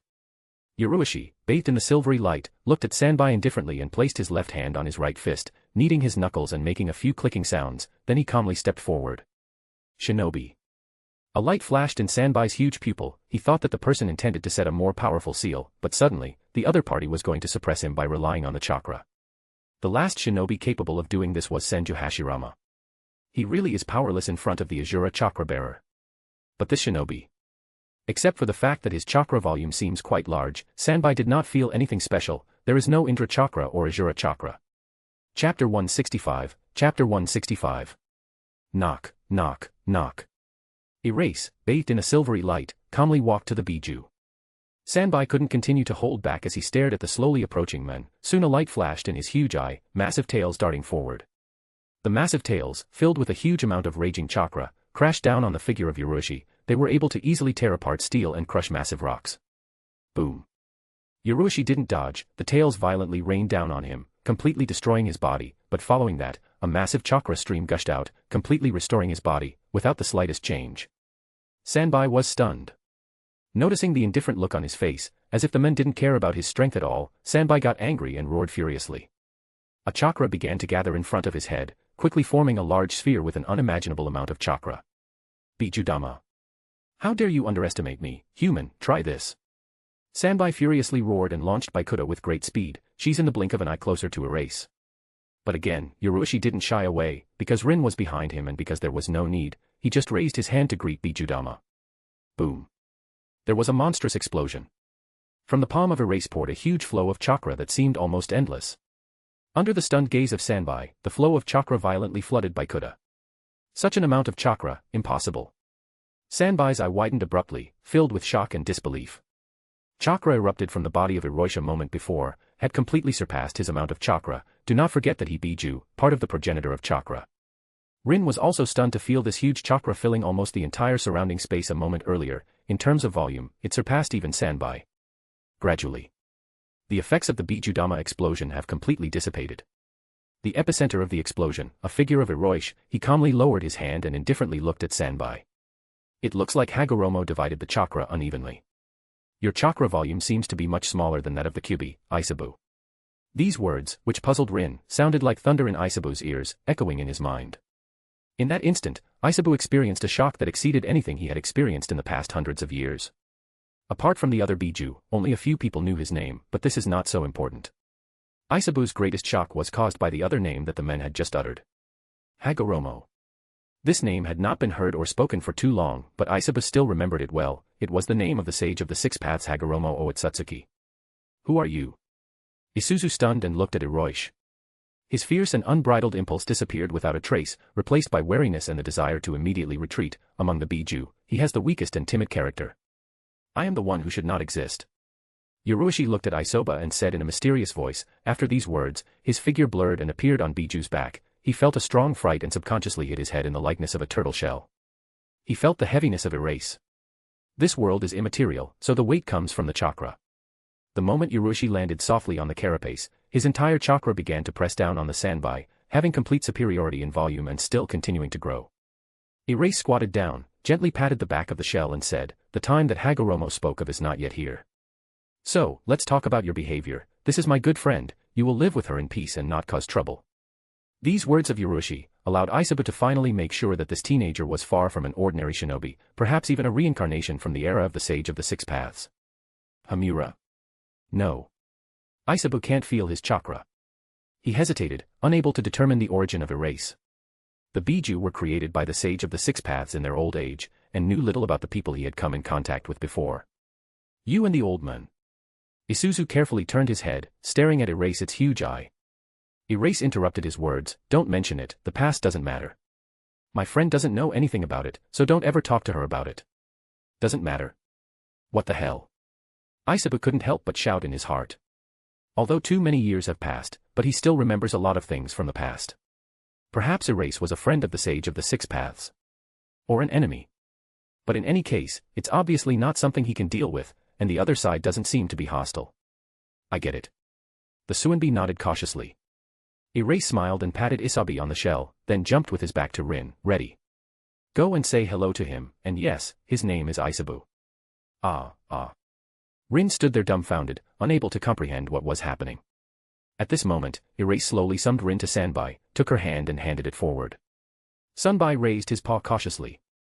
Yurushi clenched Rin's small hand into a fist and placed it on Sanbai's huge paw. "From today on, you are partners, get to know each other better."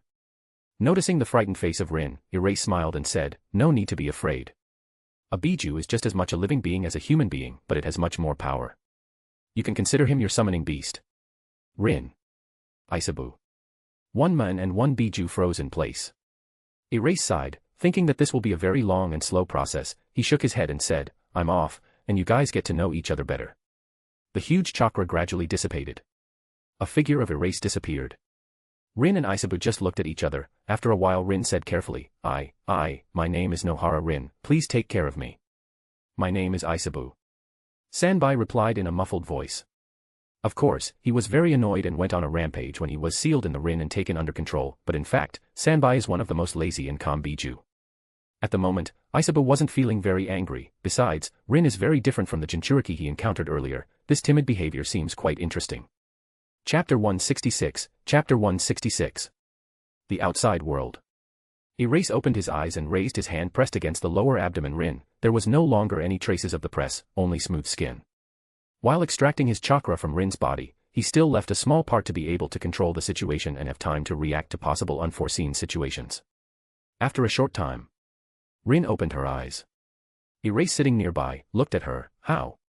Rin helplessly stood up, looked at Eroish said, "I didn't expect to be able to communicate with Biju normally. Aisabu has a good character, he's very nice." Isuzu discontentedly grumbled, "Honey. What is this score?" If other Biju found out about this, they would mock him for many years. "IR." Rin smiled sweetly and said, "It means that you are very imposing and powerful." Looking at it, Erase realized that Rin and Isabi was able to find a common language. It was not surprising. Rin, who has a kind and sunny nature, was not too difficult to become Aisabu's partner, with him as a mediator. Phew. Erase nodded and walked over to Kakashi. This time he did not use the ability to reverse the flow of time, and simply relied on their skills Iranina for the treatment of Kakashi and the others. Although it was the usual treatment, but in fact, the current Erase has already surpassed the most normal online now. The minor injuries were quickly healed, and even the seriously wounded man was back to normal and only felt very weak. "Rin, is she all right?" Kakashi worried and looked at Eroish. Yurushi, who was in charge of treating the wounded, nodded and spoke briefly about his long absence, but did not mention that he was transported 2 years into the future, but instead said that he was in another space and could only return after 2 years. This is quite consistent with Kakashi's previous assumptions. He nodded and looked at Rin, who had just come up to them. "That chakra, was it Biju?" "Yes." Erase looked at him and laughed. "Don't worry, Rin is now a full-fledged Jinchuriki of Sanbai. Hehehe, as soon as it will adapt to the power of the Biju, you're not her enemy, brother." Although the power of Sanbai does not stand out among other Biju, but having mastered its power at a good level, it will not be difficult for Rin to reach the level of a strong Kage. The current Kakashi is roughly at the level of an elite Jounin and is quite far from reaching the level of Kage. Even right now, he doesn't have much chance of defeating Rin, who has found a common language with Aisabu. What? Kakashi rolled his eyes. Rin became the Jinchuriki of Sanbai and surpassed him in the power? What the hell? After talking a little with Rin, who came up, he learned about the plan of Shinobi Kiri and that Yurushi helped her to suppress Sanbai. It seems. It's him now, can't even Rin win? Somewhere under the ground. Uchiha Madara's body gradually faded, but a bright light flickered in his eyes. Suddenly he abruptly raised his head, looking in a certain direction. A spatial vortex formed there. After a moment, the figure of Obito appeared from it. "This is your ability, Manjikyu Sharingan I." Obito didn't say anything. His face was cold and calm, and his body radiated a very dark and powerful chakra, much more powerful than before. He looked at Madara. "As you said earlier, this person really didn't die. He just plays with everyone as if they were pawns, including Rin." Saying that, Upholstered clenched his fists and gritted his teeth, remembering how the palm erase pierced the bosom of Rin. In fact, he had always known that Rin loved Yurushi, and at that moment, Obito just couldn't believe what was happening. His mind went blank. At the time of the attack of Hiroshi, they instinctively used the new ability Awakened Eyes. Are you talking about that girl? Madara looked at Obito and asked calmly. Obito ground his teeth. I have to ask him, why? Why did he kill Rin? She's not dead. Suddenly, a white Zetsu appeared from the ground and said, for Jinchuriki, even such an injury is not necessarily fatal, she was healed by the Biju chakra. Ah. Extinct in the eyes upholstered in a flash of light. Uchiha Madara said calmly, it's no use, all these people are already under the influence of this person's will. Even if you go there right now, you won't be able to help this girl. She trusts this man much more than she trusts you, and he has used clever manipulations to gain her unconditional trust. No, Rin isn't like that. Obito looked at Madara and said confidently, then his figure distorted in the spatial vortex and disappeared. Uchiha Madara looked at the white Zetsu without stopping. Obito, are you ready? Yes, I can bring it back at any time, relying on the connection to Hashirama's cells. White Zetsu nodded. When Kakashi was talking to Rin, his expression suddenly changed dramatically. He turned his head in a certain direction and saw the air curiously distorted, taking the form of a vortex, from which a human figure emerged. Who?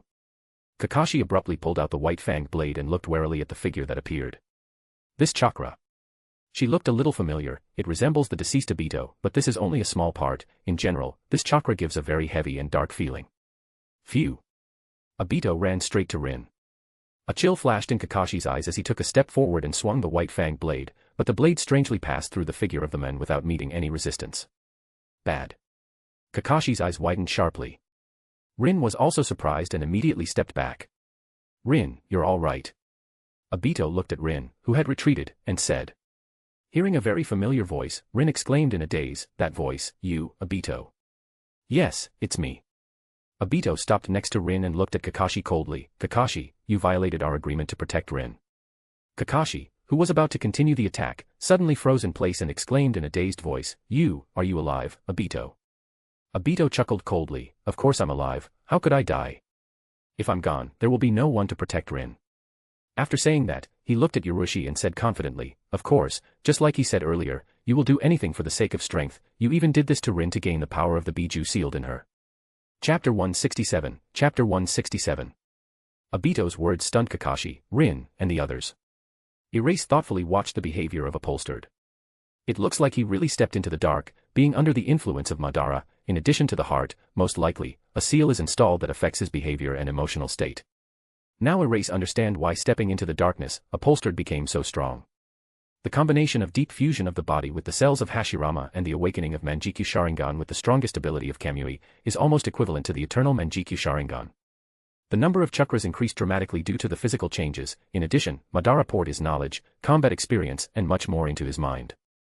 Only by taking control of Jubi at the expense of his own will and stepping on the level of the Six Paths, during the Fourth World War of Shinobi, Obito was able to finally clear his mind of the influence of Madara. Obito, what are you talking about? Rin looked stunned for Obit. Erwich, he saved me.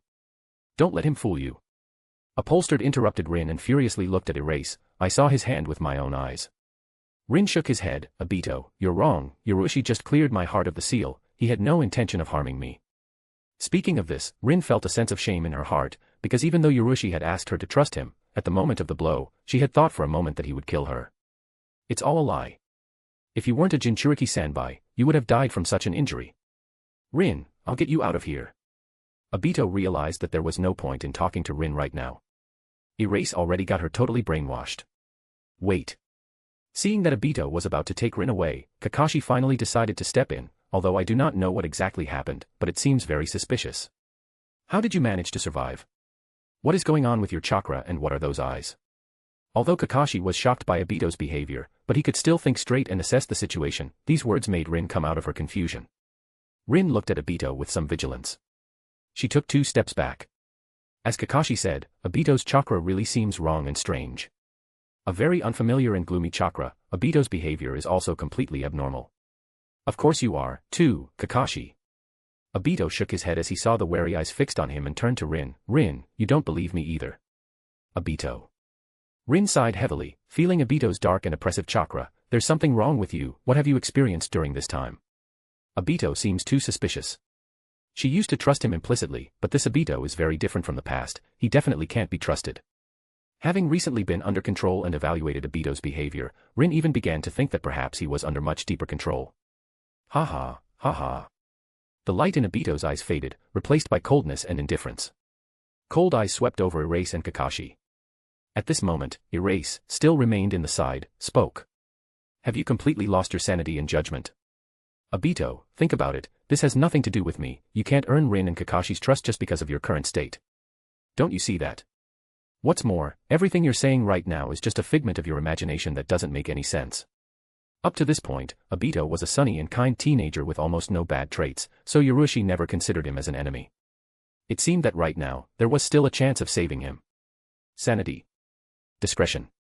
I was always in my right mind. Upholstered looked at Erase and said indifferently, it looks like all of them have already completely fallen under your influence and won't trust me anymore, in which case, there's only one thing left, get Rin out of here. Phew. A sharp branch suddenly grew out of Obito's body, he grabbed it and threw it in the direction of Kakashi and Ryuchi, at the same time moving towards Rin. Clang. Kakashi swung his blade, blocking the branch, and was thrown back a few steps. Strong, and this ability, is this the improved Mokuton genome? Isn't this the power that the legendary first Hokage possessed? Phew. A silvery light flashed.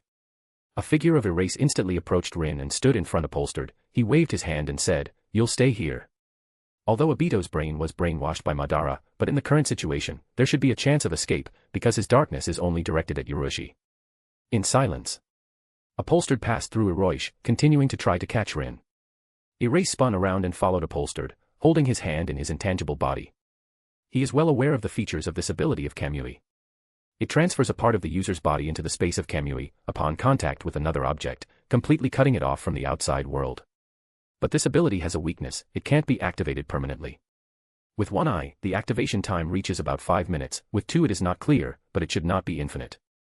You just have to wait for the intangible to expire. Phew. Phew.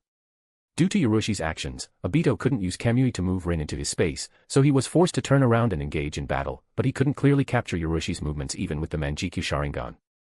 The failure to grasp the movement of Erase means Upholstered can only rely on the ability of intangibility Kamui to avoid attacks. He couldn't even find a way to use Kamui to get out of here. This is the speed, a silver flash.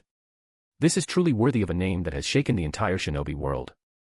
Obito's eyes flashed cold, and his body spewed out a large number of branches. Mokuton. The Great Tree Spear. Phew. Phew. Phew. A large number of sharp branches scattered in all directions. I've blocked all directions, let's see how you do this time. It's enough just to delay Ryuchi a little, forcing him to dodge, then Obito will be able to move into Kamui's space, then he can pick up Rin at any time using his spatial abilities. But Obito's eyes narrowed sharply. Because when faced with his Makutano, Erase didn't even think to dodge.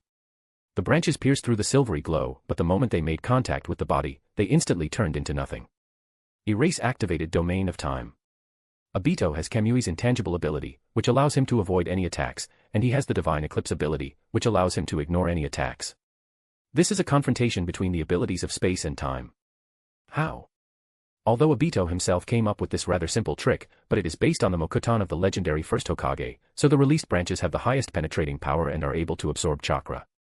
But such an attack was instantly destroyed when it collided with Yoroshi's body, it seemed to be simply unable to overcome the target's physical defenses. Damn, the duration of the ability. Although Obito had only recently awakened Manjikyu, but as its true owner, he could feel that the time of the intangible was coming to an end.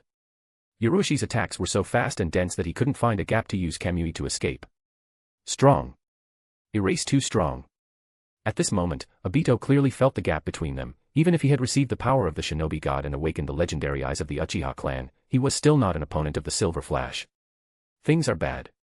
Obito gritted his teeth, he didn't expect that after gaining such strength, he still wouldn't be able to defeat Ryuchi, even escape seems impossible. Just at this moment. Poof. Obito turned into white smoke and disappeared without a trace. Erase stopped attacking and frowned. It's not Kamui. Kamui can't make the user disappear instantly. This Obito couldn't have been a shadow clone originally, and he didn't have the ability to use a clone and a replacement. Hiraishin no Jutsu, no, some other callback technique. No wonder Madara dared to let Obito meet me, he was prepared beforehand. Erase shook his head and lowered his hand. He didn't go looking for Madara, who might be hiding somewhere nearby, because Obito might come back here at any time with Kamui's help. Rin, who has not yet mastered the power of Biju, is unable to resist him. Chapter 168, Chapter 168. Madara's plan is thought out to the smallest detail. Rin was saved Erase and became the Jinchuriki of Sanbai, although it seemed that Biju was lost, but Upholstered successfully stepped into the darkness. Regardless of the current situation, Madara remained in the black and did not suffer significant losses. But because of his existence and his appearance here at such a moment, Madara would have to make a great effort to guide Obito to the right path. Hee hee. Erase grinned. In fact, this is where the fall of Madara began. Previously, Madara was convinced that everything could be achieved alone and had the proper power to do so. A power that surpasses the entire shinobi world. He never looked for subordinates and did not care about the availability of good pawns. Wanting to fight Senju Hashirama, he single-handedly attacked Konoha. After receiving the flesh of Hashirama and awakening Rinnegan, Madara lost this quality. The previous Uchiha Madara despised such people. But as a result, he became the same. Such drastic changes must surely have something to do with Black Zetsu. Otherwise, given Madara's original nature, he would have just directly revived himself, instead of using Obito to prepare the plan beforehand. None of this makes any sense. As he grew older, Uchiha Madara radically changed his mindset. Only when he was resurrected with the help of Edo Tensei and returned to the peak, part of his true personality was restored. Rin and Kakashi looked at each other. There was a lot of concern in their eyes because of Obito's incomprehensible condition. Only one thing was clear: Obito is in a semi-insane state. Logical thinking and sanity are almost completely absent. Big brother, Obito on. The Obito you knew is already dead. Now it is a completely different changed Obito, under the control and carrying the will of another person. Yurushi looked at Kakashi and said calmly. Hearing this, Kakashi gritted his teeth, and Rin nervously clenched her fists. How to save Obito? If we catch him, we might be able to solve the problem. Erase said thoughtfully and looked around. We have to go. About as expected of Erase. Madara made a great effort to keep Obito in the dark. Especially when Yurushi returned to the world of shinobi and it became clear that he would definitely interfere with Madara's plans.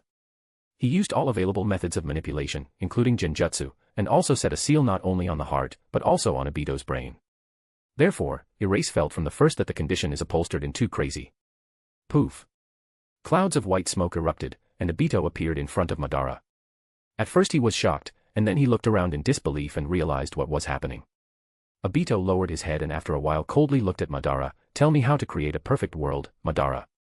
Uchiha Madara chuckled, showing some dissatisfaction with Obito's arrogant behavior, but after all the manipulations, it can be said that Obito is partially the bearer of his personality. He looked at Obito and said, okay, but first we need to leave this place. It would be a little unpleasant to encounter this Silver Flash. Silver Flash.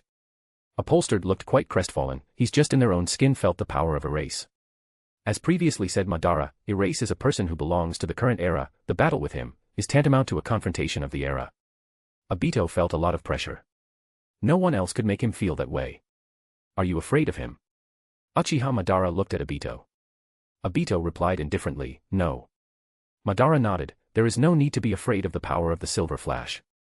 Although this era belongs to him, but he is not Uchiha or Senju, and you have the power of these two clans at once. Do you know what the power of Uchiha and Senju is? Together, they can lead you to the beginning of all shinobi. To the Sage of the Six Paths. By combining these powers after that battle with Hashirama, many years later, I was able to awaken the Rinnegan. The power of the Silver Flash couldn't compare to this. He would never be able to achieve anything like this. Listening to Madara's words, Obito gradually calmed down. The images of the past battle, constantly popping up in my head and making me feel oppressed, gradually dissipated. Exactly. Although he was defeated in the previous battle with Yurushi, but in fact, just recently, he was just an ordinary chunin, and now he has stepped up to the level that allows him to enter the battle with such a terrifying shinobi. He has the power of the legendary Uchiha and Senju clans. Until he will learn to control this power, victory over Erase will not keep you waiting. Just like Madara said. Erase not matter much. The true goal is to create a perfect world. While Madara moved with Obito to another location and took over his training, on the other hand, Yurushi returned to Konoha's camp along with Kakashi, Rin, and the others. The news of the formation of Rin Jinchuriki Sanbai greatly shook Konoha. Fearing that Biju might break out and go on a rampage, the upper layers of the village actively debated whether Rin could be allowed to return to Konoha or whether it was worth taking control of her from the outside first.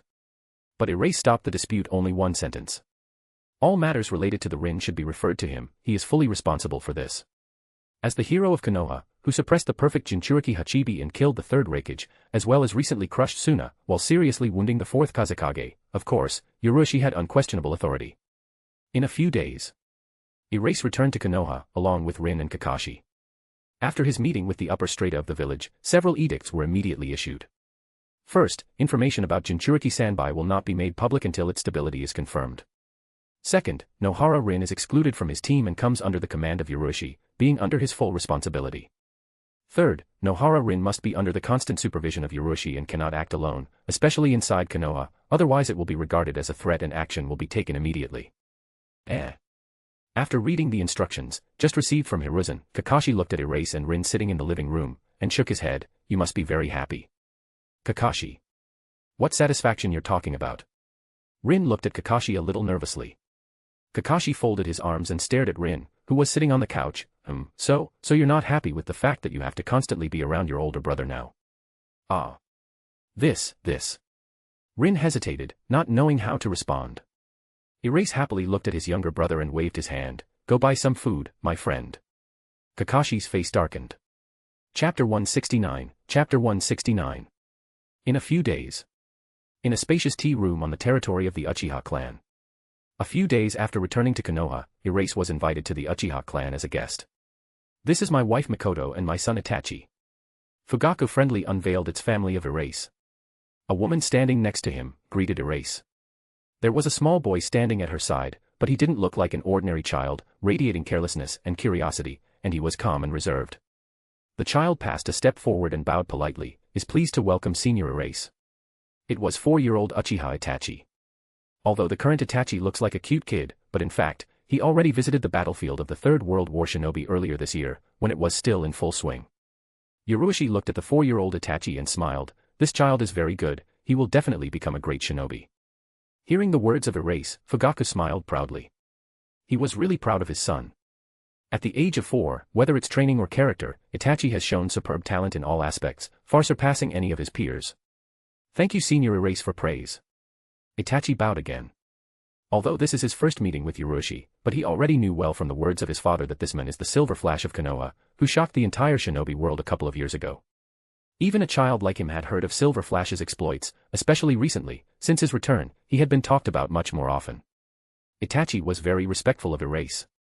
Because this person has the title of hero and protects Konoha. Itachi, go. Fugaku asked his wife and Itachi to leave, put the teapot on the table, and began the tea ceremony. Erase looked after outgoing Mikoto and Itachi. It seems your wife pregnant again. Yes. Fugaku smiled, already in the 3rd month. Hearing the words Fugaku, Erase could not help but feel some emotion. Imperceptibly, so much time had passed since his arrival in this world, the time has already come for the birth of the most famous generation of shinobi Konoha. As he poured the tea, Fugaku glanced at Rin, who was sitting next to Yurushi, and a light flashed in his eyes.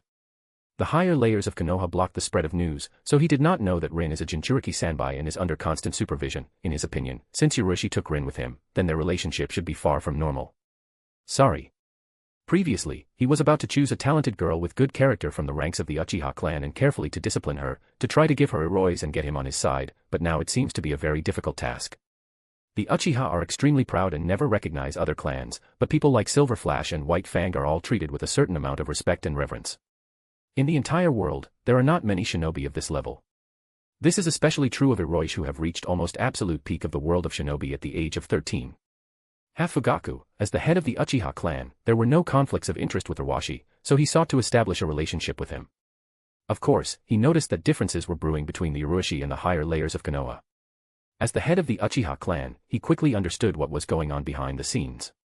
Erase considered a supporter of Orochimaru. Currently, many shinobi support the student of Jiraiya, Namikaze Minato. In addition, he is supported by the upper layers of Konoha, which will inevitably lead to contradictions. The upper layers of Konoha seek to oust the Uchiha clan, and will definitely not allow them to participate in the political struggle. Thus, they need to improve relations, or at least not make Orochi, who also has contradictions with the higher layers, their enemy. Erase Fugaku and talked for a while. He was quite normal to the Uchiha clan. As a weakling, he never came into contact with the Uchiha clan, but as he gained strength, he gained their respect and respect. Although respect was gained by the force, that did not stop Erase to form a good opinion on the Uchiha clan. Don't forget to visit us next year. Fugaku took Erase on the outskirts of the clan's territory and smiled. Erase nodded. I won't forget. As soon as they left the territory of the Uchiha clan, Rin breathed a sigh of relief. It was the head of the Uchiha clan. As a child from an ordinary civilian family, she inevitably experienced pressure and nervousness, being in the face of the head of the clan Uchiha, the head of the strongest clan of Konoha. She couldn't help but sigh as she thought about it. Famous and influential personalities of Konoha, previously towering somewhere in the distance, behaved as respectfully as possible when meeting with Ryuchi, completely ignoring the difference in generations. You seem a little nervous. Erase looked at Rin. Rin nodded. Of course, it's the Uchiha clan. Hearing Rin's words, Ryuchi looked at Konoha and spread his hands. Not only the Uchiha clan, in the future, you will be in contact with all the higher layers of Konoha. When you became a Jinchuriki Sanbai and joined my team, you stopped being an ordinary chunin. Before becoming a member of Kakashi's team, Rin had a completely ordinary status. But after becoming a Jinchuriki Sanbai and joining his team, Rin became his supporter and a very important figure of Konoha. Uchiha Fugaku has not yet received information about Jinchuriki Sanbai. If he knew about it, then all questions about the status of Rin would disappear by themselves, and the attitude would be completely different. Rin walked beside Erase. As they walked through the streets of Konoha, numerous shinobi showed their respect for Ryuchi. Even after 2 years, his popularity in Konoha was very high. Instead of returning home, Ryuchi took Rin to the outskirts of Konoha, where Kakashi with extraordinary diligence practiced Latanjua. Kakashi could accept losing to his older brother. But Rin was a member of his team, and now she was suddenly a Jinchuriki. Thinking that he couldn't even beat her, Kakashi felt a lot of pressure. Rin, let's continue with the previous training session. A little after watching the training Kakashi, Erase took Rin to the clearing nearby.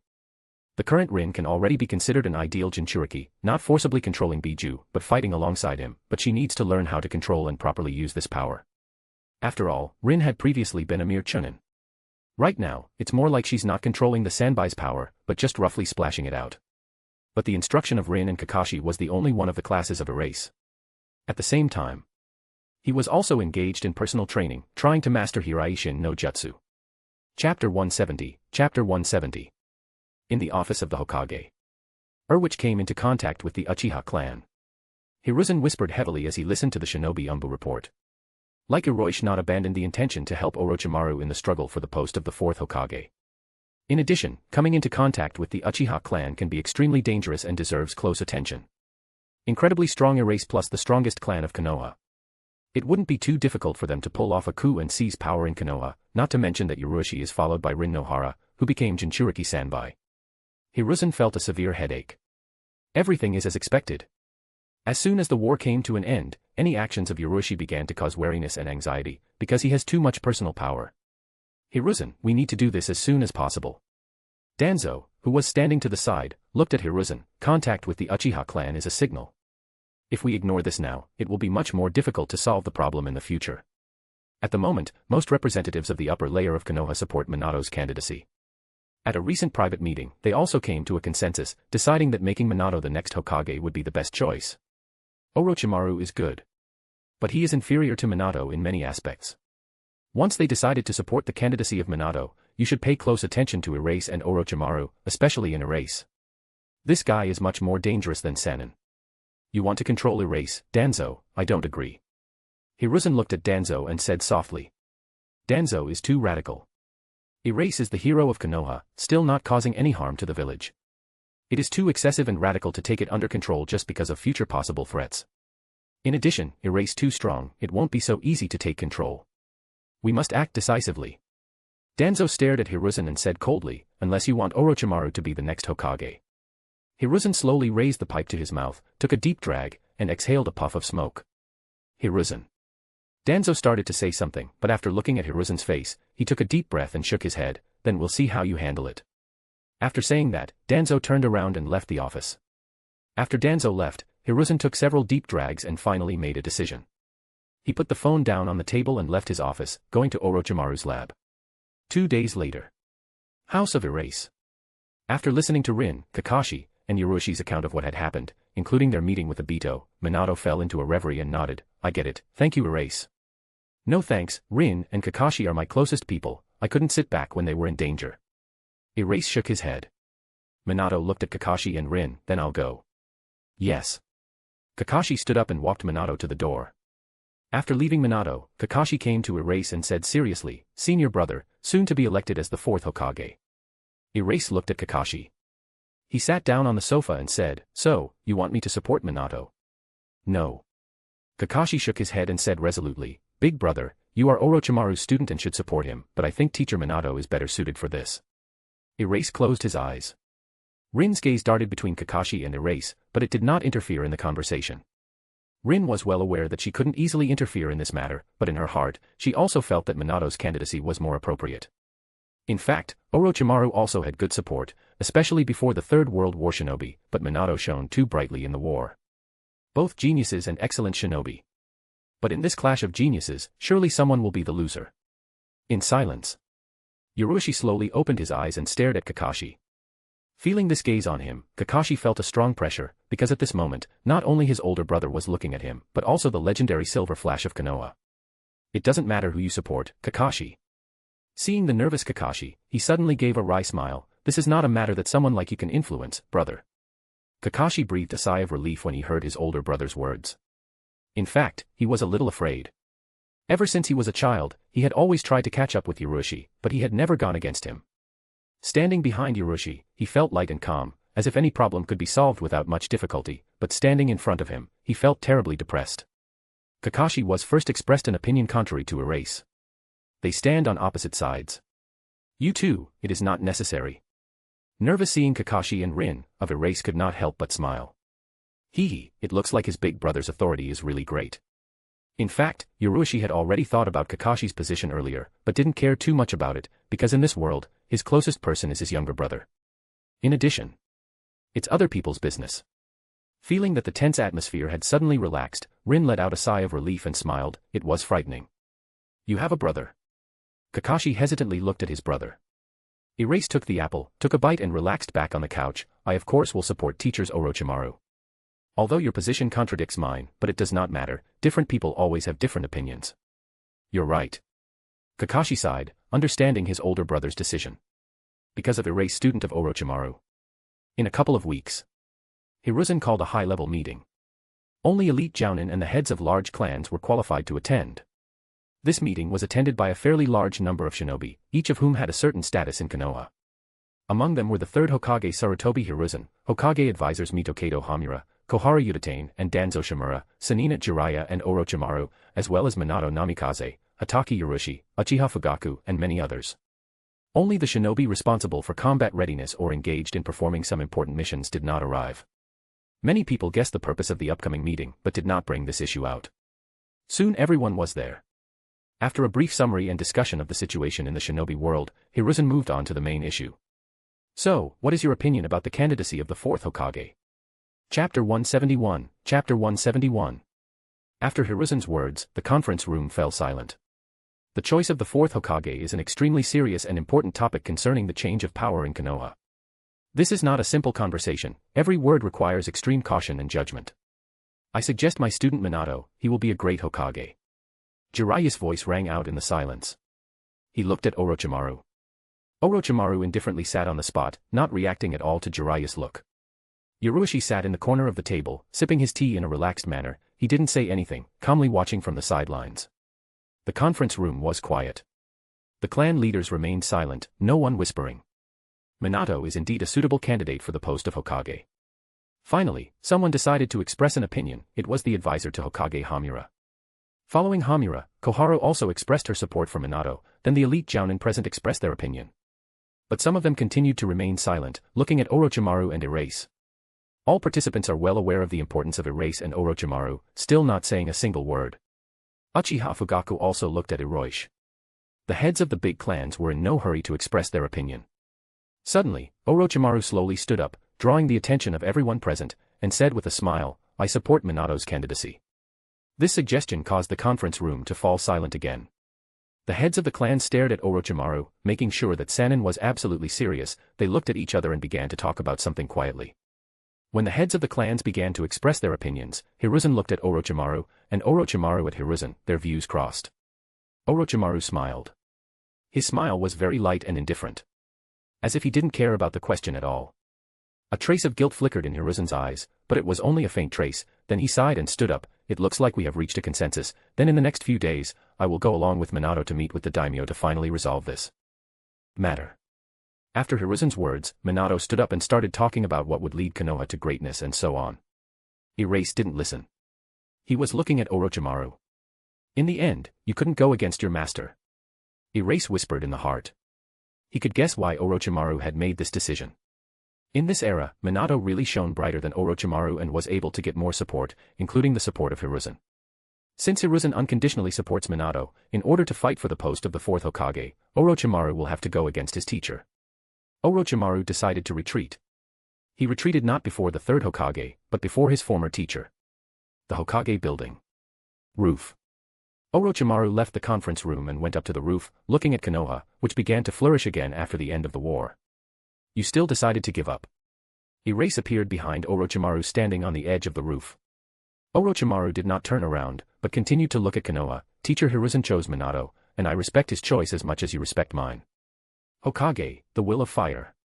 Fallen leaves burning in flames, in comparison, isn't eternity something that a person should strive for? Sanin's voice was very calm and light. Erase sighed. He knew that by this point, Orochimaru had already completely discarded Konoha and Hiruzen, and now he was expressing the last remnants of emotion. After that, the same cold and frightening Orochimaru from the original plot will appear. It's not too late, if you still want to become a Hokage. Orochimaru turned around and looked at Yurushi with a smile, the hint of dampness in the corners of his eyes dissipated in the wind, and then he blurred and disappeared, using Shunshin. Erase looked after Orochimaru disappeared and raised his head, looking at the sky. Hokage. Erase decided not to compete, since the fourth Hokage. It wasn't that he was too young or anything, such restrictions could easily be crushed by absolute power. There were two reasons why he did not run for office and did not enter the fray. First, Kakashi is Minato's student. Second, he got Hiraishin no Jutsu Minato. Although it wasn't difficult for the current Yurushi to get Hiraishin on his own, and it wasn't too much of a debt, he still decided not to go against Minato. And he understands perfectly. Minato's becoming the fourth Hokage was just the beginning. I'm not going to go against you, but I'm not going to take your side, Minato. If Konoha can't come to terms with my existence, I'll start my purge. Erase whispered, looking up at the sky, then his figure blurred and disappeared. A couple of weeks later. After receiving the recognition of the daimyo of the Land of Fire and settling all the formalities, the news of Minato becoming the fourth Hokage spread inside Konoha. As a result, only the most loyal followers of Orochimaru voiced their objections, but after learning that Orochimaru also supported Minato's candidacy, they immediately fell silent, the voice of the opposition completely dissipated. Compared to the past. When Hiruzen held the post of Hokage, it is unknown how many disagreements broke out and how much blood was spilled inside Konoha. This time the change of power went unusually smoothly, without causing any internal strife. Orochimaru was not present at the inauguration of Minato. He was conducting experiments in his laboratory as usual, and when he received this news, he only paused for a moment. You should be satisfied with this result, Teacher Hiruzen. However, Konoha will not be calm. The insides of the current Konoha are too ugly. Danzo has a root that only obeys him, two advisors hold Konoha's finances in their hands, and Hiruzen will definitely not hand over all the Umbu forces to Minato and continue to control Konoha. It would seem that everything is balanced, but in fact, as soon as something appears that shakes this delicate balance, everything will immediately turn upside down. Erase may be a factor in this at any time. It threatens the balance. Orochimaru already clearly saw this, but he didn't pay much attention, because now he had only one goal, he longed for eternal life. Chapter 172, Chapter 172. The outskirts of Konoha. The two figures were in a tense confrontation. One of the figures was bathed in a blue chakra the color of water. This was the Sanbai chakra mode, the Biju chakra gathered in Rin's hand, forming a chakra scalpel. Clang. Clang. Rin's opponent was Kakashi. Kakashi's figure was shrouded in the lightning attribute chakra, as he relentlessly swung the white fang blade, colliding with Rin's chakra scalpel. Click. After several collisions, when Rin sharply swung the chakra scalpel, suppressing the white fang blade, a stream of chakra gushed out from behind her, forming a large tail, rushing towards Kakashi. Kakashi's expression changed, he stiffened abruptly and pushed away Rin's chakra scalpel with difficulty, then immediately stepped back, at the same time cutting off the chakra's tail with white fang's blade. After successfully breaking the distance, Kakashi sighed heavily.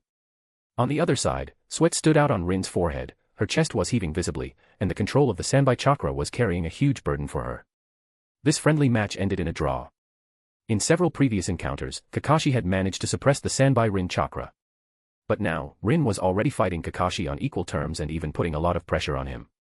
In this encounter, Rin obviously had the initiative. Nearby. Yurushi was standing at the edge of the clearing, and on the opposite side of it, two wooden pegs were stuck into the ground, on which were fanciful patterns. This was the seal of Hiraishin Yurushi.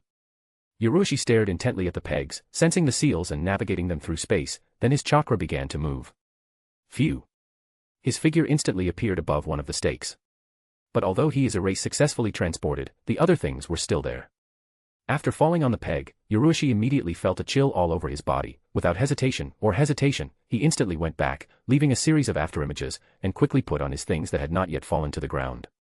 His reaction in the traffic was almost perfect, because the same thing had happened many times before. Just move the body and move with the clothes, these are two completely different things. Even after spending almost a month of the outside world's time training in the five-fold time acceleration state, he can still barely transfer clothes when using Hiraishin, about once out of 10. Almost. Erase whispered thoughtfully. Although his talent for space-type ninjutsu was slightly higher than Kakashi's, it still couldn't be considered very high. Yurushi takes about a second to perceive the desired seal and activate Hiraishin. With such a delay, the combat use of this technique does not make any sense. The power of Hiraishin lies precisely in the absence of the need to fold the seals, and a second delay is enough to use the bunshin twice. But it doesn't matter, because Yurushi is learning this technique not for use in battle, but for long-distance travel, so this delay doesn't bother him in any way. The main focus should be on the perception of seals at long distances. Due to the fact that Yurushi's talent for spatial ninjutsu is slightly higher than Kakashi's, he can perceive seals at longer distances, but the farther away the seal is, the more blurry it is and requires more time to focus. According to Yurushi's rough estimate, if he leaves the Hiraishin seal in Rurin and tries to move to it from Konoha, it will take from 10 to 30 seconds to fix the position of the seal and apply the technique. That's enough. Once training is complete, a figure of Erase blurred, quickly arrived to the place of training of Rin and Kakashi. He immediately interrupted their friendly, "It's time to relax." After the sparring was over, Yurushi looked at Kakashi, who was clearly more battered than Rin, and smiled, "Now you can't even beat Rin, brother." Their previous encounters had mostly ended with Kakashi winning, but as Rin became more adept at controlling Bijuu's chakra, the situation began to gradually change, until eventually, Kakashi was overpowered in a direct encounter. Kakashi normalized his rapid breathing, took a deep breath, and said, "If this is a life-and-death struggle, I can still come out victorious." Rin's combat experience is very poor. If they fought on the edge of life and death, regardless of any injuries, Kakashi was still confident that he would be able to injure Rin and gain the upper hand, but this was only the way to fight against the enemy. Rin dispelled the Sanbai chakra and smiled brightly, seemingly not caring at all about the outcome of the sparring. "Kakashi, as always, is very strong. I only borrow Isabu's strength. Come on, it's dinner time." Erase smiled and went in the direction of Konoha. Rin and Kakashi followed him. Just as they left, about 100 meters away from the training area, a masked figure jumped down from a tree. He looked after the departing Yurushi and after a few seconds moved in the other direction, quickly entering Konoha from the other side and going underground. The base of the route. Lord Danzo. The shinobi who had been following Yurushi arrived at the route base and knelt down in front of Danzo, beginning the report in an emotionless voice. Erase Hataki Kakashi, and Jinchuriki of Sanbai continue to train at the same place. No oddities were noticed, but Jinchuriki's control over Bijuu's power is growing unusually fast. Apparently, her combat power is already higher than Kakashi's. Danzo strolled around the room with a calm face, listening to his subordinate's report. The rapid growth of Jinchuriki Sanbai's power was bad news, Erase getting harder and harder to deal with. If the power of Jinchuriki Sanbai continues to grow, then in the future, she can become a huge threat and a powerful supporter of Yurushi. We can't wait any longer. A chill flickered in the depths of Danzo's eyes. Hiruzen still did not agree with his plan for the control of Erase, only ordered the ANBU to keep an eye on this threat. According to Danzo, this indecisive behavior of Hiruzen, sooner or later will lead to serious consequences. Do you strive for balance? But you won't be able to balance the Yurushi, it's too difficult a task, Hiruzen. Danzo made a decision. We need to act. Until then, until the turn of Hiroshi to take control and turn it into your tool, it will immediately surpass kerosene. He will completely suppress Hiruzen and Minato, taking a dominant position among the upper layers of Konoha. Then he will gradually take all of Konoha under his control and restart the war, starting to implement his plan to unite the world of shinobi. Chapter 173, Chapter 173. Erase very strong. Strong to a terrifying degree. Danzo is well aware of how difficult it will be to take control of him, but any shinobi has weaknesses and Yurushi is no exception. Based on all the information he has managed to gather so far, Danzo has complete confidence that Yurushi has poor sensory perception. This is his weakness. Poor sensory perception means that Erase will not be able to feel the hidden ambush. Further, Yurushi is not strong in genjutsu and has never demonstrated high skill in fuinjutsu, which means that he will not be able to effectively counteract high-level fuinjutsu and genjutsu. If Erase will be able to fully display his power, he really would be too difficult to deal with, but things will be different if immediately to limit his actions and take control with the help of printing. It's much easier. It has a secret seal very similar to the Hyuga clan's birdcage, and it has an even more powerful effect. Once the seal is fully installed, a single thought will be enough to instantly kill its bearer. The installation of Shiki no Juinjutsu takes 10 minutes. Silver Flash lives with Jinchuriki Sanbai and Hatake Kakashi. Silver Flash and Hatake Kakashi can be suppressed with Genjutsu, but it won't work against Jinchuriki Sanbai. We have to be ready to contain the Jinchuriki of Sanbai for 10 minutes. Sanbai does not stand out among other Biju with special strength, it can be held back with the help of barrier ninjutsu, but the movement will still be very large. Hiruzen and Minato will definitely react. Danzo closed his eyes and fell into a reverie, carefully analyzing every step of the long-prepared plan. The first step is to suppress the target with Genjutsu. The second step, the imprisonment of the Jinchuriki Sanbai, who cannot be suppressed by Genjutsu, in a restraining barrier ninjutsu. The third step, enclosing yourself and the Silver Flash in an array of 4 purple lights. In that case, even if Minato and Hiruzen reacted, they wouldn't be able to stop him from carrying out his plan. You just need to hold on for 10 minutes to install Shiki no Juinjutsu and then it will be over. By the time the life of Erase will be in his hands. With such a tool, he wasn't afraid to even confront Minato and Hiruzen.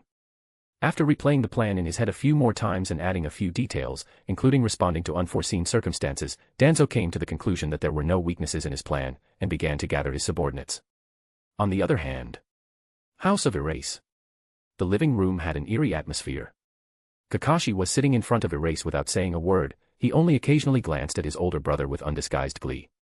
On the other sides of the square table, facing each other, were 2 figures, one of them Rin, who lived with them, and the other Kurenai, who had just returned from a mission. They were both laughing. The atmosphere seemed to be very harmonious and peaceful. Seeing the gloating look Kakashi, Erase immediately realized who today would wash dishes and empty the garbage. Rin, I heard that you were captured by Kiri on your last mission. It's very dangerous. You were very lucky to escape, Shinobi Kiri didn't do anything to you either, did he? Yes, luckily I saved Hiroshi, otherwise I would not return. Rin looked at Yurushi and smiled, the Shinobi Kiri wanted to use me to destroy Konoha, so I was ordered to stay close to Yurushi, I must be under his constant supervision. Kurenai tilted her head, you're under surveillance, it turns out, the danger was not fully neutralized. Ahem, ahem. Kakashi coughed, unable to bear the atmosphere any longer, I'm already full, I'm going to my room to rest. He looked at Hiroshi, as if saying something like, I wish you good luck hee. Erase shook his head, don't fall asleep too soon, a little later I will have something for you. After Kakashi left, there were only 3 people left at the table. Rin and Kurenai were still chatting sweetly and laughing as they discussed their latest missions, their relationship seemed very good and harmonious. Erase sighed. That's how they behave at such a young age. Ah, he didn't know what it would mean in the future. I'm full. Kurenai put down her chopsticks. Rin put her chopsticks down after her and smiled, I'm full too, it's time to see you off. Kurenai looked at Yurushi and sighed, my parents are on a mission right now, I don't want to go back to an empty house, can I stay here for one night? Rin tilted her head, Is this normal? Kurenai, you're a girl. No problem, you live here too. Kurenai smiled. Rin shook her head, I was ordered to live here. Although this is very embarrassing, I have no other choice. Kurenai nodded, if I stay here, you'll feel much more comfortable, what do you say of Erase? Seeing that the views and Rin Kurenai transfixed, Erase lowered his head and continued to eat slowly. After a while, he slowly put down his chopsticks, looked at them, and said calmly, if you want to stay here, someone will have to sleep on the couch, but that's not bad either, we can play mahjong. Keep talking, I need to talk to Kakashi. Having said that, Erase got up and went to the room Kakashi. Kakashi was lying on the bed, reading a book. Seeing included Erase, he sat up and shook his head, I don't understand how you can stay so calm. There's nothing to panic about here. Yurushi chuckled, sat down on the bed, and calmly asked, Minato asked you to monitor and report on my actions, didn't he? With that, the atmosphere in the room immediately became very heavy. Kakashi's hand, which was holding the book, froze in an unnatural position. Erase quietly looked at Kakashi. Kakashi looked at his older brother for a few seconds and finally gave up, yes, but this is just a daily report, the teacher is just worried about Rin's condition. Minato actually asked him to report on the actions of Yurushi and Rin, Kakashi felt a strong contradiction and did not know whether to tell his brother about it. But now Yurushi had noticed it himself, and Kakashi knew that it was useless to lie, he couldn't keep hiding it from his older brother. Yurushi looked at Kakashi for a few seconds and smiled, "It seems like this is the first time you've lied to me." In fact, he didn't notice anything specific, but just noticed Kakashi's slightly strange behavior.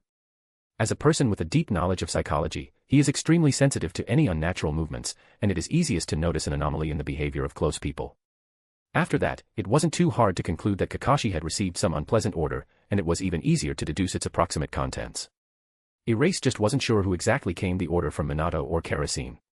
Kakashi fell silent. He wanted to say that Minato was only worried about Rin's situation, but he knew that he was only kidding himself.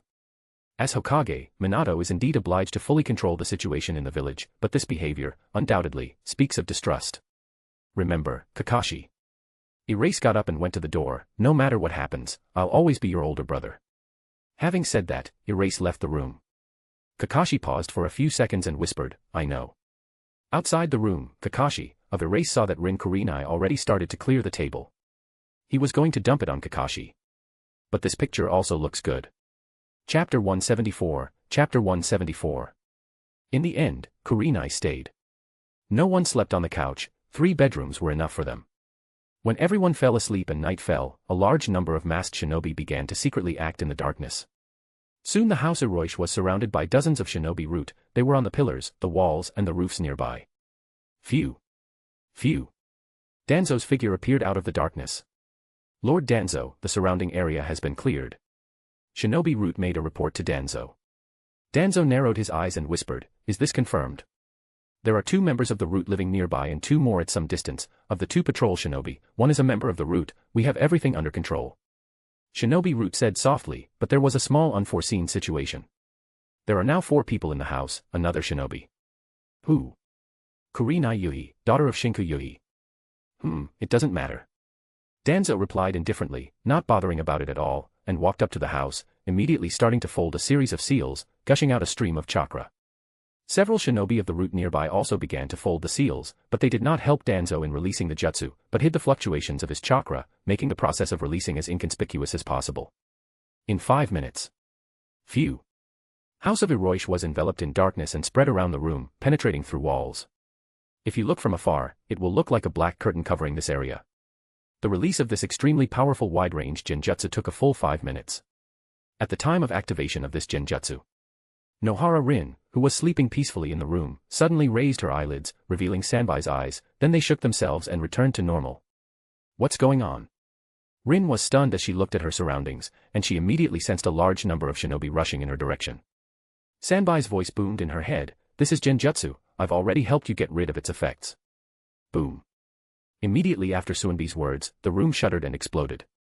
Rin's gaze became extremely serious, she already roughly understood what was happening. A plentiful chakra flared up in her body, 3 tails appeared behind her back.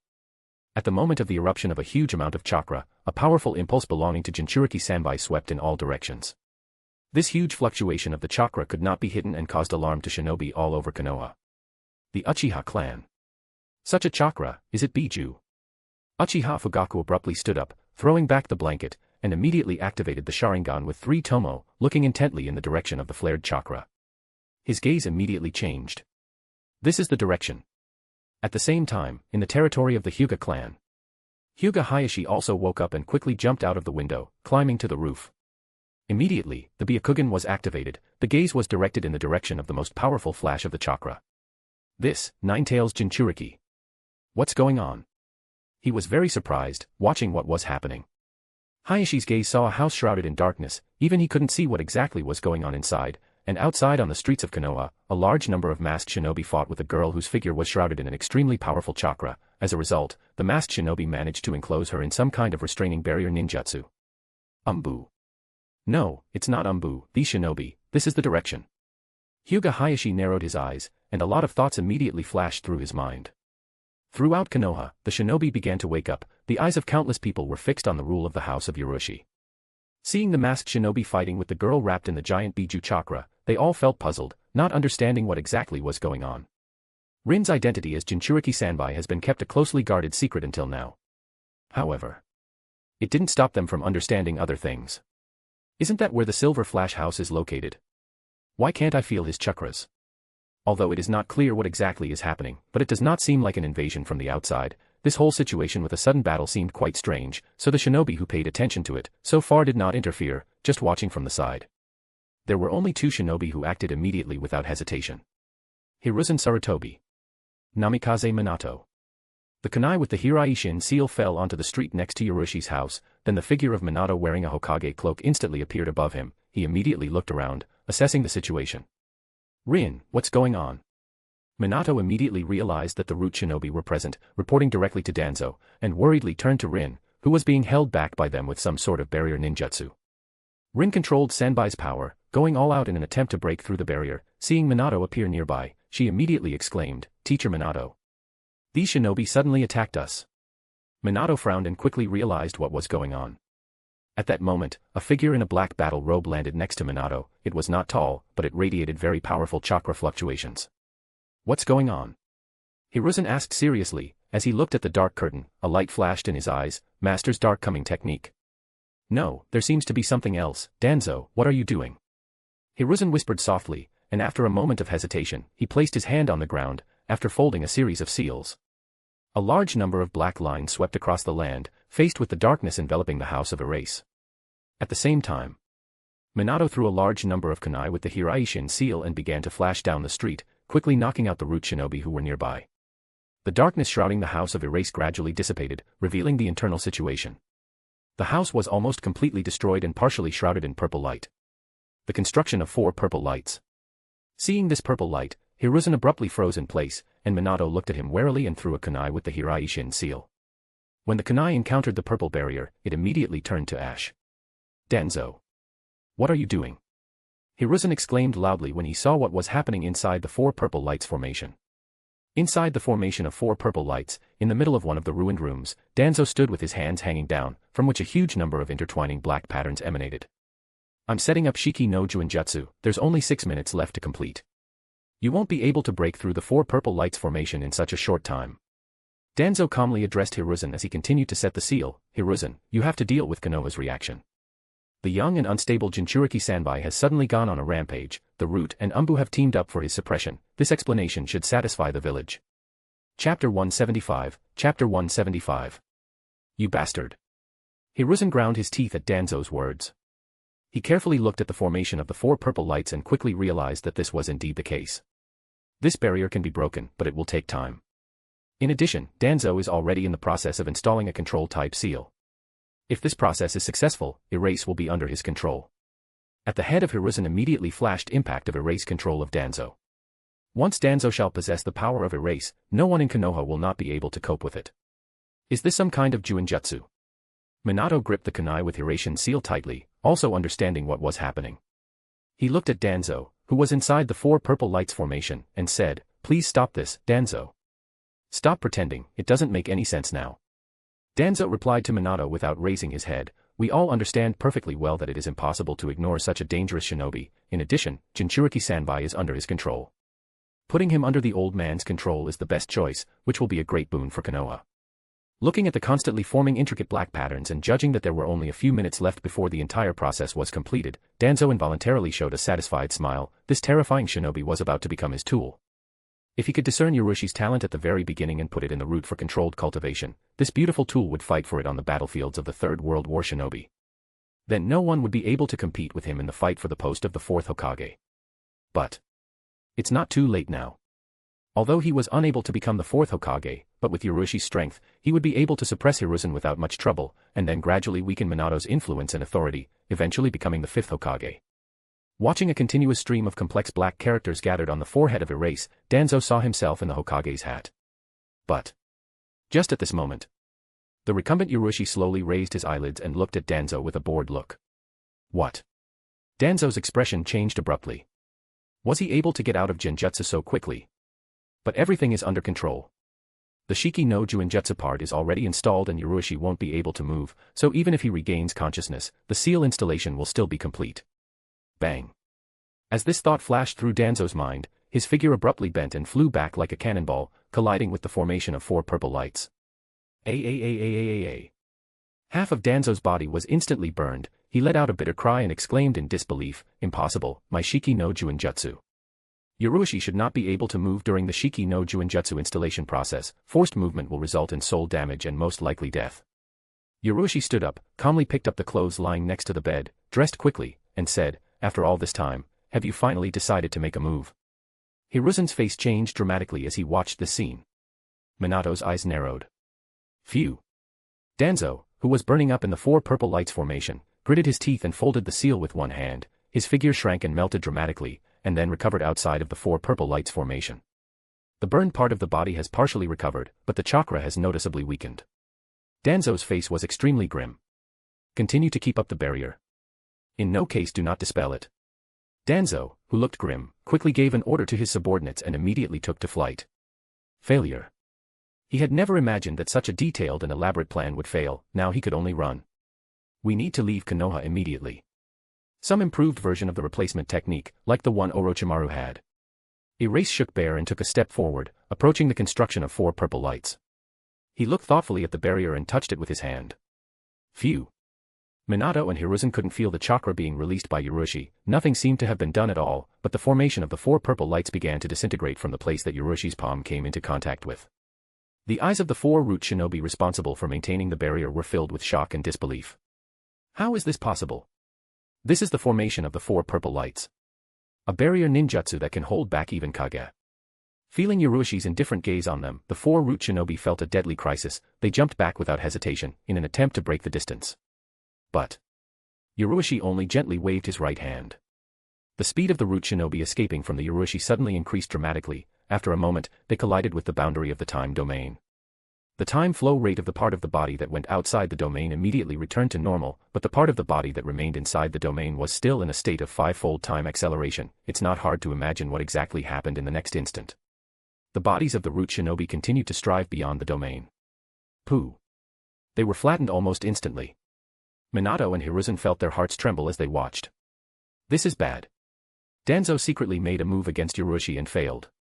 For the sake of Konoha, teacher Orochimaru gave up the fight for the position of the fourth Hokage and supported Minato to avoid internal disagreements and fighting. I also did not want this. Erase calmly stepped forward, broke the silver radiance and instantly enveloped his figure. With flashes of silvery light, his chakra abruptly shot up 3 times in a row, spewing out a terrifying pulse. Arcs of lightning crackled between her silver hair. Erase. A hint of guilt flashed in Minato's eyes. It's my fault. No need to apologize. Yurushi looked at Minato and shook his head. You may have really only cared about the stability and well-being of the village, but you couldn't help but know that Danzo's attitude towards me is completely different. Did you come to me to discuss this, Minato? This question could be easily resolved, but now it's all come to this. After these words, a figure of Erase a blur, rushing to the barrier hindering Rin, for shinobi root were killed in an instant. Rin, protect Kurenai and Kakashi. Erase calmly turned to Rin. EP. Erase. Seeing this calm view of Erase, Rin felt a shiver. She had never seen Erase like this. Rin felt that beneath this calmness, there was a terrifying murderous intent, as if the temperature of the surrounding air had plummeted. Minato rushed to Erase, worried exclaiming, Erwich. Take it easy. I'll deal with it. Erase only indifferently looked at him and disappeared in a flash of silver light. Today, Danzo will die. Watching the disappearing of Erase, Minato hesitated a moment, gritted his teeth and gave chase. Watching this, Rin felt a strong sense of unease as she glanced at Hiruzen standing nearby and bit her lip, her eyes no longer showing the same deep respect as before. Phew. Rin rushed into the ruined house, picked up Kakashi and Kurenai with the Biju chakra, and placed them behind her, ready to engage in battle at any moment. Chapter 176, Chapter 176. It's finally happened. Kukuku. Somewhere near the entrance to the underground laboratory. Orochimaru looked at Konoha, a hint of mockery in his eyes. Feeling erupted chakra of Hiroshi, he turned and quietly went back to the lab. On the other hand, Erase quietly pursued Danzo. Since the other party had made a move, he would happily chop off the root, destroying all the forces under Danzo's command one by one. So Erase only from time to time easily swung his blade, slowly killing Danzo. Phew. A few silvery slashes flashed. Danzo dodged several of them, but couldn't avoid the last one. His right arm was severed near the shoulder, and a stream of blood gushed out. Danzo's face twisted in pain, but he continued to move forward, ignoring the fallen arm, and soon he entered a building. It is impossible to escape directly. He is unable to get rid of the persecution of Hiroshi, so you need to have someone arrested him. Erase quickly approached the building and quietly went inside. buzzing. Flared yellow mesh barrier, but Erase remained completely calm, just continuing to move forward. Upon making contact with his body, the mesh barrier collapsed in the blink of an eye. Which? Wait. Following the kunai with the Hiraishin seal, Minato's figure appeared nearby. He looked at Urushi and exclaimed, "Let me deal with this, Urushi. I, the fourth Hokage, will report to you on this matter." "I'm not interested in any reports." Urushi replied indifferently and walked deeper into the building, completely ignoring Minato, then waved his hand, destroying the floor under his feet, and disappeared in a flash of silvery light. After descending into the underground passage, he was immediately attacked by 5 shinobi. Erase just swung his blade, not even looking at a variety of ninjutsu, shuriken, and kunai, rushing to him. Boom. The silvery light crushed everything in its path. Under the ground, a huge cut was formed, extending for several tens of meters. All the shinobi of the route that attacked the Urushi were destroyed by this attack. Erase moved forward, heading deep into the base of the route. "Do you really think they can stop me, Danzo? Don't be too arrogant, pup." Danzo ran into one of the rooms of the route base, holding his right shoulder. A large number of route members have already gathered here. He looked at Erase and gritted his teeth. "Should have gotten to you before the war, if I'd known it would all come to this." Phew. There was a silver flash. Danzo narrowed his eyes, unable to keep track of the speed, and the next thing he knew, he couldn't feel his left hand.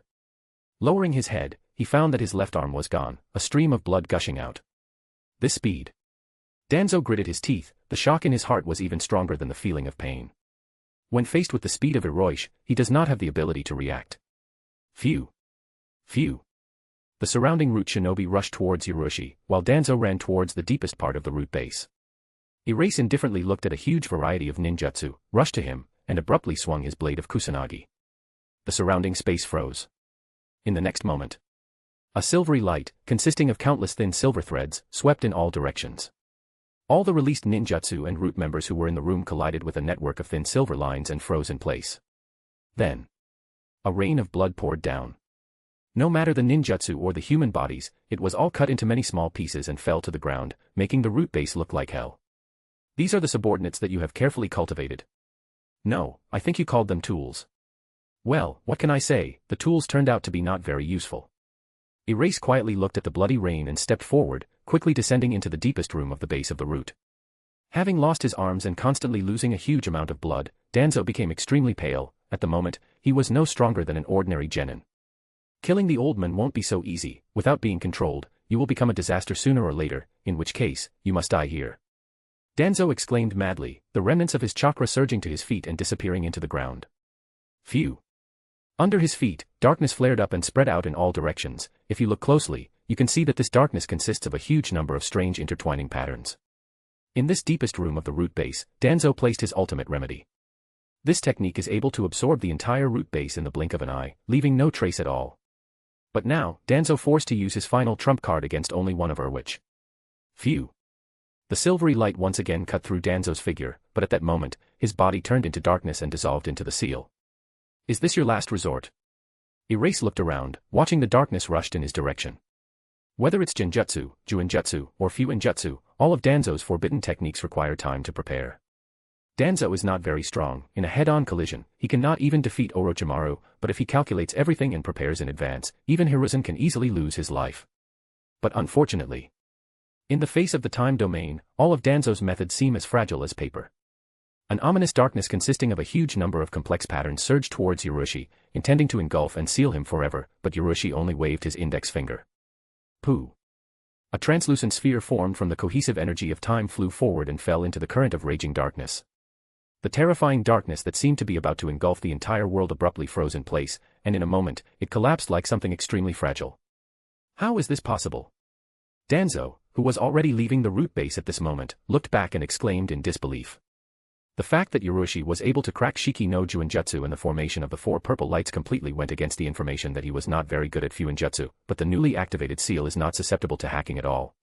Even members of the Uzumaki clan, in which this seal was created, are not able to crack it. Phew. A silver flash flashed across the root's base. Kusunagi's blade, wrapped in arcs of lightning, pierced Danzo's chest. Arcs of lightning erupted and tore the ground apart, and with them, Danzo's body flew out. Danzo let out a painful roar as he felt the last remnants of his life force being destroyed by the irresistible chakra of the Raiden attribute. Danzo's charred body, wrapped in arcs of lightning, fell to the ground nearby. Phew. Yurushi jumped out of the ground and looked indifferently at Danzo's body lying nearby, and then swung the Kusanagi blade, forming many thin silver lines. Danzo's body, barely twitching on the ground, was cut into many small pieces. Erase you. Just then, Minato's figure appeared nearby, half a step too late. As he watched the scene unfold, he gripped the kunai with the Hiraishin seal tightly. Do you want to fight me? Minato. Erase calmly turned to Minato. Chapter 177, Chapter 177. You're too impulsive, Erase. Minato remained calm. He looked at Yurushi and said, Danzo was an advisor to the Hokage. Even if he did something, there should be a formal trial. So, what would be the outcome of this trial? Yurushi turned to Minato, the Hokage advisor, who has held this position for many years, has made an attempt on the hero of Konoha. As a result of the trial, he would be stripped of his position as an advisor to the Hokage, forced to dissolve the root and at most, would add to this a prison sentence. Minato will indeed strictly follow the rules in this matter, but some of the power of the Hokage is in the hands of Hiruzen and other people, so Danzo would definitely not get the death sentence. If a man like Danzo doesn't have his life taken away, he's bound to be plotting something in the dark. This is unavoidable. In the original story, when Danzo tried to kill Hiruzen, he simply stripped him of his position as an advisor and ordered him to disband the root, but did not kill him. As a result, Danzo reorganized the root, and later stayed away from incidents such as the incursions of Pain and Orochimaru, as well as the Kyuubi rampage. Danzo would never take a step back, and the so-called good and protection of Konoha was just an excuse. From beginning to end, this man only craved power and sought to satisfy his ambitions. The proceedings would have been conducted in accordance with all the laws. Minato raised his hand gripping the kunai and looked at Erase, but you killed the Hokage's advisor on your own, and I, as the fourth Hokage, am obligated to take you into custody. You must understand me, Erase. After these words, Minato threw a kunai with a seal Hiraishin in the direction of Erase. Phew. A silvery light flashed, and Yoroshi's figure appeared behind Minato, thin silver lines cutting through the air.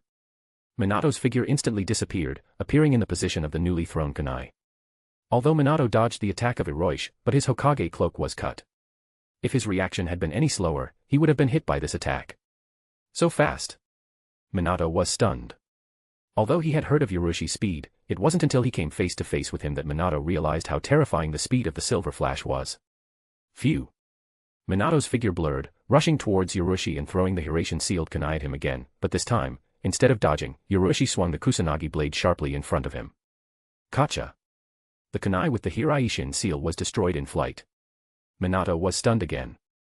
Such a reaction and attack power, he is able to destroy my kunai in the blink of an eye. The second stage will also be useless. It looks like I can only rely on the spiral flash of the Super Circular Hull Dance Style 3 combined with the Shuriken Shadow Cloning technique. Minato quickly analyzed the situation and instantly disappeared. Bang. At the place where he was a moment ago, the ground was split by a flash of silvery light. In the next moment, Minato, who appeared not far from Yoroshi, simultaneously threw a large number of kunai with the Hiraishin seal. At the same time, an even larger number of shadow kunai clones appeared in the air. Each shadow clone of kunai, almost simultaneously, flashed a bright yellow glow that could blind any normal person. Phew. Yoroshi narrowed his eyes and abruptly swung the Kusanagi blade in front of him, spewing out a large number of silver slashes that formed an extremely dense net that instantly destroyed all the kunai flying towards him from the front. But due to the too large range of this move, there were quite a few kunai that flew quite far to the sides of Yoroshi and did not encounter his attack. Among them there were two kunai that had a slightly strange flight path. Flying past Hiroshi, they are faced with other kunai. Clang. One of them abruptly changed direction, flying over the back of Erase. Figure Minato appeared in the position of a kunai, a hand with Raisnon rushed to the shoulder Erase. Raisnon. Although his visual perception was blocked, Yoroshi was still able to sense Minato's movement and swung his blade back sharply, but the latter instantly disappeared again, dodging the attack. When Yoroshi reacted to Minato appearing behind him, he missed the second kunai, which also changed its trajectory abruptly, but flew in front. Phew. Minato suddenly appeared in front of Erase and again attacked his Raisnon in the shoulder. It worked. A light flashed in Minato's eyes, but in the next instant, his expression changed abruptly, because the Raisnon did not deal any damage at the moment of collision with Yoroshi's body. Instead, it abruptly froze and instantly dissipated without a trace. At the same time, Erase already swung his blade of Kusanagi in the direction of Minato. Damn it. Minato's eyes widened sharply, and he activated Hiraishin without hesitation, instantly appearing nearby, but due to the fact that the previous move was too big, and Yoroshi's speed was simply terrifying, he was unable to completely avoid the attack. His Hokage cloak was torn, and a bleeding gash appeared on his right shoulder. Erase calmly looked at Minato. I can't stop you. Minato looked at Hiroshi within a few seconds, and then sighed. He had absolute confidence in his abilities and believed that he could defeat even the Yurushi, but the truth was that he was unable to do so. He had exhausted almost all of his resources, but the last Raiznon could not overcome the enemy's defenses. At the end of this collision, we can say that it is too difficult to threaten Erase. If you don't use Shiki Fujin. But Erase was not of those against whom cost to use this technique. After all, he is not going to destroy Konoha. In fact, everything has turned out very well for you. Danzo's death is in your favor. Erase turned to Minato. Minato shook his head. Maybe so, but as a Hokage, I can't solve problems this way and will protect the village in my own way. That's why they supported you as Hokage. Erase said indifferently. Phew. Phew. At this moment, Hiruzen finally arrived. He immediately turned his attention to the remains lying on the ground in Minato's wound, and then turned to Yurushi. The voice of Hiruzen was heavy and a little stressed. Erase, you're Danzo. Killed. Erase looked at Hiruzen and indifferently asked, are you going to do that too, Hiruzen?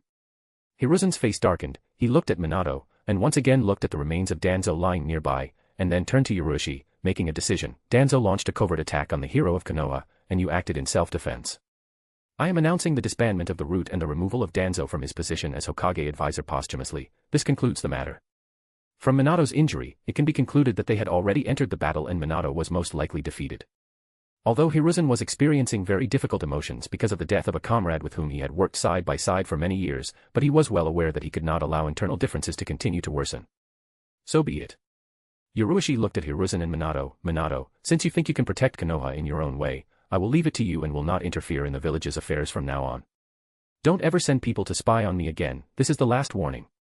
After these words, a figure of Erase turned into a silver flash and disappeared.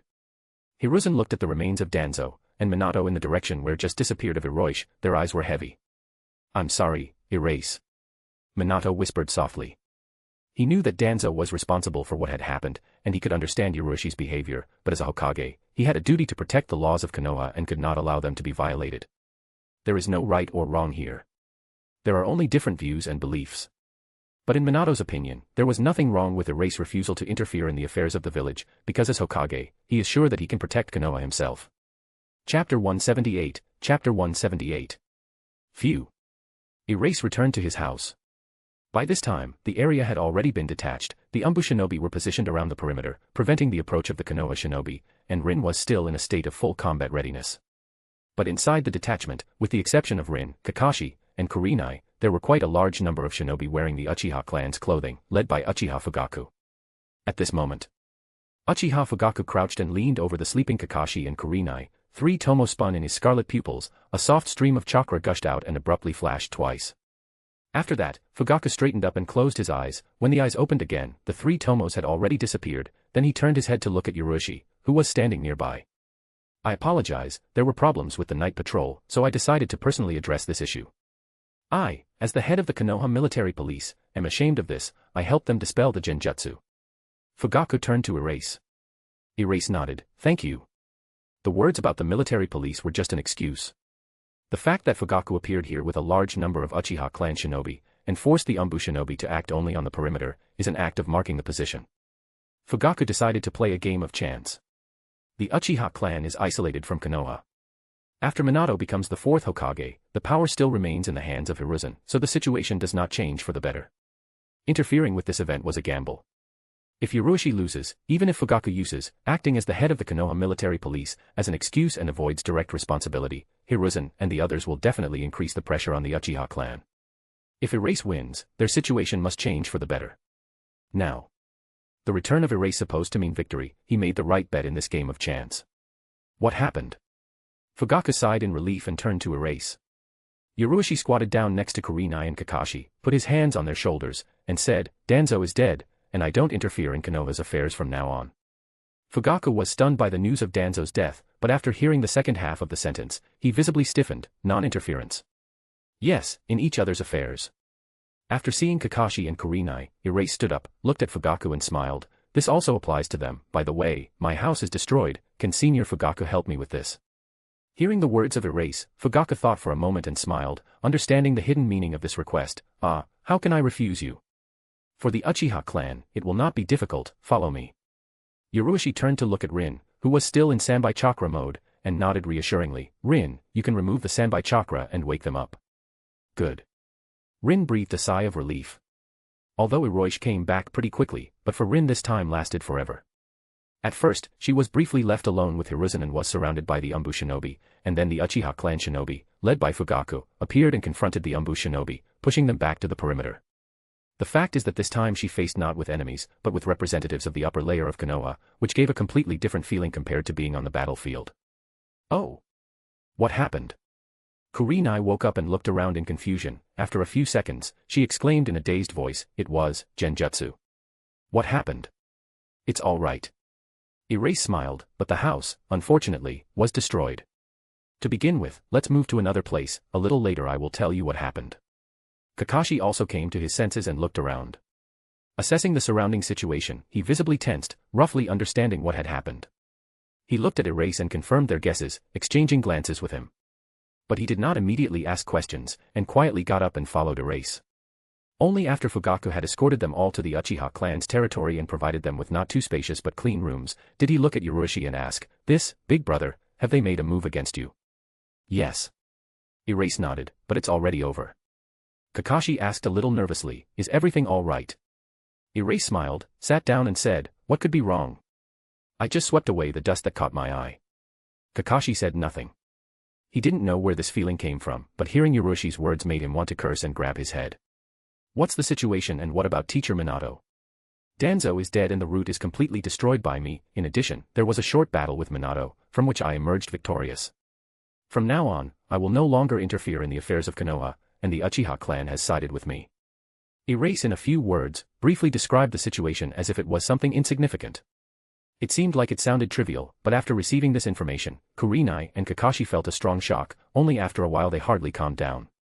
Danzo made a move, wanting to get his big brother's power. The paths of the elder brother and the teacher finally parted. Kakashi lowered his head and whispered heavily. Although he already had a premonition of this, but separating Hiroshi from Konoha and Minato still made him feel a complicated and heavy feeling. After all, he is in the middle. "Big brother, then I will." Kakashi looked at his older brother questioningly. If Minato and Erase will stand on different sides, and Kakashi will have no other choice, then he will certainly choose the direction of his older brother. As before, remain a Chunin of Konoha. Erase looked at Kakashi and smiled, "Can nothing to worry about, follow your teacher, live as you have lived before. Minato and I just have different views. After everything that happened today, the conflict will never happen again." Kakashi breathed a sigh of relief when he heard his older brother's words. It ended much better than he had expected.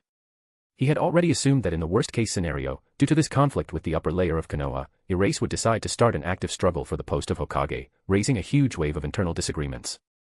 But fortunately, it seems that Minato and Erase do not intend to enter into an open conflict. Kakashi did not want Konoha to be consumed by the flames of internal differences. Although he was sorry that Minato and Hiroshi couldn't join forces, but in the current situation, it was safe to say that it had ended quite well. Chapter 179, Chapter 179. In a few days. Somewhere in the territory of the Uchiha clan. A 4-year-old child would throw punches in the direction of the young man standing opposite, who in turn would gradually retreat, deftly dodging all attacks and occasionally giving instructions. The attack on critical points should be more sharp and hard, and your deceptive movements are not similar enough to normal punches. Pooh. Erase grabbed Itachi's arm, lifted him up and threw back. Itachi flipped over in the air, landed softly, and took a deep breath, sweat streaming down his forehead. "Then let's finish for today, continue with the individual training." Erase Itachi nodded and smiled. "Actually, your skills are very good for a 4-year-old. I wasn't nearly as good when I was your age." "Age doesn't matter." Itachi respectfully looked at Erase and said seriously, "It all depends on the amount of effort put in. Teacher, you must have put a lot more effort into training than other people to reach the peak of the shinobi world at such a young age." "Yes. That's right." Erase nodded, turned and walked away. After a couple of days after moving into the territory of the Uchiha clan, Fugaku asked Erase to exercise his son. In fact, to guide practice 4-year Itachi would be enough ordinary jounin. He is still very far from the level where you want the user-level shinobi of Hiroshi, so what is the true purpose of the request was to strengthen relations. A little thought about it, Erase did not resist and took Itachi to the students. Sasuke will be Kakashi's student. And Itachi will be his disciple. 2 brothers will become the disciples of 2 brothers. After he finished directing Itachi's training, Hiroshi returned to his residence and saw Kakashi training in the courtyard. After thinking for a while, he said, "Kakashi, go to Rurin, I need to deliver something there." After these words, Erase gave Kakashi kunai with a seal Hiraishin. The style of Hiraishin Urushi kunai is different from Minato kunai. These unique kunai were specially prepared for him by the Uchiha clan. The kunai Hiraishin. Kakashi looked at the kunai and asked, "Why me?" Erase shrugged, "Because I don't have any free time, and you're not doing anything right now." He's going to go to Ryuchi Cave. First, he will learn the sage mode of Cave Ryuchi, then the mode of the Sage of the Forest Shikatsu and finally the sage mode of Mount Myaboku. He had already learned about the location of Ryuchi Cave and Shikatsu Forest from Orochimaru and Sunade for quite some time, and recently learned from Jiraiya about the location of Mount Myaboku. The disadvantages of weak sensory perception are quite large. For example, his ability to chase is too weak. A skilled user of Shunshin and cloning will not have much difficulty getting rid of his persecution. Urushi doesn't intend to take care of Konoha's affairs anytime soon, but regardless of whether the Kyuubi incident happens or not, the matter of Obito and Madara deserves close attention, and without a sufficiently powerful sensory perception, it will be much more difficult for Urushi to deal with them. If he was facing peak Senju Hashirama right now, it's hard to predict the end result. He could have ignored Hashirama's Mokutan and probably won the battle of attrition, but Hashirama could have left the battlefield at any time. But after mastering the Sage mode, everything would be different. By that time, he will have a perception no worse than that of a Manjiki Sharingan. Besides, Iroi's sure that after the development of 3 types of modes of the Sage, he can finally proceed to the development of the body of the Sage. With the body of a Sage, he would have the ability to carry the Biju chakra without restrictions and load on the body, including the chakra, Kyuubi. Once he becomes a Jinchuriki, his weakness for Genjutsu and Forbidden Soul type techniques will be eliminated. By that time, he will turn his gaze to the level of the 6 paths. Iroi, never let your guard down, because Hagoromo definitely watching over this world. Although he adheres to the principle of non-interference in the affairs of the shinobi world, but the illusory clock and Urushi himself are strangers to this world. Therefore, it is difficult to be sure that Hagoromo will continue to sit quietly with his hands folded, watching everything from the sidelines. As soon as Hagoromo decides to take some action, the threat level of the shinobi world will immediately jump sharply to the level of 6 paths. So that, not having reached the level of the 6 paths, Urushi is still far from truly safe. Kakashi rolled his eyes, looked at kunai Hiraishin, and couldn't help but ask, "Big brother, you seem to care a lot about the situation in Ruin, are you the queen of Ruin already?" A finger was pointed at Kakashi's face, cutting him off. Pooh. Kakashi tried to dodge, but that finger was too fast. It landed on Kakashi's forehead, causing his entire upper body to tilt backwards. "Stop talking nonsense, get on with it. Erase, remove your finger." Sending Kakashi to Ruin had another purpose. When leaving Konoha for a while, Urushi wanted Kakashi to temporarily leave as well, in order to avoid any problems during his absence. After Kakashi set off, Urushi immediately told Fugaku that he was going on a journey and left Konoha with Rin. The two went to the east. After about a couple of weeks, they arrived at the location of Ryuchi Cave. Ryuchi Cave is in such a creepy place. Rin, who was following Urushi, looked at the mountain range that was shrouded in thick fog, and released some of Biju's chakra to dispel the chill around her body. This thick fog gave a very eerie and cold feeling. In addition, Rin vaguely felt that someone was watching them. "I haven't seen this snake for a long time." Isabu's voice sounded in Rin's head. Rin asked in surprise, "What snake?" "You call him the White Serpent Sage." The leaders of the 3 sacred places of the White Serpent Sage, Gamamaru and Katsuyu, existed back in the era of the Sage of the 6 Paths, and in fact, they are much older than Biju. In the intervening time, most of the Biju had met them. But the relationship between them is quite different. For example, Kyuubi dislikes toads very much and does not get along well with Gamamaru, and has a neutral relationship with the other 2. Erase held out his hand, picked up the dense fog hand. It quickly dissipated without a trace. As teacher Orochimaru said, this is not a genjutsu, but something semi-material based on natural energy. Erase whispered thoughtfully and took a step forward. At the same time, imperceptibly, 3 pairs of eyes were fixed on him. Human figures moved in the fog. "Oh, there are people here. They don't look like they're lost. Hee, I came first this time, so they'll be my snacks. You too, don't you dare touch my food." Chapter 180. In the fog. Erase goes forward. After a few steps, the Rin walking beside him disappeared, and then a levitating shadow appeared to the side, abruptly disappearing, quickly approaching Urushi. It was a small loli with dark hair, a golden crown, and jade earrings. At the moment of appearance, it vaguely radiated weak chakra vibrations, and at the moment of disappearance, the chakra vibrations completely disappeared. Entertaining abilities. Yurushi folded his arms and looked around. Even when I'm very close, I can't feel the slightest trace of a presence. Is it just a wide-range genjutsu or some kind of senjutsu that allows you to completely merge with the surrounding natural energy? After these words, before Erase figure appeared and immediately disappeared in a moment, silently appearing behind him. He, funny man. Chisizamo floating in the air, stretched out its little hands to the shoulders of Hiroshi. Don't you even surprised my abilities? Aren't you worried about the sudden disappearance of your companion? Erase turned his head and calmly said, I just clear your abilities. Oh, yes, I have a question. What is your relationship with Isabu? Isabu. Ichikishimahime was a little surprised, thinking that the name seemed a little familiar but hadn't been mentioned for years, and then something occurred to her. You mean that turtle? Bang. But before she could finish her sentence, the entire surrounding dense fog suddenly shuddered. Ichikishimahime immediately turned around, looking in a certain direction. Her expression changed abruptly, the corners of her mouth quivered, she clutched her head and exclaimed, what the hell is that turtle doing in Ryuchi cave? She then flew up to Yurushi from the front and folded her legs under her as if sitting in the air. No wonder you are so brave and fearless. It turns out that this turtle came along with you. But if you came here in search of the power of the sage, you must pass my test. If you fail it, I will definitely eat you. Don't think that the turtle will help. Erase shook his head. Oh, sorry to disappoint you, but my plan is not to be eaten. So, what's the test? Pooh. Chisizamo snapped his fingers, and the surrounding fog was instantly dissipated, revealing a terrible cave, closed from all directions. Then she pointed her hand in a certain direction. Do you see this door? Just open it and pass the test. But I warn you in advance, this door has the ability to absorb the chakra and will gradually deprive you of strength. I will slowly drink your chakra until you are completely weakened, and then I will even eat your body. Such sacrifices are my favorite. Hehehe. Hiroshi went to the door and began to examine her thoughtfully, stroking his chin. That's right, maybe I can do it. Then he raised his hand and pressed it against the door. Chisizamo terribly smiled, watching this scene, and then put his hands behind his head and relaxed formed in the air. Feeling the flow of chakra absorbed by the stone door enter her body, Ichikishimahime stroked her stomach with her hand and smiled contentedly. She again put his hands behind his head with a smile and watched as Erase pushing the stone door. She really liked the taste of this man's chakra. The meat should also be good. But after a few seconds, her expression began to change, because a huge flow of chakra surged out, creating the feeling of a raging irresistible tide.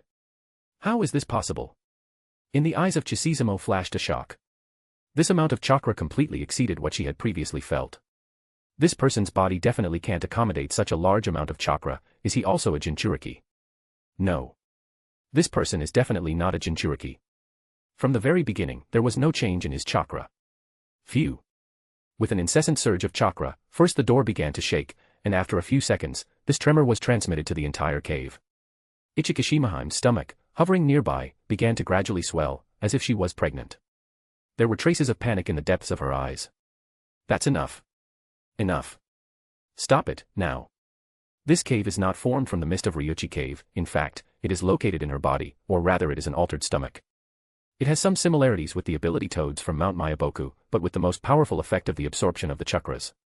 But this person released far more chakra than any shinobi she had ever encountered before. Not to mention shinobi, it surpasses even Biju. This goes beyond what it can absorb. The test is not passed yet. How can I stop? Erase smiled and continued to fill the stone door of the raging flow of chakra. Feeling the endless flow of chakra and feel that it is practically at the limit, Chisizamo finally showed fear. Stop. Stop. You passed. You passed. Erase looked at Chisizamo and smiled. Ah, already. But didn't you like my chakra?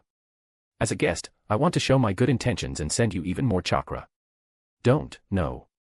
Chisizamo screamed. Boom. The violently shuddering cave finally broke down and exploded loudly, shattering into many stone fragments, and then disappeared into the darkness. A figure of Erase appeared in the fog. Poof. In this state, Chisizamo could not continue hiding and slipped out of the mist, crashing right in front of Erase. Chisamo's face was very pale. When looking at Hiroshi, in the depths of her eyes flashed fear. No. Stay back. Phew. Phew. Ichikishimahime shuddered and turned into a green snake, which quickly turned around and crawled deep into the fog, quickly disappearing from sight. Erase just stood still, watching this with a slight smile. Earlier, Orochimaru had told him in detail about the three snake sisters guarding the entrance to the Ryuchi cave, mentioning their terrible nature several times, from which it can be concluded that in the past, Sanin experienced far from the most pleasant experience when meeting them. As a student of Orochimaru, Erase certainly not have missed such a good opportunity to demonstrate their good intentions. Seeing that the surrounding fog was showing no signs of dissipating, Ryuchi looked deep into it and shook his head. It looks like they're not going to let me in directly, then let's continue. Chapter 181, Chapter 181. In the fog. Tagriheim laughed as she looked at Ichikishimaheim, who was crawling on the ground in the form of a snake and was in a pitiful state. Ha ha ha, I didn't expect you to suffer such a big loss when facing a common man. Tajitsuheim looked at Ichikishimaheim with undisguised malice. He, I came first this time, no one forced you to steal my snack. Shut up. Chisizamo trembled, he's not even human. This is some kind of terrifying monster in human form, it has more chakra than a turtle, shhh, it looks like I won't be able to eat for the next few months. She took a deep breath and said, why are you still holding him here? Just skip it directly. He, my stomach doesn't care if he's a man or a monster. Thoraine smiled, how can we let him go, really even before starting the test? Just because you got hurt doesn't mean the same thing will happen to me. Didn't you absorb a huge amount of chakra from him? Now he must be severely depleted. Ha. Chisizamo with a sneer and looked at Torihama. In her perception, this person's condition did not change at all during the entire process. Releasing so much chakra didn't seem to affect him at all, meaning that this person's actual chakra might even be larger than the one shown. But when she saw Tagriheim gloating, she closed her mouth, deciding not to talk about it, and began to absorb the natural energy for healing. On the other hand, after Chisizamo escaped, Erase continued to go forward. After some time, the fog suddenly cleared. A large and magnificent palace appeared in front of him. Two naked girls stood at the entrance and looked at him with a smile. Dear guest, come and relax with us. The doors of the palace swung open, revealing a beautiful spring landscape, with a soft white mist rising from the hot springs among the bright flowering trees. Ryuchi looked around the palace and shook his head. Your means are very good, but I don't know if you can withstand my strength. If you don't try it, you won't know. The girls standing at the entrance to the palace covered their mouths with their hands and laughed sweetly. You're right. Erase gave a hand forward and stepped up the stairs. Thoraine appeared behind Erase with a smile, watching his hand, reaching for one of the girls. When Ryuchi's fingers touched the girl, Tagriheim opened her mouth wide, showing her fangs and snake tongue, and was about to swallow the man. But, opening her mouth, she suddenly froze abruptly. Because the girl touched Erase, fell into his arms, and appealed to many white spots. Thereafter, Erase lowered his hand and calmly stepped forward. With each step, flooring tiles, on which the foot of Erase, appealed to the spots of white light. This quickly spread forward and soon the entire palace was transformed into numerous spots of white light. How can this be?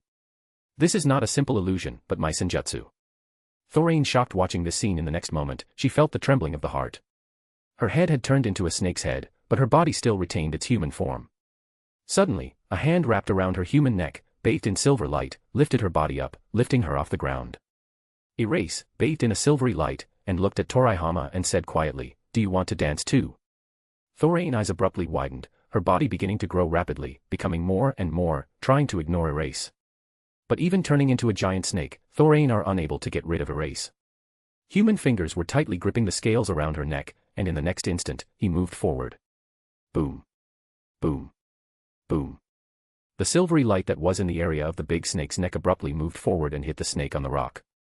A crash broke out, the rock cracked. He repeated it over and over again, smashing the surrounding massive rocks into many small fragments with the body of a large snake, and then threw it aside.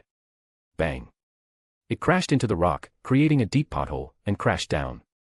Erase lowered his hand and looked contentedly at the crumbling cliff. It's gotta count for something, right? There was no answer, only the sound of crashing rocks. Still not passed. Erase sighed and pulled the blade of Kusanagi. To the blade rushed chakra attribute of lightning. At that moment, a frightened and panicked voice came from the shattered rocks. Stop. That's enough. You passed. You passed. When Erase pulled out a blade, Thoraine felt a severe crisis. Even if it wasn't a fatal blow, she would definitely end up in a very sad state. Phew. Erase raised a hand, running the gathered chakra into the sky. The silver slash cut through the fog, flew into the sky, and disappeared into the clouds. Clang. Returning the blade of Kusanagi in the sheath, Erase looked back and said, another one. Come out, there's no need to hide. Silence. After a while, Tajitsuheim finally came out of the fog and looked up. The split fog still hadn't closed, the sun was dimly visible through the split. ZDR. Hello, I'm Tajitsuheim. You only need to pass one test to gain the power of the Sage of the Ryuchi Cave. You must answer my question. Erase looked at Kalakukama. When their gazes met, Tajitsuheim felt a great sense of depression. A cold sweat broke out on her forehead. She swallowed nervously, hesitated a little, and said, are you ready? Ready. You passed. Head over to erase broke out the question mark. Tajitsuheim's figure became illusory and disappeared, and the surrounding fog dissipated, revealing a massive stone temple. Which? Rin appeared at the entrance and immediately ran towards him. Erase looked around. When he didn't find Tajitsuheim and the other two snakes, he shook his head and went to meet Rin. How did you get here? Rin said a little worriedly, I used some of Isabu's chakra and came out of the fog, but I began to worry about you when the White Serpent Sage said that those who failed the test would be eaten. Erase smirked, I think they didn't even think about it, maybe my meat not very tasty. After saying that, he headed inside. Inside the temple. Ahead of them was a large red staircase that stretched to the edge of his field of vision. Climbing to the top of Erase saw a white snake sage. It was a giant white snake, holding a pipe in its mouth and exhaling puffs of smoke. Chapter 182, Chapter 182. You have a very strange chakra.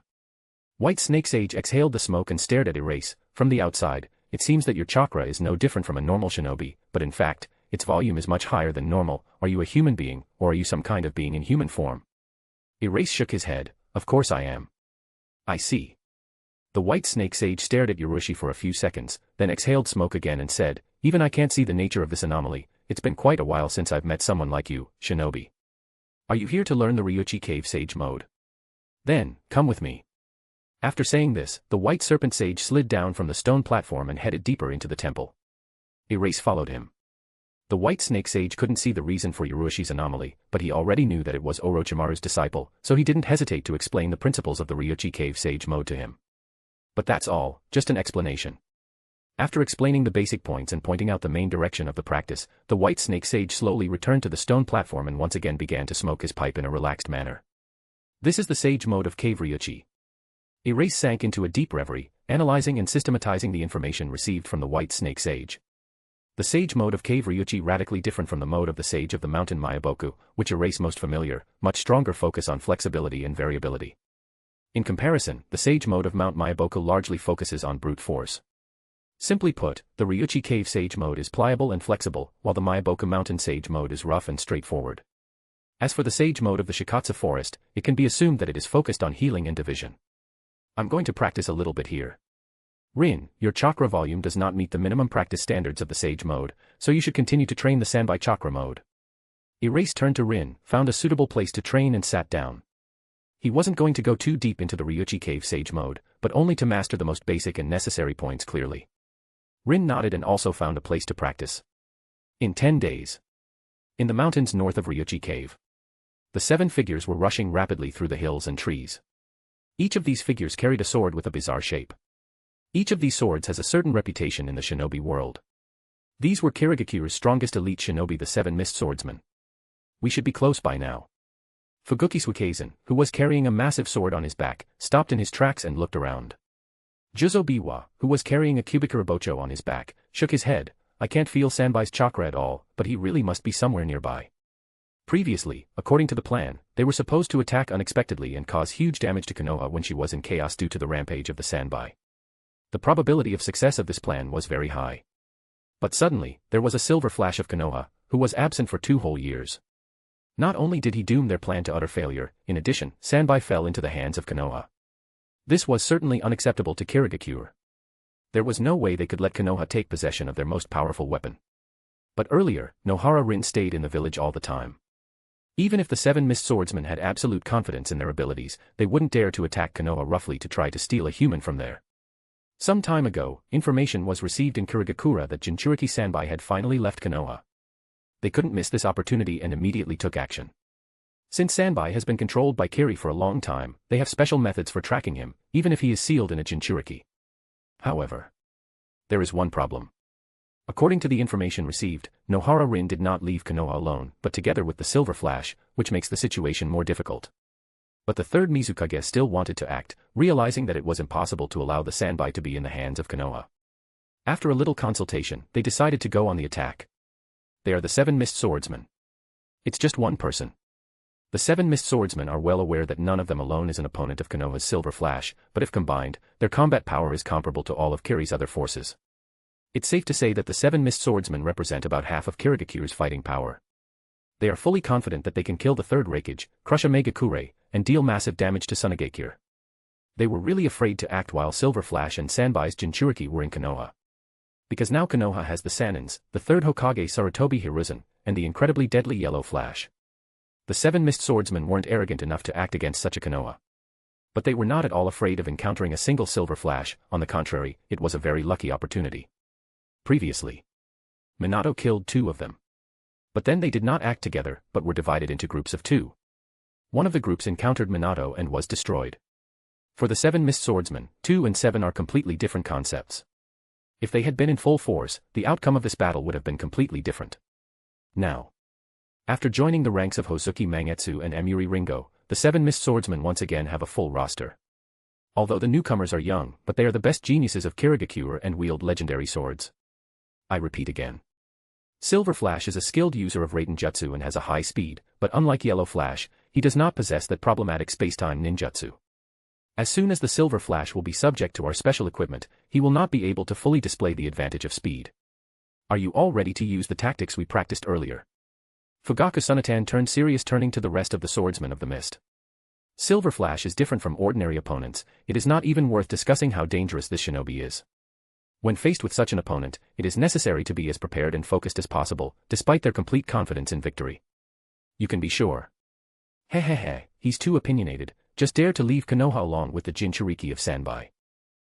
When we kill the Silver Flash of Konoha, the entire shinobi world will be afraid of the 7 Mist Swordsmen, ha ha ha. The voices of the other Mist Swordsmen were filled with confidence. They are in full force. Kirigakure has a decent amount of information about the Silver Flash, and several counteraction plans were developed before sending it. With such careful preparation, everything is sure to go smoothly. It's time for the legendary Silver Flash of Konoha, go to hell. Chapter 183, Chapter 183. Dans les profondeurs de la grotte de Ryuchi. L'énergie naturelle est progressivement diversie dans le corps de Ryuchi, assis sur ses genoux. Dix jours et sont écoles depuis le début de l'entraînement.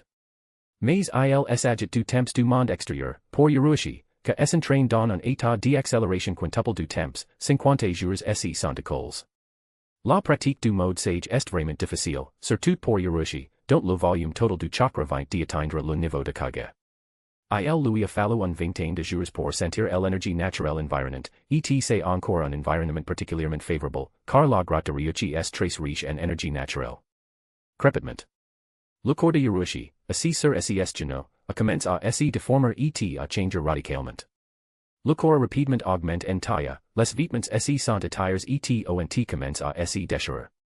En regardant la peau exposée de Ryuchi, on peut remarquer qu'elle n'est plus humaine, au lieu de cela, on écale de serpent de pierre est apparu à sa place. Fa. Ryuchi ouvrit brusquement les yeux, le corps cessa immédiatement de changer revint à sa forme normale. C'est trop difficile à contrôler, non, il est plutôt difficile de maintenir la bonne proportion. Ryuchi murmura pensivement. Ces changements ont été causés par une énergie naturelle incontrôlée. Comme pour le régime du sage du Mont Myaboku, la pratique du régime du sage de la grotte de Ryuchi est accompagnée d'un risque énorme. Une fois que l'énergie naturelle est hors de contrôle, vous vous transformez en un grand serpent de pierre et fusionnez complètement avec l'énergie naturelle environnante.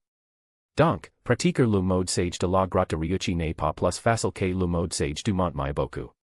Le test de 3 serpents sages ne peut être effectué seul, comme dans le cas de Ryuchi, lorsqu'un isabu ont été immédiatement séparés.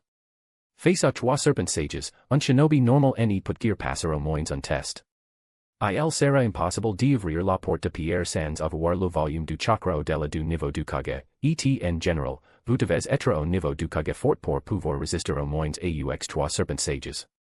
Mais même après avoir passé le test de 3 serpents sages et rencontre le serpent blanc sage, vous obtenez seulement la méthode de pratique du mode sage.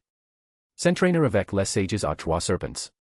Compte tenu de leur nature, il ne sera pas si facile d'obtenir leur reconnaissance. N'ayant pas reçu leur reconnaissance, il ne reste plus qu'à s'entraîner seul, à partir de 0.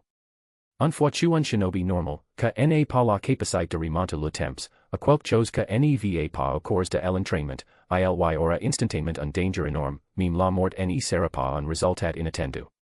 Ici vous pouvez trouver un grand nombre de statues de pierre de serpents, beaucoup plus que quelques dizaines. En fait, le Mont Myaboku n'est pas très différent à cet égard de la grotte de Ryuchi. S'il y avait un shinobi ordinaire à la place de Naruto, que n'a pas de lien avec le Mont Myaboku, alors le crapaud sage ne dirigerait certainement pas sa formation, et dans le cas d'une pratique indépendante, la probabilité d'échec augmente plusieurs fois. C'est dou 20 nombre de statues de pierre sur le mont Myaboku. Hiroshi n'a pas church trois serpents sages pour aider à l'entraînement. Parce tu il n'a pas de sens. Avec la capacité de retour du temps, Hiroshi n'a pas besoin de l'aide d'étrangers pour dissiper l'énergie naturelle hors de contrôle. Trois modes de sage, à l'exception de la différence dans les méthodes d'application et les itinéraires du mouvement de l'énergie, il doit y avoir une certaine différence dans le rapport entre le chakra et l'énergie naturelle. Hiroshi murmura pensivement et retourna à l'entraînement. Il ne va pas maîtriser complètement le mode sage de la grotte de Ryuchi, mais se limitera au niveau de base. Après tout, l'objectif principal de Hiroshi n'est pas de maîtriser le régime du sage, mais de développer le corps du sage. Après que l'énergie naturelle est devenue incontrôlable plusieurs fois de suite. Dans les yeux de Hiroshi, la lumière brûlait, son corps s'élargissait un peu, mais ne devenait pas incontrôlable et ne pétrifiait pas, seule l'apparence était de ces étranges. Hiroshi baissa la tête en regardant la flaque d'eau en dessus. Dans la réflexion, il n'a vu un visage avec des traits de serpent et de ombres autour de yeux, ce qui ressemble un peu à l'apparence de Orochimaru. C'est le régime de base du sage. Hiroshi se leva et sentit immédiatement que le corps était devenu beaucoup plus flexible et plastique qu'auparavant. Maintenant, il ne sera pas difficile de faire de mouvements que dépassent les capacités du corps humain normal. Ce n'est pas bon, le corps est devenu mau. Hiroshi fit quelques mouvements et murmura pensivement, le mode sage du mont Myaboku rend le corps plus firme et plus rigide, tandis que le mode sage de la grotte de Ryuchi est plus doux et plus flexible, bien que la rigidité me convienne mieux dans ce cas, mais le corps idéal du sage devrait permettre d'être dans un état normal. Comme je le pensais, pour développer le corps du sage, je dois équilibrer les régimes du sage du mont Myaboku et de la grotte de Ryuchi, cela devrait aider le régime du sage de la forêt Shikatsu. Après avoir réfléchi un peu, Hiroshi commence à évaluer d'autres changements. Étant dans le mode de base du sage, Hiroshi pouvait sentir que sa perception avait augmenté d'innombrables fois. Mais cela ne concerne pas l'ouiou la vision. Sa capacité à percevoir la vie augmente. À ce moment-là, la perception de Hiroshi pourrait envelopper près de la moitié de la grotte de Ryuchi. Il sentit un grand nombre de serpents de différentes tails vivantes ici, et il pouvait également comprendre aussi travaillant les trois serpents sages et le serpent sage blanc, car les vibrations de la vie ils immédiatement se distinguaient fortement de tous les autres serpents. Il a fait ca. Il y a certainement un pouvoir que moi je ne peux pas discerner. Alors que Hiroshi entrait dans le régime de base du sage, le serpent sage blanc exhalait de bouffes de fumée et regardait dans sa direction. Le serpent sage blanc, bien sûr, possède le plus haut niveau de compétence dans l'art du sage parmi tous les habitants de la région, et sa perception est capable de couvrir toute la grotte de Ryuchi. Cet est vraiment un monstre. À ce moment-là, Ichikishima ouvrit les yeux et regarda aussi en direction de Hiroshi. Elle tressaillit involontairement en se souvenant de leur rencontre. Au cours de ces dernières années, Illinois n'y a pas eu une seule personne qui maîtrise le régime du sage par elle-même, sans leurs conseils. À première vue, Illinois peut sembler que quiconque passe le test puisse commencer à pratiquer le régime du sage, mais en réalité, sa propagation est strictement contrôlée par le serpent blanc sage. Ce n'est qu'après avoir reçu la véritable reconnaissance de habitants locaux que vous pouvez commencer à pratiquer pleinement le régime du sage de la grotte de Ryuchi. Mais Hiroshi. J'ai pu maîtriser le mode sage de la grotte de Ryuchi en pratiquant seul et sans aucune aide de l'un d'entre C'est le premier cas de ce genre depuis leur naissance il de centaines d'années. Monstre. Tagariheim et Tajitsuheim regardant également en direction de Hiroshi et Chikataran d'ausement. Auparavant, ils avaient conspire pour ne pas aider Hiroshi, espérant que sa pratique du mode sage deviendrait incontrôlable et ils pourraient alors jouer avec lui, mais tout à coup, Hiroshi a pu maîtriser le mode sage seul, sans aucune instruction du tout. Comme prévu, une perception très puissante. Tous les signes de vie dans un rayon d'un kilomètre ne pourront pas échapper, et les creatures avec le chakra sont perçues encore plus clairement. Hiroshi sourit avec satisfaction. Chapter 184, Chapter 184. Erase was quite satisfied with the changes brought by the basic mode of the sage. The only drawback is a strange appearance that does not correspond to his image. After all, Hiroshi does not look like Orochimaru, always radiating a slightly creepy and cold atmosphere. But the multiple improvements in sensory perception were much more important. His body should not undergo such changes after mastering the other two modes of the sage and combining them in a balanced way. It's time to leave. He wasn't going to continue to stay here, because the basic level of skill is quite sufficient and there is no need for in-depth practice. When Erase out of sage mode, dissipating the natural energy in the cave, flew Chisizamo. It's you. Erase looked at her and smiled. What's the matter? Do you want to eat my chakra? I can give you some. He raised his hand, collecting some of the chakra in his palm. But this action made Chisizamo to tremble. Stop it. She immediately stepped back and said, I'm here to give you something. The white snake sage sensed that your companion was in trouble outside of Ryuchi cave, in a northerly direction. Having said that, Chisizamo immediately left the cave. Erase dispersed the chakra gathered in his palm, and stroked his chin. Do I look so terrible? Erase shook his head and headed for the exit of the cave Ryuchi. The main food in Ryuchi cave is fish and a variety of seafood. Uruishi and Rin are not used to such food, so Rin leaves Ryuchi cave several times a day to hunt. A Jounin or elite Jounin is not capable of causing problems for the current Rin to get into trouble. The opponent must be at least Kage level. Is this Kirigakure? Erase already knew about what happened with Rin. Konoha definitely wouldn't dare send someone after Rin, but she's now Jinchuriki Sanbai and Kiri shouldn't just accept the loss of Biju. Sanbai had been under Kiri's control for quite some time, so it wouldn't be surprising if they had a method of tracking him, which must be how they tracked Rin down. Outside of Ryuchi cave. Somewhere on the bank of a small river, Rin, wrapped in the Biju chakra, stood tensely in place, not daring to move. She was attacked. Rin could have already been very badly injured if Sanbai hadn't protected her with his chakra in time. But even after dealing with the unexpected attack with the help of the Sanbai chakra, she still got into trouble, because even the specific position of the enemy is unknown. This method of killing, Shinobi Kiri. This is at least a Jounin and he must not be alone. A cold sweat broke out on Rin's forehead. She suddenly thought of a certain group of Shinobi Kiri. One of them, the name makes many a shinobi of Konoha to feel horror and fear, 7 swordsmen of the mist. Although 2 of the 7 mist swordsmen were killed by Minato, but they still inflicted huge damage on Konoha. In the war that followed, countless Konoha shinobi fell at their hands. Rin didn't dare move. She was afraid that by taking a step, she would immediately expose the flaw and be attacked by the enemy. Although Rin is now a Jinchuriki Sanbai, but facing someone like the 7 mist swordsmen, she still felt extremely dangerous, afraid of being under the enemy's control at any moment. In such a situation, it was best to just remain as alert as possible and not make any unnecessary movements. The impulse of her chakra should have already been felt in the Ryuchi cave. Phew. The water in the small river stirred. A large figure rushed toward Rin. Rin, who was in a state of maximum vigilance, abruptly waved her hand in the direction of the approaching figure. The Sanbai chakra violently flared, forming huge claws. Bang. Fuguki Suikezen swung his same hata, blocking the Sanbai chakra released by Rin. Same hata immediately opened her mouth, greedily devouring Biju's chakra. Fuguki Suikezen.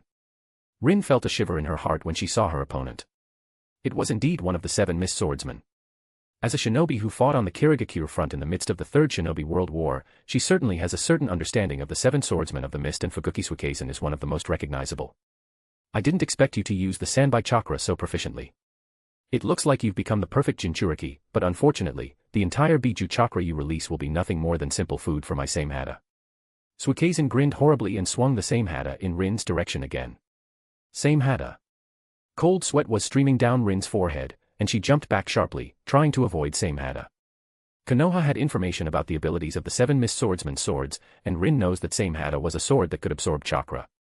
As a Jinchuriki, she has focused entirely on improving her control of the Sanbai chakra, temporarily putting aside the development of other aspects, so Rin's abilities are completely held back by same hata. Rin began to retreat, being pushed by Suikezen, who was armed with the same hata. Just when she felt that she could no longer resist and was preparing to use the last resort, a figure appeared in the distance, approaching here with great speed. Erase here. Phew. The figure of Uruishi approached in the blink of an eye and sharply swung the Kusanagi blade, blocking and deflecting the massive same hata clutched in Suikezen's hand. In the next instant, the blade left a series of afterimages in the air, slicing through Suikezen's figure many times. But there was no blood. Finally. Suikezen gave a strange grin and his figure suddenly turned into water, sending a lot of spray flying. Seeing this, Rin immediately exclaimed, "Watch out. He's not alone." Phew. Phew. At the same time, almost simultaneously with Rin's shout, 2 figures appeared slightly behind Uruishi, to the left and right, and launched a swift attack. One of them is armed with a large Kubikurabocho, it was Juzo Biwa, and the other Hiramakerii, emitting a massive and dense stream of chakra. Decapitation. Hammer. Swordsman of the Mist coldly exclaimed, throwing his strongest attacks on Erase. Erase remained calm, his body spun around, showing extremely high, and a strange speed. Kusunagi's blade flashed with a silvery light and drew a long arc in the air, deflecting the attacks from both sides in one movement. This speed went far beyond what a normal shinobi is capable of. Such a reaction is as expected about Konoha's silver flash. Juzo Biwa grinned and took a sharp step back, then his figure dissipated, disappearing without a trace. The second swordsman of the mist had vanished with it. Erase looked around. The entire surrounding area, it is unknown when, was covered with a thick fog. Chapter 185, Chapter 185. Erase, this is Kirigakure no Jutsu. Rin, who was shrouded in the Suinbi chakra, could barely see Yurushi standing nearby through the thick fog, and exclaimed in concern. Erase nodded, I know. He folded a series of seals with one hand, it happened almost instantly, the fingers leaving afterimages. Futon. The Dragon of Wind. Although Yurushi spends very little time practicing ninjutsu, but in his spare time, he sometimes practices the 5 basic elements, and this was the most powerful wind attribute ninjutsu in his arsenal. Phew. A fierce gust of wind erupted, making a sound vaguely resembling the roar of a dragon. The nearby fog was instantly dispelled. But with the fading gust of wind, the fog spread again, quickly engulfing the cleared area. It was hard to tell how much chakra was poured into this thick fog and how much of an area it covered. Phew. A blade flashed through the mist and pierced Rin's figure. The oddly shaped sword wrapped in the chakra tore through the cover of Sanbai's chakra, but at the last moment, Yurushi placed his left hand on Rin's shoulder and pushed her aside, while his right hand swung the Kusanagi blade in the direction where the sword's owner's body was supposed to be. A silver slash cut through the fog, but it was empty, and there were no human shadows nearby. That's right, it seems this is not a simple Kirigakure no Jutsu, but also a material illusion of a wide range, somehow distorting my perception. Erase said quietly, watching the scene. Suikaizen's voice came out of the fog, from an unknown direction. Ah, I immediately realized what was happening, as expected from Konoha's silver flash. Originally, it was prepared specifically for the yellow flash, and used against you after a minor rework, but now it's too late, you can't escape. Once under the influence of this technique, you will not be able to determine the direction of the attack, as well as our and even your location, so you have to be careful. If you get separated from Jinchuriki Sanbai for a while, you may never meet her again, ha ha ha. It was impossible to determine the direction, the voice seemed to come from all directions at the same time. This made the surrounding atmosphere even more eerie, and a chill ran down Rin's spine. She gritted my teeth and took a step back, stumbling on Erase, and then nervously looked around, thinking about the countermeasures. It is impossible to determine the direction. Unable to determine the location. In such conditions, it will be very difficult for the Yurushi to show their advantage in speed. On the contrary, in such a thick fog, it will only increase the probability of falling into an enemy trap. In that case, she will have to use the last resort, Biju mode, to try to temporarily protect yourself and Erase. But just at the moment when Rin was going to adopt a form Biju, to her ears came the unusually calm voice of Eroish, turn around and stand still. Ah. Rin immediately turned away and stopped in her tracks. Erase wants to fight back to back. This will really help to avoid unexpected attacks from the back, but the danger can still come from the upper or lower direction. When the head of Rin flashed these thoughts, she suddenly felt that the body of Erase suddenly became softer. As a girl, she was very sensitive to such changes. This doubt flashed through Rin's heart. But she suddenly felt that the figure of Erase disappeared, rushing straight into the fog. Which? It stunned her. Suddenly losing her footing behind her, Rin immediately sensed the danger and spewed out a huge amount of Sanbai chakra in all directions, in an attempt to find Yurushi, but all to no avail. 1 second. 2 seconds. 3 seconds. After a while, Rin was surprised to find that no one was attacking her at all. The sounds of battle drifted to Rin's ears, some of them seemed to be very close, but she couldn't be more specific, and there were also occasional screams. The inability to see and understand what was happening made Rin feel very nervous. Just as she was about to enter Biju mode, the surrounding fog suddenly showed signs of dissipating. Genjutsu. No. This is not Genjutsu. The fog enveloping everything was indeed gradually dissipating, it was happening faster and faster. When the density of the fog decreased to the point where it was possible to see what was happening about 10 meters away, Rin saw a human figure lying on the ground nearby. She subconsciously launched an attack, but immediately noticed the blood flowing on the ground and made out the person's appearance. Fuguki Suikaizen. Rin exclaimed in shock.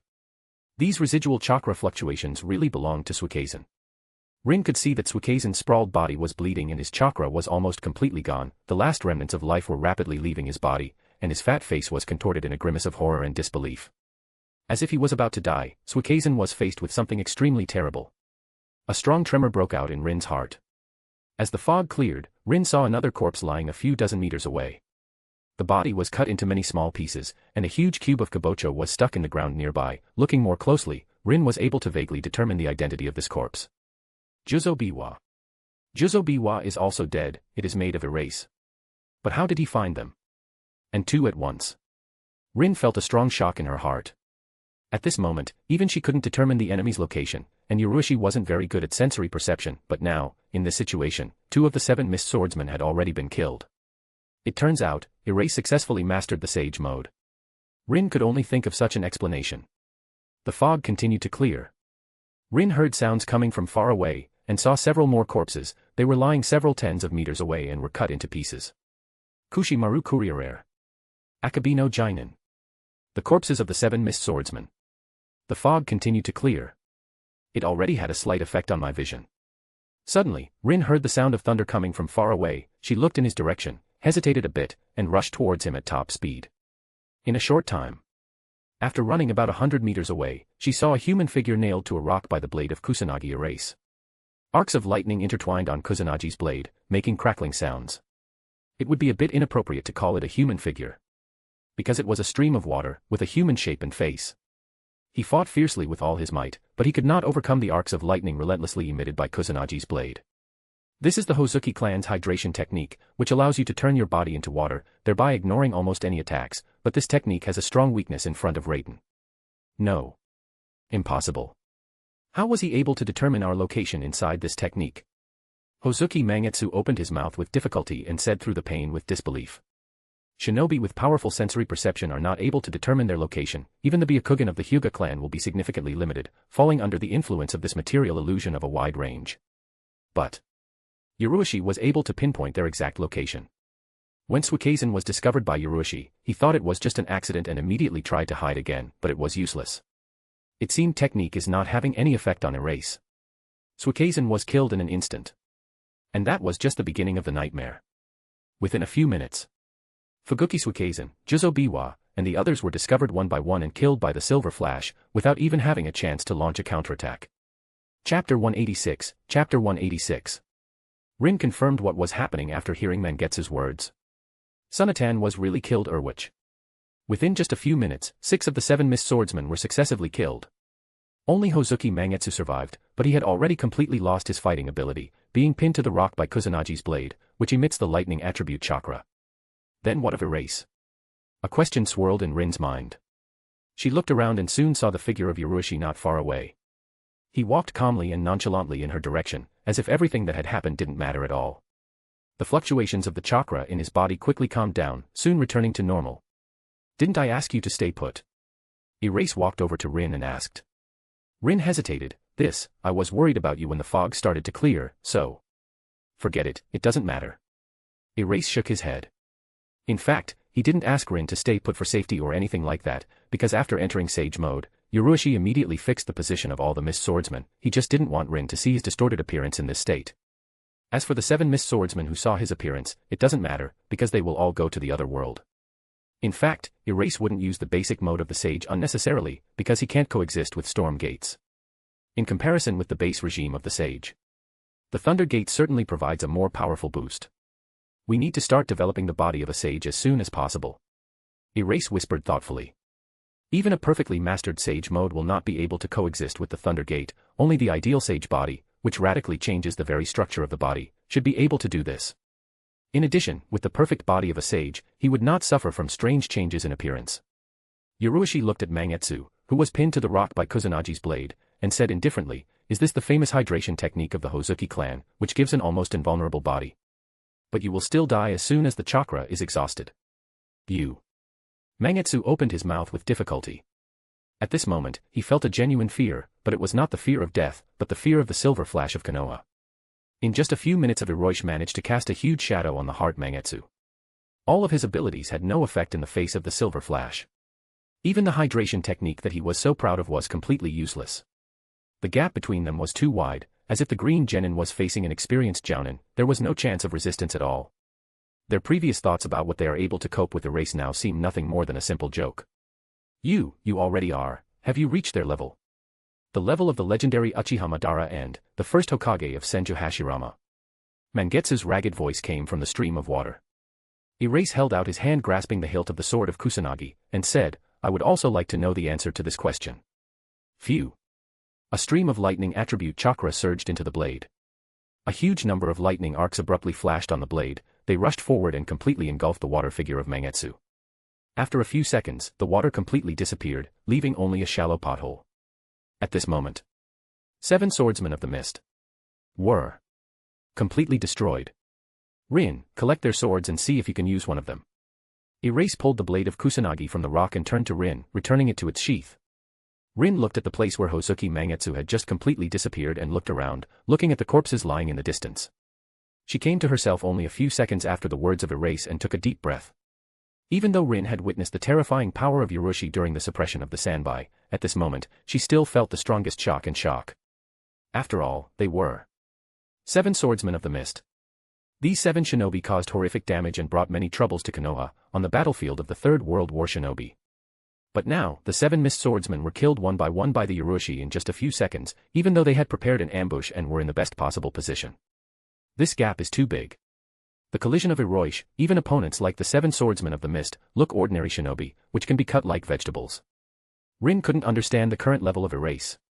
These words of Hozuki Mangetsu, uttered before her death, caused the strongest waves in her heart. Erase killed the 3rd Rakage known as the strongest Rakage in history, and Hanzo the Salamander, known as God of Shinobi. Interesting.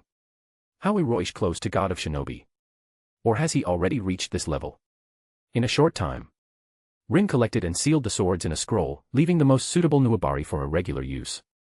Now, Rin should be able to reach Kage level by mastering Nuwabari and entering Sanbai Chakra mode, without having to resort to Biju mode. Great, it really suits you, let's go. Yurushi looked at Rin, who was trying to wield the Nuwabari, with a smile, stretched his body in a relaxed manner, and said. Rin stopped and asked, where to this time? The mountain Mayaboku. Kirigakure. On the top floor of the Mizukage building. Umbu Commander Yugura Karatachi stood at the edge of the table, sorting through the latest intelligence information and passing it to the 3rd Mizukage sitting at the table. Yugura broke off, noticing that Mizukage had turned very pale, and asked, Lord Mizukage, are you all right? It's all right. The 3rd Mizukage said in a hoarse voice. Yugura felt very uneasy, seeing the 3rd Mizukage's condition. It seemed far from normal. Lord Mizukage, leave things to me, you should rest. We'll have the information by the time you wake up. Yugura could guess the reason for the 3rd Mizukage's exhausted and sickly state. The task of bringing Sanbai back to the 7 mist swordsmen was too important.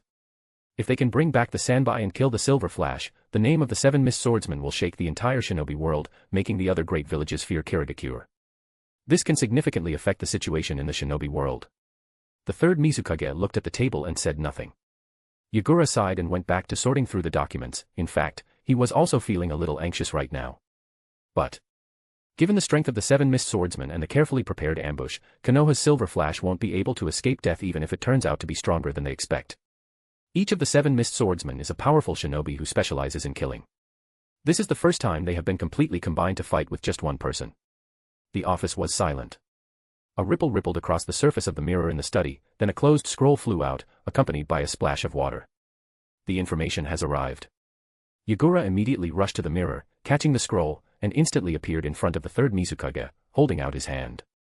The 3rd Mizukage took the scroll. After opening the scroll, his eyes quickly scanned the contents, then abruptly widened and gradually went out. The spirit of the 3rd Mizukage was already severely damaged due to being under control for a long time, and after Madara abruptly broke the connection, his spirit was on the verge of collapse. A blow to his spirit from the information he had just received became fatal. The hand holding the scroll slowly lowered, the torso leaned back in the chair, the chakra was rapidly weakening. Mizukage. Yugura looked at Mizukage with concern and exclaimed in a dazed voice. Lord Mizukage. Yugura quickly took a step forward and supported Mizukage, and then shouted loudly, feeling that his chakra was rapidly weakening, Irianina. Iranina. Yugura's loud shout alarmed the entire Mizukage building. After a short time Iranina rushed into the office. During the inspection of Mizukage, Iranina's face abruptly turned pale. He was taken from Yugura's hands and carefully placed on the floor, beginning to provide first aid. Yugura moved to the side, watching the scene with concern.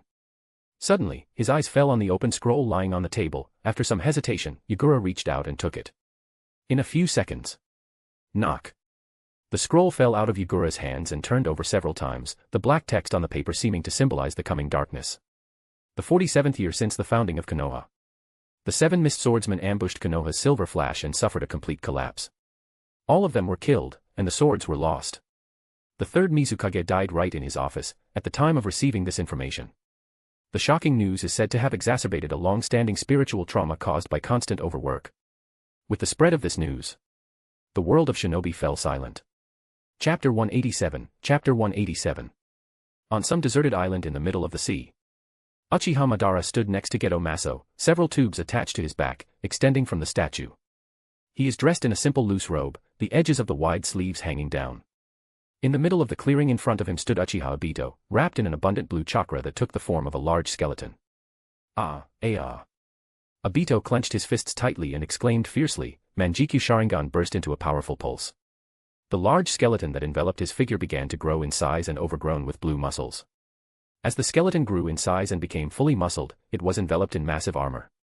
Go ahead. Uchiha Madara, who was watching this carefully from the side, calmly said, you have a much greater power. Although you have a simple Manjikyu Sharingan, more than half of your body is made up of Hashirama cells, reaching the degree of an incomplete sage body. With the strength of the Senju clan, your eye should also have an eternity. I know. Obito nodded and took a deep breath. The chakra hiding in the depths of his body gushed out in a massive stream. Combining the strength of the Senju and Uchiha clans, as well as having full Manjikyu, Obito was soon able to bring his chakra to a new level of quality. Boom. A terrifying blue chakra surged into the sky. The vast flow of chakra took on the shape of a peerless colossus, proudly towering between heaven and earth. With a furious cry of Obito, the scattered chakra stabilized and began to contract. This is not the first stage of Susanoo, or even the second or third. This, almost completed Susanoo. With the full Manjikyu Sharingan, Obito was able to use Susanoo, and when combined with the incomplete sage body, the power of his Manjikyu Sharingan is almost equivalent to the eternal Manjikyu Sharingan. That's not bad. Uchiha Madara raised his head, looking at the giant Susanoo, and nodded in satisfaction. The strongest shinobi of this era, the silver flash of Erase Hatake, was too powerful. Therefore, Madara was afraid that Obito might not have the strength to deal with him, and so far he was in no hurry to go to the other world to calmly wait for the resurrection. They went to a secluded island in the middle of the sea and Madara started training Obito. After falling into the dark, Obito's talent increased to a very high degree. He easily absorbed all the abilities and experience of Madara, only with the acquisition of full control over Susanoo there were some difficulties. Now, Obito has finally achieved this. As Madara expected, even without the eternal Manjikyu Sharingan, with the incomplete body of a sage, Obito was able to use his most powerful ability, the completed Susanoo. Relying on this ability, Madara crushed countless shinobi, single-handedly suppressed the great villages and on equal terms with Senju Hashirama. The current Obito. Very close to him in his youth. Is this the completed Susanoo? His strength is truly terrifying. Uchiha Obito, who was at the top of the completed Susanoo, clenched his fists tightly, feeling that he was many times stronger than before. Madara looked at Obito for a few more seconds and said, "Come down, I have something to tell you." Obito scattered the completed Susanoo and landed softly in front of Madara. You must go to Nagato and take care of his development so that he can use the heavenly life samsara technique. Madara said seriously, also, I don't advise you to come into conflict with Silver Flash unless absolutely necessary. Right now, his strength may be close to me and Hashirama at the peak, it won't be easy for you to deal with him. Obito nodded calmly after hearing Madara's words, I'm not what I used to be. Erase and all the rest is not important. He seeks to create a perfect world, and the Silver Flash is nothing more than a stone in his path that needs to be removed. Yes. Madara nodded. Previously impetuous and impulsive, Obito has now become extremely calm and reasonable, now he will never rush at Ryuchi like in the past. In addition, in terms of strength, Obito is close to him in his youth. Madara could be calm now. Until my resurrection, you will, Uchiha Madara. Madara said calmly and calmly stepped forward. After disconnecting the tubes from his back, he staggered and slowly sat down on the ground. The life gradually left his body. Obito watched it calmly. After a short time, he turned to the black and white Zetsu standing nearby, let's go. The chakra fluctuations emitted by the completed Susanoo were too great. Despite the fact that it was used on the island far into the sea, the fluctuation of chakra was still registered with the ability to perceive a wide range of kiri. On a giant water ball located somewhere in Kirigakura, there were strong ripples. Shinobi Kiri immediately went to investigate. But the intelligence did not give almost any results. Scouts were able to find only traces of destruction on one of the uninhabited islands.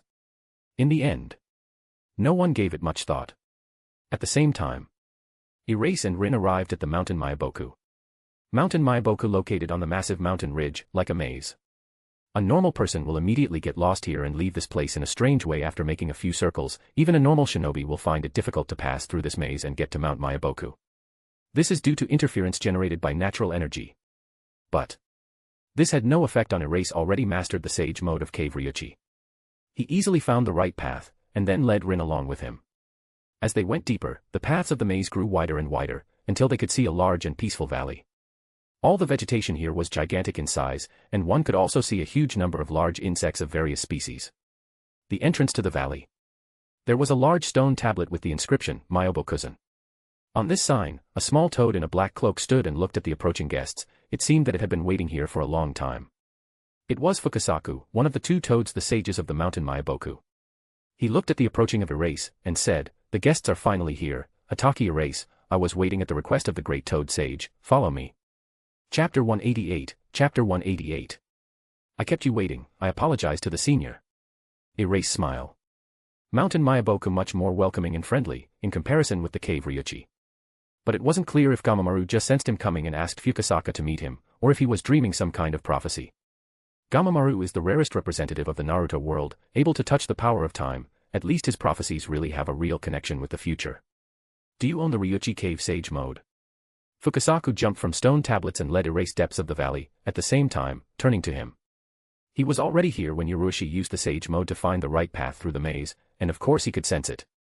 Yes. Erase said calmly. Fukasaku smiled maliciously. Hee, do you want to learn our Sage mode after studying in Ryuchi Cave? It looks like you didn't really like the Sage mode of these snakes. Between the mountain and the cave Myaboku Ryuchi always had the best relationship. They will never miss an opportunity to annoy or harm the other side. Fukasaku was not unhappy that after studying the sage mode of Cave Ryuchi, Erase came to study at the mountain Myaboku. On the contrary, he felt extremely satisfied thinking that Ryuchi did not like the regime of the sage of the Ryuchi cave. You're right, I'm really not very satisfied. Erase looked at Fukasaku and nodded. He really wasn't satisfied with the regime of the sage of the Ryuchi cave. Hee.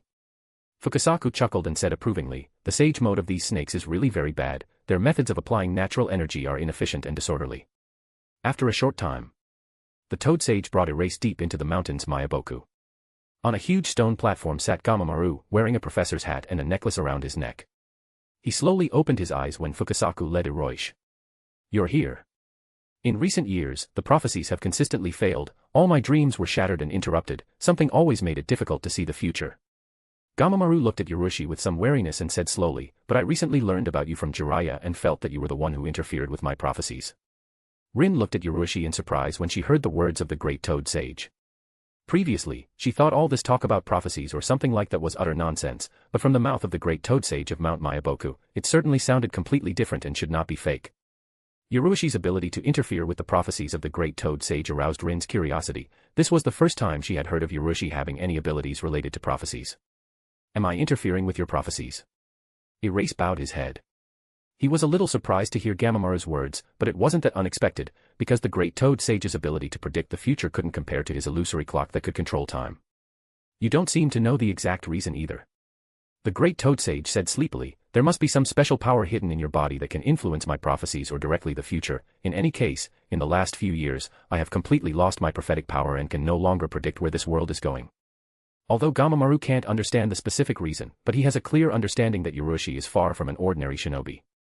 Because even the sage of the six ways is not able to interfere with his prophecies. Outwardly, Gamamaru seemed sleepy and slow, but in reality, many thoughts flitted through his head. In this situation, there could only be two options. Either they have similar forces or Erase directs the future of the world. Although Gamamaru could feel that Ryuchi's chakra wasn't too strong, even weaker than Jiraiya's, but he didn't feel the slightest contempt for this young man. On the contrary, he took it extremely seriously. Otherwise, he wouldn't have asked Fukasaku to meet and bring Erase, sensing his approach to the mountain Myaboku. Erase. He did not answer the great toad sage's question. Gamamaru's eyelids began to droop, and he spoke as if he might fall asleep at any moment. So, what is the reason you came to Mount Myaboku? Erase was straightforward, the sage mode of Mount Myaboku. After passing through the maze, Gamamaru's voice became increasingly quiet. You have completed the test. Fukasaku, give him the practice method of our sage mode. HRRRRPFFF. HRRRPFFF. Gamamaru lowered his head and fell asleep. Fukasaku. The Toad Sage's face darkened. He sighed helplessly and looked at Yurushi. The great Toad Sage is already very old and this happens all the time, let's go. After saying this, Fukasaku went with Yurushi to a certain room, found a scroll with the Sage Mode practice method and handed it over, and then they went to the Sage Mode practice place. Right after they left, Gamamaru raised his head and opened his eyes. This guy. There is a terrifying power in his body. Fear flickered in the great Toad Sage's sleepy eyes. During intimate contact, he felt that Erase even more terrible than the Sage of the Six Paths. Just like Otsutsuki Kagaya. He has a power that does not belong to this world. Gamamaru whispered softly, also an alien. But it doesn't look like he's related to Kagaya, it's a completely different feeling. Anyway. This person should not be provoked. The great Toad Sage could not tell which one is worse, Erase or Kagaya. They seemed about the same to him, a horror that cannot be measured or described in words. In 5 days. At the fountain of the holy oil on the mountain Mayaboku. Erase sitting next to a fountain, abruptly opened his eyes. His face took on toad-like features, it was similar to Sage Jiraiya's mode. The perfect Sage mode isn't that simple, but there were no problems with mastering the basic mode of the Sage. Erase looked at his reflection in the oil fountain and whispered. At this moment. Shima and Fukasaku, two wise toads gathering insects for dinner somewhere on Mount Mayaboku, stopped at the same time and looked in the direction of Yurushi. Sage mode. For Yurushi, the practice of the Mayaboku Mountain Sage mode was practically harmless, and even without their help, he would eventually succeed, because he had already mastered the Ryuchi Cave Sage mode and had sufficient knowledge of natural energy. But Shima and Fukasaku were shocked by the time it took. 5 days. He had mastered the Sage mode in just 5 days. Master the Sage mode in 5 days, wife, the best result was over a month, wasn't it? I can't remember exactly, but it's definitely more than a month. Shima said, startled. Fukasaku and Shima slowly turned their heads, and saw the trembling in each other's eyes. No wonder the great Toad Sage is paying extra attention to this person, and even ordered them to try to meet all of his needs. This shinobi. Monster. Chapter 189, Chapter 189. During the training session, Yurushi discovered that it was not for nothing that he had brought Rin with him. On Mount Mayaboku, there are only a variety of insects that are not very suitable for cooking the usual food, but Rin provided him with normal human food every day. This allowed Erase fully focus on training that is focused on solving problems with the food. It only took 5 days. 25 days had passed in a state of 5-fold time. Acceleration. Much faster compared to practicing the Ryuchi Cave Sage mode, but this is not surprising, because it was much easier to practice the Mayaboku Mountain Sage mode based on the experience of practicing the Ryuchi Cave Sage mode. Erase not in a hurry to go into the forest Shikatsu, after mastering Sage mode of Mount Mayaboku, and tried to experiment with the Union. He first entered the Sage mode of Mount Mayaboku. Then, using it as a base, he entered the Ryuchi Cave Sage mode. As a result. Pooh. The natural energy entered into a fierce conflict, almost tearing his body apart from the inside out. Then Erase made a second attempt. This time, one half of the body entered the Mayaboku Mountain Sage mode, and the other half entered the Ryuchi Cave Sage mode, but this was also a complete failure. The body was almost split into 2 parts. Although the relationship of these Sage modes is similar to that of Yin and Yang, but they were in no hurry to combine and complement each other. The last attempt at fusion was made based on the cell activation method and Byakugo no In. This time, Yurushi barely managed to reach a balance between the 2 Sage modes. It was a very unusual condition. At the time of the coexistence of 2 modes of the Sage, Erase radiated an extremely heavy pressure. But this state did not last long, the shaky balance lasted only a couple of seconds and completely collapsed. Although with the ability to reverse the flow of time of Erase could maintain this state constantly, but it didn't matter as much. His strength in the dual Sage mode wasn't too different from the Thunder Gate. Even weaker in terms of speed and strength, but with very strong sensory perception. But this is not so important. Yurushi sought to obtain the perfect body of a Sage that could safely coexist with the Thunder Gate. Time to go, Rin. We're going to the Shikatsu forest. Erase no more to stay here, after leaving the mountain Mayaboku along with Rin. With Yurushi gone, Gamamaru was finally able to breathe a sigh of relief and take a normal nap. The presence of this person on Mount Mayaboku caused him considerable anxiety and apprehension. Time flies. The 47th year from the foundation of Konoha has come to an end. There have been too many high-profile events this year. The yellow flash of Konoha that shocked the entire shinobi world, the return of the silver flash of Konoha after a 2-year absence, the inauguration of the 4th Hokage, the death of the 7 Mist Swordsmen. But this eventful year has come to an end. No event can affect the time. It always flows inexorably forward, like a huge and endless river. Erase and Rin arrive at the forest Sikozu after a couple of weeks after leaving the mountains Maiboku. Mastering the mode of the Sage of the Shikatsu Forest was even easier, and the character of Katsuyu was much softer and more pleasant, compared to the sleepy and laconic Great Toad Sage, or the treacherous and cunning White Snake Sage. Having a method of practice mode Sage of the Forest Shikatsu, Erase stayed there for training. Mastering the third mode of the Sage took only 3 days. Of course. 3 days in the time of the outside world. In fact, this exercise took Erase 2 weeks as a 5-time speed of flow of time. This is the last piece of the puzzle. Erase, fully focused on training, abruptly opened his eyes, finally entering the mode of the Sage of the Forest Shikatsu. With the exception of the black streaks on his face, there was no change on the outside of Yoroshi's body, but there was a sticky white liquid flowing inside his body. Phew. Suddenly, a small part of the flesh detached from Yoroshi's body and turned into a white slug, and after a while, it merged back into his body. As expected, the Maiboku Mountain Sage mode provides the most powerful ninjutsu and physical body enhancement, the Ryuchi Cave Sage mode makes the body flexible and gives the most powerful perception, and the Shikatsu Forest Sage mode provides life force enhancement and the ability to split it. Perfect Sage mode of Mount Maiboku is the most appropriate. Erase assessed their condition and whispered.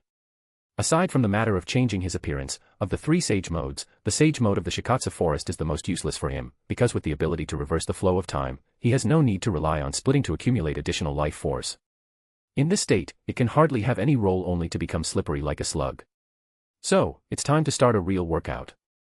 Yoroshi's came out of the mode of the Sage of the Shikatsu Forest, returning the body to its natural state. Soon the slimy clothes also returned to their original state. The method of cell activation as a basis. Byakugo no In as a receptacle. 3 modes of the Sage as a filling. Erase closed his eyes and concentrated. The chakra began to move. Natural energy filling the forest Shikatsu rushed to the body of Erase. Under his extremely fine control. 1/3 of the chakra was used to activate the Maiboku Mountain Sage mode, the other third for the Ryuchi Cave Sage mode, and the last third for the Shikatsu Forest Sage mode. The chakra was divided into 3 equal parts, each of which belonged to one of the 3 modes of the Sage. Under the control of Byakugo no In, and with the Sage mode of the Shikatsu Forest as a stabilizer, the chakra began to merge and circulate throughout the body. This time, the whole process went smoothly. If we compare what happened during the attempts to combine the modes of the Sage of Ryuchi Cave and Mount Maiboku, we can understand that the mode of the Sage of Shikatsu Forest is really extremely effective as a stabilizer. Phew. Erase abruptly opened his eyes. His body was covered with a pale golden glow. This radiance was born as a result of the combination of the 3 Sage modes. It covered Yoroshi's clothing and formed a golden covering, with the patterns of the Sage mode being dark gold in color. This is it, perfect Sage mode. Erase stood up and took a deep breath, assessing its current state. He felt that in this state, he possessed almost all the characteristics of the 3 Sage modes at the same time. The disadvantages are mutually compensated, and the physical body is now not subject to changes. It fully surpasses mode Sage Shikatsu Forest, Mountains, and Caves Maiboku Rush. Truly the perfect Sage mode. No one has ever mastered the 3 modes of the Sage at the same time and even more so did not dare to use them simultaneously. It could only make Hiroshi with the ability to reverse the flow of time. He became the only person in the history of the shinobi world to master the perfect Sage mode. Of course, as I expected. Erase whispered thoughtfully. He felt that when he was in the perfect Sage mode, the perfectly combined Senchakra of the 3 Sage modes was actively interacting with every cell in his body, constantly tempering them and transforming his physique. In the ideal Sage mode, Senchakra naturally circulates through his body, actively interacting with the flesh. This is indeed the path to the body of a Sage. Chapter 190, Chapter 190.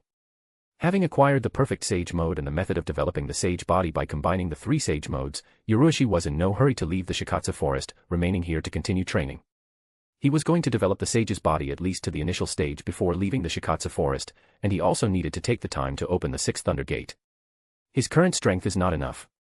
Almost all the enemies that he will face in the future are at least close to the level of the 6 paths. Erase will not be able to sleep peacefully, without a more powerful force. Yoroshi's anxiety became especially intense when he thought of Hagoromo watching the entire shinobi world and possibly watching his every move. Need. Ascend to the level of the 6 paths as soon as possible.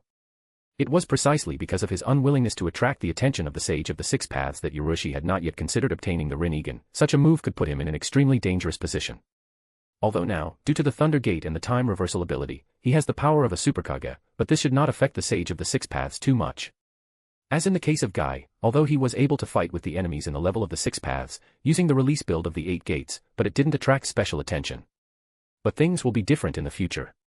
Sasuke and Naruto will soon be born with the Indra and Azura chakra, which will undoubtedly attract close attention from the Sage of the Six Paths. In addition, Nagato and Obito Uchiha will be required to commit some action, so sooner or later Erase face Rinnegan. Will the Sage of the Six Ways interfere when he comes in contact with Rinnegan? Erase could not predict. So that we must continue to build up our strength. Erase started active training in the forest Shikatsu. He chose this place because of the increased concentration of natural energy. Such conditions are perfect for the development of the body of a sage. Somewhere in the Shikatsu forest, Rin sat on the bank of the stream and looked at the rocks at the bottom of it.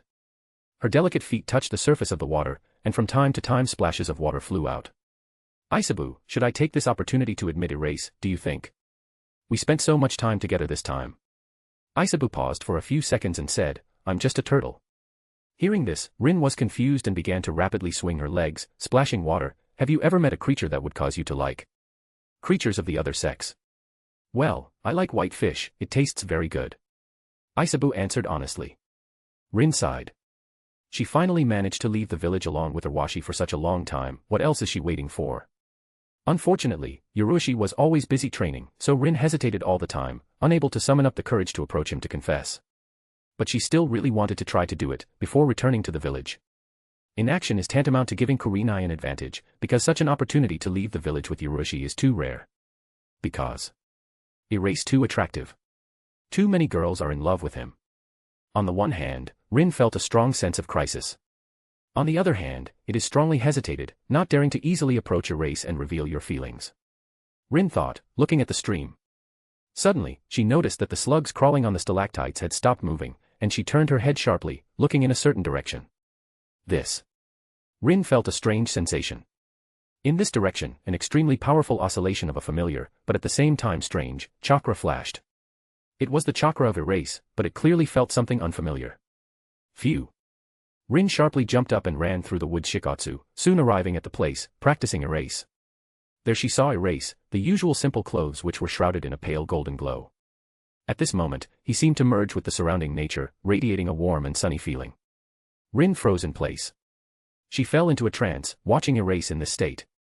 In the minds of all the slugs in the Shikatsu forest, the same thought flashed in unison. Yurushi has developed a new kind of sage mode.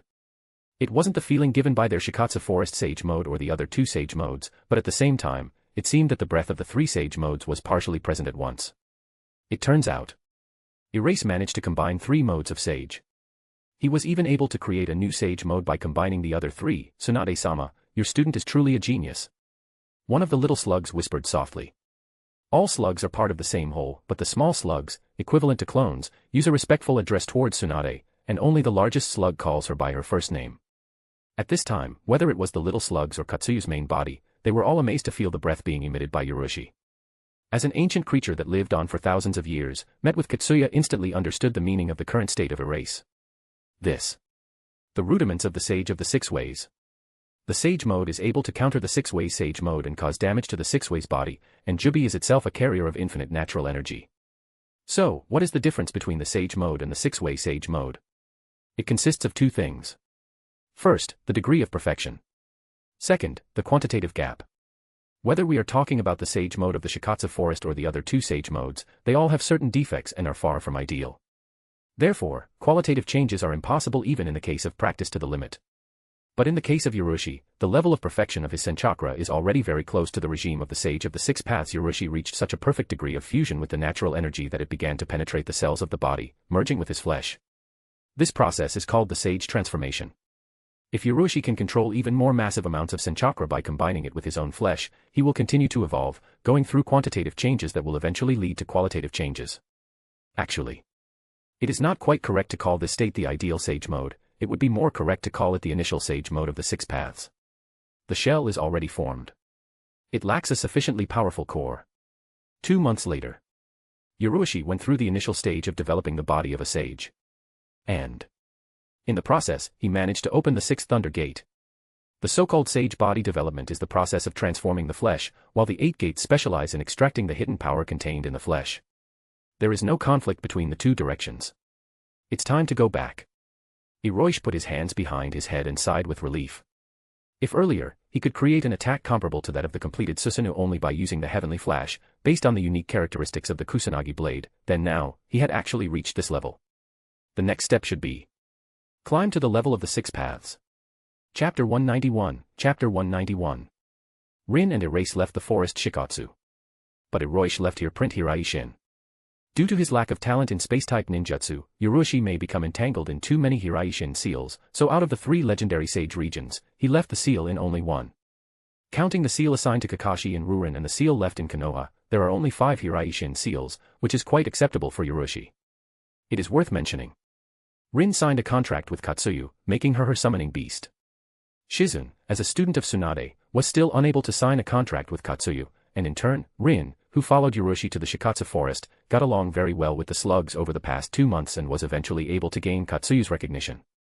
Rin has grown a lot during this time, fully entrenched at the level of Kage, and finally was able to return to the practice of Irenin Jutsu, continuing to develop as Irenin. In her spare time, she regularly consulted with Hiroshi about Irenin Jutsu and the structure of the human body. The full Erase taught her without any reservations. Follow Sunade, he developed the skills Irenina to a very high level that was enough to teach Rin. Rin had been training hard for these 2 months, and by the time she left the Shikatsu forest, she had fully mastered the Mystic Palm technique, which is considered the main skill of a real Iranian. Actually, not many shinobi are able to master the technique of the mystical palm, and Rin's talent as Iranian is not too high.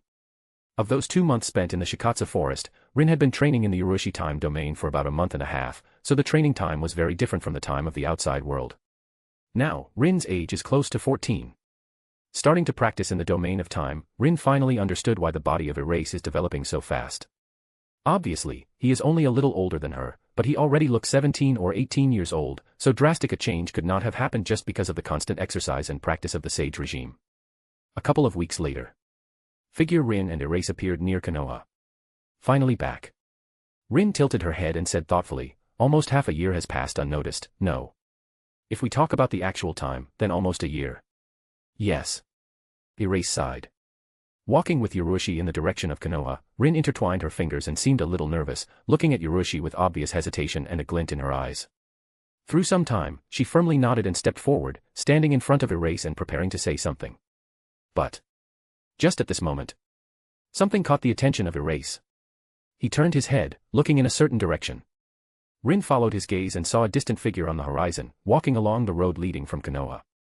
Because of the distance, she couldn't see the specific details of the man's appearance, but this chakra was very familiar. It was one of Konoha's Sanin Orochimaru.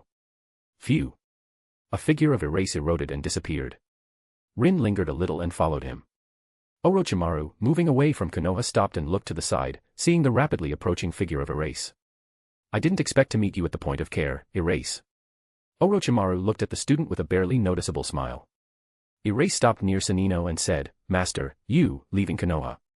Orochimaru nodded, yes, I won't be back anytime soon. In the lab, there are some research results that I have accumulated over the years, as well as secret techniques that may be useful to you. Give it all your time under the protection of the student. Sanin thought for a while and chuckled.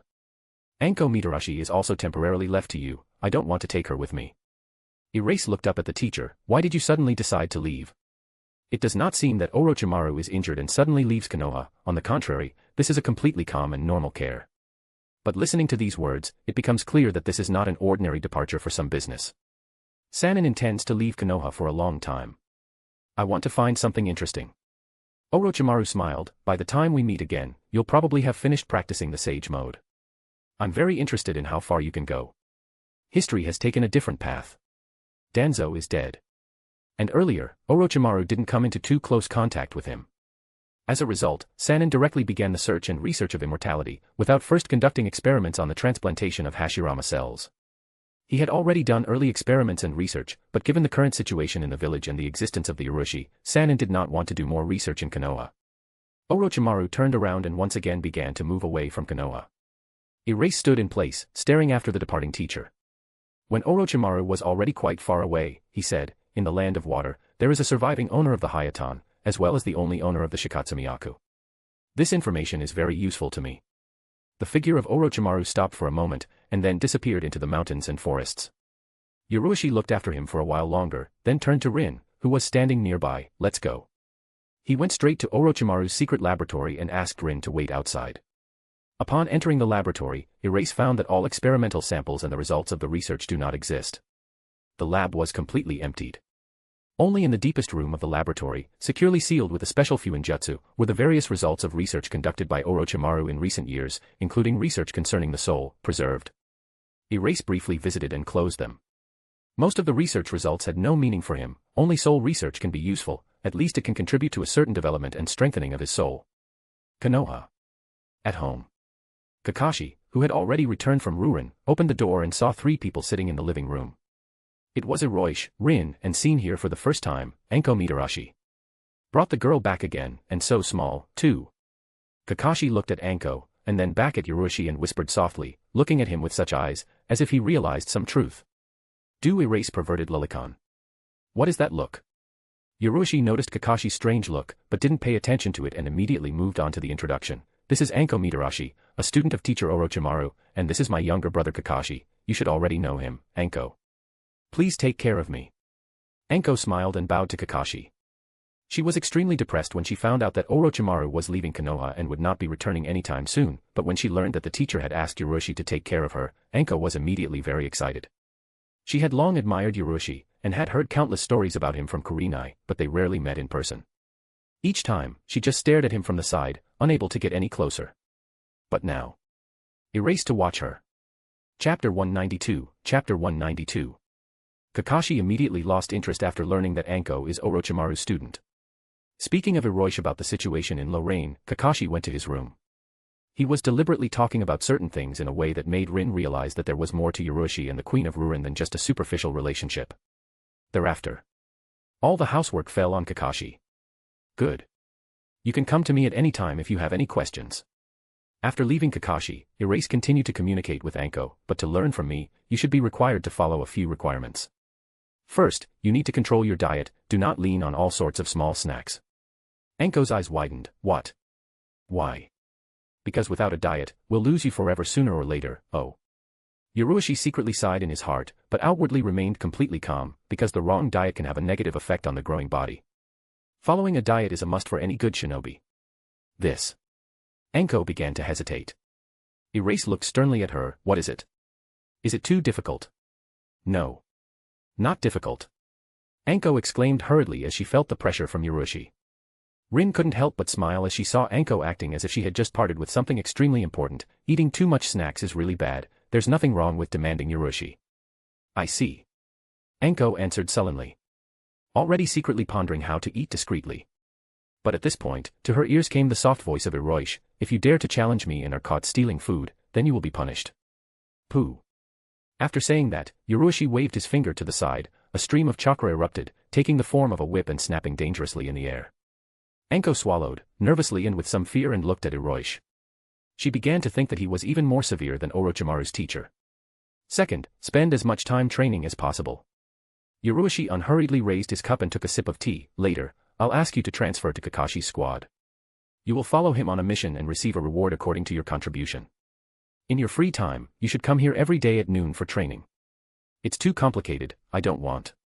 Anko turned pale and fell on the table, as if she had lost her soul. Erase grinned. Too hard. Strength is paid for by hard work. You can't even handle it right now, a 5-year-old child. Impossible. Anko immediately denied the words of Erase. She knew that she wasn't very strong and had an immeasurable gap with Hiroshi, but a 5-year-old child. This is too much. Don't you believe it? Erase mysteriously smiled, then follow me. He got up and left the house. Anko stood up and stamped her foot viciously on the floor. If Hiroshi said that he was stronger than her, Anko would certainly admit it. She even agrees that Rin is stronger, but to say that a 5-year-old child is stronger than her is too stupid. After a short time, Erase and Anko walked around the grounds of the Uchiha clan and came to a spacious backyard. Teacher. Uchiha Itachi, hard training here, immediately stopped, a little recovered the breath and approached Erase, politely greeting him. Erase contentedly said, you continue to train hard during my absence. Itachi replied seriously, I've been following the teacher's training plan all this time. Then let's look at the results of your training. Erase nodded and looked at Anko, standing next to him. This is my apprentice Itachi, he is now 5 years old. If you defeat him, I'll let you train as you wish. Really? Anko looked piercingly at Hiroshi. He replied calmly, really? Fine. Anko grinned, took out her kunai and walked over to Itachi. You're a disciple brother of Erase. I'm older than you, so you can start first, hee. Itachi looked at the teacher. Yurushi put a hand on his shoulder and poured the chakra into his body, compensating for the fatigue of training, and then nodded. Use all your strength, under my supervision, you can fight as hard as you can, but don't you dare lose. Got it. Itachi nodded and looked extremely focused on Anko. Erase stepped aside and began carelessly to watch them. 5-year-old Uchiha Itachi. 10-year-old Anko Mitarashi. Although the current Itachi already has the strength of a genin, but in terms of physical characteristics and chakra, he should be much weaker than the 10-year-old Anko. But Erase thinks that Itachi will win. Why? The answer is very simple. Because it's Uchiha Itachi. Phew. Phew. Phew. Itachi stared intently at Anko. At the same time, shurikens fell from his sleeves into his palms and he abruptly swung his arms, throwing shurikens in Anko's direction with incomparable accuracy. Anko's expression changed abruptly, even she is barely able to throw shurikens with such speed and accuracy. Phew. She took a step back without hesitation, deflecting some of the shuriken with her kunai and dodging the rest. At the same time, Itachi had already closed the distance and attacked with the kunai. Close combat. Anko smiled confidently and swung her kunai, blocking Itachi's kunai. Clang. They exchanged a series of blows, sparks flying from the collision of the kunai. After about a minute, Itachi jumped back, breaking the distance. What is it? Not enough physical strength. You're still a long way from being a big sister. Anko lifted her chin proudly. But Itachi was completely calm. You lost. What? Anko shuddered and looked down, seeing the explosive seals that had appeared on the ground next to her and even right under her feet. When? Anko was shocked. Erase clapped his hands and looked approvingly at Itachi. It was just fine, keep on training. All right, teacher. Itachi bowed respectfully and returned to the place where he had previously trained. Anko was still staring in shock at the explosive seals under her feet. Looking back on the past battle, she realized that some of Itachi's melee moves were indeed a bit strange. Phew. Erase walked over to Anko and waved his hand, instantly picking up explosive printing filaments chakras and destroying them. Come on. Erase turned around, intending to leave the training ground. But Anko didn't follow him. Still don't agree. Erase looked at Anko and smiled. Anko puffed out her cheeks. I just lost my guard for a moment. Yurushi shook his head. In a real battle, you can lose your life in the blink of an eye. It just shows that you don't have enough strength. I'll give you another chance. You just need to pick up this shuriken. I will only use the finger of my left hand, my right hand and body will not move. Ready. Yurushi raised his right hand in front of him, palm up, and placed the shuriken on it. You suggested it yourself. Hearing the words of Erase, Anko thought, and grinned. Phew. She rushed to Erase and stretches to shuriken on his right palm. Erase was absolutely unflappable, finger of his left hand left a residual image and instantly ran into Anko's forehead, interrupting its movement. Ah. Anko deftly bent back her upper body, showing the flexibility of a girl's body, and reached out with the little finger of her left hand to the shuriken in Yurushi's palm. The index finger of Erase disappeared from his forehead. Anko grabbed her waist, caved and threw up. Anko rolled over several times in the air and landed behind Yurushi. Phew. She immediately rushed to Yurushi from behind and wrapped her arms around him, intending to grab the shuriken from both sides at once. He was still standing there calmly. The left hand of Yurushi went through his right arm and rested the tip of your finger in the chest of Anko, throwing her a few steps back. It's too fast. Anko felt a headache, but then she grinned again. To win, I just need to make you move. She folded a series of seals. Kato. Dragon flame. Phew. To the back of Erase rushed a stream of flame. But he continued to stand calmly in place and did not even turn around. The chakra of the right attribute gathered on the index finger of his left hand. Erase gently waved his finger. Phew. The silver stream instantly engulfed Anko's flame and flew at an upward angle, passing over the Hokage rock and disappearing into the distance. Anko froze in place and slowly turned her head to look at the Hokage rock. Silence. A small portion of the third Hokage's hair, located at the very top of the Hokage rock, disappeared without a trace. Anko lowered her head. He just waved his finger. But this place is located at least a few dozen streets away from the Hokage rock. How strong would a shinobi have to be to do something like this? Thank you, Erase.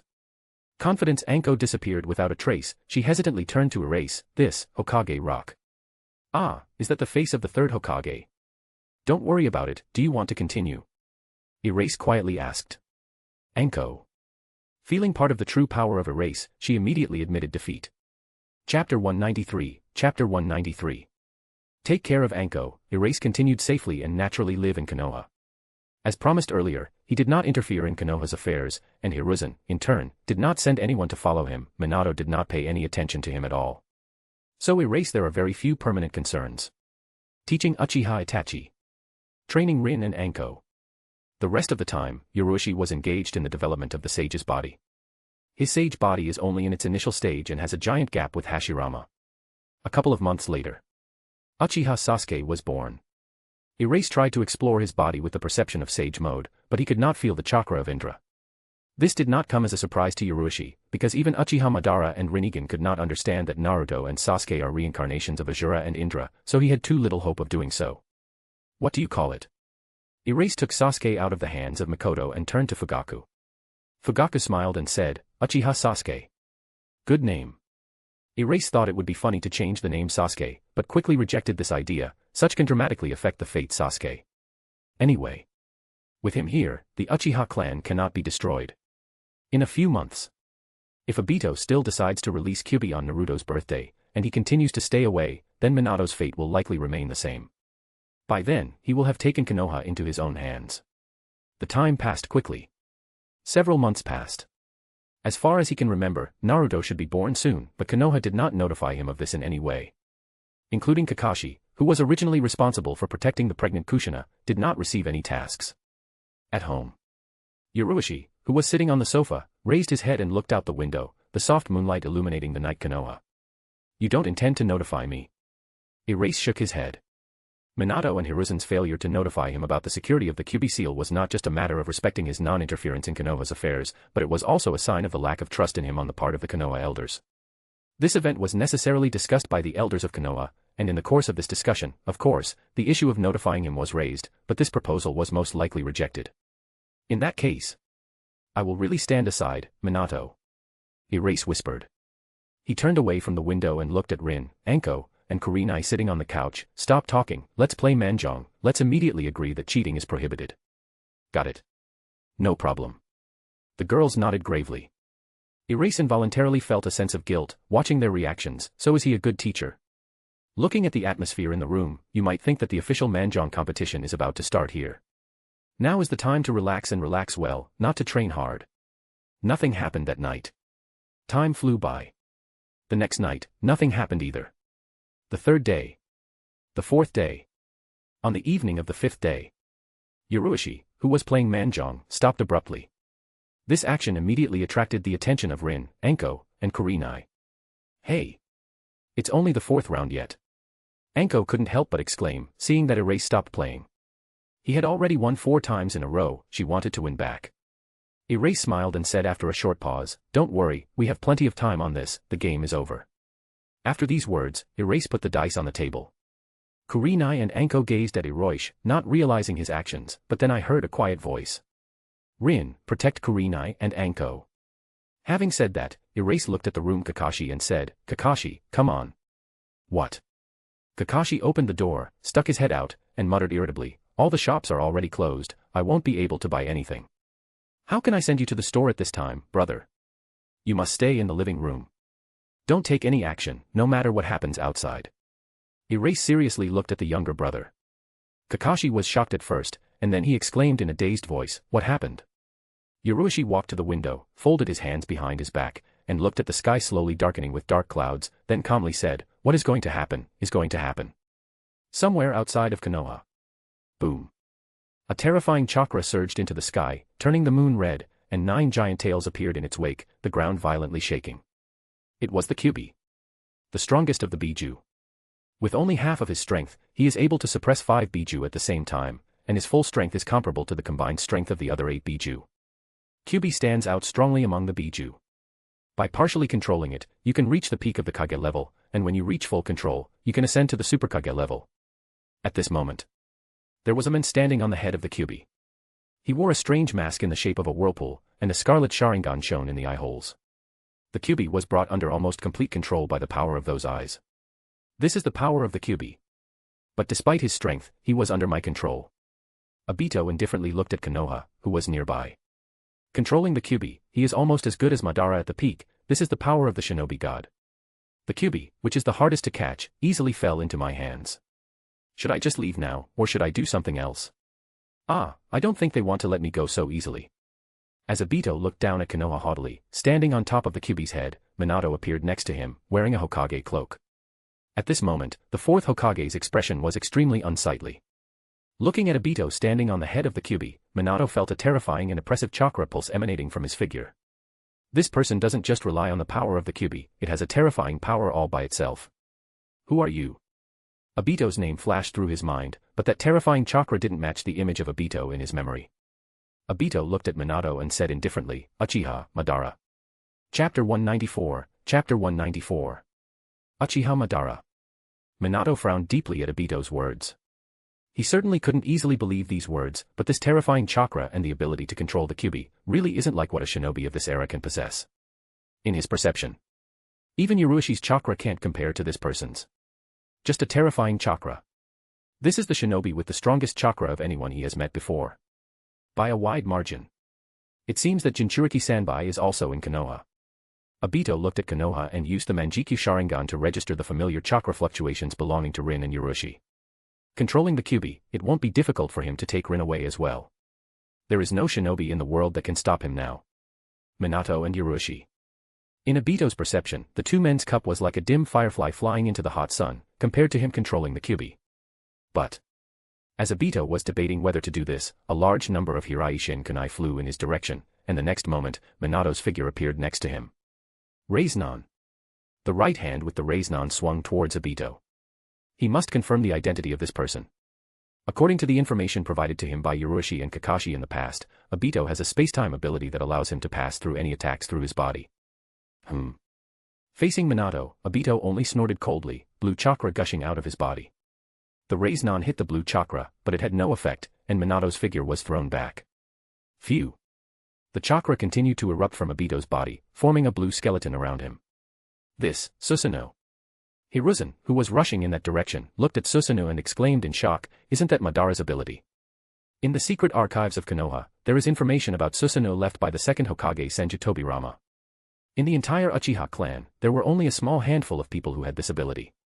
Phew. The newly formed Susanoo's bone arm swung towards Minato, forcing him to use Hiraishin. Following this, the Kyuubi under Obito's control spewed out a massive stream of chakra and formed a huge number of claws from it, immediately flying in the direction of the newly moved Minato. Boom. Boom. Boom. Minato repeatedly dodged the claws with Hiraishin, but each fall was accompanied by a terrifying series of explosions. It was comparable to the incessant hail of high-level ninjutsu. The power of the Kyuubi. Things are bad. Minato's frown deepened, and his face became extremely tense.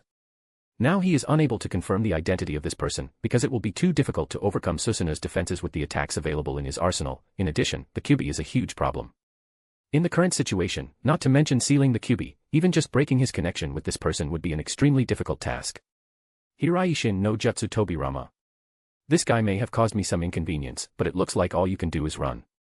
Obito's cold voice rang out. By this point he had already fully assumed the role of Uchiha Madara. At this moment, Hiruzen, who appeared nearby, quickly formed a series of seals, forming 4 shadow clones and spewing out a powerful stream of chakra. 5-element bullet. Phew. Phew. Phew. Phew. Phew. The 4 shadow clones and the main body simultaneously applied high-level ninjutsu of 5 different elements. Futon, Doton, Kato, Switten, and Raiten intertwined, forming a terrifying attack that charged towards Obito, who was still standing on the head of the Kyuubi.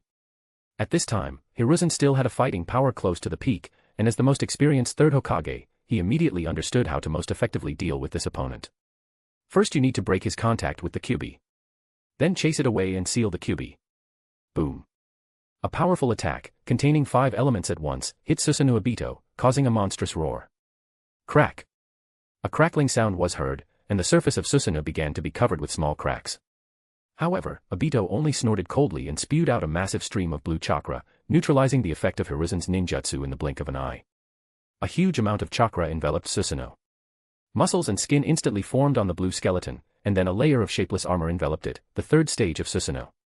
This is the final form of Susanoo for a regular Manjikyu user. This Susanoo Obito is almost identical to Susanoo Itachi, just has a completely different color, due to the difference in the properties of the chakra. How can this be? The expression on Hiruzen's face as he watched the scene changed abruptly. He had just used his most powerful and most difficult ninjutsu combination, but it wasn't enough to break through the enemy's defenses. This is the power of the legendary Susanoo. Boom. Several of the Kyuubi's tails swooped down to where Hiruzen was, destroying his clones in the blink of an eye. Hiruzen retreated in time, but was still affected and pushed back by the shock wave from the terrifying Kyuubi attack. After all these years, you've only managed to reach this level. Obito, imprisoned in Susanoo, continued to control the Kyuubi, relentlessly attacking the moving Minato and easily knocking back a large number of approaching shinobi Umbu.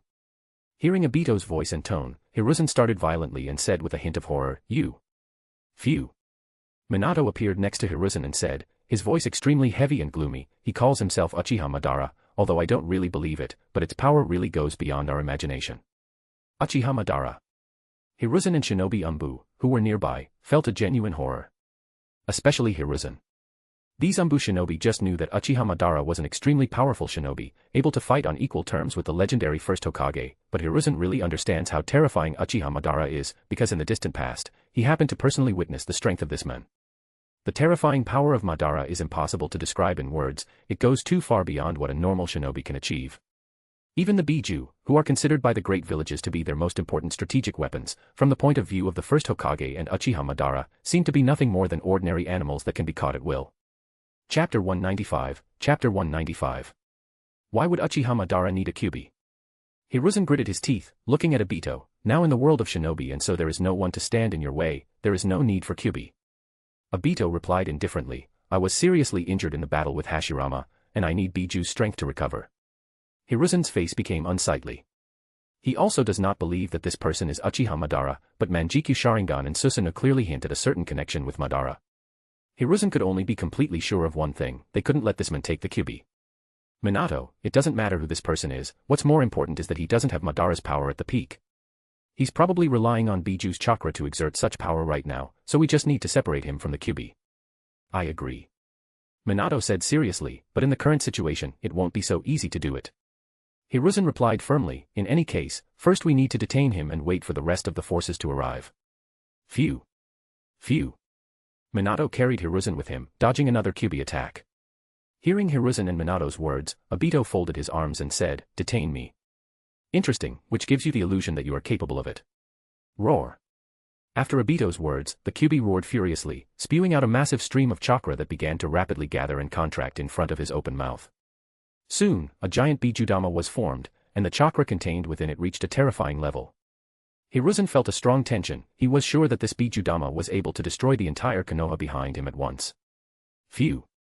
Obito continued to control the Kyuubi, forcing him to launch the Bijudama. At the same time, Minato took a deep breath and instantly appeared in Bijudama's path, holding a kunai with the Hiraishin seal in front of him. Boom. Bijudama quickly disappeared and was transported to the mountains, located dozens of kilometers away. A terrifying explosion thundered in the distance, like a meteorite falling. The ground shook violently, the echoes even reaching this far. What a destructive power. Shock flashed in Hiruzen's eyes. Although the attack was deflected by Minato with Hiraishin's help, but they could still clearly see the result, one of the mountain peaks on the horizon was completely destroyed. Kuchiyos no Jutsu. Realizing the danger of the situation, Hiruzen immediately used the summoning technique. The Monkey King Enma appeared and turned into an adamantite staff. Hiruzen immediately picked up the staff, leaped high into the air, and swung it sharply. Boom. The massive staff quickly extended towards the head of the Kyuubi, and came down on Susanoo in an attempt to throw Obito off Biju. But the lower part of the Susanoo was tightly connected to the head of the Kyuubi. Instead of throwing Susanoo away, this powerful blow from Hiruzen caused the entire Kyuubi to stagger. I'm still here. Obito said coldly and began manipulating Susanoo, taking out a blue blade and swinging it sharply in Hiruzen's direction. A massive blue slash flashed. Hurriedly, Hiruzen used his staff to block, but this terrifying attack caught him in a jump without a foothold and sent him flying backwards. Phew. The figure of the third Hokage drew an arc in the air and fell somewhere on the other side of Konoha. In Konoha, Kurenai, Kakashi, and the others watched. This, the third Hokage. Kakashi turned pale and looked at Ryuchi. Things are bad, it looks like Hiruzen and teacher Minato can't handle the enemy. Don't worry. Ryuchi waved his hand and said calmly, you need to believe in the Hokage and not everyone has joined the battle yet, besides, if the enemy attacks the village, I'm still here. Kakashi calmed down after hearing his older brother's words. Outside the village, the battle between Minato and Obito continued. Realizing that his normal attacks could not break through Susanoo's defenses, Minato was forced to resort to Senjutsu, which he is extremely inexperienced in at the moment. Minato's figure instantly appeared on the head of the Kyuubi. Senjutsu. Udama Raiznan. Udama Raiznan is his limit. Minato has always had a very hard time mastering Senjutsu. He is far from Jiraiya in terms of controlling natural energy. Boom. Udama Raiznan crashed down on the back of Susanoo, his shapeless armor shaking, but not the slightest trace of cracks appeared. Uchiha Obito, who was standing inside Susanoo, turned his head slightly, looking at Minato out of the corner of his eye, and said indifferently, "Is this your strongest attack?" Minato's heart skipped a beat. Just at this moment, a loud shout came from the side. "Minato! Go away!" It was not the voice of Hiruzen but of Jiraiya, one of the Sannin. At this time, he was in the village, but he did not immediately make a move, but made careful preparations, realizing that the Kyuubi could not be suppressed by relying on ordinary means. Jiraiya's body was filled with natural energy, and her face had toad-like features, and on her shoulders stood the toad sages of Mount Myoboku Fukasaku and Shima. This was the sage mode. Senjutsu. Udama, Raiznan. A giant Raiznan, 10 times the size of the one Minato had just created, appeared in Jiraiya's hand and rushed towards Susanoo, who was firmly attached to the Kyuubi's head.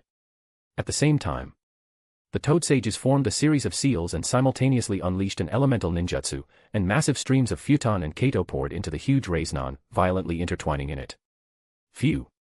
Minato used Hiraishin without hesitation, instantly disappearing. Appearing nearby, he immediately looked at Jiraiya. "Such an attack, this is really Teacher Jiraiya. This amazing technique is worth naming." A giant spiral flash of red flame rampage style 0. Boom. Jiraiya's attack landed on Susanoo Obito. Just then, Hiruzen returned and leaped high into the air, violently bringing the lengthening massive staff down on Susanoo from above. Boom. Susanoo's shapeless armor shook violently, but that's all. Even under such a terrifying attack, the Susanoo of the third stage showed no signs of destruction. But under the powerful attacks of Jiraiya, Hiruzen, and Minato, one after the other, the Kyuubi's head shook violently and tilted. Under this terrifying pressure, the Susanoo Obito, tightly attached to the head of the Kyuubi, slid through the orange fur and ended up in the air. "Now," Minato whispered resolutely. Chapter 196, Chapter 196. "There are some skills, Obito calmly said and spewed out a stream of blue chakra, covering the lower part of Susanoo. At the same time, Minato appeared on the head of the Kyuubi and pressed his palm to it, from which a network of black symbols immediately began to spread. But with the rotation of the Manjikyu Sharingan pattern in Obito's eyes, these black symbols quickly slowed down and eventually collapsed. "How can this be? My Fuinjutsu." Shock flashed in Minato's eyes. Obito controlled the Kyuubi by reattaching Susanoo to his head, and calmly addressed Minato, "Did you really think that by separating me from the Kyuubi, you could break the connection? You're too naive. The Fuinjutsu left by Madara in Kyuubi's body is much stronger than any Fuinjutsu in Minato's arsenal, because Kyuubi is Madara's summoning beast. If the Kyuubi is not sealed in the Jinchuriki, Madara can even use a simple Kuchios no Jutsu to summon it as a normal contract beast. This is the hidden trump card prepared by Madara. Uchiha Obito, who inherited most of Madara's abilities, can certainly use this tool to take control of the Kyuubi, so Minato and Hiruzen's thoughts about breaking the connection with the Kyuubi were fundamentally wrong. It's just impossible." Then Obito's eyes were cold. Under his control, Susanoo and Kyuubi launched a fierce attack, blue slashes and giant tails sweeping in all directions. Minato dodged with the help of Hiraishin, and Hiruzen was thrown back by the Kyuubi's tail and rolled through the streets of Konoha, spitting out blood. On the other hand, Jiraiya was also swept away by the Kyuubi's tail, although being in the sage mode managed to avoid injuries, but he was also thrown far to the side. Jiraiya is Hiruzen's disciple, Minato is Jiraiya's disciple, and Obito is Minato's disciple. Watching as his teacher and teacher were easily swept away by just one attack, Obito felt a surge of excitement in his heart. Is that what Uchiha Madara was feeling at the time? He whispered softly. This is a mighty shinobi, having fame all over the world, but in front of him, they seem to be nothing more than ordinary jounins. Boom. Boom. Boom. Obito continued to attack Minato, Jiraiya, and Hiruzen, single-handedly overpowering the three mighty shinobi. Their strongest attacks couldn't even damage Susanoo. Faced with Obito controlling the Kyuubi, the three felt very oppressed and powerless. Ahem. Jiraiya spat out a mouthful of blood and looked at Kyuubi, so strong, even my sage mode. Two Hokage and one of the Sannin were powerless in front of one opponent. Numerous shinobi Konoha with horror watched the unfolding battle. Under Obito's control, the Kyuubi slowly approached Konoha. He was in no hurry. Susanoo itself has a terrifying power, after adding to it the power of the Kyuubi, Obito wanted to feel this invincible power, wanted to feel what Madara felt in those years.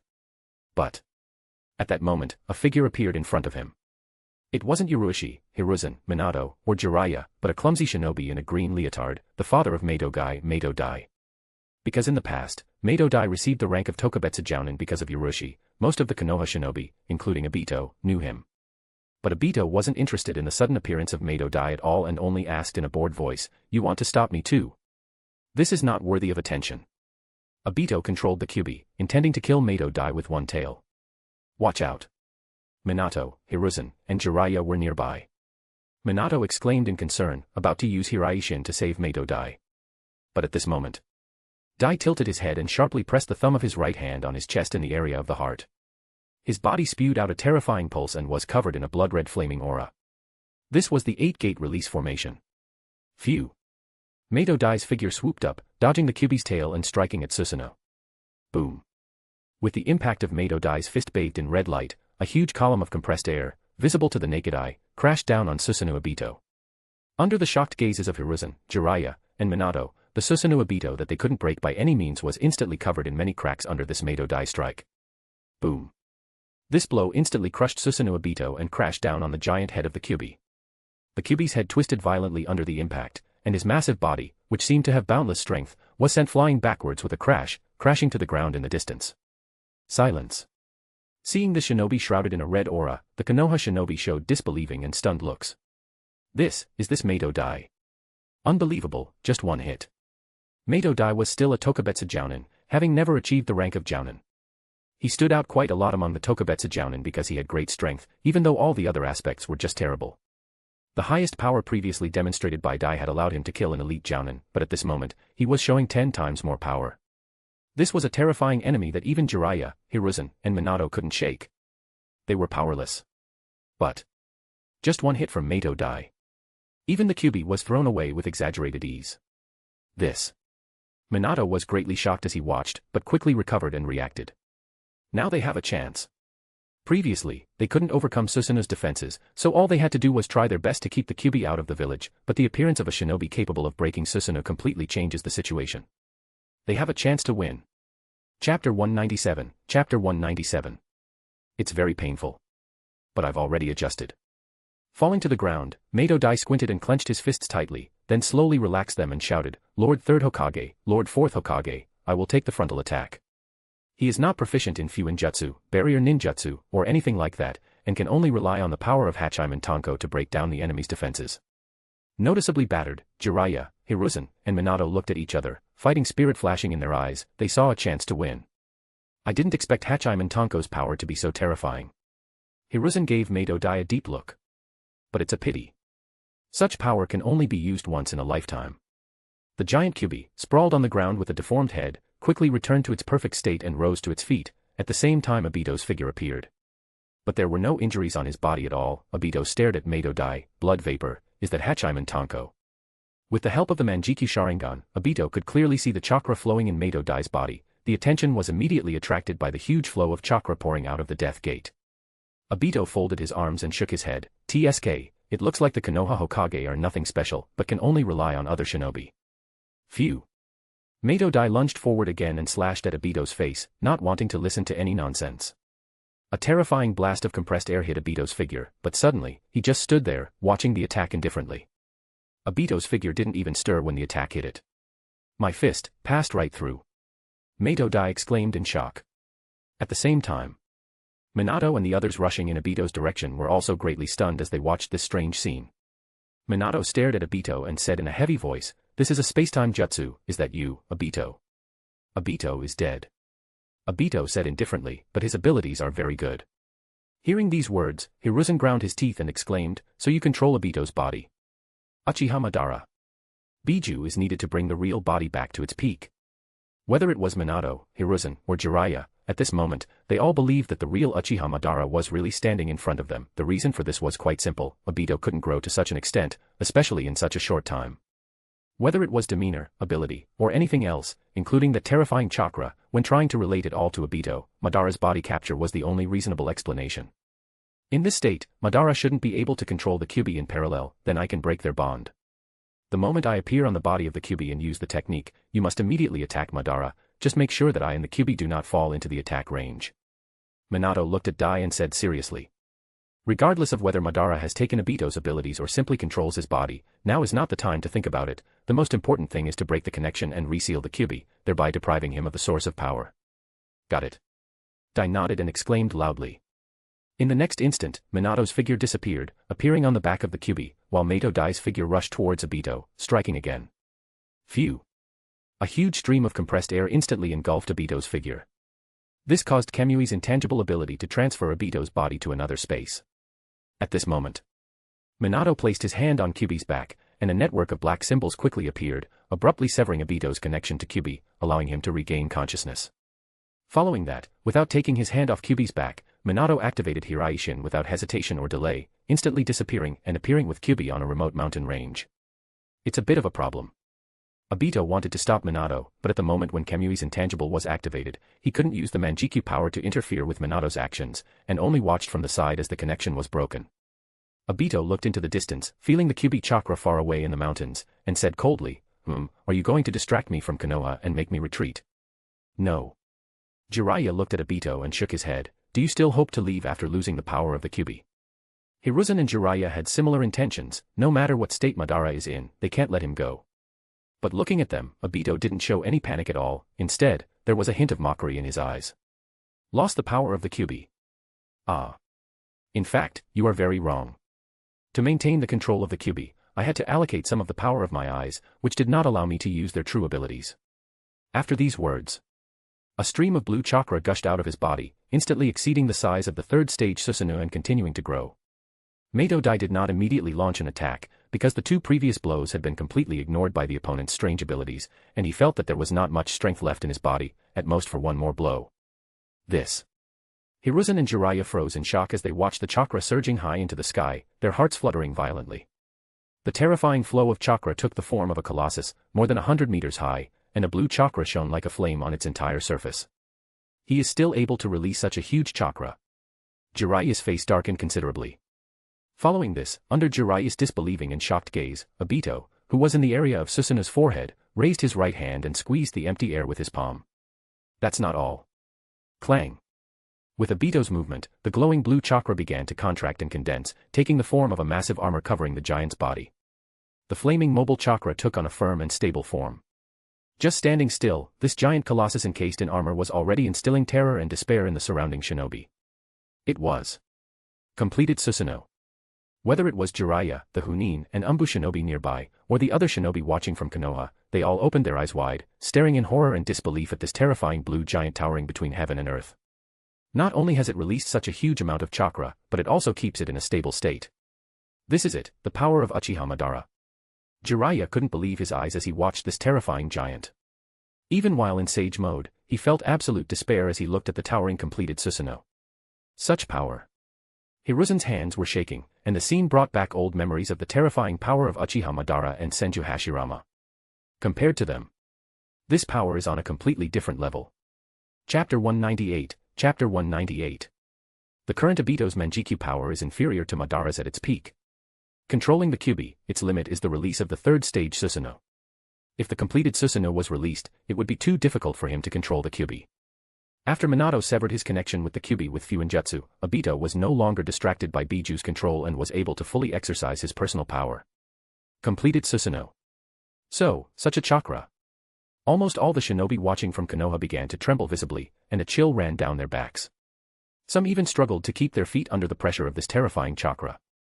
This is very different from Bijuu. The completed Susanoo emits a much more powerful pressure than the Bijuu. The fact is that with the exception of a giant volume, this chakra is also completely stable. It can be said that the completed Susanoo is, to some extent, equivalent to the highest level chakra flow. Terrifying power. The stabilization of the chakra flow occurs in the second stage of Kenjutsu Hataki, that is, by doing this, you will immediately reach the level of Jounin. And when using the completed Susanoo, there is a stabilization of the monstrous volume of the chakra, comparable to Bijuu. It brought too much oppression. The difference is like between heaven and earth. Don't give up, Lord Hokage. Mato Dai raised his head, looking at the giant completed Susanoo.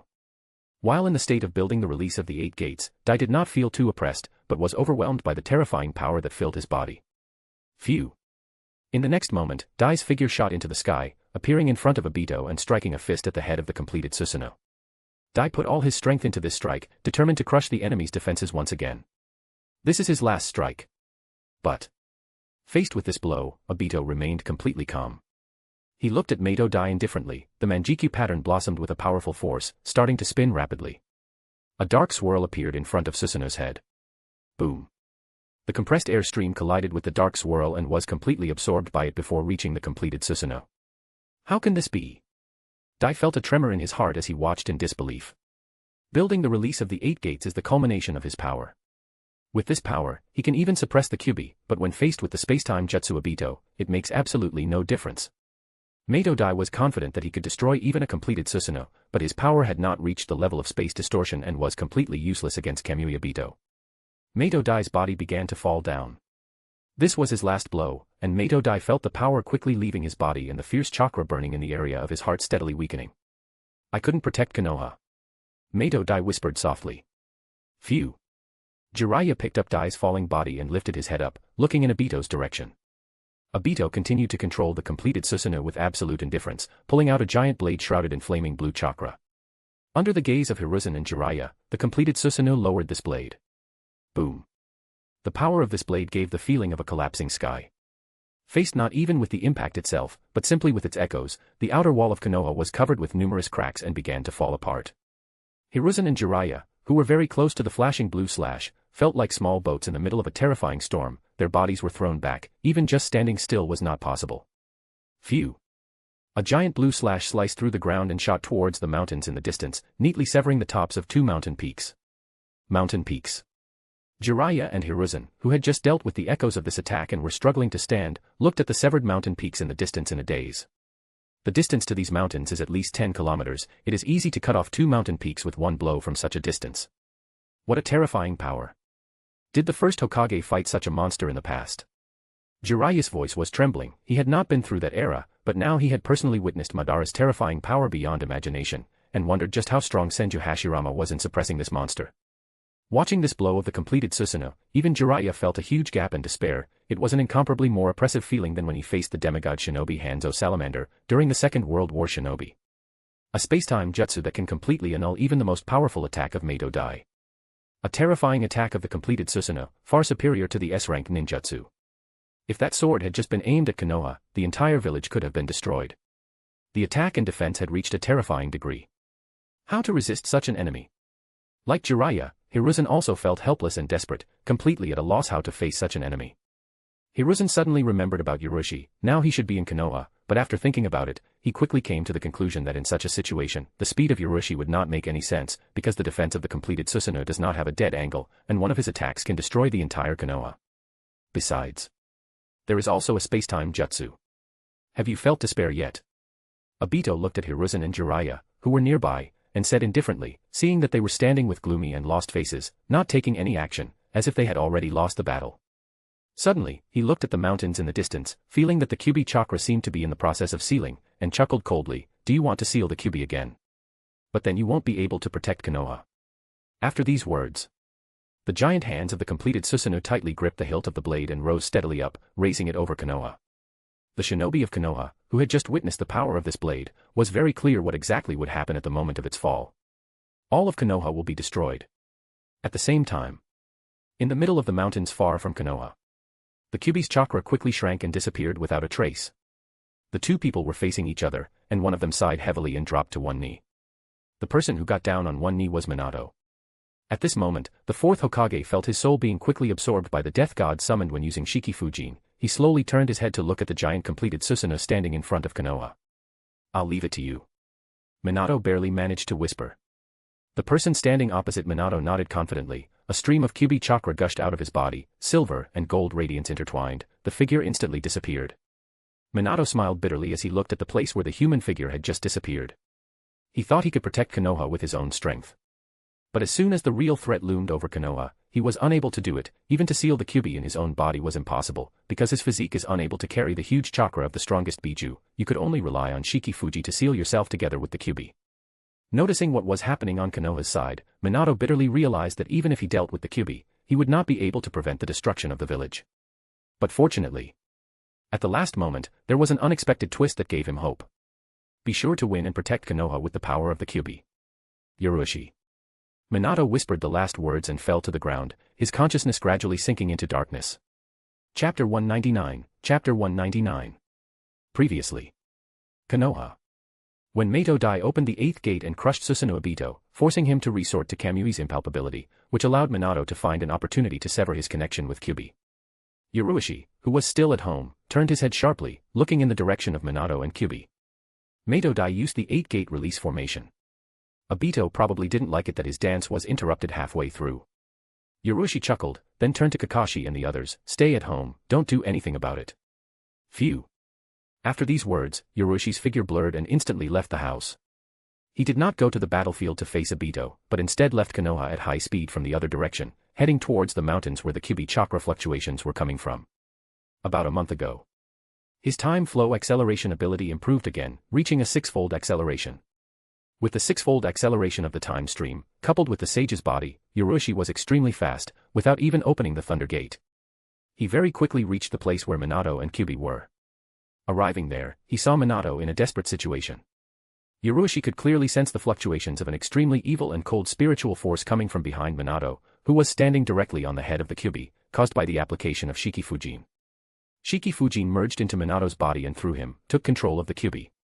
Minato understood that with his physique, he would not be able to become a Jinchuriki Kyuubi, so in this situation, ordinary Fuinjutsu is completely useless. Immediately stopping the Kyuubi could only be done by using Shiki Fujin to forcibly take Biju under control and take him with him.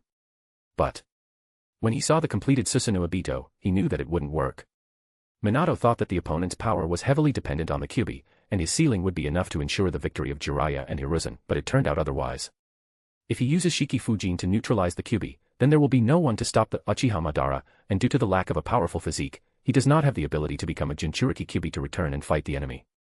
In this moment of desperation, Yurushi appeared. Is this the God of Death invoked while using Shiki Fujin?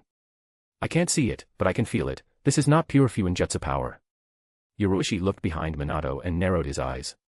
This God of Death, summoned when using Shiki Fujin, in his perception seemed to be a huge cloud of chaotic and extremely evil spiritual energy. This goes far beyond what any normal shinobi can possess. A guess flashed through Yurushi's mind that he had been pondering earlier.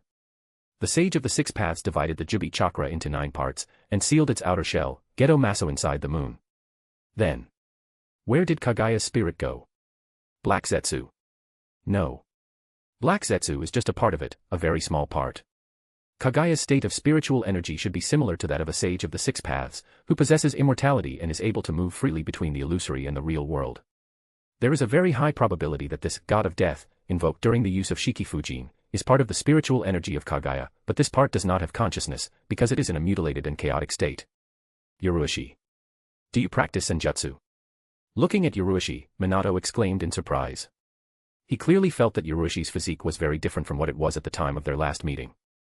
Yurushi looked at Minato, who was in a very serious condition due to the use of Shiki Fujin, and calmly nodded, yes. Minato thought for a moment and sighed, with this physique, you should be able to carry the Kyuubi chakra. Do you want me to become a Jinchuriki Kyuubi? Yurushi interrupted him. Minato nodded and looked at the Uchiha Madara in the distance. I can't become a Jinchuriki Kyuubi. Teacher Jiraiya and the 3rd Hokage are not able to cope with Madara, now only you, by becoming a Jinchuriki Kyuubi, you will have a chance to stop him. Now you want to pass the responsibility for Konoha on to me, Minato. Yurushi said calmly. Bitterness and helplessness flashed in Minato's eyes. I know you think this is funny, but that's the only way I can do it now. Now only you are able to stop this person. As the Hokage, I was not able to do it, Yurushi, I won't last long. Yurushi was surprised. He hadn't expected things to develop this way. Originally, Yurushi really came here because of Kyuubi, because with his current physique, he should be able to become his Jinchuriki.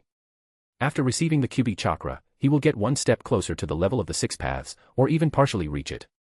Yurushi didn't expect Minato to take the initiative by asking him to become a Jinchuriki Kyuubi. It was supposed to come at a price. But come to think of it, from Minato's point of view, it really was the only way to resolve the Konoha crisis. In the next moment, the Kyuubi chakra that was under the control of Shiki Fujin Minato surged into Yurushi's body. Relying on the body of the sage, he calmly accepted the Kyuubi chakra. Everything went even more smoothly than in the case of the members of the Uzumaki clan. I'll leave it to you. Minato barely managed to whisper. Yurushi concentrated, felt the seal left in Konoha, and instantly disappeared, activating Hirai-shin. Phew. In Konoha, Yoroshi's figure appeared on the roof of his house. From here, it was possible to see the completed Susanoo Obito lowering the giant blade from top to bottom in the direction of Konoha. From here, a new chapter in the history of Konoha begins. Yoroshi folded his arms and looked at the giant blade in the sky. A pale golden glow flashed, enveloping his figure, and then he rose smoothly into the air. The perfect Sage mode has the ability to fly. The combination of the three modes of the Sage raised the degree of his fusion with natural energy to such an extent that the surrounding world, filled with natural energy, became for Yoroshi a sea in which he was a fish. Under the gaze of countless Konoha shinobi. In the sky above Konoha, the figure of Yoroshi rose, shrouded in golden light, and stood in the path of the huge sword of the completed Susanoo. Look, there. Ah, who is it? Such a chakra, is this really it? Yoroshi. A glint flickered in the sensor's extremely intense eyes. Yoroshi. Konoha's silver flash. This is not the end, there is a last hope.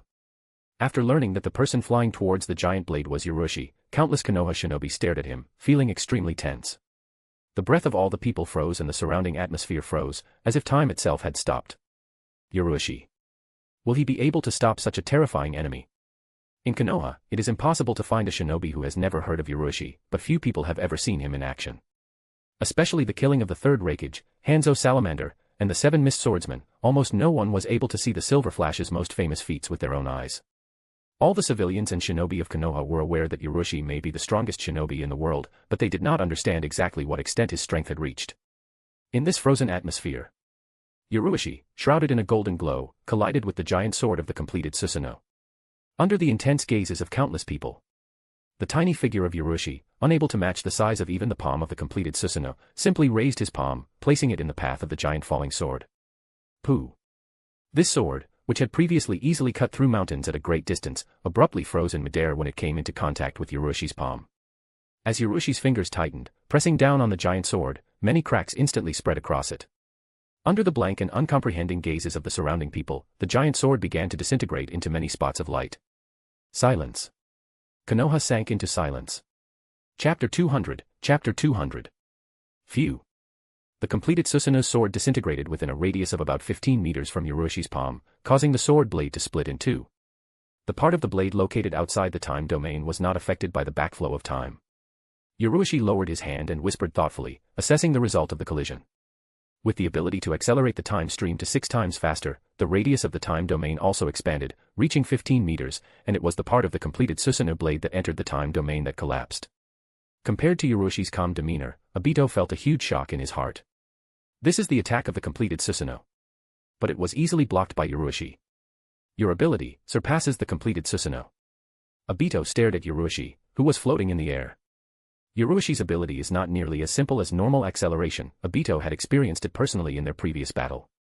According to all the information that White Zetsu was able to gather, and what he saw personally, Yoroshi must have an extremely unusual and powerful ability called a domain. Within this domain, it can nullify almost any attack. In effect, it is similar to his intangible Kamui, but completely different in nature. Obito had 2 main judgments made about this ability. The first was that this ability is similar to Izanagi, the forbidden technique of the Uchiha clan, that is, Yoroshi can erase the line between illusion and reality within this domain. You can change reality within a domain. This ability is extremely powerful, but using Izanagi causes one eye to be completely blind, while Yoroshi seems to be able to use it at will. Given this and Yoroshi's famous speed, his second assumption is more likely, the ability to disrupt the flow of time. Within the domain, Yoroshi is able to influence the flow of time to some extent. No matter which option is correct, it's an extremely powerful and problematic ability, so Obito didn't want to get into a fight with Yoroshi. But sooner or later, he would have to face this obstacle anyway, it was inevitable, so Obito didn't mind confirming Yoroshi's abilities in a real battle. Yoroshi's ability is undoubtedly very strong, but Obito didn't feel any fear, because he has Kamui's ability to manipulate space itself. Yoroshi looked at Obito. He didn't say anything and rushed down, landing in front of Mado Dai's figure and not paying any attention to Jiraiya standing next to him at all. The last vestiges of life were leaving Mado Dai's body. Yoroshi leaned over and placed his palm on Dai's heart, the energy of time surged, the flame of life that was on the verge of fading quickly rekindled, almost completely restored. Thereafter, Yoroshi looked at Obito again and asked calmly, "Is Madara already dead?" "I am more alive than all the living." Obito coldly responded and continued to control the completed Susanoo, quickly recovering the blade and striking again in Konoha's direction. Yurushi flew towards the falling blade and calmly waved his palm. Click. The sword of the completed Susanoo collapsed again. No need to pretend, you know exactly what I mean. Obito, Rin is here now, are you going to destroy Konoha with her? Yurushi quickly flew up, stopping at the level of the completed Susanoo's head, and looked at Obito. Obito narrowed his eyes and said coldly, this has nothing to do with Rin, you want to use her to threaten me. Unfortunately for you, even if Rin dies, I have a way to resurrect her. Yurushi unhurriedly took out Kusunagi's blade from its scabbard, your goal now is to change the world, isn't it? Yes. I want to create a world where there will be no wars. As Obito said this, his eyes were filled with confidence and inflexibility. Yurushi is indeed very strong and has saved many of Konoha's people, but at the same time, he has brought much more pain to the rest of the world. The silver flash of Konoha is not able to bring salvation and peace to the whole world, only he can do it. He is ready to bear this burden and endure this pain in order to live together with Rin in a perfect world in the future. But, without waiting for Obito to start his fiery speech, Yurushi abruptly interrupted him. The Raten attribute chakra surged through the meridians, breaking through the sixth thunder gate, the body spewing out a terrifying stream of silvery chakra. That's enough. There is no need to continue the conversation. Yurushi raised the Kusanagi blade in front of him and said in a bored voice. The next moment, he swung the blade in the direction of the completed Susanoo's head. Change the world. Save the world. In Yurushi's eyes, the current Obito was no different from a teenager suffering from a severe form of 8th grader syndrome. Looks like we need to help Obito realize reality. Phew. A bright silver flash sliced through the air. Although this attack didn't seem too formidable or imposing compared to the heavenly flash, but with the drastic changes brought by the sixth thunder gate and the sage's body, its speed had reached a terrifying degree. Even the dynamic vision of the Manjikyu Sharingan was almost unable to grasp the trajectory of this slash. A silver slash flashed like lightning, instantly approaching Obito and crashing down on the head of the completed Susanoo. A burst of silvery light erupted. Boom. Faced with this slash, the head of the completed Susanoo, like a fragile mirror, was covered with numerous cracks. After opening the sixth thunder gate, even the most ordinary Yurushi slash was as powerful as the heavenly flash and could break through the defenses of the completed Susanoo. Jiraiya and Hiruzen felt a strong tremor in their hearts as they watched this scene. Just one punch. This is it, his true strength. During the battle with Obito, they had fully experienced Susanoo's terrifying defense. They were powerless even before the Susanoo of the third stage, and the completed Susanoo was much more terrifying, but such a defense could not stop the Yurushi blade. Earlier, when Yurushi dealt with the sword of the completed Susanoo, it looked very strange and was more like some kind of fuinjutsu than pure power, but this time, Hiruzen and Jiraiya could feel that Yurushi's strike was a pure manifestation of power. This is many times greater than them, on a completely different level. Silver Flash. In Konoha, the faces of civilians and shinobi, who were watching with tension and despair, lit up with joy and exultation. This is the power of Konoha's Silver Flash. No. It seemed that this was not enough to fully characterize the current Yurushi. Looking at this power, they could only think of one person. The men who ended the Warring States era, created Konoha, and defeated Uchiha Madara, in the legendary Battle of the Valley of Completion, the first Hokage Senju Hashirama. Known worldwide as Shinobi God.